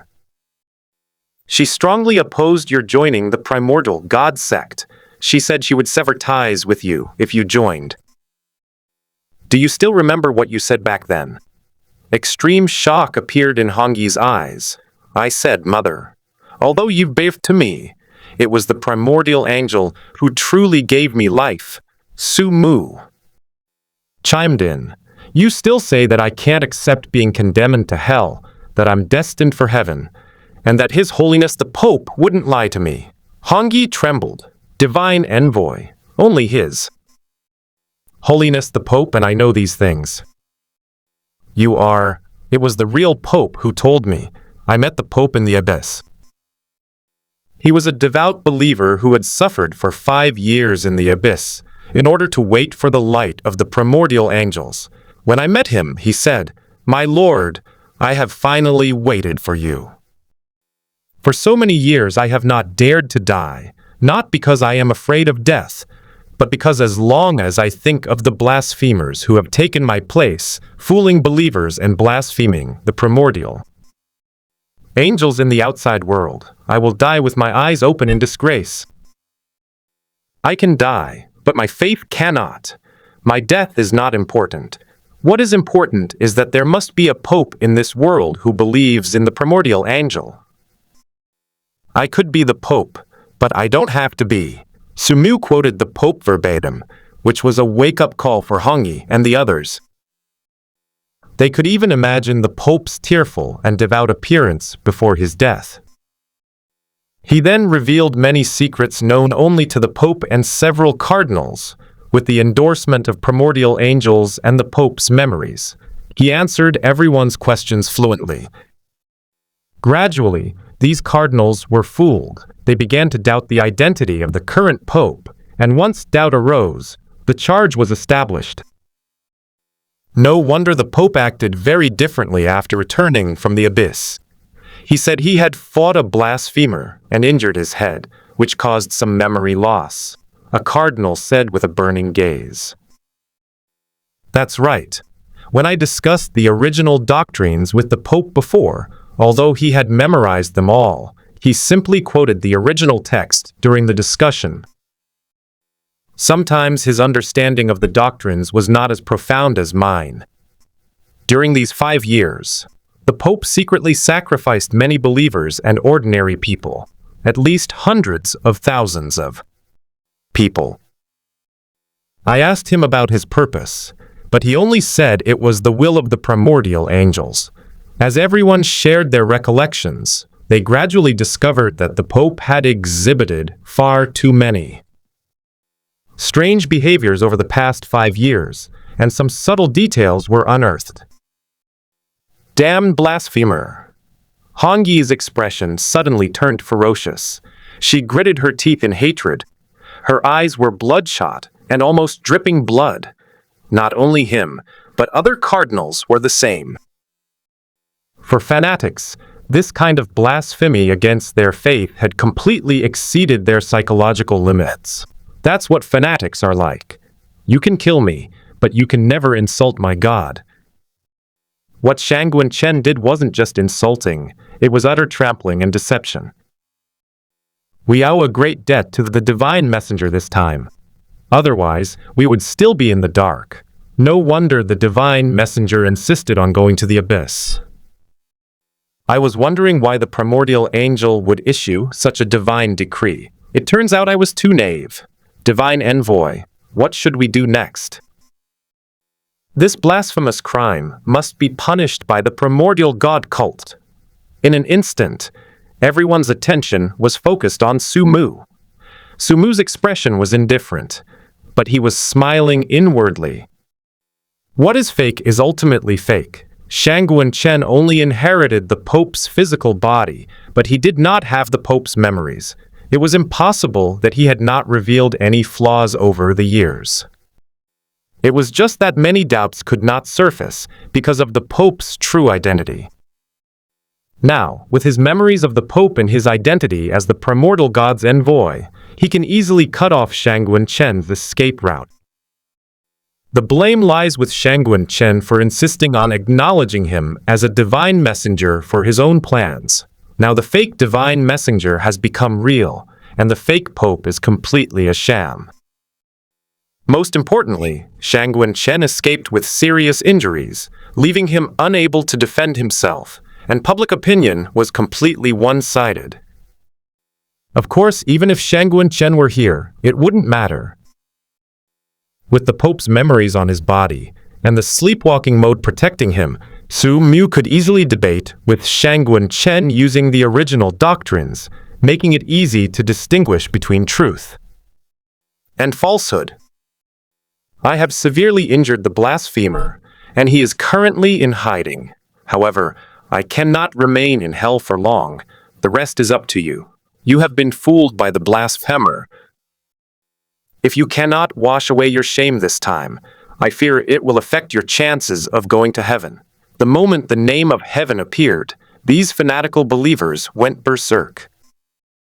A terrifying killing intent surged wildly within the hall, and their originally pious and kind faces were completely distorted by hatred. For them, nothing is more important than going to heaven. Rest assured, Your Excellency, even if we are torn to pieces, we will kill the blasphemer and avenge the Pope, Han Yi said through gritted teeth. Very good, the primordial angels are watching you. Furthermore, the position of Pope is now vacant. I have decided that whoever among you can kill the blasphemer will be reported to the primordial angels and appointed as the new Pope. Sumu's indifferent words added a touch of fervor to the hall. With the hatred of their faith and the papacy at their disposal, none of these fanatical believers could resist such temptation. As the largest sect in hell, the primordial god cult's influence is so vast that it extends throughout the inner prison of hell.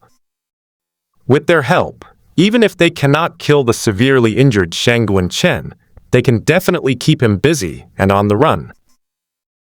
Moreover, don't forget that Shangguan Chen's enemies are not limited to the primordial god cult. Finally, Sumu added, spread the news that the blasphemer is not dead. He offended many sects back then, and they must also want to take revenge on him. With a simple command, Shangguan Chen became a public enemy of hell. He was saved by the Supreme Heaven back then, but he's not so lucky now. From the once supreme primordial Pope to the now abandoned fugitive and public enemy of hell, Shangguan Chen only took less than a day. Now that Sumu is only at the silver level, he has once again shown him who the king is. Dream World, High Seas, Moga Island. Moga Island is an uninhabited island located in the high seas near the Blood Moon Empire. It is deserted, overgrown with vegetation, and presents a completely undeveloped and pristine landscape. However, after the undead king chose this location for the meeting of the Seven Kings, Moga Island underwent a dramatic transformation in just a few days. Excess trees were felled, weeds were trimmed, and the cleared roads were paved with expensive and luxurious dark red carpets. In the very center of this island, A large clearing has been plowed out, and a temporary palace has been built on it. Although it cannot compare to those ancient palaces sculpted by the passage of time, thanks to the combined efforts of countless vampires and the accumulation of abundant resources, this palace possesses its own unique grandeur and solemnity. 7 enormous ships were moored beside the island, each bearing the emblem of one of the 7 kings. The island was now crowded with people, divided into 7 distinct factions. People from different factions were all wearing the Empire's uniform and imperial insignia. The terrifying aura emanating from countless powerful gold-level warriors calmed the sea within 100 miles. Within the palace reside 7 even more terrifying beings, the 7 Golden Kings, the current rulers of the world. It can be said that the pinnacle of human combat power has gathered here at this moment, and there is only one reason for them to come together, and that is the 7 deadly sins. The 7 deadly sins, an organization that appeared out of nowhere, committed countless crimes, from assassinating nobles to killing gold-level warriors, and finally destroying the Blood Moon Palace. Even today, the 7 kings, as powerful as they are, cannot ignore the existence of the 7 deadly sins, and have even convened a meeting of the 7 kings specifically to discuss them. In the palace hall, there was a huge round conference table, and 6 figures were sitting around it. The Crimson King and Shangguan Mingyu were prominently featured among them. Today, the Crimson King was noticeably more formal, sitting tall and dignified in a magnificent dark gold robe embroidered with lifelike phoenix patterns that shimmered brilliantly in the sunlight. Beside her sat, in order, the Holy King, the Heavenly King, the King of the Crimson Lotus, the King of Immortality, and the King of the Underworld. All 6 kings are gathered, except for the Dragon King of the Longyuan Empire. Just then, the palace gates slowly opened, and a short boy walked in. He wore a golden imperial robe, and his youthful face held a majesty beyond his years. His brows bore a resemblance to Long Yuan's. Unlike Long Yuan's dead fish eyes, this young man had a pair of cold, dark gold vertical pupils, like the eyes of some cold-blooded animal, making one feel a chill when looking into them. The newcomer was none other than the Dragon King, the ruler of the Dragon Abyss Empire. The Dragon King stood with his hands behind his back, followed by several tall, terrifyingly powerful golden warriors. Surrounded by them, he walked to the round table and slowly scanned the other kings with his cold, indifferent dark gold vertical pupils. "I'm sorry to have kept you all waiting," he said, a slight apology, but his tone and demeanor were completely different. Not only did he not feel any apology, but he even gave people the feeling that it was an honor to wait for him. Humph. The Crimson King snorted coldly. How could she tolerate this? "We've certainly kept you waiting a long time." The Dragon King glanced at her coldly and said indifferently, "You should learn to get used to the privileges of the strong." Upon hearing this, everyone's expressions turned cold. Only the oldest, the Holy King, who looked to be around 50 years old, smiled and said, "It's been a long time since we last met. Don't be so angry as soon as we meet. After all, the purpose of this meeting is to deal with a common enemy." "Enemies?" The Dragon King sneered, then walked towards his seat, whereupon the golden-level expert behind him immediately pulled out a chair for him. "A mere coward hiding his true colors is not worthy of being my enemy. Only some charlatans would consider such an opponent as an enemy." One sentence directly angered the Red King and the Undying King, because among those present, only the 2 of them were overwhelmed by the 7 deadly sins. The Crimson King's fiery temper flared up, but before she could speak, the Undying King said expressionlessly, "Dragon King, you don't need to be sarcastic. If you really didn't consider arrogance an enemy, you wouldn't have come to the 7 Kings meeting today." The Dragon King slightly raised his eyes and glanced at him indifferently. I am just very curious about what kind of madman dares to call himself a god of the new era. Humph. The Undying King sneered. You'll understand once arrogance opens the interdimensional passage in your dragon. Abyss Empire and summons the nightmare. So what if it's a nightmare? My dragon Abyss Empire is the strongest nation in the world. Nightmare monsters are nothing but monsters. I will kill as many as there are. The Dragon King lived up to his youthful appearance. From the moment he entered until now, he had done nothing but mockery, mocking everyone equally. His personality was extremely wicked, a trait inherited from Long Yuan. Since the Dragon King is so confident, in my opinion, what's the point of holding this meeting of the 7 kings? Let the Dragon King deal with arrogance by himself. The Heavenly King, dressed in a purple imperial robe and wearing a sun and moon crown, smiled. As the rulers of the Sky Empire, which ranks second in overall strength, the Heavenly King and the Dragon King have always been at odds. Unlike the Dragon King's youthful appearance, the Heavenly King was an extremely charming adult man, meticulously combed silver hair, a slender yet upright figure, and skin as white as winter. Snow. The Dragon King coldly stared at the Heavenly King. I will deal with arrogance. But what are you to dare to point fingers at me? Seeing that the atmosphere was not right, the Holy King quickly stepped in to play the peacemaker. Please calm down, everyone. The Dragon King is just a person with dragon blood, and his personality is inevitably influenced by the dragon race. That's not what he meant. Holy King, put away your hypocritical smile.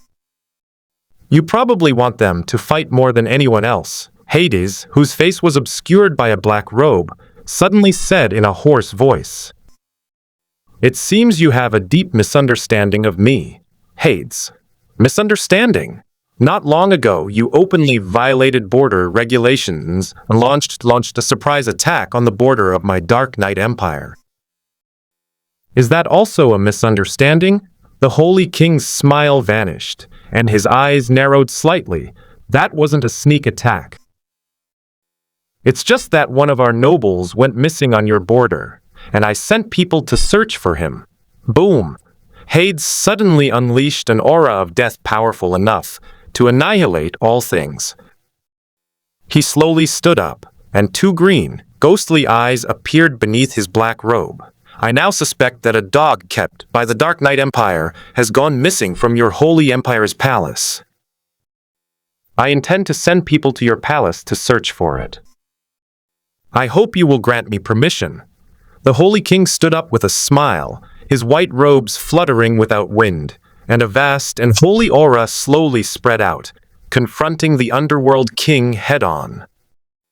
On the other hand, the Dragon King and the Heavenly King were in the same situation. Hundreds of small-scale wars, large and small, had broken out between their 2 countries, and it would not be an exaggeration to say that they were enemies. Seeing that a fight was about to break out, it was the Red King and the Undying King, who had a long-standing feud, who began to mediate, because they were the only 2 who had suffered greatly from the 7 deadly sins and genuinely wanted to deal with them. The Crimson Lotus King, who had always been the least noticeable, watched the chaotic scene with great interest, occasionally extending her fair and slender hand to pick up a grape from the table and gently put it into her mouth. She was one of only 2 women among the 7 kings. Unlike the Crimson King's unparalleled beauty, she was alluringly beautiful. A bright red fitted dress hugged her perfect figure, and her peach blossom eyes were full of affection, captivating the heart. She was charming yet possessed the aura of an empress, like a thorny rose that could only be admired from afar. The chaotic 7 Kings conference amazed Sumu, who was standing to the side. Sure enough, the world was a huge makeshift organization. He had imagined the 7 Kings conference to be professional, serious, and unsmiling. In reality, before they could even discuss any serious matters, the 7 princes started hurling insults and fighting each other. Looks like we've arrived too early. It'll probably be a long time before these people actually sit down to discuss serious matters. Sumu shook his head helplessly and turned to leave. He returned to the nightmare world once again, but this time he did not go to Holy Radiance City. Instead, he carefully selected a small nightmare and began his plan. This miniature dream world is a dilapidated city with grayish-blue zombies roaming the streets. They move stiffly, their bodies covered in dark red blood, many parts of them rotting, and they emit a foul stench. This is almost one of the most common nightmares in the nightmare world, the zombie nightmare. Perhaps due to the popularity of zombie movies, so many people have dreamed of being chased by zombies, which has led to all sorts of zombie nightmares. Ignoring the zombies swarming the streets, Sumu entered his dream space and found Su King and the others unconscious. He knew that this was the effect of primordial divine magic, which was why they remained unconscious. It would be easy to lift the coma, but now was not the time to do so. Suddenly, he took out a crystal sword that was clear and translucent, which was none other than the Mirage, one of the 12 swords of royal power. Then, he walked to the unconscious Su King's side, looked at her delicate and beautiful face, and without the slightest hesitation, plunged the crystal sword into Su King's face. A miraculous scene unfolded. The crystal sword, as if it had no physical form, pierced straight into Su King's head without leaving a single wound on her face.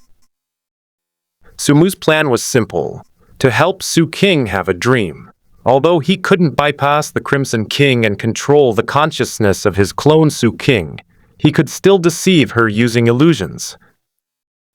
In illusion, the most difficult thing is always to directly control the other person's consciousness, while the simplest thing is to deceive.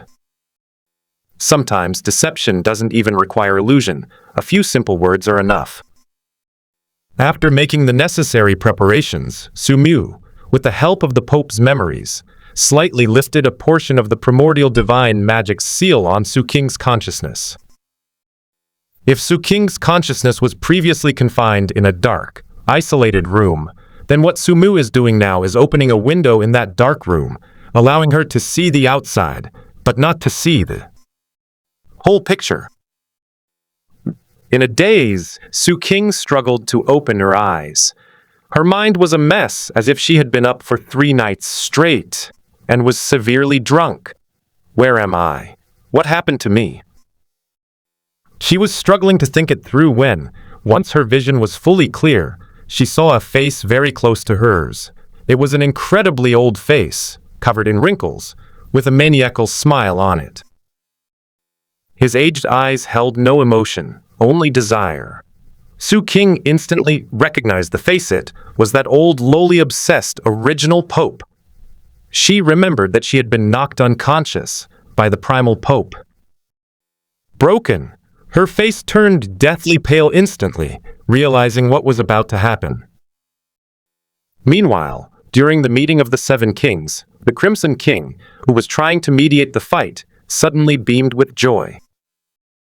Just now, she had finally reconnected with the consciousness of her clone. However, before her joy could last even a second, her expression changed instantly. This old pervert is so close to me. Could it be that he's going to... For a moment, the Crimson King planned to activate the Nirvana Holy Flame within her clone, to kill it. She didn't want to have to endure the old pervert's torture while holding a meeting.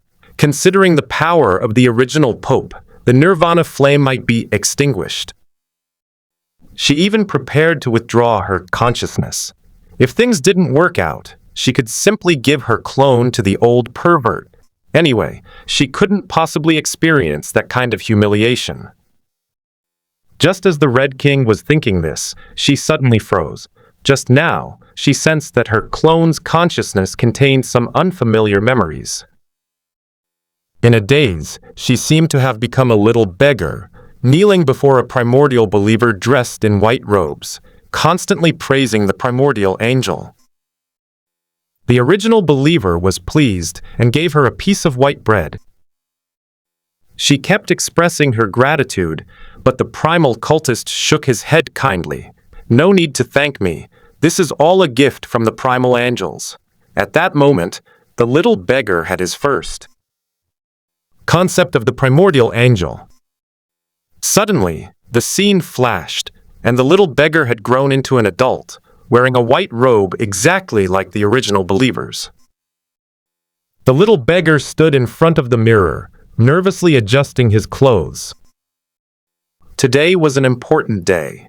It was the day he would become a follower of the primal cult and officially join the primal god cult. Looking at the handsome, sunny face in the mirror, the Crimson King was stunned. She recognized the face. It was clearly a younger version of the primordial Pope. Instantly, the Crimson King's expression changed slightly. She understood what the primordial Pope was doing. He wanted to possess Su King's body. He. What a perfect body! The primordial Pope laughed sinisterly, holy light constantly emanating from his aged body, and that holy light was like countless tiny maggots, frantically drilling into Su King's body. "What do you want to do?" "Let me go." Su King instinctively tried to resist, but having only regained some consciousness, she had not yet fully regained control of her body and did not even have the strength to stand up. "Release you?" He. The primordial Pope sneered. "I finally found such a suitable body. How could I possibly release you so easily? Your body is not only young, but also possesses immense potential, even the flames of rebirth. Most importantly, I can sense that your soul is incomplete. Its connection to this body extremely weak. You are practically a perfect vessel bestowed upon you by the gods." Su King was extremely anxious. Her not-so-bright little brain was working at high speed as she glanced around at her surroundings.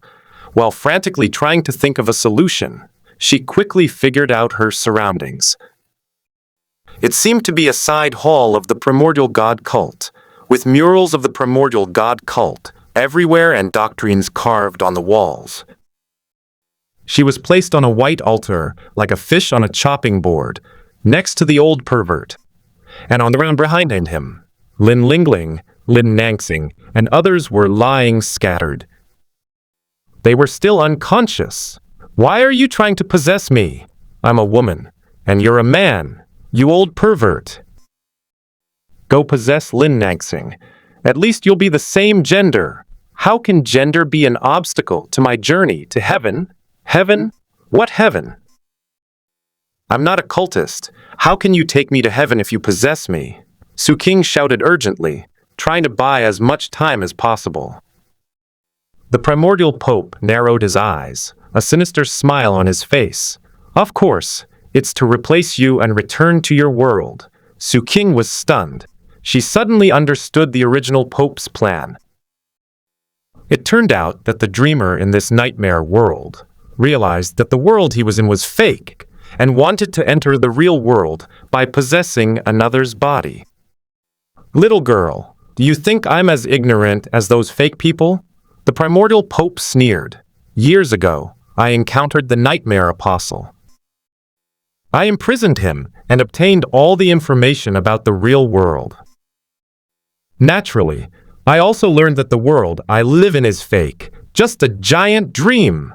You people in the real world call the dream world the nightmare world, and the Nightmare Apostle is someone who falls into the nightmare world while sleeping. It's all fake. It's all fake. Do you know that feeling of despair? Suddenly one day, you realize that everything around you is fake, including your family, friends, yourself, even the whole world. In this false world, everything I did was meaningless. It was only then that I understood what heaven is. The real world is heaven. It's an incredibly real world, unlike hell, which is shrouded in black mist, never seeing the light of day, and where you have to face endless nightmare monsters. The original pope became increasingly frantic as he spoke, and dense blood vessels gradually appeared in his cloudy eyes. Su Qing's heart skipped a beat. She had never encountered this situation before. The feeling of the person in her dream, trying to replace the real person, made her feel a little uneasy. Why can you weaklings enjoy reality while I can only struggle in hell? I'm not reconciled. I've waited all these years for this opportunity, and now it's finally here. After I replace you, I will go to the real world, establish the primal god cult there, and then gradually lead all the primal believers who have fallen into hell there to rule your world. You real people have enjoyed yourselves for too long. It's time for us to take over. Hey hee hee. The original pope, like a mastermind behind the scenes, frantically recounted his grand plans. Su Qing felt increasingly disheartened as she listened. The pope's power was unfathomable, and if he were to actually achieve his plan, she wondered what kind of upheaval it would cause in the real world. Don't be delusional. There are billions of people in the real world, among whom are countless powerful individuals. How can you and a few million primal cultists possibly rule the world? Hee hee. The Pope laughed loudly, his eyes mocking. Who said it's only our primordial god cult? The leader will help me. Leader. Upon hearing this familiar title, Su Qing's pupils suddenly contracted, and she realized something terrifying. The leader you're talking about, could it be? Naturally, it is His Excellency, the Arrogant One. A fanatical glint flashed in the eyes of the primordial Pope. His Excellency, the Arrogant One, is an incarnation of a god. He has already laid out plans in the real world and opened a passage between the two worlds. He promised to turn all the people of the primordial god cult into reality, and then summon nightmare creatures to completely subvert reality and establish a new world, a world that belongs only to us dreamers. Su Qing was instantly shaken. At this moment, she finally knew the true identity and purpose of the arrogant man. He was not the leader of any terrorist organization at all, but a mastermind who was trying to invade and control reality. The true purpose of the 7 deadly sins, to overthrow the world. The 7 deadly sins indeed originated in the nightmare world. Even a powerful figure like the primal Pope was a member of the 7 deadly sins. The nightmare world is the true home of the 7 deadly sins.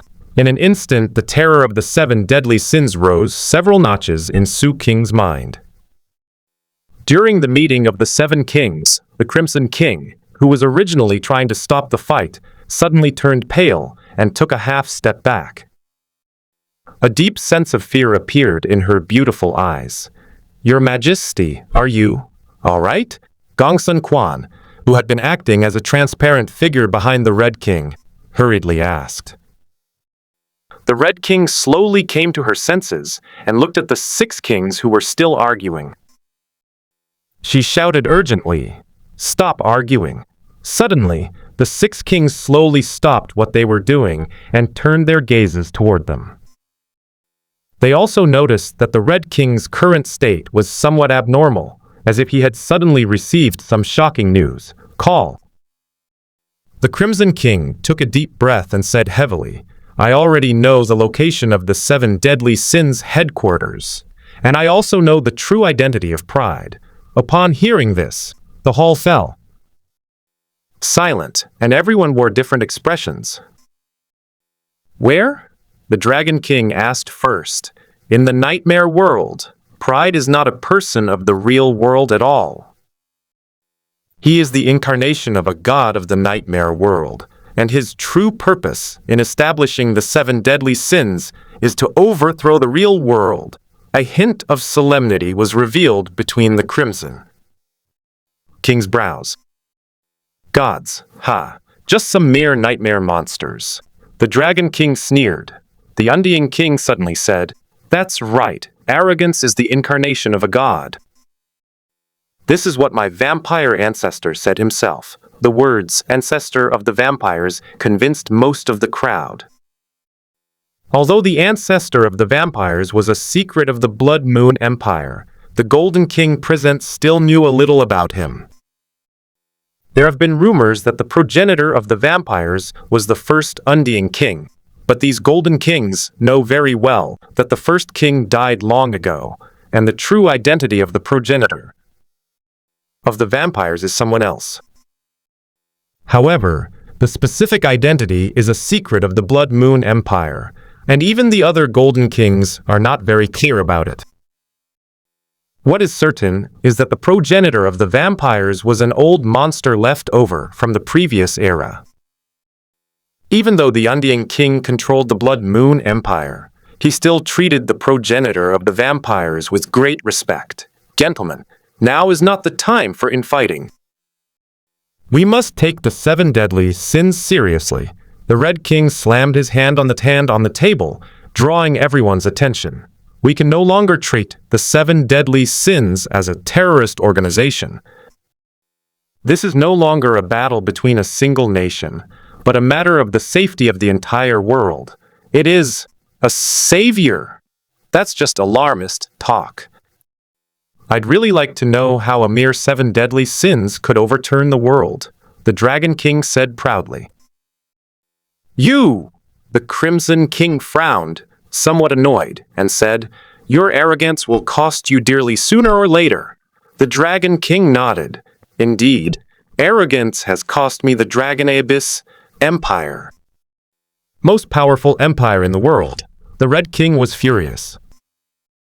This was her first time attending the 7 Kings Conference, and the first time she had encountered someone even more unreasonable than herself.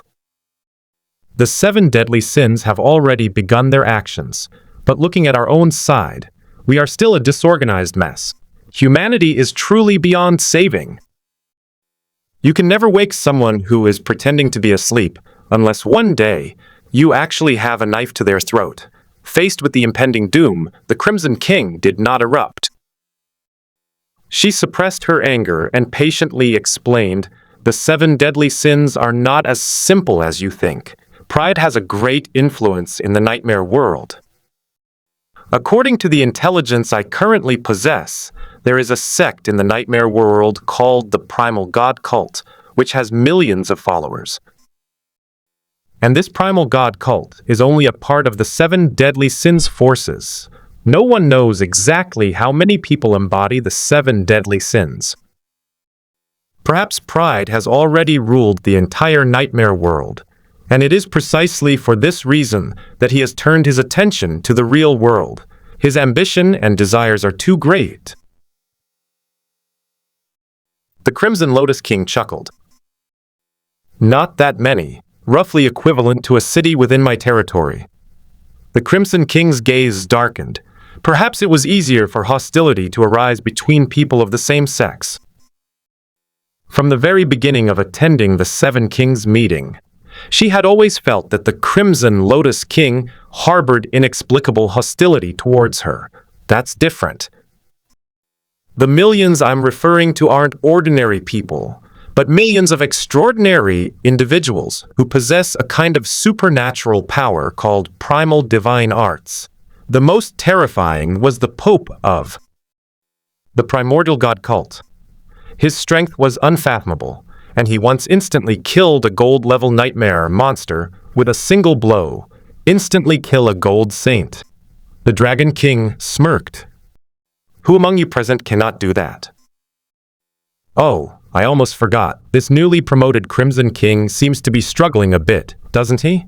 Ignoring the Crimson King's furious gaze, he continued, "I have no rivals in the world today."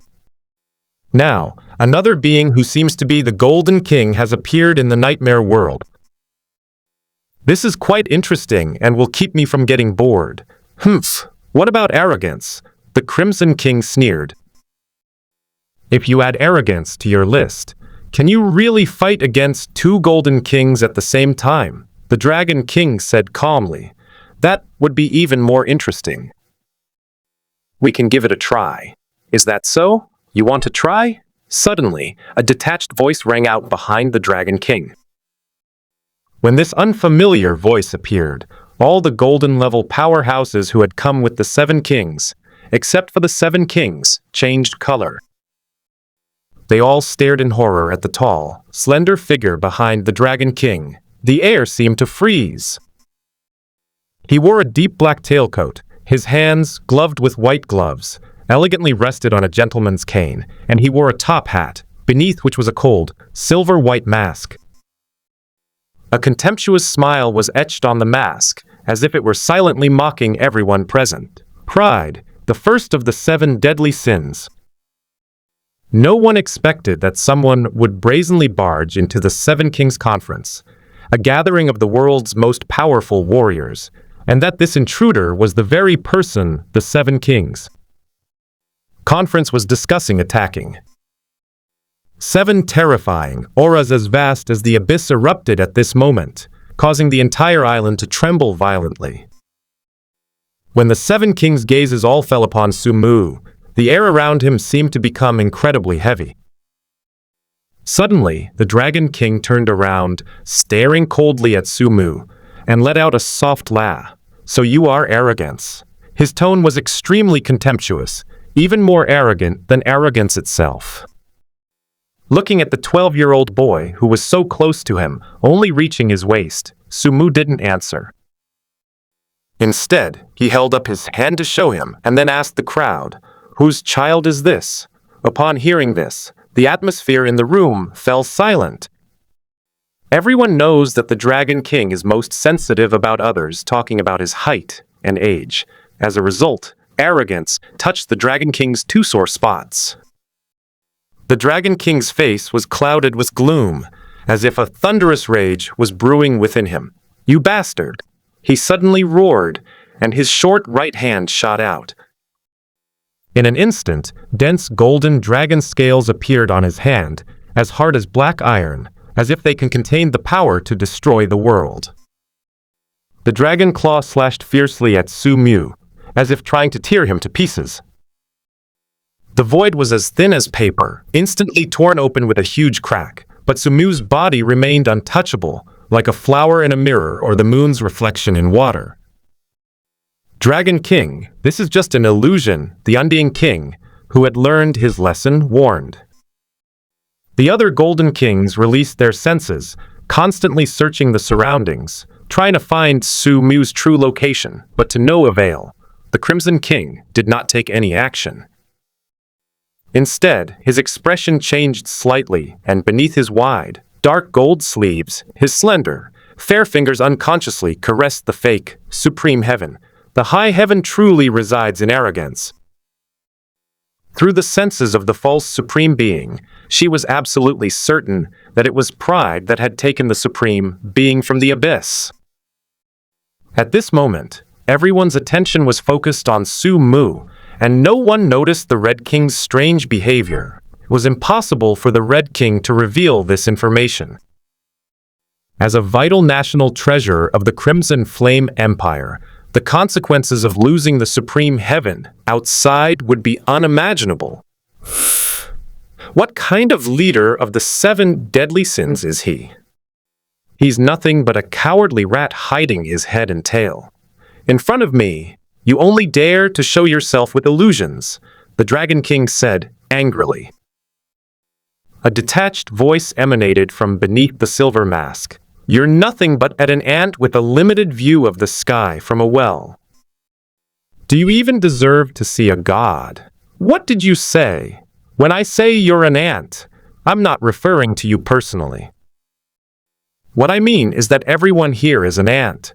The 7 Golden Kings' faces immediately turned cold, and a chilling killing intent flashed in their eyes. Kings, you cannot be humiliated. Ignoring the 7 terrifying and deep gazes, Sumu continued indifferently. Foolish people, you always use your ridiculous thinking to speculate about gods, and even try to kill them. Little do you know that when humans think, the gods laugh. The seven kings' faces grew increasingly grim. In this world, no one had ever dared to show them such contempt. Enough of the nonsense.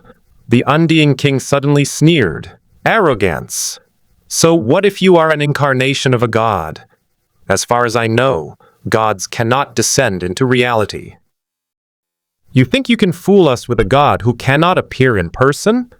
Humph! The Dragon King sneered. So what if you show yourself? You're nothing but a false god. Even if your true form descends, I can still slay that god. Hearing the Dragon King's words, Sumu wanted to laugh. The other party truly exemplified what it meant to be a frog in a well, with his knowledge completely limited to this false world. He thought he had reached the pinnacle, because he had become the strongest in this world, but little did he know that the Golden King was not even an ant in front of the gods. It's time to let these arrogant ants, who are immersed in their own world, see the cruel truth of this world. Heh! A contemptuous laugh came from beneath the silver-white mask. Not bad courage. In that case, I can grant you the right to meet the gods, provided that you survive my little pet. Small pet? The Dragon King sneered. Mere nightmare creatures. This trash is beneath my notice. He stopped abruptly before he could finish speaking, looking at Sumu in disbelief. Suddenly, a massive, bottomless rift, as deep as an abyss, appeared beside Sumu, with countless dark creatures writhing within it like worms. An extremely terrifying aura emerged from the crack, an aura that seemed like a materialized nightmare, seeping out in wisps. Sizzle, sizzle. Inside the main hall, the light bulbs used for illumination flickered wildly, while a sudden gust of wind arose over the island.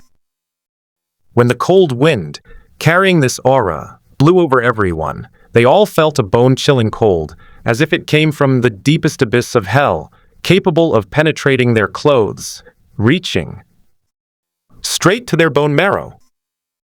At the same time, an indescribable sense of oppression swept over like Mount Tai, pressing down, and everyone in the hall felt as if an invisible hand was gripping their hearts tightly, making their breathing rapid. Even the mighty Dragon King felt a chill run down his spine at this moment, as the dragon bloodline within him was frantically issuing warnings, the terrifying aura of the saint-level nightmare. Creature leaked out wildly, and in an instant, dark clouds covered the sky above the island, plunging the world into eternal darkness. Everyone present stared intently at the massive crack beside Sumu, seemingly forgetting even to breathe. They had never felt such a powerful aura before. It was a terrifying aura far surpassing that of the Golden King, as if it were above the entire world. Suddenly, a leg emerged from the dark crack, a leg taller than a person, with smooth muscle lines, each line seemingly meticulously sculpted, and skin of stone gray. When the leg landed in the hall, the originally smooth and flat floor seemed unable to bear the terrifying weight of the leg, and instantly cracked wildly from the point of impact, forming a dense spiderweb of cracks. The cracks continued to spread, covering almost the entire hall. Many powerful gold-ranked warriors were horrified to see the cracks spreading to their feet, and instinctively took several steps back. Soon more and more parts emerged from the darkness. Thighs, chest, abdomen, arms, wings, and even the head. The darkness receded from this terrifying being like a tide, revealing its full form. It was a humanoid angel several meters tall. Where there should have been a face, there was a smooth surface, devoid of features, like a mirror that could reflect all the fears and desires of the world. A saint-level nightmare creature, the faceless angel. The faceless angel seemed to emerge from a rift in the abyss. It stood in the hall, its enormous wings slowly unfurling. The wings were so large that the entire palace could hardly contain them. As the wings spread, the terrifying shadows cast by them slowly enveloped everyone. The moment the wings are fully extended, An eerie buzzing sound echoed all around, as if a death knell from the depths of hell was being played. Sumu, behind the silver-white mask, was somewhat surprised. Was this a saint-level being? Did they even have their own background music when they appeared? Because of the mask, no one could see the surprise on his face. In everyone's eyes, he stood arrogantly like a demon god, while beside him was a terrifying little pet. The Dragon King, who had been shouting the whole time, was now so shocked that he couldn't speak. His dark golden vertical pupils were filled with solemnity and fear. Only at this moment did these 7 top experts of the era truly realize what a god was. They didn't know how powerful the gods were, but they did know that the pets the gods could summon at will were more powerful than they could imagine. The stronger one is, the more directly one can feel the terror of the faceless angel. Its aura, which completely surpasses that of the Golden King, makes even the 7 kings tremble. They're not even in the same league. Nightmare world. The Pope's bloodshot eyes were inches away, a dark light gleaming deep within his pupils as he greedily scanned Su Qing's delicate body. As more and more memories of the Pope flooded her mind, Su Qing panicked. She considered whether to abandon the consciousness in her clone, but seeing her sleeping teammates and Sumu in the abyss, she hesitated. Having spent most of her time in the palace, she had few friends, and the king didn't need any.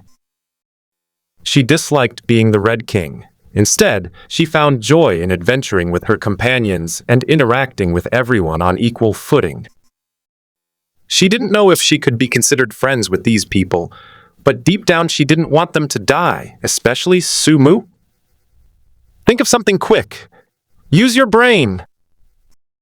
Just then, Su Qing suddenly noticed that the shadow at the Pope's feet had moved. Shadow? Could it be?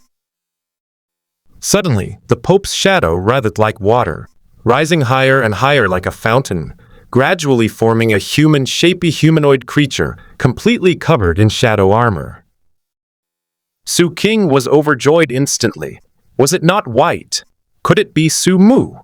She realized something and looked at the Pope with a hint of nervousness, only to find that the Pope had not noticed at all. Yes, the Pope's soul is transferring into his own body, and his physical body is gradually becoming an empty shell, with his perception greatly reduced, and he is facing away from Bubai. At that moment, the humanoid creature made of shadows silently raised its hand. For once, Su Qing was unusually clever.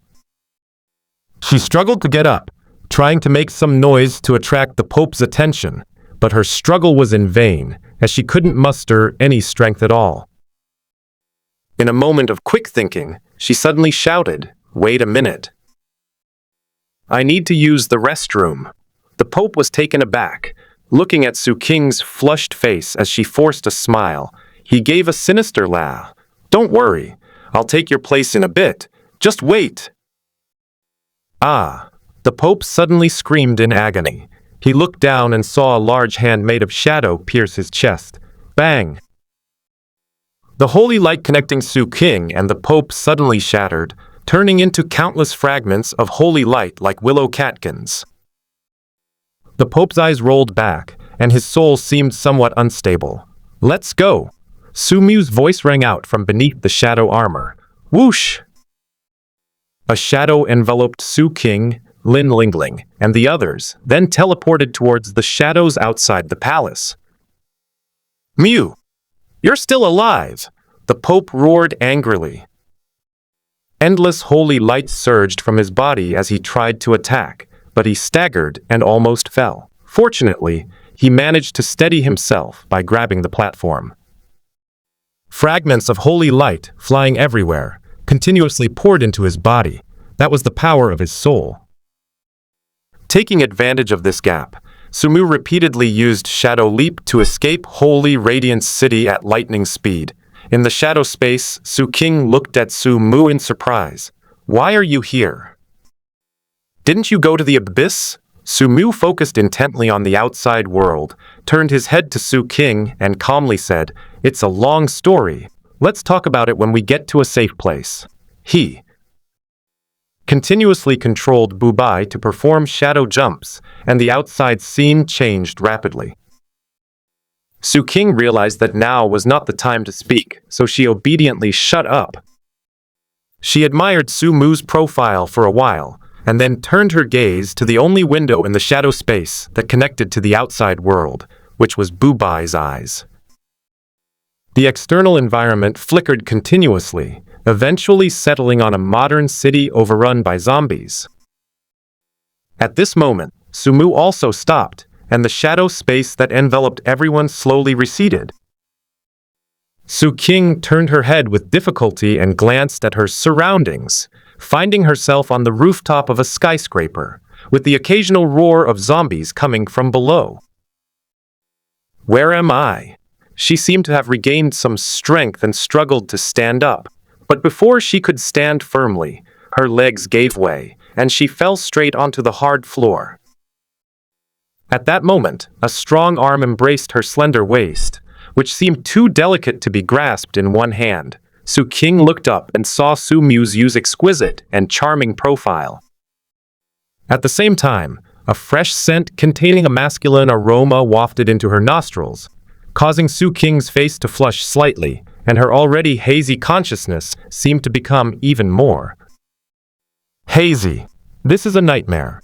A deep, magnetic voice reached Su King's ears, and she could even feel the slight rise and fall of the man's chest as he spoke. "I interrupted the Pope's possession ritual, and now his soul is suffering a backlash. He probably won't recover for a while." Sumu spoke at a steady pace, with each word seemingly possessing a unique rhythm, like a gentle stream, peaceful yet subtly soothing, drawing the listener in unconsciously, as if the whole world consisted only of his magnetically captivating voice, echoing within. Su King's face turned even redder. Sumu seemed to sense something and lowered his head slightly, and their eyes met for a moment.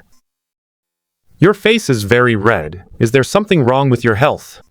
Su King's eyes flickered, and she said in a voice barely above a whisper, "I think so. I'm feeling a little dizzy." "Then you should lie down and rest for a while." "No!" Su King exclaimed, then realized that her reaction was inappropriate and quickly said, "Don't move. I'll get dizzy if I move. Let's just leave it like this for now and let me catch my breath." "Okay, then take a break first." Su King was secretly delighted. She poked her head out, seemingly afraid Sumu would notice, and quickly asked, "By the way, why did you suddenly come back?" "I thought you had already." "He's already dead, isn't he?" "Yes, the Pope is a liar. He's been lying to us all along. He actually knew all along that you weren't a true messenger of God, but only obtained the power of the primordial angel by chance. He also knew we were the Nightmare Apostles." "I know," Sumuin said gently. "You knew?" Su King was slightly taken aback. "When did you find out?" She found it somewhat unbelievable, because she had learned these secrets from the Pope himself. "I knew it from the beginning." "At the beginning?" Su King's beautiful eyes widened. As the leader of the largest cult in the nightmare world, the Pope has millions of followers. Those who did not join the primal god cult, but worship the primal angels, number at least tens of millions. Given such a terrifying force, it's not surprising that the Pope knows about the nightmare. Apostles, don't forget, we're not the only team that has entered the nightmare world. Su King thought about it and agreed, since the Pope had just said that he had captured nightmare apostles and tortured them for information. But does that prove the Pope is guilty? It's not just that. There's also the divinity of the primordial angels. The divinity of the primordial angels can sense each other. You can't detect it, but the Pope can definitely sense that the primordial divinity in my body is very weak. Just imagine, a divine messenger who came down from heaven, even if he didn't come down in his true body, but the divinity he carries in his soul is not as good as that of the Pope in the mortal world. Wouldn't the Pope suspect the identity of the divine messenger? I can fool ordinary believers who lack the divinity of primordial angels, but I can never fool the Pope. Sumu parted his lips slightly, and as he spoke, his Adam's apple rose and fell gently on his strong neck, his lips trembling slightly, like two soft maple leaves swaying in a breeze.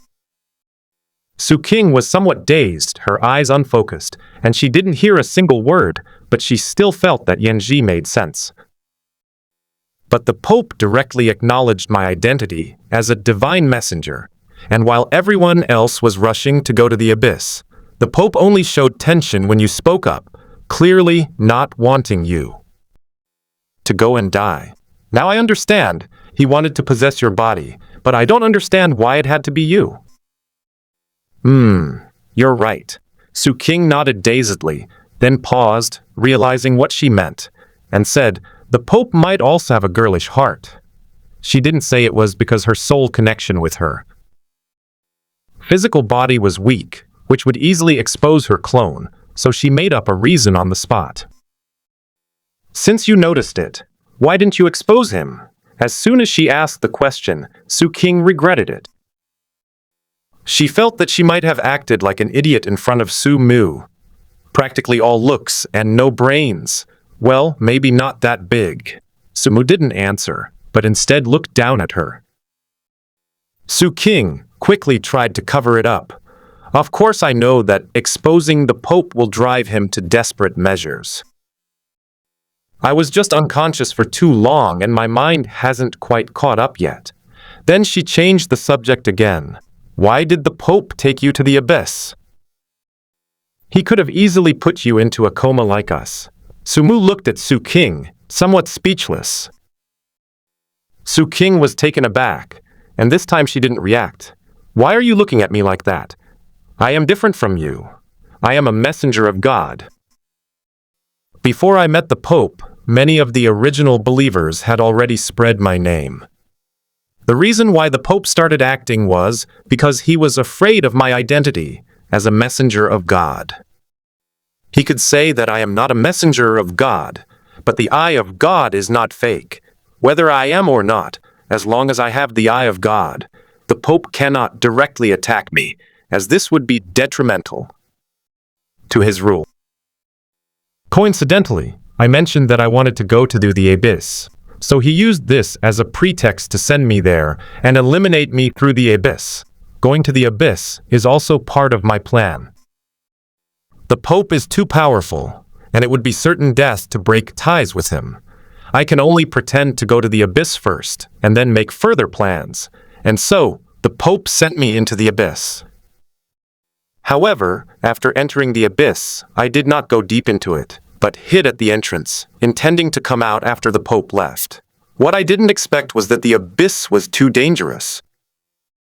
I encountered an evil god at the entrance. I thought I was going to die, but it turned out that the evil god was the god of shadows, and Bubai happened to be one of his servants. With Bubai's protection, I not only survived, but I also benefited from the misfortune, and Bubai was promoted to a gold-level nightmare creature. With Bubai's help, I successfully escaped the god of shadow and left the abyss. It is because of this that I was able to come to save you and, with Bubai's power, launch a sneak attack on the Pope during the possession ritual. Are you listening? Huh? Su King blinked blankly. Oh, you're right. Seeing the faceless angel descend, the 7 kings were on high alert, and none of them dared to make a move. Only the Red King was daydreaming. If you looked closely, you could even see a blush on his beautiful face. That's wonderful. Sumu didn't die, and he even saved us all. He truly deserves to be the man I value. Humph, I knew Gongsun Quan's guesses were nonsense. How could Sumu be arrogant?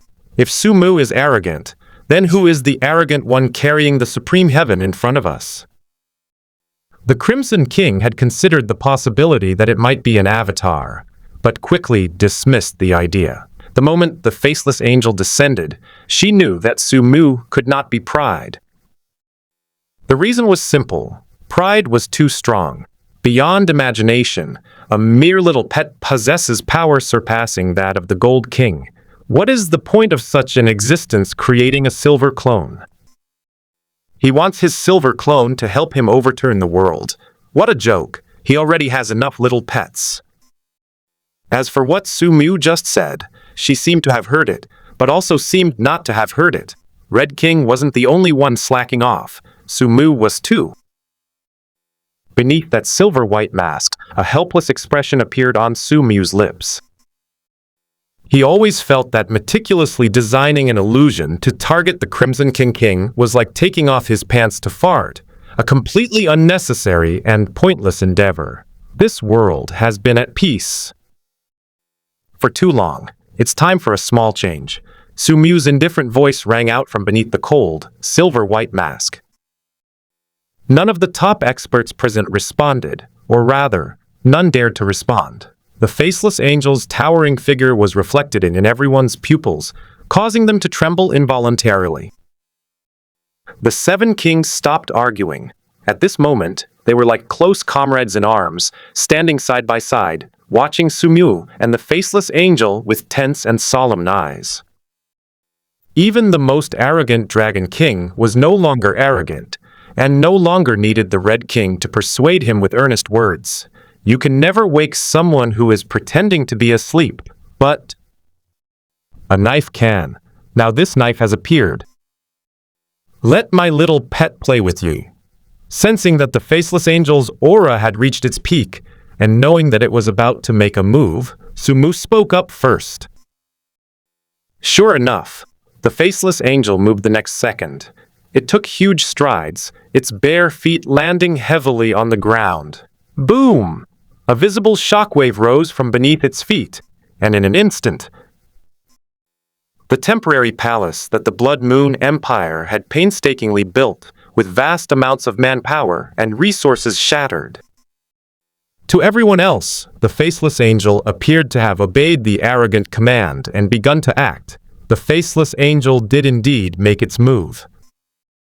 It didn't target Sumu, who was closest to it. Its target was the living people present. As a saint-level nightmare creature, it paid no attention to Sumu's illusion. Driven by the gods, its goal was simple: to destroy all living beings. The collapse of the palace buried everyone inside, but those present were at least gold-level experts, so they were naturally not injured by the falling rubble. The collapse of the palace was like a signal to take action, and the 7 kings acted instantly. Instead of fighting alone, the 7 of them swarmed forward. To become the king of gold, one cannot be a fool. When facing the people of the divine dream world, they can act arrogantly and look down on everyone. But when facing this terrifying existence from outside the world, being arrogant would be courting death. Sumu's figure quietly appeared in the sky above the palace, looking down on all living beings like a god. As the palace collapsed in his sight, the figures of the 7 kings also appeared. They were no longer in their original positions, but had appeared around the faceless angels. The Dragon King's hand transformed into a dragon claw covered in golden dragon scales, which fiercely gripped the smooth face of the faceless angel. The Holy King and the Heavenly King grasped the 2 arms of the faceless angel, one on each side.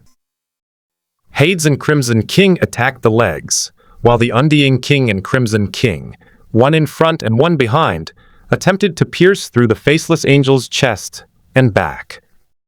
The 7 kings were too fast, so fast that even the gold-level experts present didn't have time to react before the faceless angel was subdued by the 7 kings. But was it really brought under control? Compared to the optimism of many gold-ranked warriors, the 7 kings, who had actually come into contact with the faceless angel, had a solemn expression on their faces. Boom! The faceless angel's wide wings suddenly flapped, and in an instant, the air seemed to be stirred by a pair of invisible giant hands. emitting a sharp whistling sound. A surging, seemingly tangible, powerful shockwave surged outwards from it like a tsunami. The seven kings' expressions changed instantly. Before they could even react, they were struck hard by the violent force. Their bodies were blown away like leaves, some flying straight back several meters before crashing heavily to the ground, raising a cloud of dust. Some, like kites with broken strings, flew diagonally into the air, tracing a messy parabola before falling back down. Your Majesty, the Dragon King, Heavenly King. The golden-level warriors who had come with the seven kings cried out in horror, as if they had witnessed an unbelievable scene that severely challenged their fragile worldview. In their minds, the seven kings are the seven strongest people in the world, and only the seven kings themselves can defeat them. If the seven kings joined forces, there would be no enemy in the world that they could not defeat. However, in a short while, their preconceived notions were shattered. With just one strike, he shattered the combined might of the seven kings. This is simply like a dream. The crowd stared in horror at the towering figure standing in the center of the arena. Amidst the chaotic dust and fallen figures, the faceless angel seemed like a king who controlled life and death. It slowly folded its wings, leaving behind only astonishment and shock. Soon, they saw again the elegant figure standing in the void above the faceless angel, like a god, with its magnificent tailcoat swaying in the breeze and its cold, silver-white mask looking down on all living beings. Coldness, despair, the overwhelming negative emotions made it hard for everyone to breathe. Is this a little pet? A mere pet can sweep through the seven kings. That arrogance. They dared not think about it anymore. They feared that if they continued to think about it, they might lose even the courage to confront arrogance. Is this all there is to it? Sumu's indifferent voice rang out from midair. Damn it! The Dragon King slowly got up from the ground, his golden imperial robes covered in mud from the dust. The other six kings also stood up. Although they had been knocked away, they were still golden kings, half-step saint level, and were not easily defeated in one blow. Faced with Sumu's question, the seven kings remained silent and did not respond. The power displayed by their arrogance has completely shattered their pride. It's a pity you don't enter the nightmare world, so you see me like a frog at the bottom of a well looking at the moon in the sky. If you enter the nightmare world, you will see me like a mayfly seeing the sky. Of course, this is all on the premise that you survive. Faceless, kill them. With Sumu giving the command, at the precise moment, the faceless angel launched its attack. It vanished from its spot in an instant, and when it reappeared, it was already behind the Dragon King. The shadow cast by its tall body made the Dragon King instantly feel that death was ever present. His dark, golden, vertical pupils suddenly contracted. He didn't have time to turn around, so he could only raise his hands to support the sky. Dense dragon scales appeared on his arms. The faceless angel's meticulously sculpted arm crashed down. Bang! The Dragon King was slammed into the ground. The immense force caused his small body to sink deep into the ground, even piercing through the entire island, before finally falling into the cold seawater. At this moment, a figure engulfed in golden flames descended from the sky, his dark golden phoenix robe fluttering wildly in the air. It was the Crimson King who made the move. In midair, the Crimson King slid down like a fiery meteor, a slender, fair right leg emerging from beneath his dark gold phoenix robe, fiercely striking towards the head of the faceless angel. The faceless angel didn't turn around.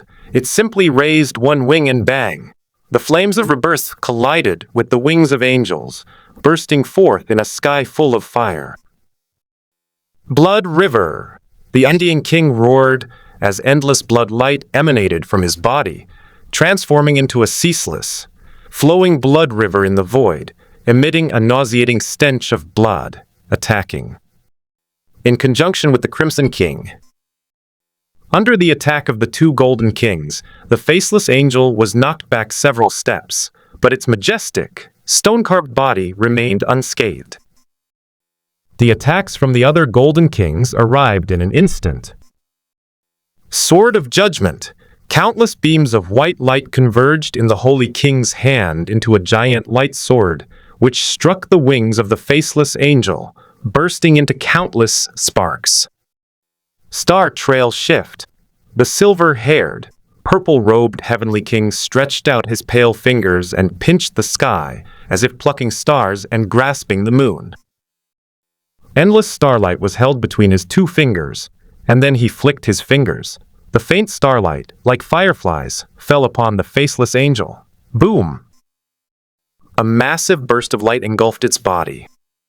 Dark prison death curse. From beneath Hades's wide black robe emerged billions of deathly energies, like black snakes. They converged with the air and instantly condensed into a dark prison, enveloping the area where the faceless angel was located. The prison continuously emitted an evil power that annihilated souls, seemingly intent on obliterating the faceless angel, Crimson Lotus Devars. The alluring Crimson Lotus Queen now resembled a female demon who sucked the marrow of others. Mysterious crimson patterns appeared on her exquisite face, making her appear exceptionally seductive. She parted her red lips slightly, and a wisp of red mist spewed from her mouth, which drifted down to the feet of the faceless angel and transformed into a huge, bewitching red lotus. Countless tiny, crimson buds sprouted from the red lotus and burrowed into the faceless angel's body. Die! A deafening roar suddenly erupted from the seed, and a terrifying figure covered in golden dragon scales burst out of the water. The Dragon King was unrecognizable from his former self. His once short body had become exceptionally tall, like a small mountain.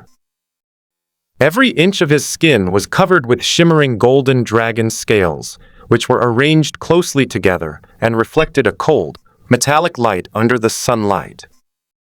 At this moment, the Dragon King no longer resembled a human, but rather a dragon man, with two horns on his head, dragon wings on his back, and his hands and feet had long since turned into dragon claws. His dark golden vertical pupils were filled with boundless rage. In an instant, he rushed in front of the faceless angel, unleashing a devastating and violent power without reservation. With the Seven Kings' full force attack, finally, the faceless angel was broken. Small cracks appeared on the faceless angel's stone-carved body. It seemed to be enraged, and a terrifying gray light surged from its body. With a flap of its wings, countless gray feathers fell off. Centered on it, a magnificent storm of feather blades instantly appeared all around. The gray feather blades seemed capable of cutting even space itself, leaving countless tiny scratches in the void. The Dragon King, who was closest to it, was subjected to a slow, agonizing death, his scales shattered and countless tiny blood flowers bursting from his body. The dark prison that bound it shattered with a crash, the red lotus beneath its feet fell into pieces, and the sword of judgment broke in response. The Seven Kings' expressions changed drastically, and they frantically dodged, but they still suffered many wounds from the feather blades, except for Hades, who was completely covered in a black robe. If the Seven Kings are in such a state, then the gold-level experts on the island are in even worse shape. There have already been casualties, with several gold-level experts being pierced through the body by feather blades because they were unable to dodge in time. Logically speaking, such a small wound should not be enough to kill a gold-level expert, but the gray feather blade seemed to carry some kind of life-extinguishing energy, which the gold-level expert could not resist at all. If these powerful warriors hadn't been relatively far away, and hadn't dared to approach the center of the battlefield, the casualties would likely have been even more severe. This fight was like 7 elementary school students ganging up on a grown man, who unfortunately also had martial arts training. While a primary school student's scratches and bites can certainly injure an adult man, once an adult man gets serious, these primary school students can hardly withstand even a single blow. As for the gold-level experts present, they were like ants on the ground, easily crushed if they were not careful. Rumble. The island began to crumble, pierced by countless feather blades, until it could no longer hold on, and seawater continued to seep in and spread. How is this possible?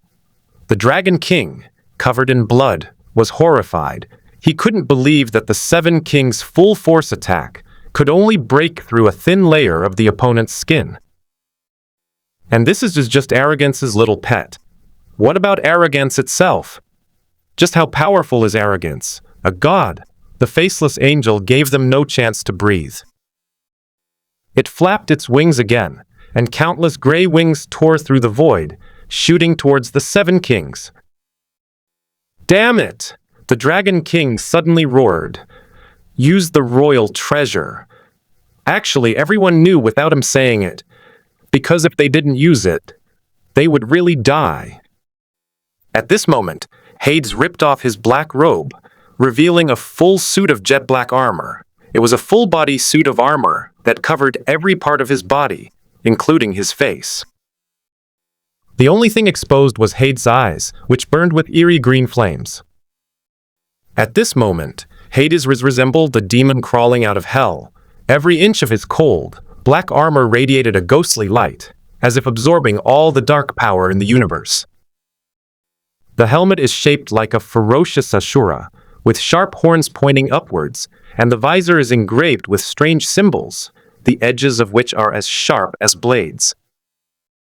Get behind me, all of you, Hades roared, then stood in front of everyone, using his bare body to withstand the storm of feather blades. Ding, ding, ding!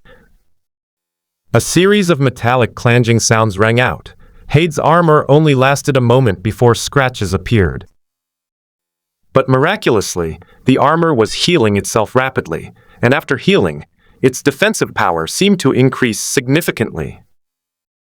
The damage that the gray feather blades could cause became less and less, leaving only some white marks. In the end, even the white mark disappeared. Upon seeing this, Sumu narrowed his eyes. He suddenly thought of Yang Dongqing's The 7 Kings of Hell, an armor that was like a living being and had the ability to adapt to anything. Hades' armor was clearly much stronger than Yang Dongqing's. Under Hades' protection, the feather blade storm was blocked. Seeing Hades, who looked like a god descending to earth, the group of gold saints regained their confidence. Is this the royal treasure of 10 Kings of Hell? It's said to be the strongest defense in the world, and it truly lives up to its name, someone said with a face full of joy. This feeling of surviving a disaster and regaining hope is truly exhilarating. It seems that the golden treasure of the 7 Kings of Hell is a replica of 10 Kings of Hell. Sumu silently thought that the royal power treasure was indeed an origin artifact. There was a reason why the 7 Kings were able to end the nightmare era by relying on the royal power treasure. It was within his expectations that the 7 Kings would bring out their royal treasures to fight. He had only wanted to see what the royal treasures looked like. He had never forgotten that the royal treasure was the key unlocking the Origin Land. As the only person to have entered the Origin Land, although he had lost his memories of his past life, he knew very well that everything, whether it was the divine dream world or the nightmare, invasion was because of the Origin Land. It contains a secret that even the gods covet. How could he possibly miss such a precious place in this lifetime? With Hades using his royal artifacts, the other 6 kings naturally stopped hiding their power. The Dragon King took out a wooden scabbard engraved with the heavens, earth, mountains, rivers, and all kinds of birds and beasts. It was the scabbard of the royal treasure, the sword of royal authority. The Heavenly King clasped his hands together, then slowly unfolded them. Endless starlight gathered in his palms, transforming into a longbow. The longbow seemed to be composed of a vast galaxy, shimmering with specks of dark blue, like stardust. Royal treasure S Starfall heavenly punishment. The Holy King reached into his robes with his left hand, and when he pulled it out again, his left hand had changed drastically. It was now composed entirely of a deep blue crystalline substance, with his white jade-like finger bones faintly visible. In the center of his palm was a golden rhombus-shaped crystal, resembling a miniature sun. Royal treasure God's left hand. The King of Crimson Lotus removed the necklace from his neck and pulled the pendant from the cleavage of his chest. It was a small and exquisite red jade guard. Royal treasure artifact U Crimson Lotus heaven capturing gourd. In the end, only the Red King and the Immortal King remained. Beneath her wide robes, the Crimson King's fingers rubbed against the false Supreme Heaven, but she did not reveal it, because the false Supreme Heaven only had 2 more chances to make a wish, and she was reluctant to use them. The Undying King said calmly, "I did not bring any royal treasures with me this time." The Dragon King glared at the 2 men angrily. "What kind of time is this to dare to keep secrets from others?" Bang! A loud whooshing sound rang out. The faceless angel appeared before Hades in a flash, and a gray light suddenly shone on its flawless, enormous wings. Then, the wings slashed down like long swords. Hades' expression changed, and he tried to dodge, but it was too late. Sharp wings slashed fiercely at his chest. At 10 Kings of Hell only lasted a moment before a huge gash was cut in his chest. Sizzle! Blood and flesh splattered across Hades' chest, the wound so deep it almost cut him in 2. Despite such horrific injuries, Hades continued to resist, 2 bursts of ghostly fire erupting from behind his black mask, his 2 arms gripping the right wing of the faceless angel tightly. "Hurry up and do it," Hades shouted. The Heavenly King immediately drew his bow, and Starfall heavenly punishment burst forth with endless starlight, instantly forming a starlight arrow without any physical form. Whoosh! The starlight arrow streaked across the sky like a meteor, hurtling towards the faceless angel. Due to the restrictions, the faceless angel was unable to dodge in time. It attempted to block with its left wing, but underestimated the power of Starfall punishment. With a single strike, the faceless angel's left wing was pierced by starlight. Despite the successful strike, the Heavenly King showed no joy. Instead, his already pale skin turned even paler, and his chest heaved violently, clearly indicating that activating a Starfall punishment had consumed a great deal of his power. Enraged, the injured faceless angel unleashed a punch that sent Hades flying from its wing. The 10 Kings of Hell instantly collapsed, revealing spiderweb-like cracks.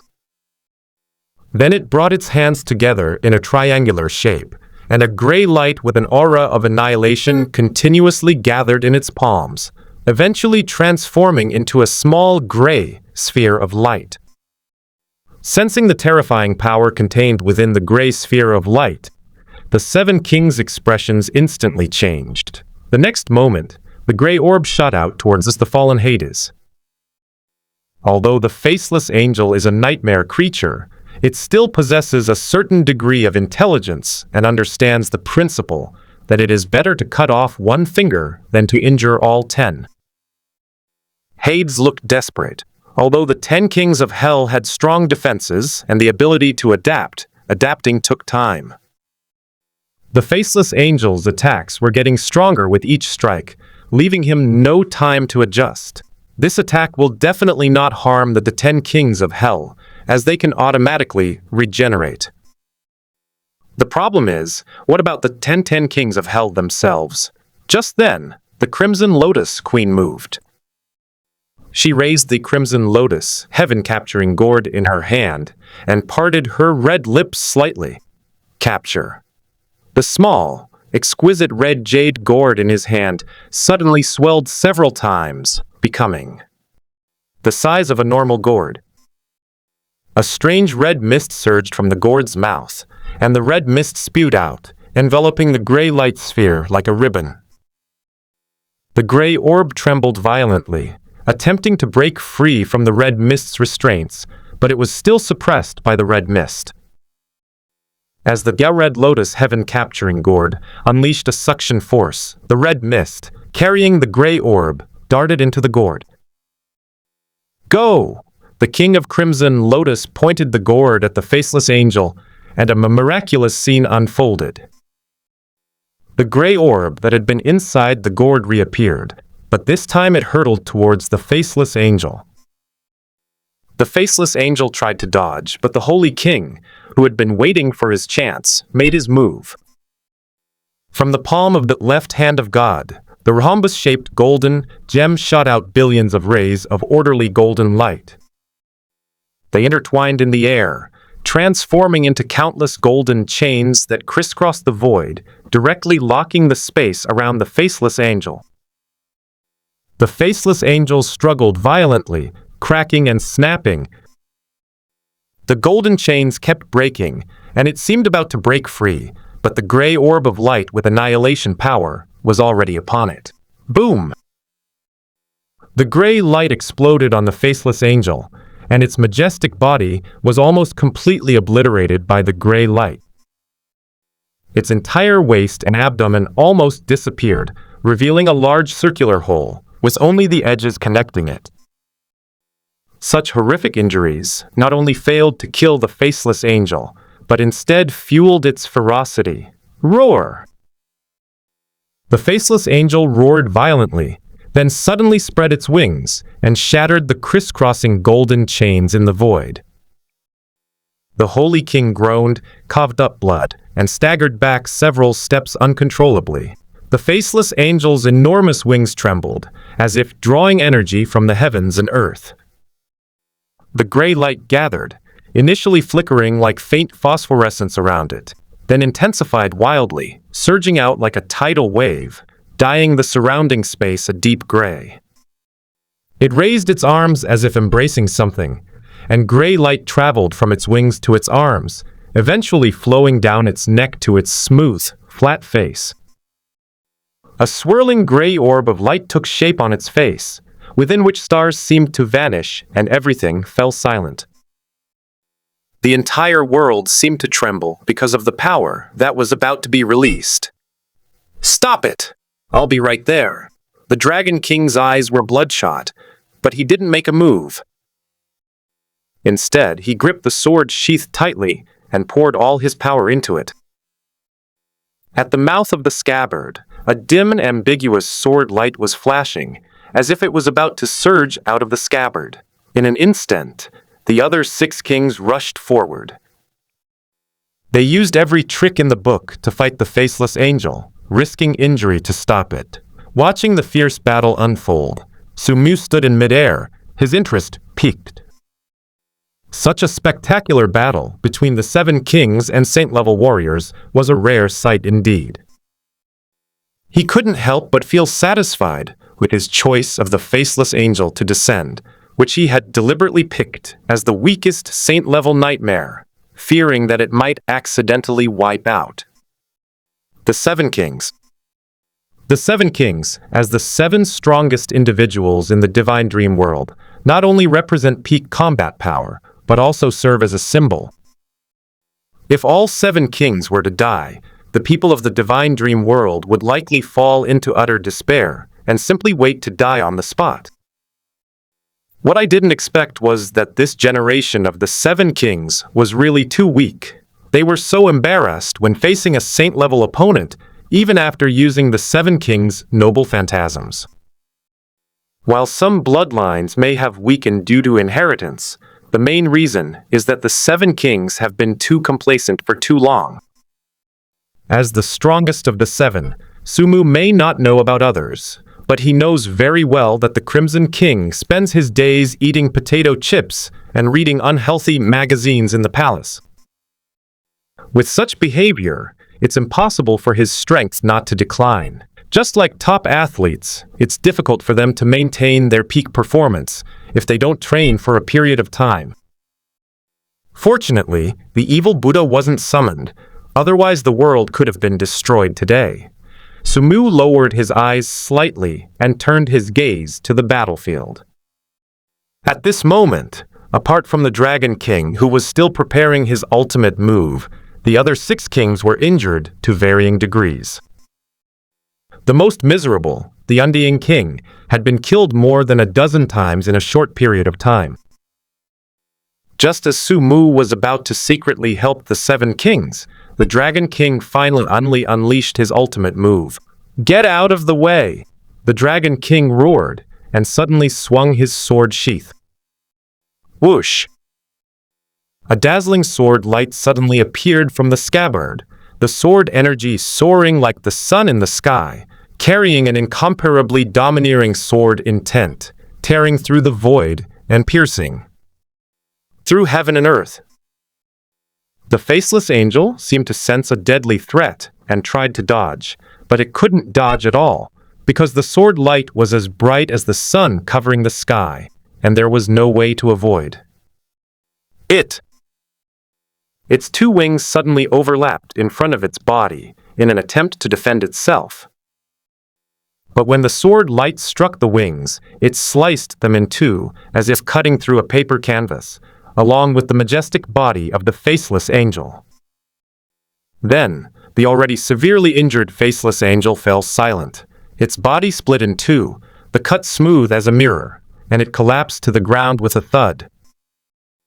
As it died, the once turbulent sea gradually calmed down, the dark clouds that had covered the sky quietly dissipated, and the dazzling sunlight shone down, breaking through the gloom of the world. We won! The pale-faced Dragon King was overjoyed. Due to excessive exertion, many of his dragon scales had fallen off, and his once tall body had shrunk back to 1.3 meters. At that moment, a disappointed voice rang out from mid-air. "You are far inferior to the first king." The Dragon King was startled. He then realized that the battle was far from over. In fact, it had only just begun. The 7 kings raised their heads and looked at the elegant figure in mid-air. At this moment, their eyes no longer held the arrogance and nonchalance of before, but only deep fear and apprehension. Back then, at least they stopped me for a while. Although they paid the price with their lives, they still managed to do it. I never thought that today, the 7 kings would be so embarrassed when dealing with a small pet. Sumu's words startled the 7th prince. Has arrogance started invading the mortal world years ago? It turns out that the nightmare invasion back then was instigated by arrogance. The current 7 kings did not experience the nightmare era. They only know about that chaotic and turbulent time from history books. They only know that the first king ended the nightmare era. After the 6 first kings left their wills, they departed on the same day. No one knows where they went. All that is known is that after the first kings disappeared, the nightmare invasions became less and less frequent, and a new era began. Arrogance. Your plot to destroy the world will not succeed. What our ancestors could do, I can do too, shouted the 1.3-meter-tall dwarf. The Undying King, who hated Sumu to the core, coldly said, "Arrogance. So what if you are a god? You can't even enter the real world. At most, you can only command some nightmare creatures. Now your subordinates have been killed by us, and you can only watch helplessly." The Undying King's idea was idealistic. In his view, Pride's goal was to destroy the world. If Pride had powerful subordinates like the Faceless Angel, he would have released them long ago, instead of watching the Faceless Angel be killed.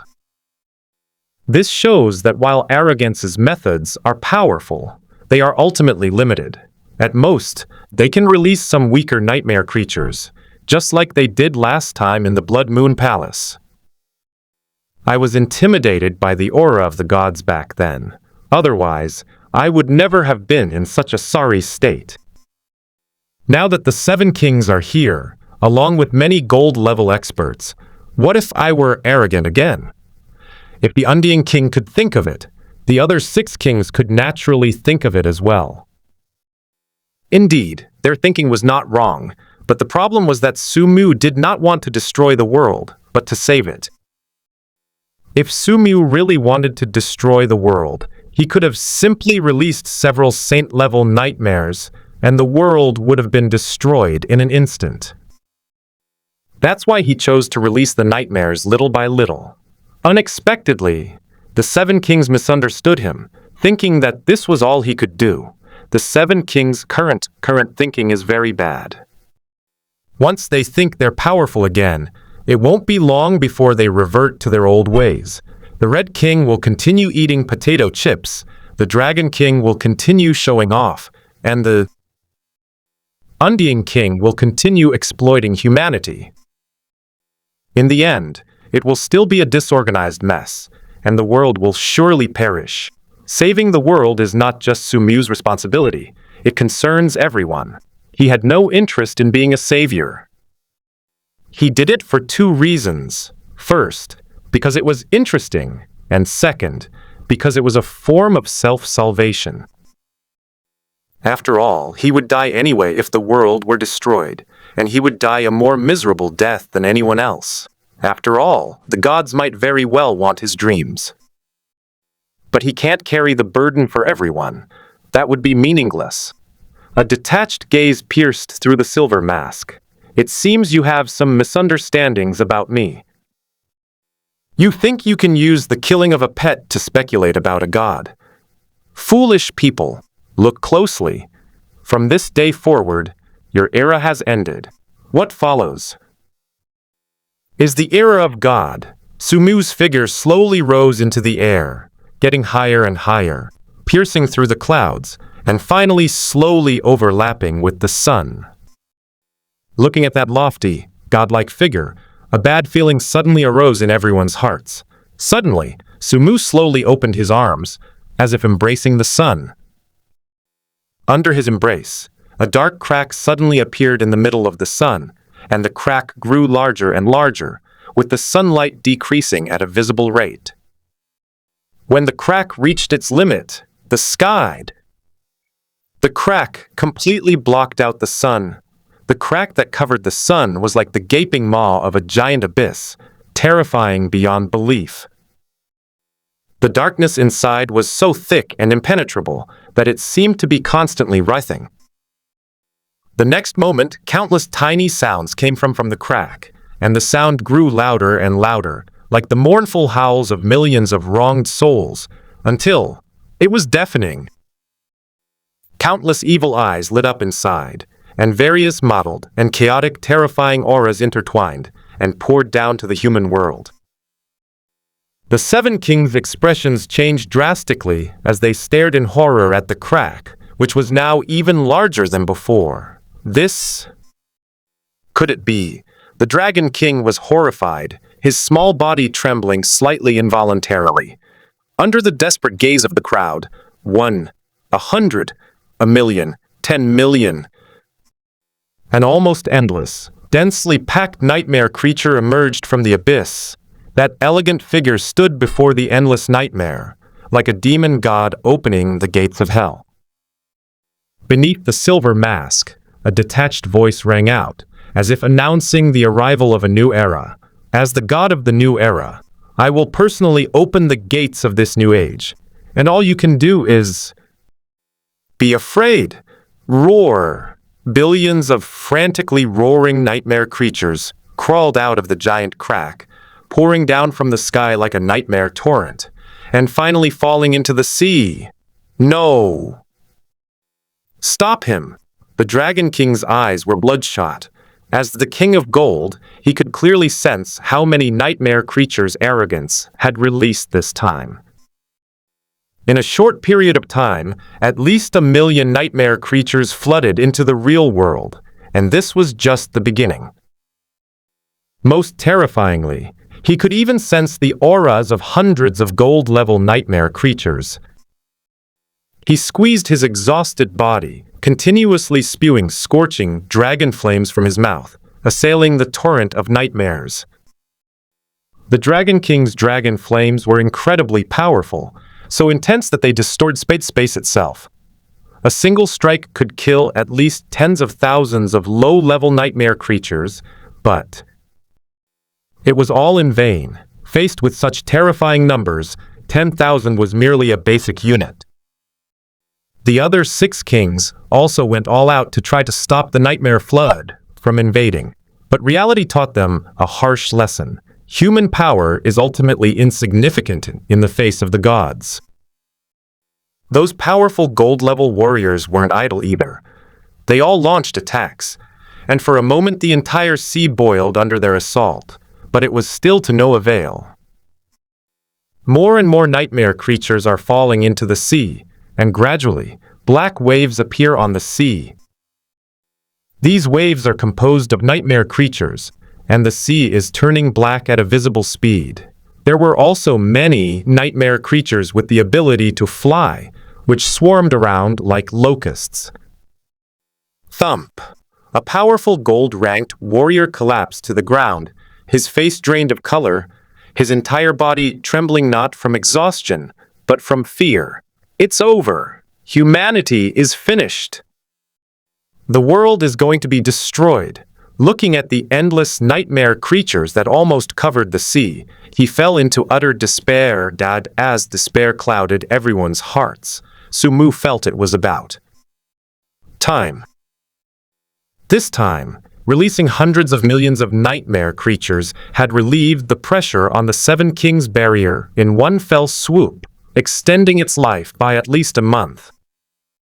If more were released, humanity would utterly collapse in the face of absolute despair.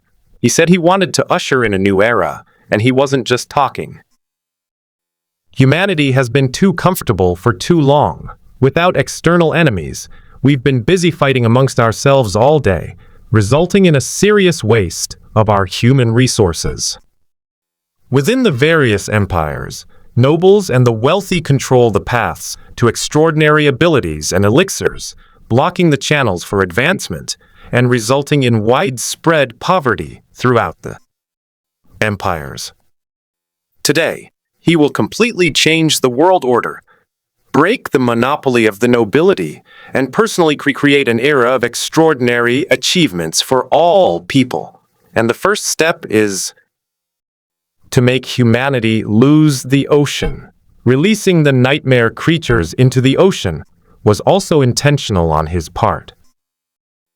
The ocean is sparsely populated, and it would take time for the nightmare creatures to invade the land from the sea, giving humanity a great buffer and allowing them to make ample preparations. If this nightmare invasion were to be launched into any empire, the consequences would be unimaginable. It would crumble instantly. Moreover, his deliberate choice to drop from a high altitude was actually to help humanity. Falling freely from a height of thousands of meters, weaker nightmare creatures, such as zombies, would basically die upon landing. Its fragile body slammed against the sea and shattered into pieces. This operation has resulted in the deaths at least several million low-level nightmare creatures in the ocean, more than the combined number of those killed by the 7 Kings. Unfortunately, no one knew his good intentions. People only knew that arrogance was the god of destruction, but they did not know that he was the savior. Of course, Sumu doesn't need the world to understand him. Isn't that what makes it interesting? He never intended to tell the world the truth, because that would be useless and would only cause great panic. Once people know that the world is fake, including themselves, they are capable of anything. Back then, the 7 first kings also had this in mind, and did not make the truth public. Subsequently, Sumu closed the massive abyssal rift, abruptly halting the relentless torrent of nightmares, and the sun shone brightly once more. The warm sunshine that shone into everyone's hearts brought them only the cold despair. The sea. No, it should be called the Black Sea now. Looking out, the sea surface was covered with countless nightmare creatures of all shapes and sizes, stretching as far as the eye could see, as if they had dyed the sea black. Faceless man, blue-faced general, ghost doll, 10,000-meter-long giant snake, 10,000-meter monster, shadow man, scarecrow, and many other monsters that are difficult to describe in words. All the nightmares that humanity has dreamed of throughout history are now taking center stage. The only saving grace is that there are no saint-level beings like the faceless angel among them. This is probably the only good news in this desperate situation. Driven by the waves, endless nightmare creatures formed black tides that relentlessly attacked the seven kings and their companions. These high-ranking kings and nobles fled in panic to the giant ship they had come from, and frantically attacked the attacking nightmare creatures. As for arrogance, the protagonist who opened the door to the new era, it has now disappeared. Arrogance is gone. The Crimson King gazed at the sky with a complex expression, feeling the departure of the supreme heaven. The giant ship she was riding was speeding away. She had been injured in the battle against the faceless angel, and now neither she nor the other 6 kings were able to fight against the endless nightmare creatures. They had no choice but to retreat. He's gone, but the nightmare creatures are still here. Gongsun Quan's face was pale. He had just been brought onto the ship by the gold-level expert in an instant, and it felt like 2 of his ribs had been broken. Times have truly changed. The sheer volume of nightmare invasions has surpassed the total of the past few decades. If it weren't for the arrogance that chose to open the nightmare passage at sea, the people on land would probably be, Dongfang Yuan exclaimed in horror. This veteran powerhouse of the empire, who had experienced countless brutal wars and remained unfazed even in the face of bloodshed, had completely lost his composure today. This is also a problem I can't understand. Arrogance clearly possesses such great power. If he had opened the nightmare passage in the Crimson Flame Empire, the Crimson Flame Empire would have been in danger of being destroyed. Yet he chose to do it at the Seven Kings Conference, on the high seas, and even allowed his pet to be killed by the Seven Kings. Gongsun Quan frowned. Have you ever owned a cat? Red King asked in a low voice, standing by the ship and looking at the endless nightmare tide. When I was a child, I had a cat. It was very cute, but it looked fierce and harmless. However, one day, I saw it catch a mouse. I thought it would eat the mouse, but it repeatedly let the mouse go, and then caught it again, teasing it with its paws. The Red King's words made Gongsun Quan's face darken. Your Majesty is absolutely right. I was just being stubborn. Now, arrogance is the cat, and we are the mice. Trying to understand the cat with the mindset of mice will only make the cat laugh. I can now understand what arrogance said before. When humans think, the gods laugh. Yes, I consider myself to be unparalleled in wisdom, but in the end, it is just the wisdom of mortals. I can never understand the gods. Gongsun Quan took a deep breath and said solemnly, let's set aside matters of the gods for now. As human beings and subjects of the Crimson Flame Empire, all we can do is, under Your Majesty's leadership, actively respond to all disasters. Your Majesty, according to my prediction, after today, humanity will likely lose the ocean forever.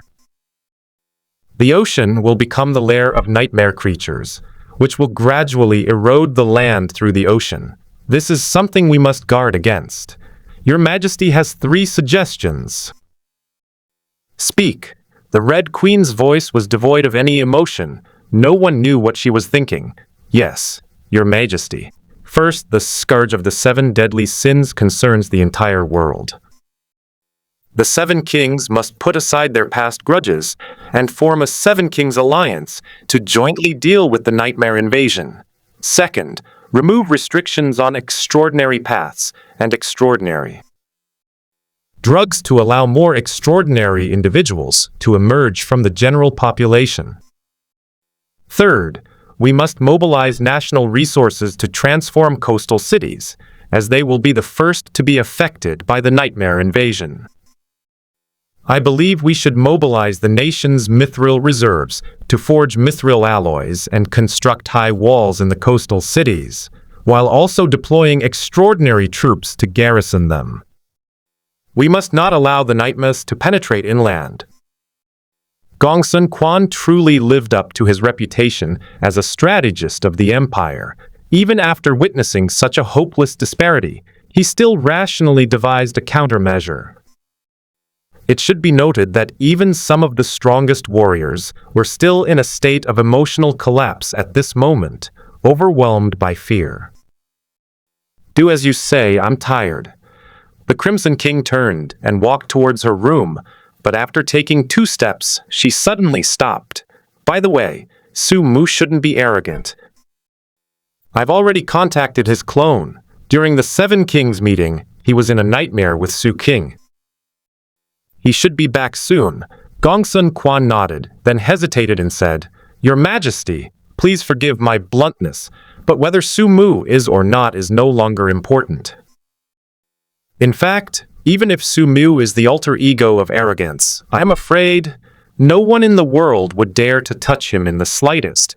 Pride's true form is a god of the nightmare world. Unless one enters the nightmare world, who can defeat pride? But once inside the nightmare world, who can defeat pride?" The Crimson King waved his hand irritably. "Don't overthink it. If I say it's not, then it's definitely not. It can't be a clone either. Why would an arrogant god send a silver clone here? Are you playing house with my clone?" After saying that, the Red King left impatiently. Only Gongsun Quan and Dongfang Yuan were left staring at each other in bewilderment. After a moment of silence, Dongfang Yuan slowly said, "I have a feeling that His Majesty seems to have some feelings for Sumu." Gongsun Quan nodded calmly. "Eating is a phenomenon that every living thing goes through, and Your Majesty is also human." Dongfang Yuan was somewhat speechless. "Could you use a more tactful way of putting it?" Gongsun Quan ignored him and continued, "Given the current situation, I do not object to Your Majesty keeping a male concubine, but he must not have any children. The royal bloodline has been cut off, leaving only Your Majesty. Moreover, the supreme heaven resides in arrogance. Once there are children, it will surely give arrogance an opportunity to take advantage of you. The first generation of kings were able to end the nightmare era unleashed by arrogance with the 7 King's noble phantasms, demonstrating their immense power. These were the final trump card against arrogance, and their loss was absolutely unacceptable." Back in his room, the Red King closed the door tightly and curled up alone on the soft bed. With no outsiders present, the once high and mighty Golden King seemed to have shed his disguise, appearing like a delicate woman, hugging his knees and lost in thought. Even the potato chips and unhealthy magazines by the bedside seemed to have lost their appeal. Nightmare world. Su King had regained some strength, and Lin Lingling and the others also slowly woke up. The people who woke up were shocked. "Where is this place?" Lin Nangsing shouted, gripping his bow and arrows tightly as he frantically searched for the Pope's whereabouts. His memory was still stuck on the moment the Pope attacked them. Lin Lingling quickly checked her body and breathed a sigh of relief when she found that her clothes were intact. She then took out a strawberry gummy candy from her pocket and popped it into her mouth to calm her nerves. "Don't worry, Sumu saved us," Su King said. She then gave a brief explanation of the situation, and everyone's faces finally lit up with joy. "Great! I knew the captain would have a way, Lin Nangsing shouted excitedly. Yang Dongqing's expression was complicated. Had Sumu saved him again? How many times had this happened? Why was it that even though I had become stronger, I still couldn't escape my past fate? Why is she so weak? When will I be able to revive Jasmine? He clenched his fists tightly, his slightly sharp nails digging into his flesh, bringing a piercing pain. But this pain was nothing compared to the pain in his heart. He hated his own weakness and incompetence. Where's the captain? Lin Lingling asked, blinking her big eyes. Su King pointed to the horde of zombies below the high-rise building. He went to find the source of the nightmare. The primordial pope might catch up with us at any time, so he plans to kill the source of the nightmare and then lead us back to reality. I'll go help the captain. Lin Nangsing struggled to his feet. No need to go. This nightmare isn't strong. Now that the captain has a gold-level nightmare creature by his side, breaking free from the nightmare will be easy. What we need to do now is recover as quickly as possible. Before Su King could finish speaking, click! The sound of the mirror shattering rang out, and crisscrossing cracks appeared in the sky above the dreamscape. Everyone's faces lit up with joy. It must be the captain. He succeeded. The next moment, a shadow stretched upwards along the 100-meter-tall building, finally landing on the rooftop where everyone was. The shadow shifted, and a tall, well-dressed figure slowly emerged from it. With his handsome face, bearing his usual gentle smile, he pushed up his brown-tinted glasses and said with a smile, "Gentlemen, prepare to go home." Sumu and the others pushed open the laboratory door, but this time they were not greeted by the director of the Law Enforcement Bureau and other high-ranking officials. Instead, they were greeted by a worried staff member. The staff seemed preoccupied and ignored Sumu and the others, which displeased Lin Nangsing. Where are they? We made a major discovery in the nightmare world this time, and we only returned after a near-death experience. Is this how your enforcement bureau values its heroes? Faced with the reprimand, the staff member did not react much, but said bitterly, "The director and the others have gone to the palace for a meeting. There is hardly anyone here." A meeting? What kind of meeting? We work for the Empire, and now the world is going to be destroyed. The staff member's words stunned Lin Nangsing and the others. Somewhat bewildered, he said, "Are you still half asleep?" "What nonsense are you talking about?" The staff member sighed, then leaned closer and whispered, "Gentlemen, the world is truly going to be destroyed. Pride, the first of the 7 deadly sins, has opened the gates of nightmares, unleashing endless nightmare monsters. The seas near the Blood Moon Empire are now completely occupied by nightmare monsters. Times have changed. Now it's the age of the 7 deadly sins, the age of God." What? Everyone's expression changed drastically. They had just returned from the nightmare world after a few days and were told that times had changed. Then what about our mission? Who should we report to regarding the situation in the nightmare world? Who cares about missions anymore? Is there any need to report? Please, everyone, do as you please. The staff member sighed and then left dejectedly. Lin Nangsing and the others looked at each other in bewilderment. What a joke! He's telling ghost stories. What do you mean by times have changed? Lin Nangsing chuckled dryly. Let's go out and take a look, Sumu said calmly. After they went outside, they saw the law enforcement officers inside the bureau looking flustered and constantly moving around, and suddenly they began to believe it. The Law Enforcement Bureau is no longer as neat and efficient as it used to be. It's as if everyone is being weighed down by an invisible mountain, creating an extremely oppressive atmosphere. There are even a few clerical staff members sobbing quietly at their workstations. Sensing something was wrong, everyone's expressions changed slightly. Lin Nangsing walked to a workstation and asked a female clerk with red eyes, "Why are you crying?" "What happened?" The female clerk looked up at him, her eyes brimming with tears. "The world is going to end. I'm only just pregnant, and my child probably won't even have a chance to be born." Lin Nangsing was a bit overwhelmed, his heart pounding from the oppressive and desperate atmosphere. "No, how can the world be destroyed? Can arrogance destroy the world? See for yourself." The female clerk turned the computer screen around, and Lin Nangsing saw the internal news on it, and was immediately struck dumb. How is this possible? He saw in the news video that arrogance, like a god, opened the gates of nightmares, announcing the arrival of a new era, followed by an endless torrent of nightmares that swallowed the entire ocean. Everyone gathered around, staring at the news, their scalps tingling with shock.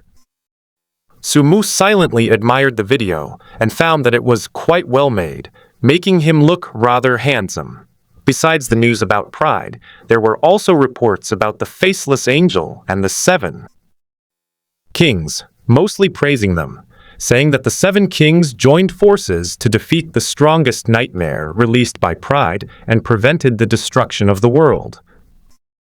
Countries began to build nightmare defense lines around their coastlines and station troops there.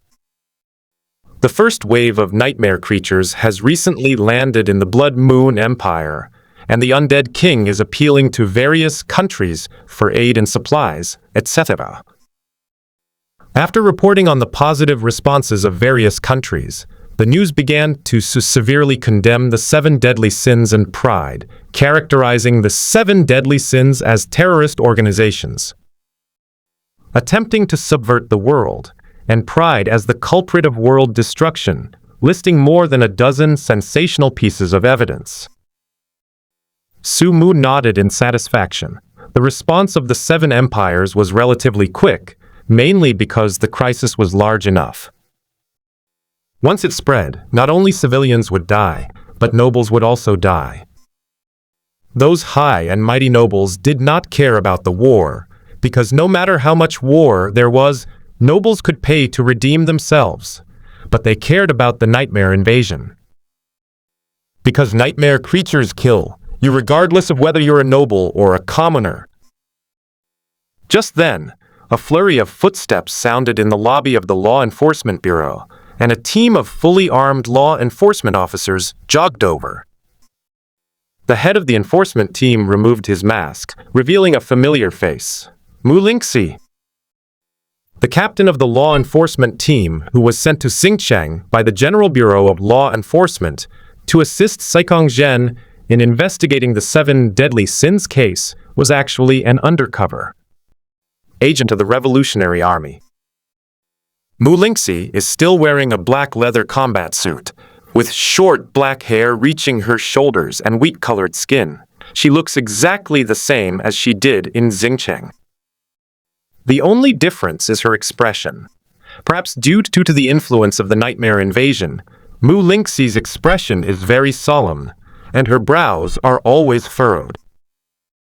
Su King, His Majesty the Red King summons you. Sumu nodded, not surprised. What about us? Lin Nangsing asked hurriedly. Mu Lingxi said coldly, His Majesty has not summoned you. You should go back and rest for now. After saying that, she left with Sumu and Su King. Now that the whole country was in a state of war, everything seemed to be done swiftly and decisively. Crimson Flame Imperial Palace. Led by the palace guards, Sumu and Su King walked step by step into the inner palace. On the way, Su King asked, seemingly casually, "Why did the Crimson King suddenly summon us? You'll know once you see it." Su King glanced at Sumu's calm profile and pursed her lips, but then, thinking of the scene to come, she felt a surge of smugness. "You can only stay calm now. Once you find out my true identity, you'll be in for a shock.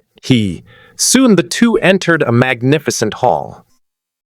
The hall was extremely spacious, and at its depths, a high platform rose from the ground, resembling a majestic small hill. The platform is made of bronze, with steps layered upon each other, and is decorated with carvings of mountains, rivers, birds and beasts, and auspicious dragons and phoenixes. At the top of the platform sat a peerless empress, dressed in a dark gold phoenix robe. The phoenixes embroidered on the robe were lifelike, as if they were about to take flight, demonstrating the empress's supreme majesty. Her face was stunningly beautiful yet aloof, her fair skin as smooth and delicate as mutton fat jade, exuding an innate noble air. Her eyebrows, like distant mountains, were slightly raised, carrying a touch of heroic spirit. Her eyes were long and deep, containing an unfathomable majesty and domineering aura, as if a single glance from her could determine the rise and fall of the world. She is none other than the Crimson King, one of the 7 kings of today. Sumu glanced at the Crimson King. This was their first formal meeting. Putting everything else aside, just looking at the Crimson King's appearance, anyone would think she was an empress of unparalleled elegance, provided they didn't know about her private life. Count Su, you have just returned from the nightmare world, and I have summoned you immediately. I'm sure you have many questions in your mind. The Crimson King's cold voice echoed in the empty hall. Sumu nodded. I wonder if His Majesty the Crimson King's summons this time is related to the matter of arrogance. Indeed, we'll discuss this later. Su King, come up here. The Crimson King beckoned to Su King. Su King walked briskly towards the platform, glancing back at Sumu halfway up and leaving a mysterious smile. As she stood on the high platform beside the Crimson King, golden flames suddenly erupted from Su King's body. Under the scorching heat of the golden flames, her body melted like a candle, eventually merging completely into the golden flames. The golden flames flew onto the Crimson King, and in an instant, the Crimson King was bathed in golden flames, his phoenix eyes flashing with brilliant golden light, and the phoenix on his dark golden. Phoenix robe seemed to come alive, with the faint sound of phoenix cries floating in the air. The strange phenomena lasted for several seconds before finally disappearing completely. Despite witnessing such a miraculous scene, Sumu remained calm. The Crimson King was taken aback. There was no reaction at all.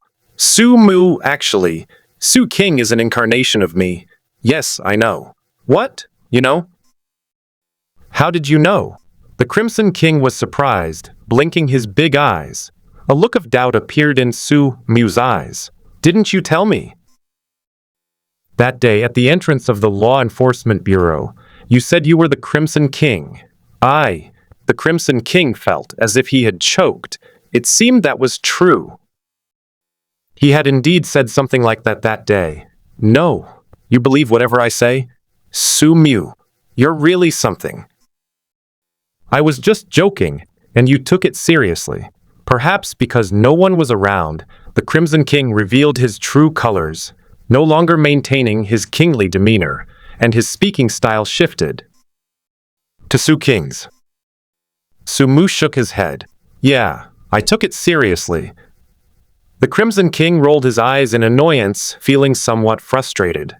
Back when he was Su King, he was always being teased by her. Now that they had come clean, he was still being treated the same way as the Crimson King. Wasn't that a pointless confrontation? I wanted to see Sumu's shocked expression, but I didn't see it. All right. I won't talk to you about this anymore. I did call you here because it's really important, the Crimson King said solemnly. Times have changed. Nightmares have invaded in full force. The oceans have been occupied by nightmare creatures, and they are constantly spreading inland. Now, all countries are sending a large number of superhumans to coastal cities to deal with the nightmare creatures. The Crimson Flame Empire is no exception. Therefore, I have decided to suspend the search for the relics of the late king and intend to send you nightmare apostles, who are good at dealing with nightmare creatures, to the coastal cities. Should we cease the search for the late king's relics? Although that's what the Crimson King said, Sumu naturally knew the real reason. The supreme heaven had fallen into the hands of arrogance, and the Crimson King was now helpless. He even took back Su King to prevent arrogance from seizing the royal bloodline. Sumu, you possess outstanding strengths and a gold-level nightmare creature like Bubai. Therefore, I have decided that you will lead the nightmare apostles, recruited domestically to the coastal city. Of course, the empire will never mistreat any meritorious official. Although your own cultivation level has not reached the gold realm, you are still capable of fighting against a gold-level expert thanks to your exceptional abilities. Therefore, I will elevate your noble rank, granting you all the rights and privileges of a gold-level noble. What do you say? Okay. Sumu agreed immediately, not because of the noble title, which he looked down on, but because he originally planned to go to the coastal city and use the endless nightmare creatures to accumulate evil energy. His second silver law, a demon heart and evil soul, requires a massive amount of evil energy to be fully perfected. During this time, he has been busy with matters concerning the supreme heaven, and the progress of the demon heart and evil soul has been slow, which is not conducive to the improvement of his strength. If one's cultivation level remains stuck at silver tier, their physical body will soon fall behind their ever-increasing spiritual power. Very good. You've just returned from the nightmare world. Rest for 3 days, and set off in 3 days. Sumu returned to his manor and began to rest. Having achieved immortality, he was not injured. What he needed to repair was his memories. The Pope's memories would surface from time to time, seriously affecting his thoughts.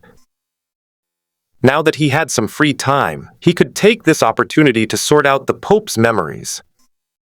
He locked himself in his manor, refusing to see any visitors, while the outside world was undergoing earth-shattering changes. As time went on, the things that arrogance did swept across the world like a tsunami, and reports about him flooded the news, taking up all the pages. In the streets and alleys, people no longer talk about gossip or scandals. Everyone is only concerned with one thing: arrogance is about to destroy the world. I originally thought the 7 Deadly Sins was a righteous organization like the Revolutionary Army, helping commoners overthrow aristocratic rule. I never imagined the 7 Deadly Sins would destroy the world. Destruction would be good. This corrupt world should have been destroyed long ago. Aren't you afraid of dying?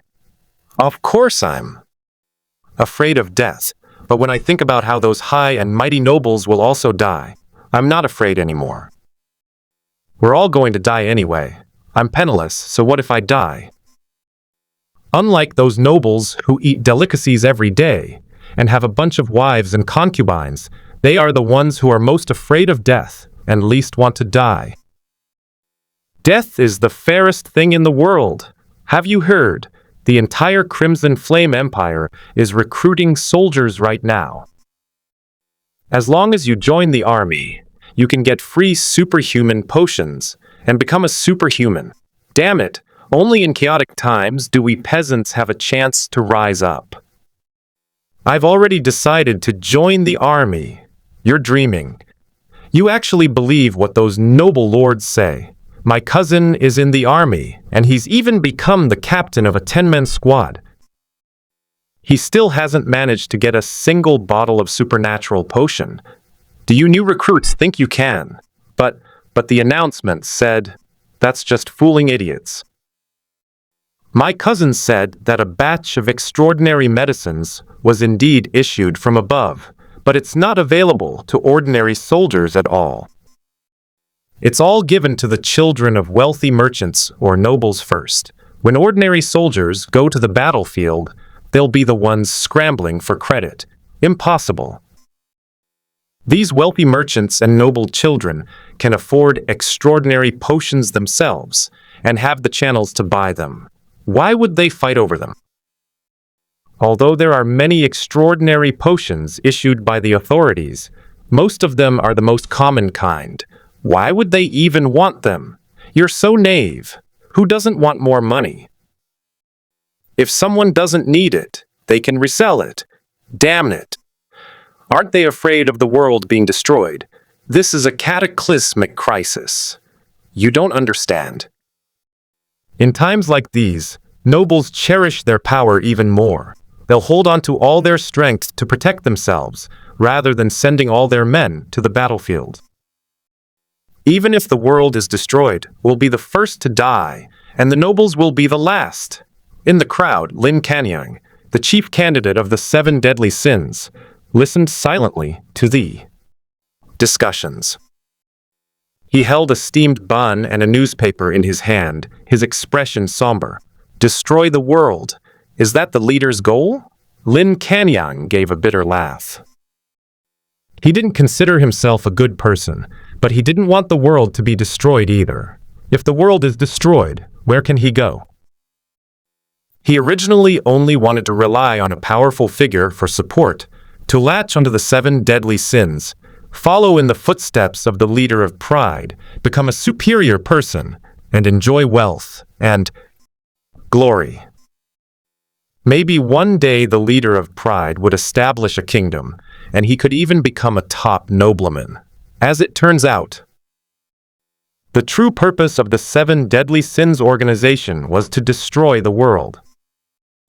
To be honest, he's now considering leaving the 7 deadly sins, and even rebelling to stop pride from destroying the world. The 7 deadly sins can be an evil and extreme organization, but it can't be too extreme. But the thought of the leader's mysterious and powerful strength filled him with a fear as if he had fallen into an ice cave. He learned a lot of information through some extraordinary channels, and the arrogant man's identity was no longer a secret. Pride is the god of the nightmare world, and the present era is also called the Age of Gods, or the Age of the 7 Deadly Sins. Lin Kanyang, the chief candidate for the 7 deadly sins, stood blankly in the crowd, looking dejected and lost, unsure of what to do next. He wasn't the only one among the 7 deadly sins to share this view.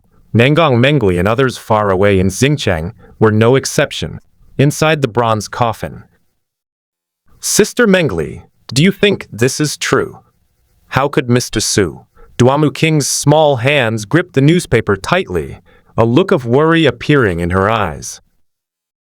Dressed in a women's suit, Nangang Mengli sat upright in the boss's chair, staring blankly at the white teacup in her hand, the steaming tea aroma wafting around. Sister Mengli? What's wrong, Zhao King? Nangang Mengli came back to her senses and looked at Duamu King. Duamu King pointed to the newspaper. Mr. Su, do you really want to destroy the world? Nangang Mengli smiled somewhat reluctantly. How could that be? He's not the kind of cynical person who would want to destroy the world for no reason. However, Mr. Su opened the nightmare gate this time, releasing countless nightmare creatures. The oceans have been overrun. Once these nightmare creatures come ashore, many people will likely die, and some nearby countries may even be destroyed. At that time, the death toll will surpass the total number of deaths in the history of human warfare, and the lives of hundreds of millions, or even billions, will be threatened, Zhun Wushang said, in a low voice from the corner. He was wearing a Taoist robe of the same style as that of Master Xuanqing, and carrying the precious sword that Master Xuanqing used during his lifetime on his back. Suddenly, he stood up, his gaze resolute, and said, Although my master believes in the eternal life celestial, venerable, and has instructed me to follow the divine envoy, if the eternal life celestial venerable and the divine envoy's goal is to destroy the world, then this god is not worth believing in. In Jun Wushang's understanding, Sumu was the divine messenger of the eternal, heavenly venerable. Now, it is widely rumored that arrogance is a god of the nightmare world. He instinctively connected the two. In his view, Sumu might be the incarnation of the eternal heavenly venerable in the human world, and the one who truly wants to destroy the world is the eternal heavenly venerable. It was the god his master had believed in his whole life. He didn't have the same devout faith as Master Swanking. If this time it really was as he guessed, well, he had no choice but to go against his master's wishes. Since it wasn't the first time anyway, 3 days later, Sumu was having breakfast in the manor. He had finished organizing all of the Pope's memories, eliminating all the irrelevant information. At this moment, his loyal steward stood beside him, reporting on the changes in the Crimson Flame Empire over the past 3 days. After Sumu's development in the capital, his intelligence network has spread throughout the entire capital, which is also the intelligence center of the entire Crimson Flame Empire. Now, there is no event, big or small, that he doesn't know if he wants to know it. Chief, this is a report on the changes in the country since the beginning of the new era. Please take a look. The butler respectfully handed over a few pages of newsletter. Sumu flipped through the pages while eating. After a long while, he picked up a clean white napkin and wiped his mouth. Human nature is always so interesting, he said with a smile. The intelligence gathered over the past 3 days can be summarized in one sentence. The royal family is actively responding, publicly revealing the path to supernatural powers, opening the national treasury and distributing supernatural potions, while nobles are enriching themselves by buying and selling, and commoners are dying on the front lines. The nobility is becoming increasingly corrupt. With the world on the brink of destruction, they only care about their own family interests, profiting from the national crisis, occupying the most resources while contributing the fewest soldiers, and even sending their own clan members abroad to the most powerful dragon in this empire. Indeed, this fits my stereotype of the nobility very well. This kind of thing certainly didn't only happen in the Crimson Flame Empire. Nobles in most other empires were doing the same thing. Sumu silently pushed up his brown-tinted glasses, deciding to teach the nobles a lesson. They didn't want to go to the front lines. They only wanted to reap the benefits from the rear. Simple. Then he would turn the rear into the front lines, sending clan members abroad, transferring assets. The journey is long, and it's reasonable for something to go wrong along the way. With this thought in mind, he had already made a plan. The survival of the world was related to everyone.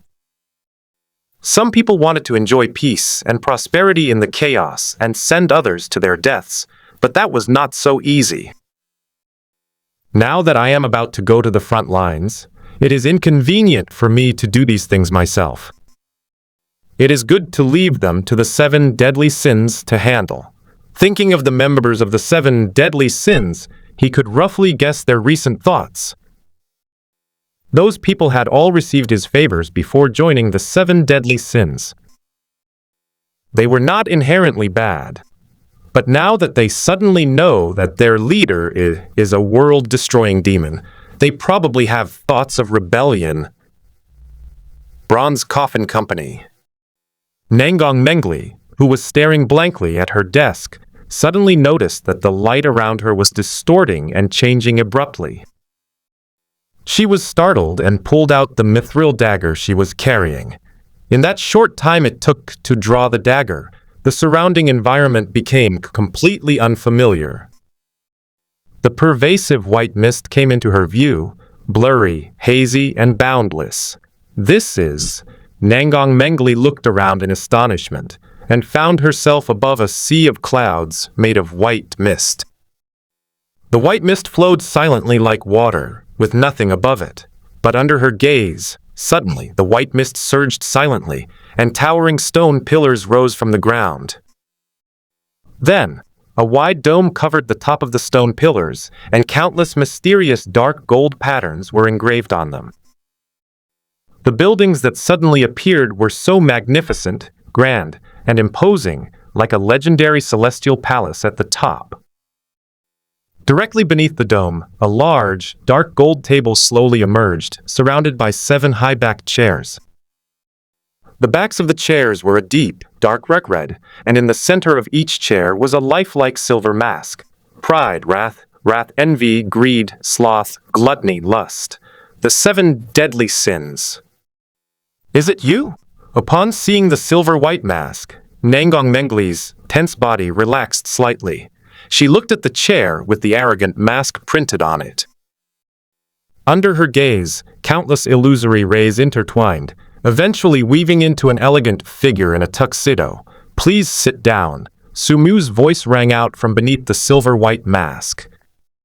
Nangang Mengli gave Sumu a deep look, her heart filled with complicated emotions, and walked to the seat that represented jealousy before sitting down. The moment she sat down, she felt a chill on her face. She raised her hand to touch it, only to find that a cold mask had appeared on her face. Touching the familiar smiling face etched on the mask, she knew it was jealousy. She looked down and saw that her original clothes had been transformed into the distinctive tailcoat of the 7 deadly sins, with a tailored cut that made her appear tall and slender. Where is this place? A cool voice came from beneath the silver mask. Sumu smiled slightly. This is the headquarters of the 7 deadly sins. Given the 7 deadly sins' bad reputation, it can also be called their lair. PF. Nangang Mengli chuckled to herself, finding that Sumu was still as humorous as ever, as if he had never changed. But when she thought about what Sumu had done, her smile slowly faded. As if sensing Nangang Mengli's emotional change, Sumu smiled and said, I know you have many questions in your heart. Don't worry, I will answer them when everyone is here. As he finished speaking, the light on the high-backed chairs around the dark gold table began to distort and intertwine, and figures of various shapes slowly emerged. They were all dressed in matching tailcoats and wore silver masks. Sitting in the position of lust, Jun Wushang looked around in shock. When he saw the familiar mask, he obviously realized something and his gaze shifted to the arrogant one at the head of the table. Duamu King, who was sitting in a lazy position, was the same. As for rage and greed, they are illusions. The seat of gluttony was occupied by Yan Wu, the puppet whose consciousness had been erased by Sumu, and who possessed 2 permanent growth abilities, Life and Death Arena and Dark Annihilation. Soul Devouring. Sumu's decision to include Yan Wu in the 7 deadly sins was well considered. First, Yan Wu was absolutely controllable. Second, Yan Wu's laws were known to have the strongest growth potential. As long as he continued to duel and kill enemies, he could permanently improve his physical fitness and mental strength, making his future limitless. Please be patient, everyone. Once everyone is here, you will know the answer. Sumu snapped his fingers, and outside the dark gold table, light intertwined, revealing a man dressed in a tailcoat and wearing a mask with the number 1 on his head. It was Lin Kanyang, the chief candidate for the 7 deadly sins. Because he was a candidate, he did not have a seat and could only stand on the side during the meeting. Lin Kanyang was shocked by the sudden appearance, and a violent aura surged from his body, spreading out the powerful aura unique to a gold-level expert. However, when 7 figures dressed in tailcoats and wearing silver masks came into view, and all 7 silver masks turned to look at him at the same time, the psychological pressure reached its peak. He was startled and quickly withdrew his murderous aura. Who in the world doesn't know the reputation of the 7 deadly sins these days? As a candidate member, Lin Kanyang naturally knows it even better. Faced with the gazes of the 7, this gold-level expert acted like a primary school student facing his homeroom teacher. As everyone knows, all the official members of the 7 deadly sins are silver, and the only gold member is still a candidate. Gold, once a potential replacement, has been scared off by silver. Now that everyone is here, let's begin this internal meeting of the 7 deadly sins. A haughty, indifferent voice rang out. The sound quickly dissipated into the magnificent palace and the pervasive white mist, but it lingered in the hearts of Lin Kanyang and the others, stirring up ripples upon ripples.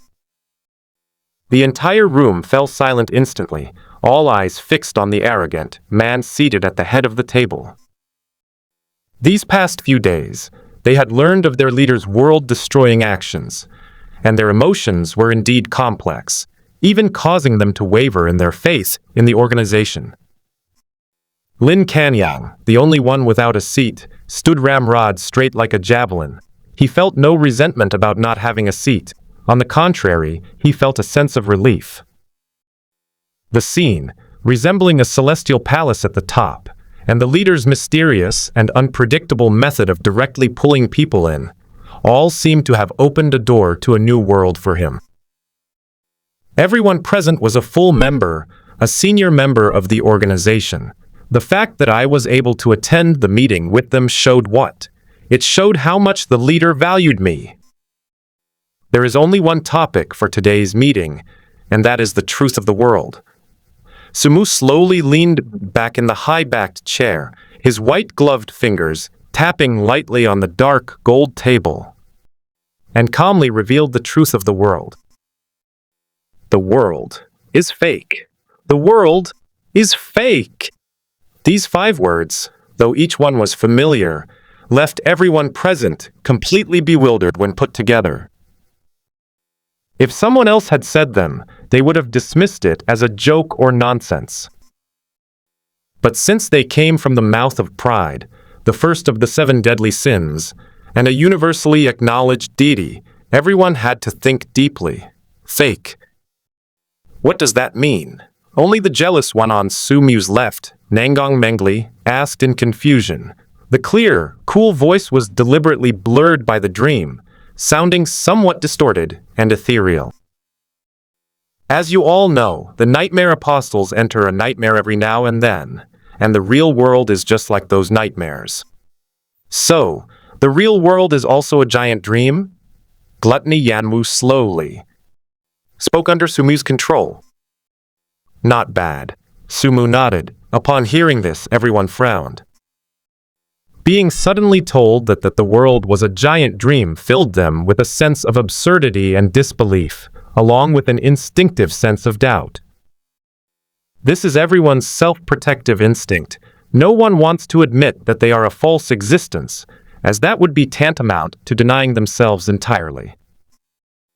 At this moment, Sumu slowly raised his hand, like a conductor leading an orchestra, and gently waved it. Above the sea of clouds, the wind rises and the clouds surge. Everyone looked in the direction of the sound and froze in shock.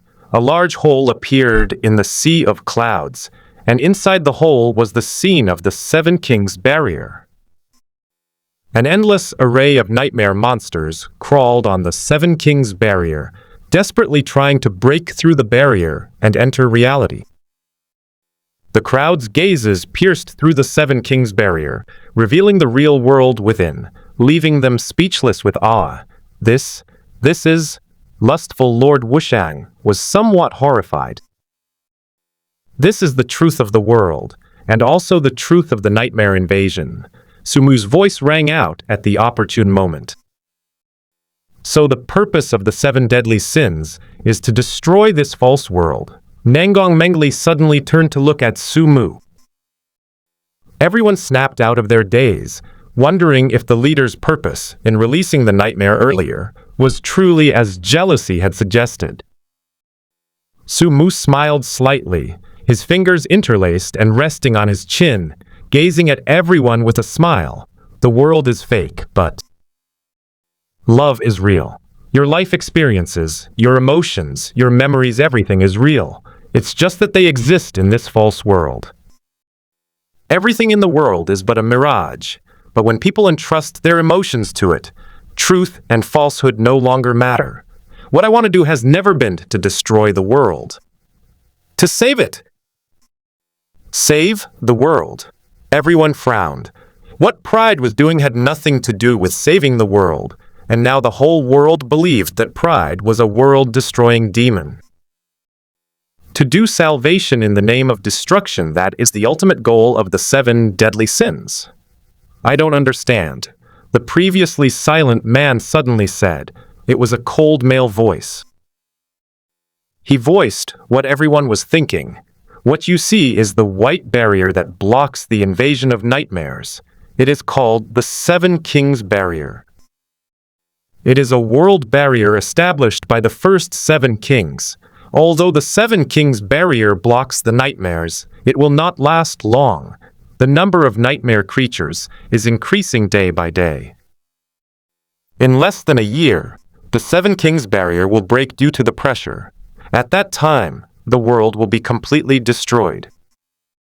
What I did was open a gap in the 7 Kings Barrier, allowing nightmare creatures to enter the mortal world, thereby reducing the pressure on the 7 Kings Barrier. While the influx of nightmare creatures will cause chaos, it will also provide numerous opportunities for the emergence of more extraordinary individuals, thus enhancing humanity's overall strength. Sumu's words silenced everyone. Their shocked expressions were hidden behind their silver masks as they tried to process the unbelievable truth that arrogance had revealed. Later, greed suddenly spoke. Since your goal is to save the world, why play the destroyer? Why not reveal the truth and unite the 7 empires? Do you think the world will believe it? Sumu smiled slightly. Even you, the 7 deadly sins, are only half believing and half doubting. At this moment, let alone others. But, no buts. Why should the 7 deadly sins be explained to others? I believe you. Nanggong Mengli stared at Sumu with a firm gaze. I believe in the leader and support his actions. Gentlemen, if people knew that the world was an illusion, nothing but a dream, what do you think people would do? It will plunge the world into chaos, said lazy Duamu King solemnly. I also believe in the leader. He saved my life.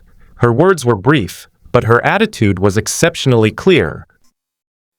I also believe that the leader has no reason to lie to us. Jun Wushang stated his position. In his opinion, if Su Mu really was the eternal celestial venerable, then there was no need for him to lie, because they and others were of no importance to the gods. Gradually, more and more of the 7 deadly sins chose to believe Su Mu. Lin Kanyang, who had been standing to the side, saw that the organization's leaders had all spoken, so he quickly raised his hand to show his support. Me too. Seeing that the people's hearts were at ease, Sumu smiled, and then explained in detail the secrets of the nightmare world and the dream world, allowing the 7 deadly sins to better understand this world. They were told that once the dream world was destroyed, everyone in it would die, and it would be useless to escape to the real world. After explaining, he began assigning tasks, preparing to deal with those noble lords who were comfortably hiding in the back, Crimson Flame Imperial Capital, the core area of the nobility. At night, the core area where the nobles lived resembled a dazzling yet understated pearl, its hazy light seemingly separating it from the outside world. The mansions, each with its own distinct style, are scattered throughout the area, their pointed roofs soaring into the clouds, their exquisite doors and windows and intricate eaves all showcasing the family's antiquity and glory. Security in this area is tight, with law enforcement officers in exquisite uniforms patrolling the streets regularly. They move in unison, their eyes alert, meticulously protecting the safety of the noble lords. From time to time, a few elegant and well-mannered nobles would pass by on the street, either going to a court banquet or a social gathering. Their elegant manners and superior demeanor complemented the area perfectly. Here, every inch of air is filled with the aura of wealth and power. Brother, this batch of 1,000 bottles of extraordinary potions has been distributed, and we're keeping half of them. Isn't that a bit too much? Inside the Gongyang mansion, Gongyang Shi spoke with deep concern. Gongyang Yu, whom he called his elder brother, said with exasperation, "You blockhead, tell me, who are these extraordinary perjury potions being distributed from above for? For the military. Then where? Do I, your older brother, work? At the military headquarters. So, this was sent to me. I'm worried about what's happening above. What are you worried about? The world is in chaos right now.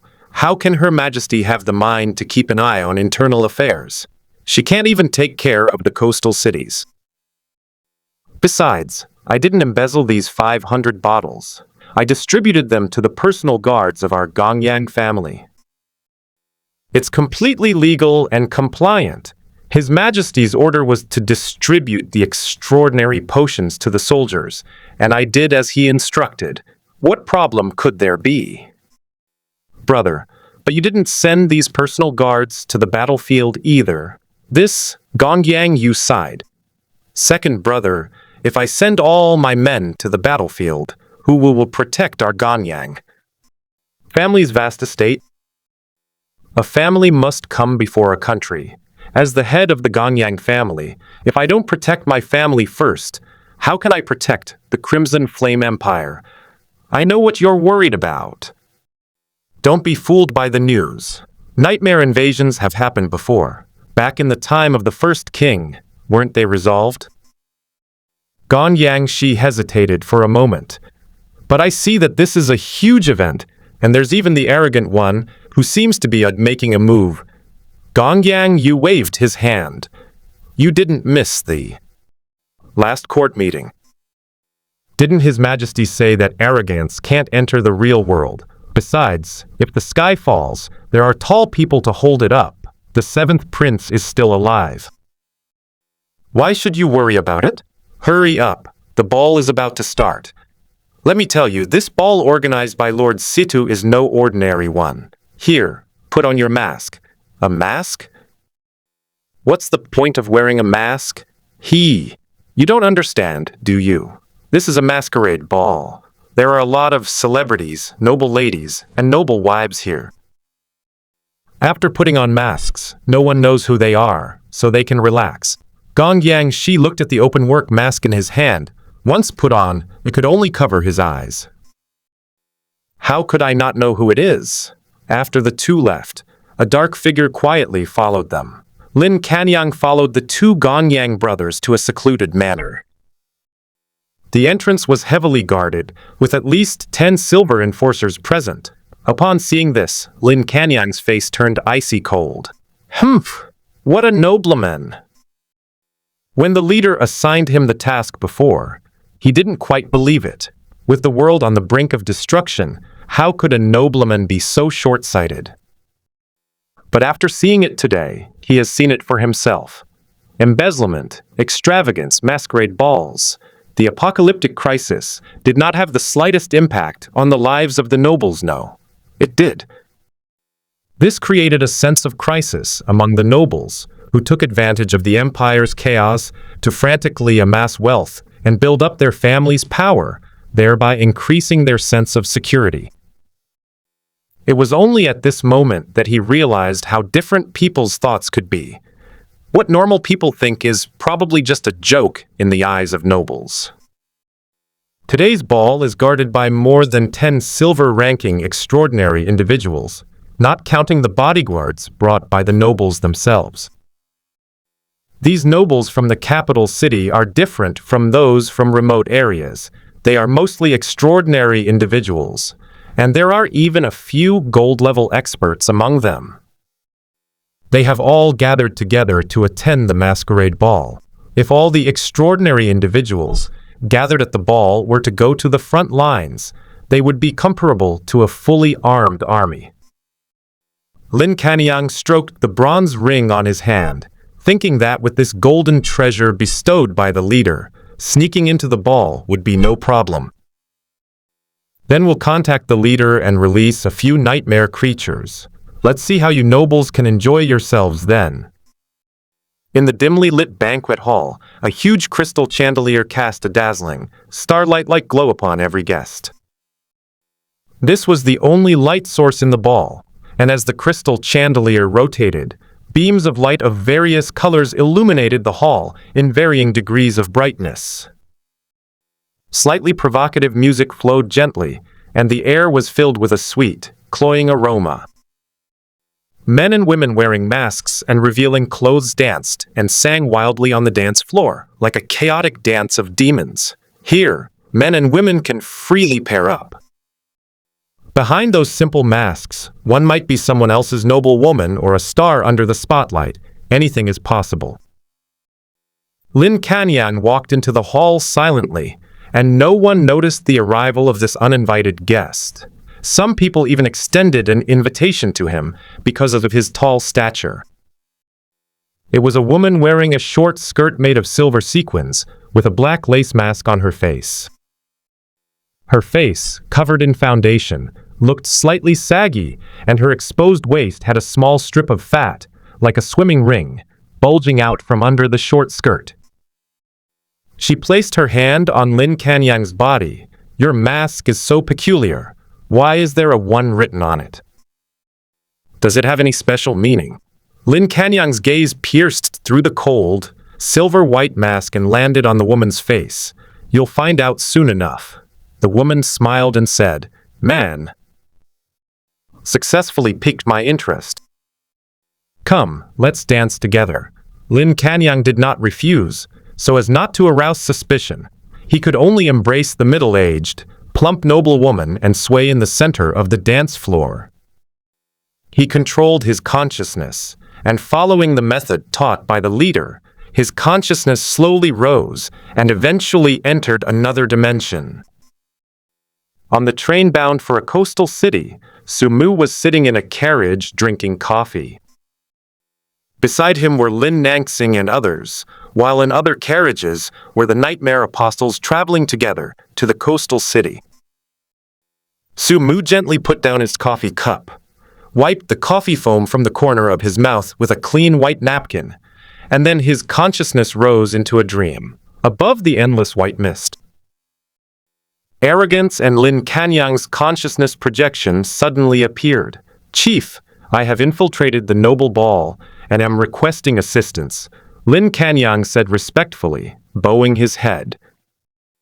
Through Lin Kanyang's perspective, Sumu witnessed the extravagant and chaotic scene at the ball, and he couldn't help but smile slightly, approved.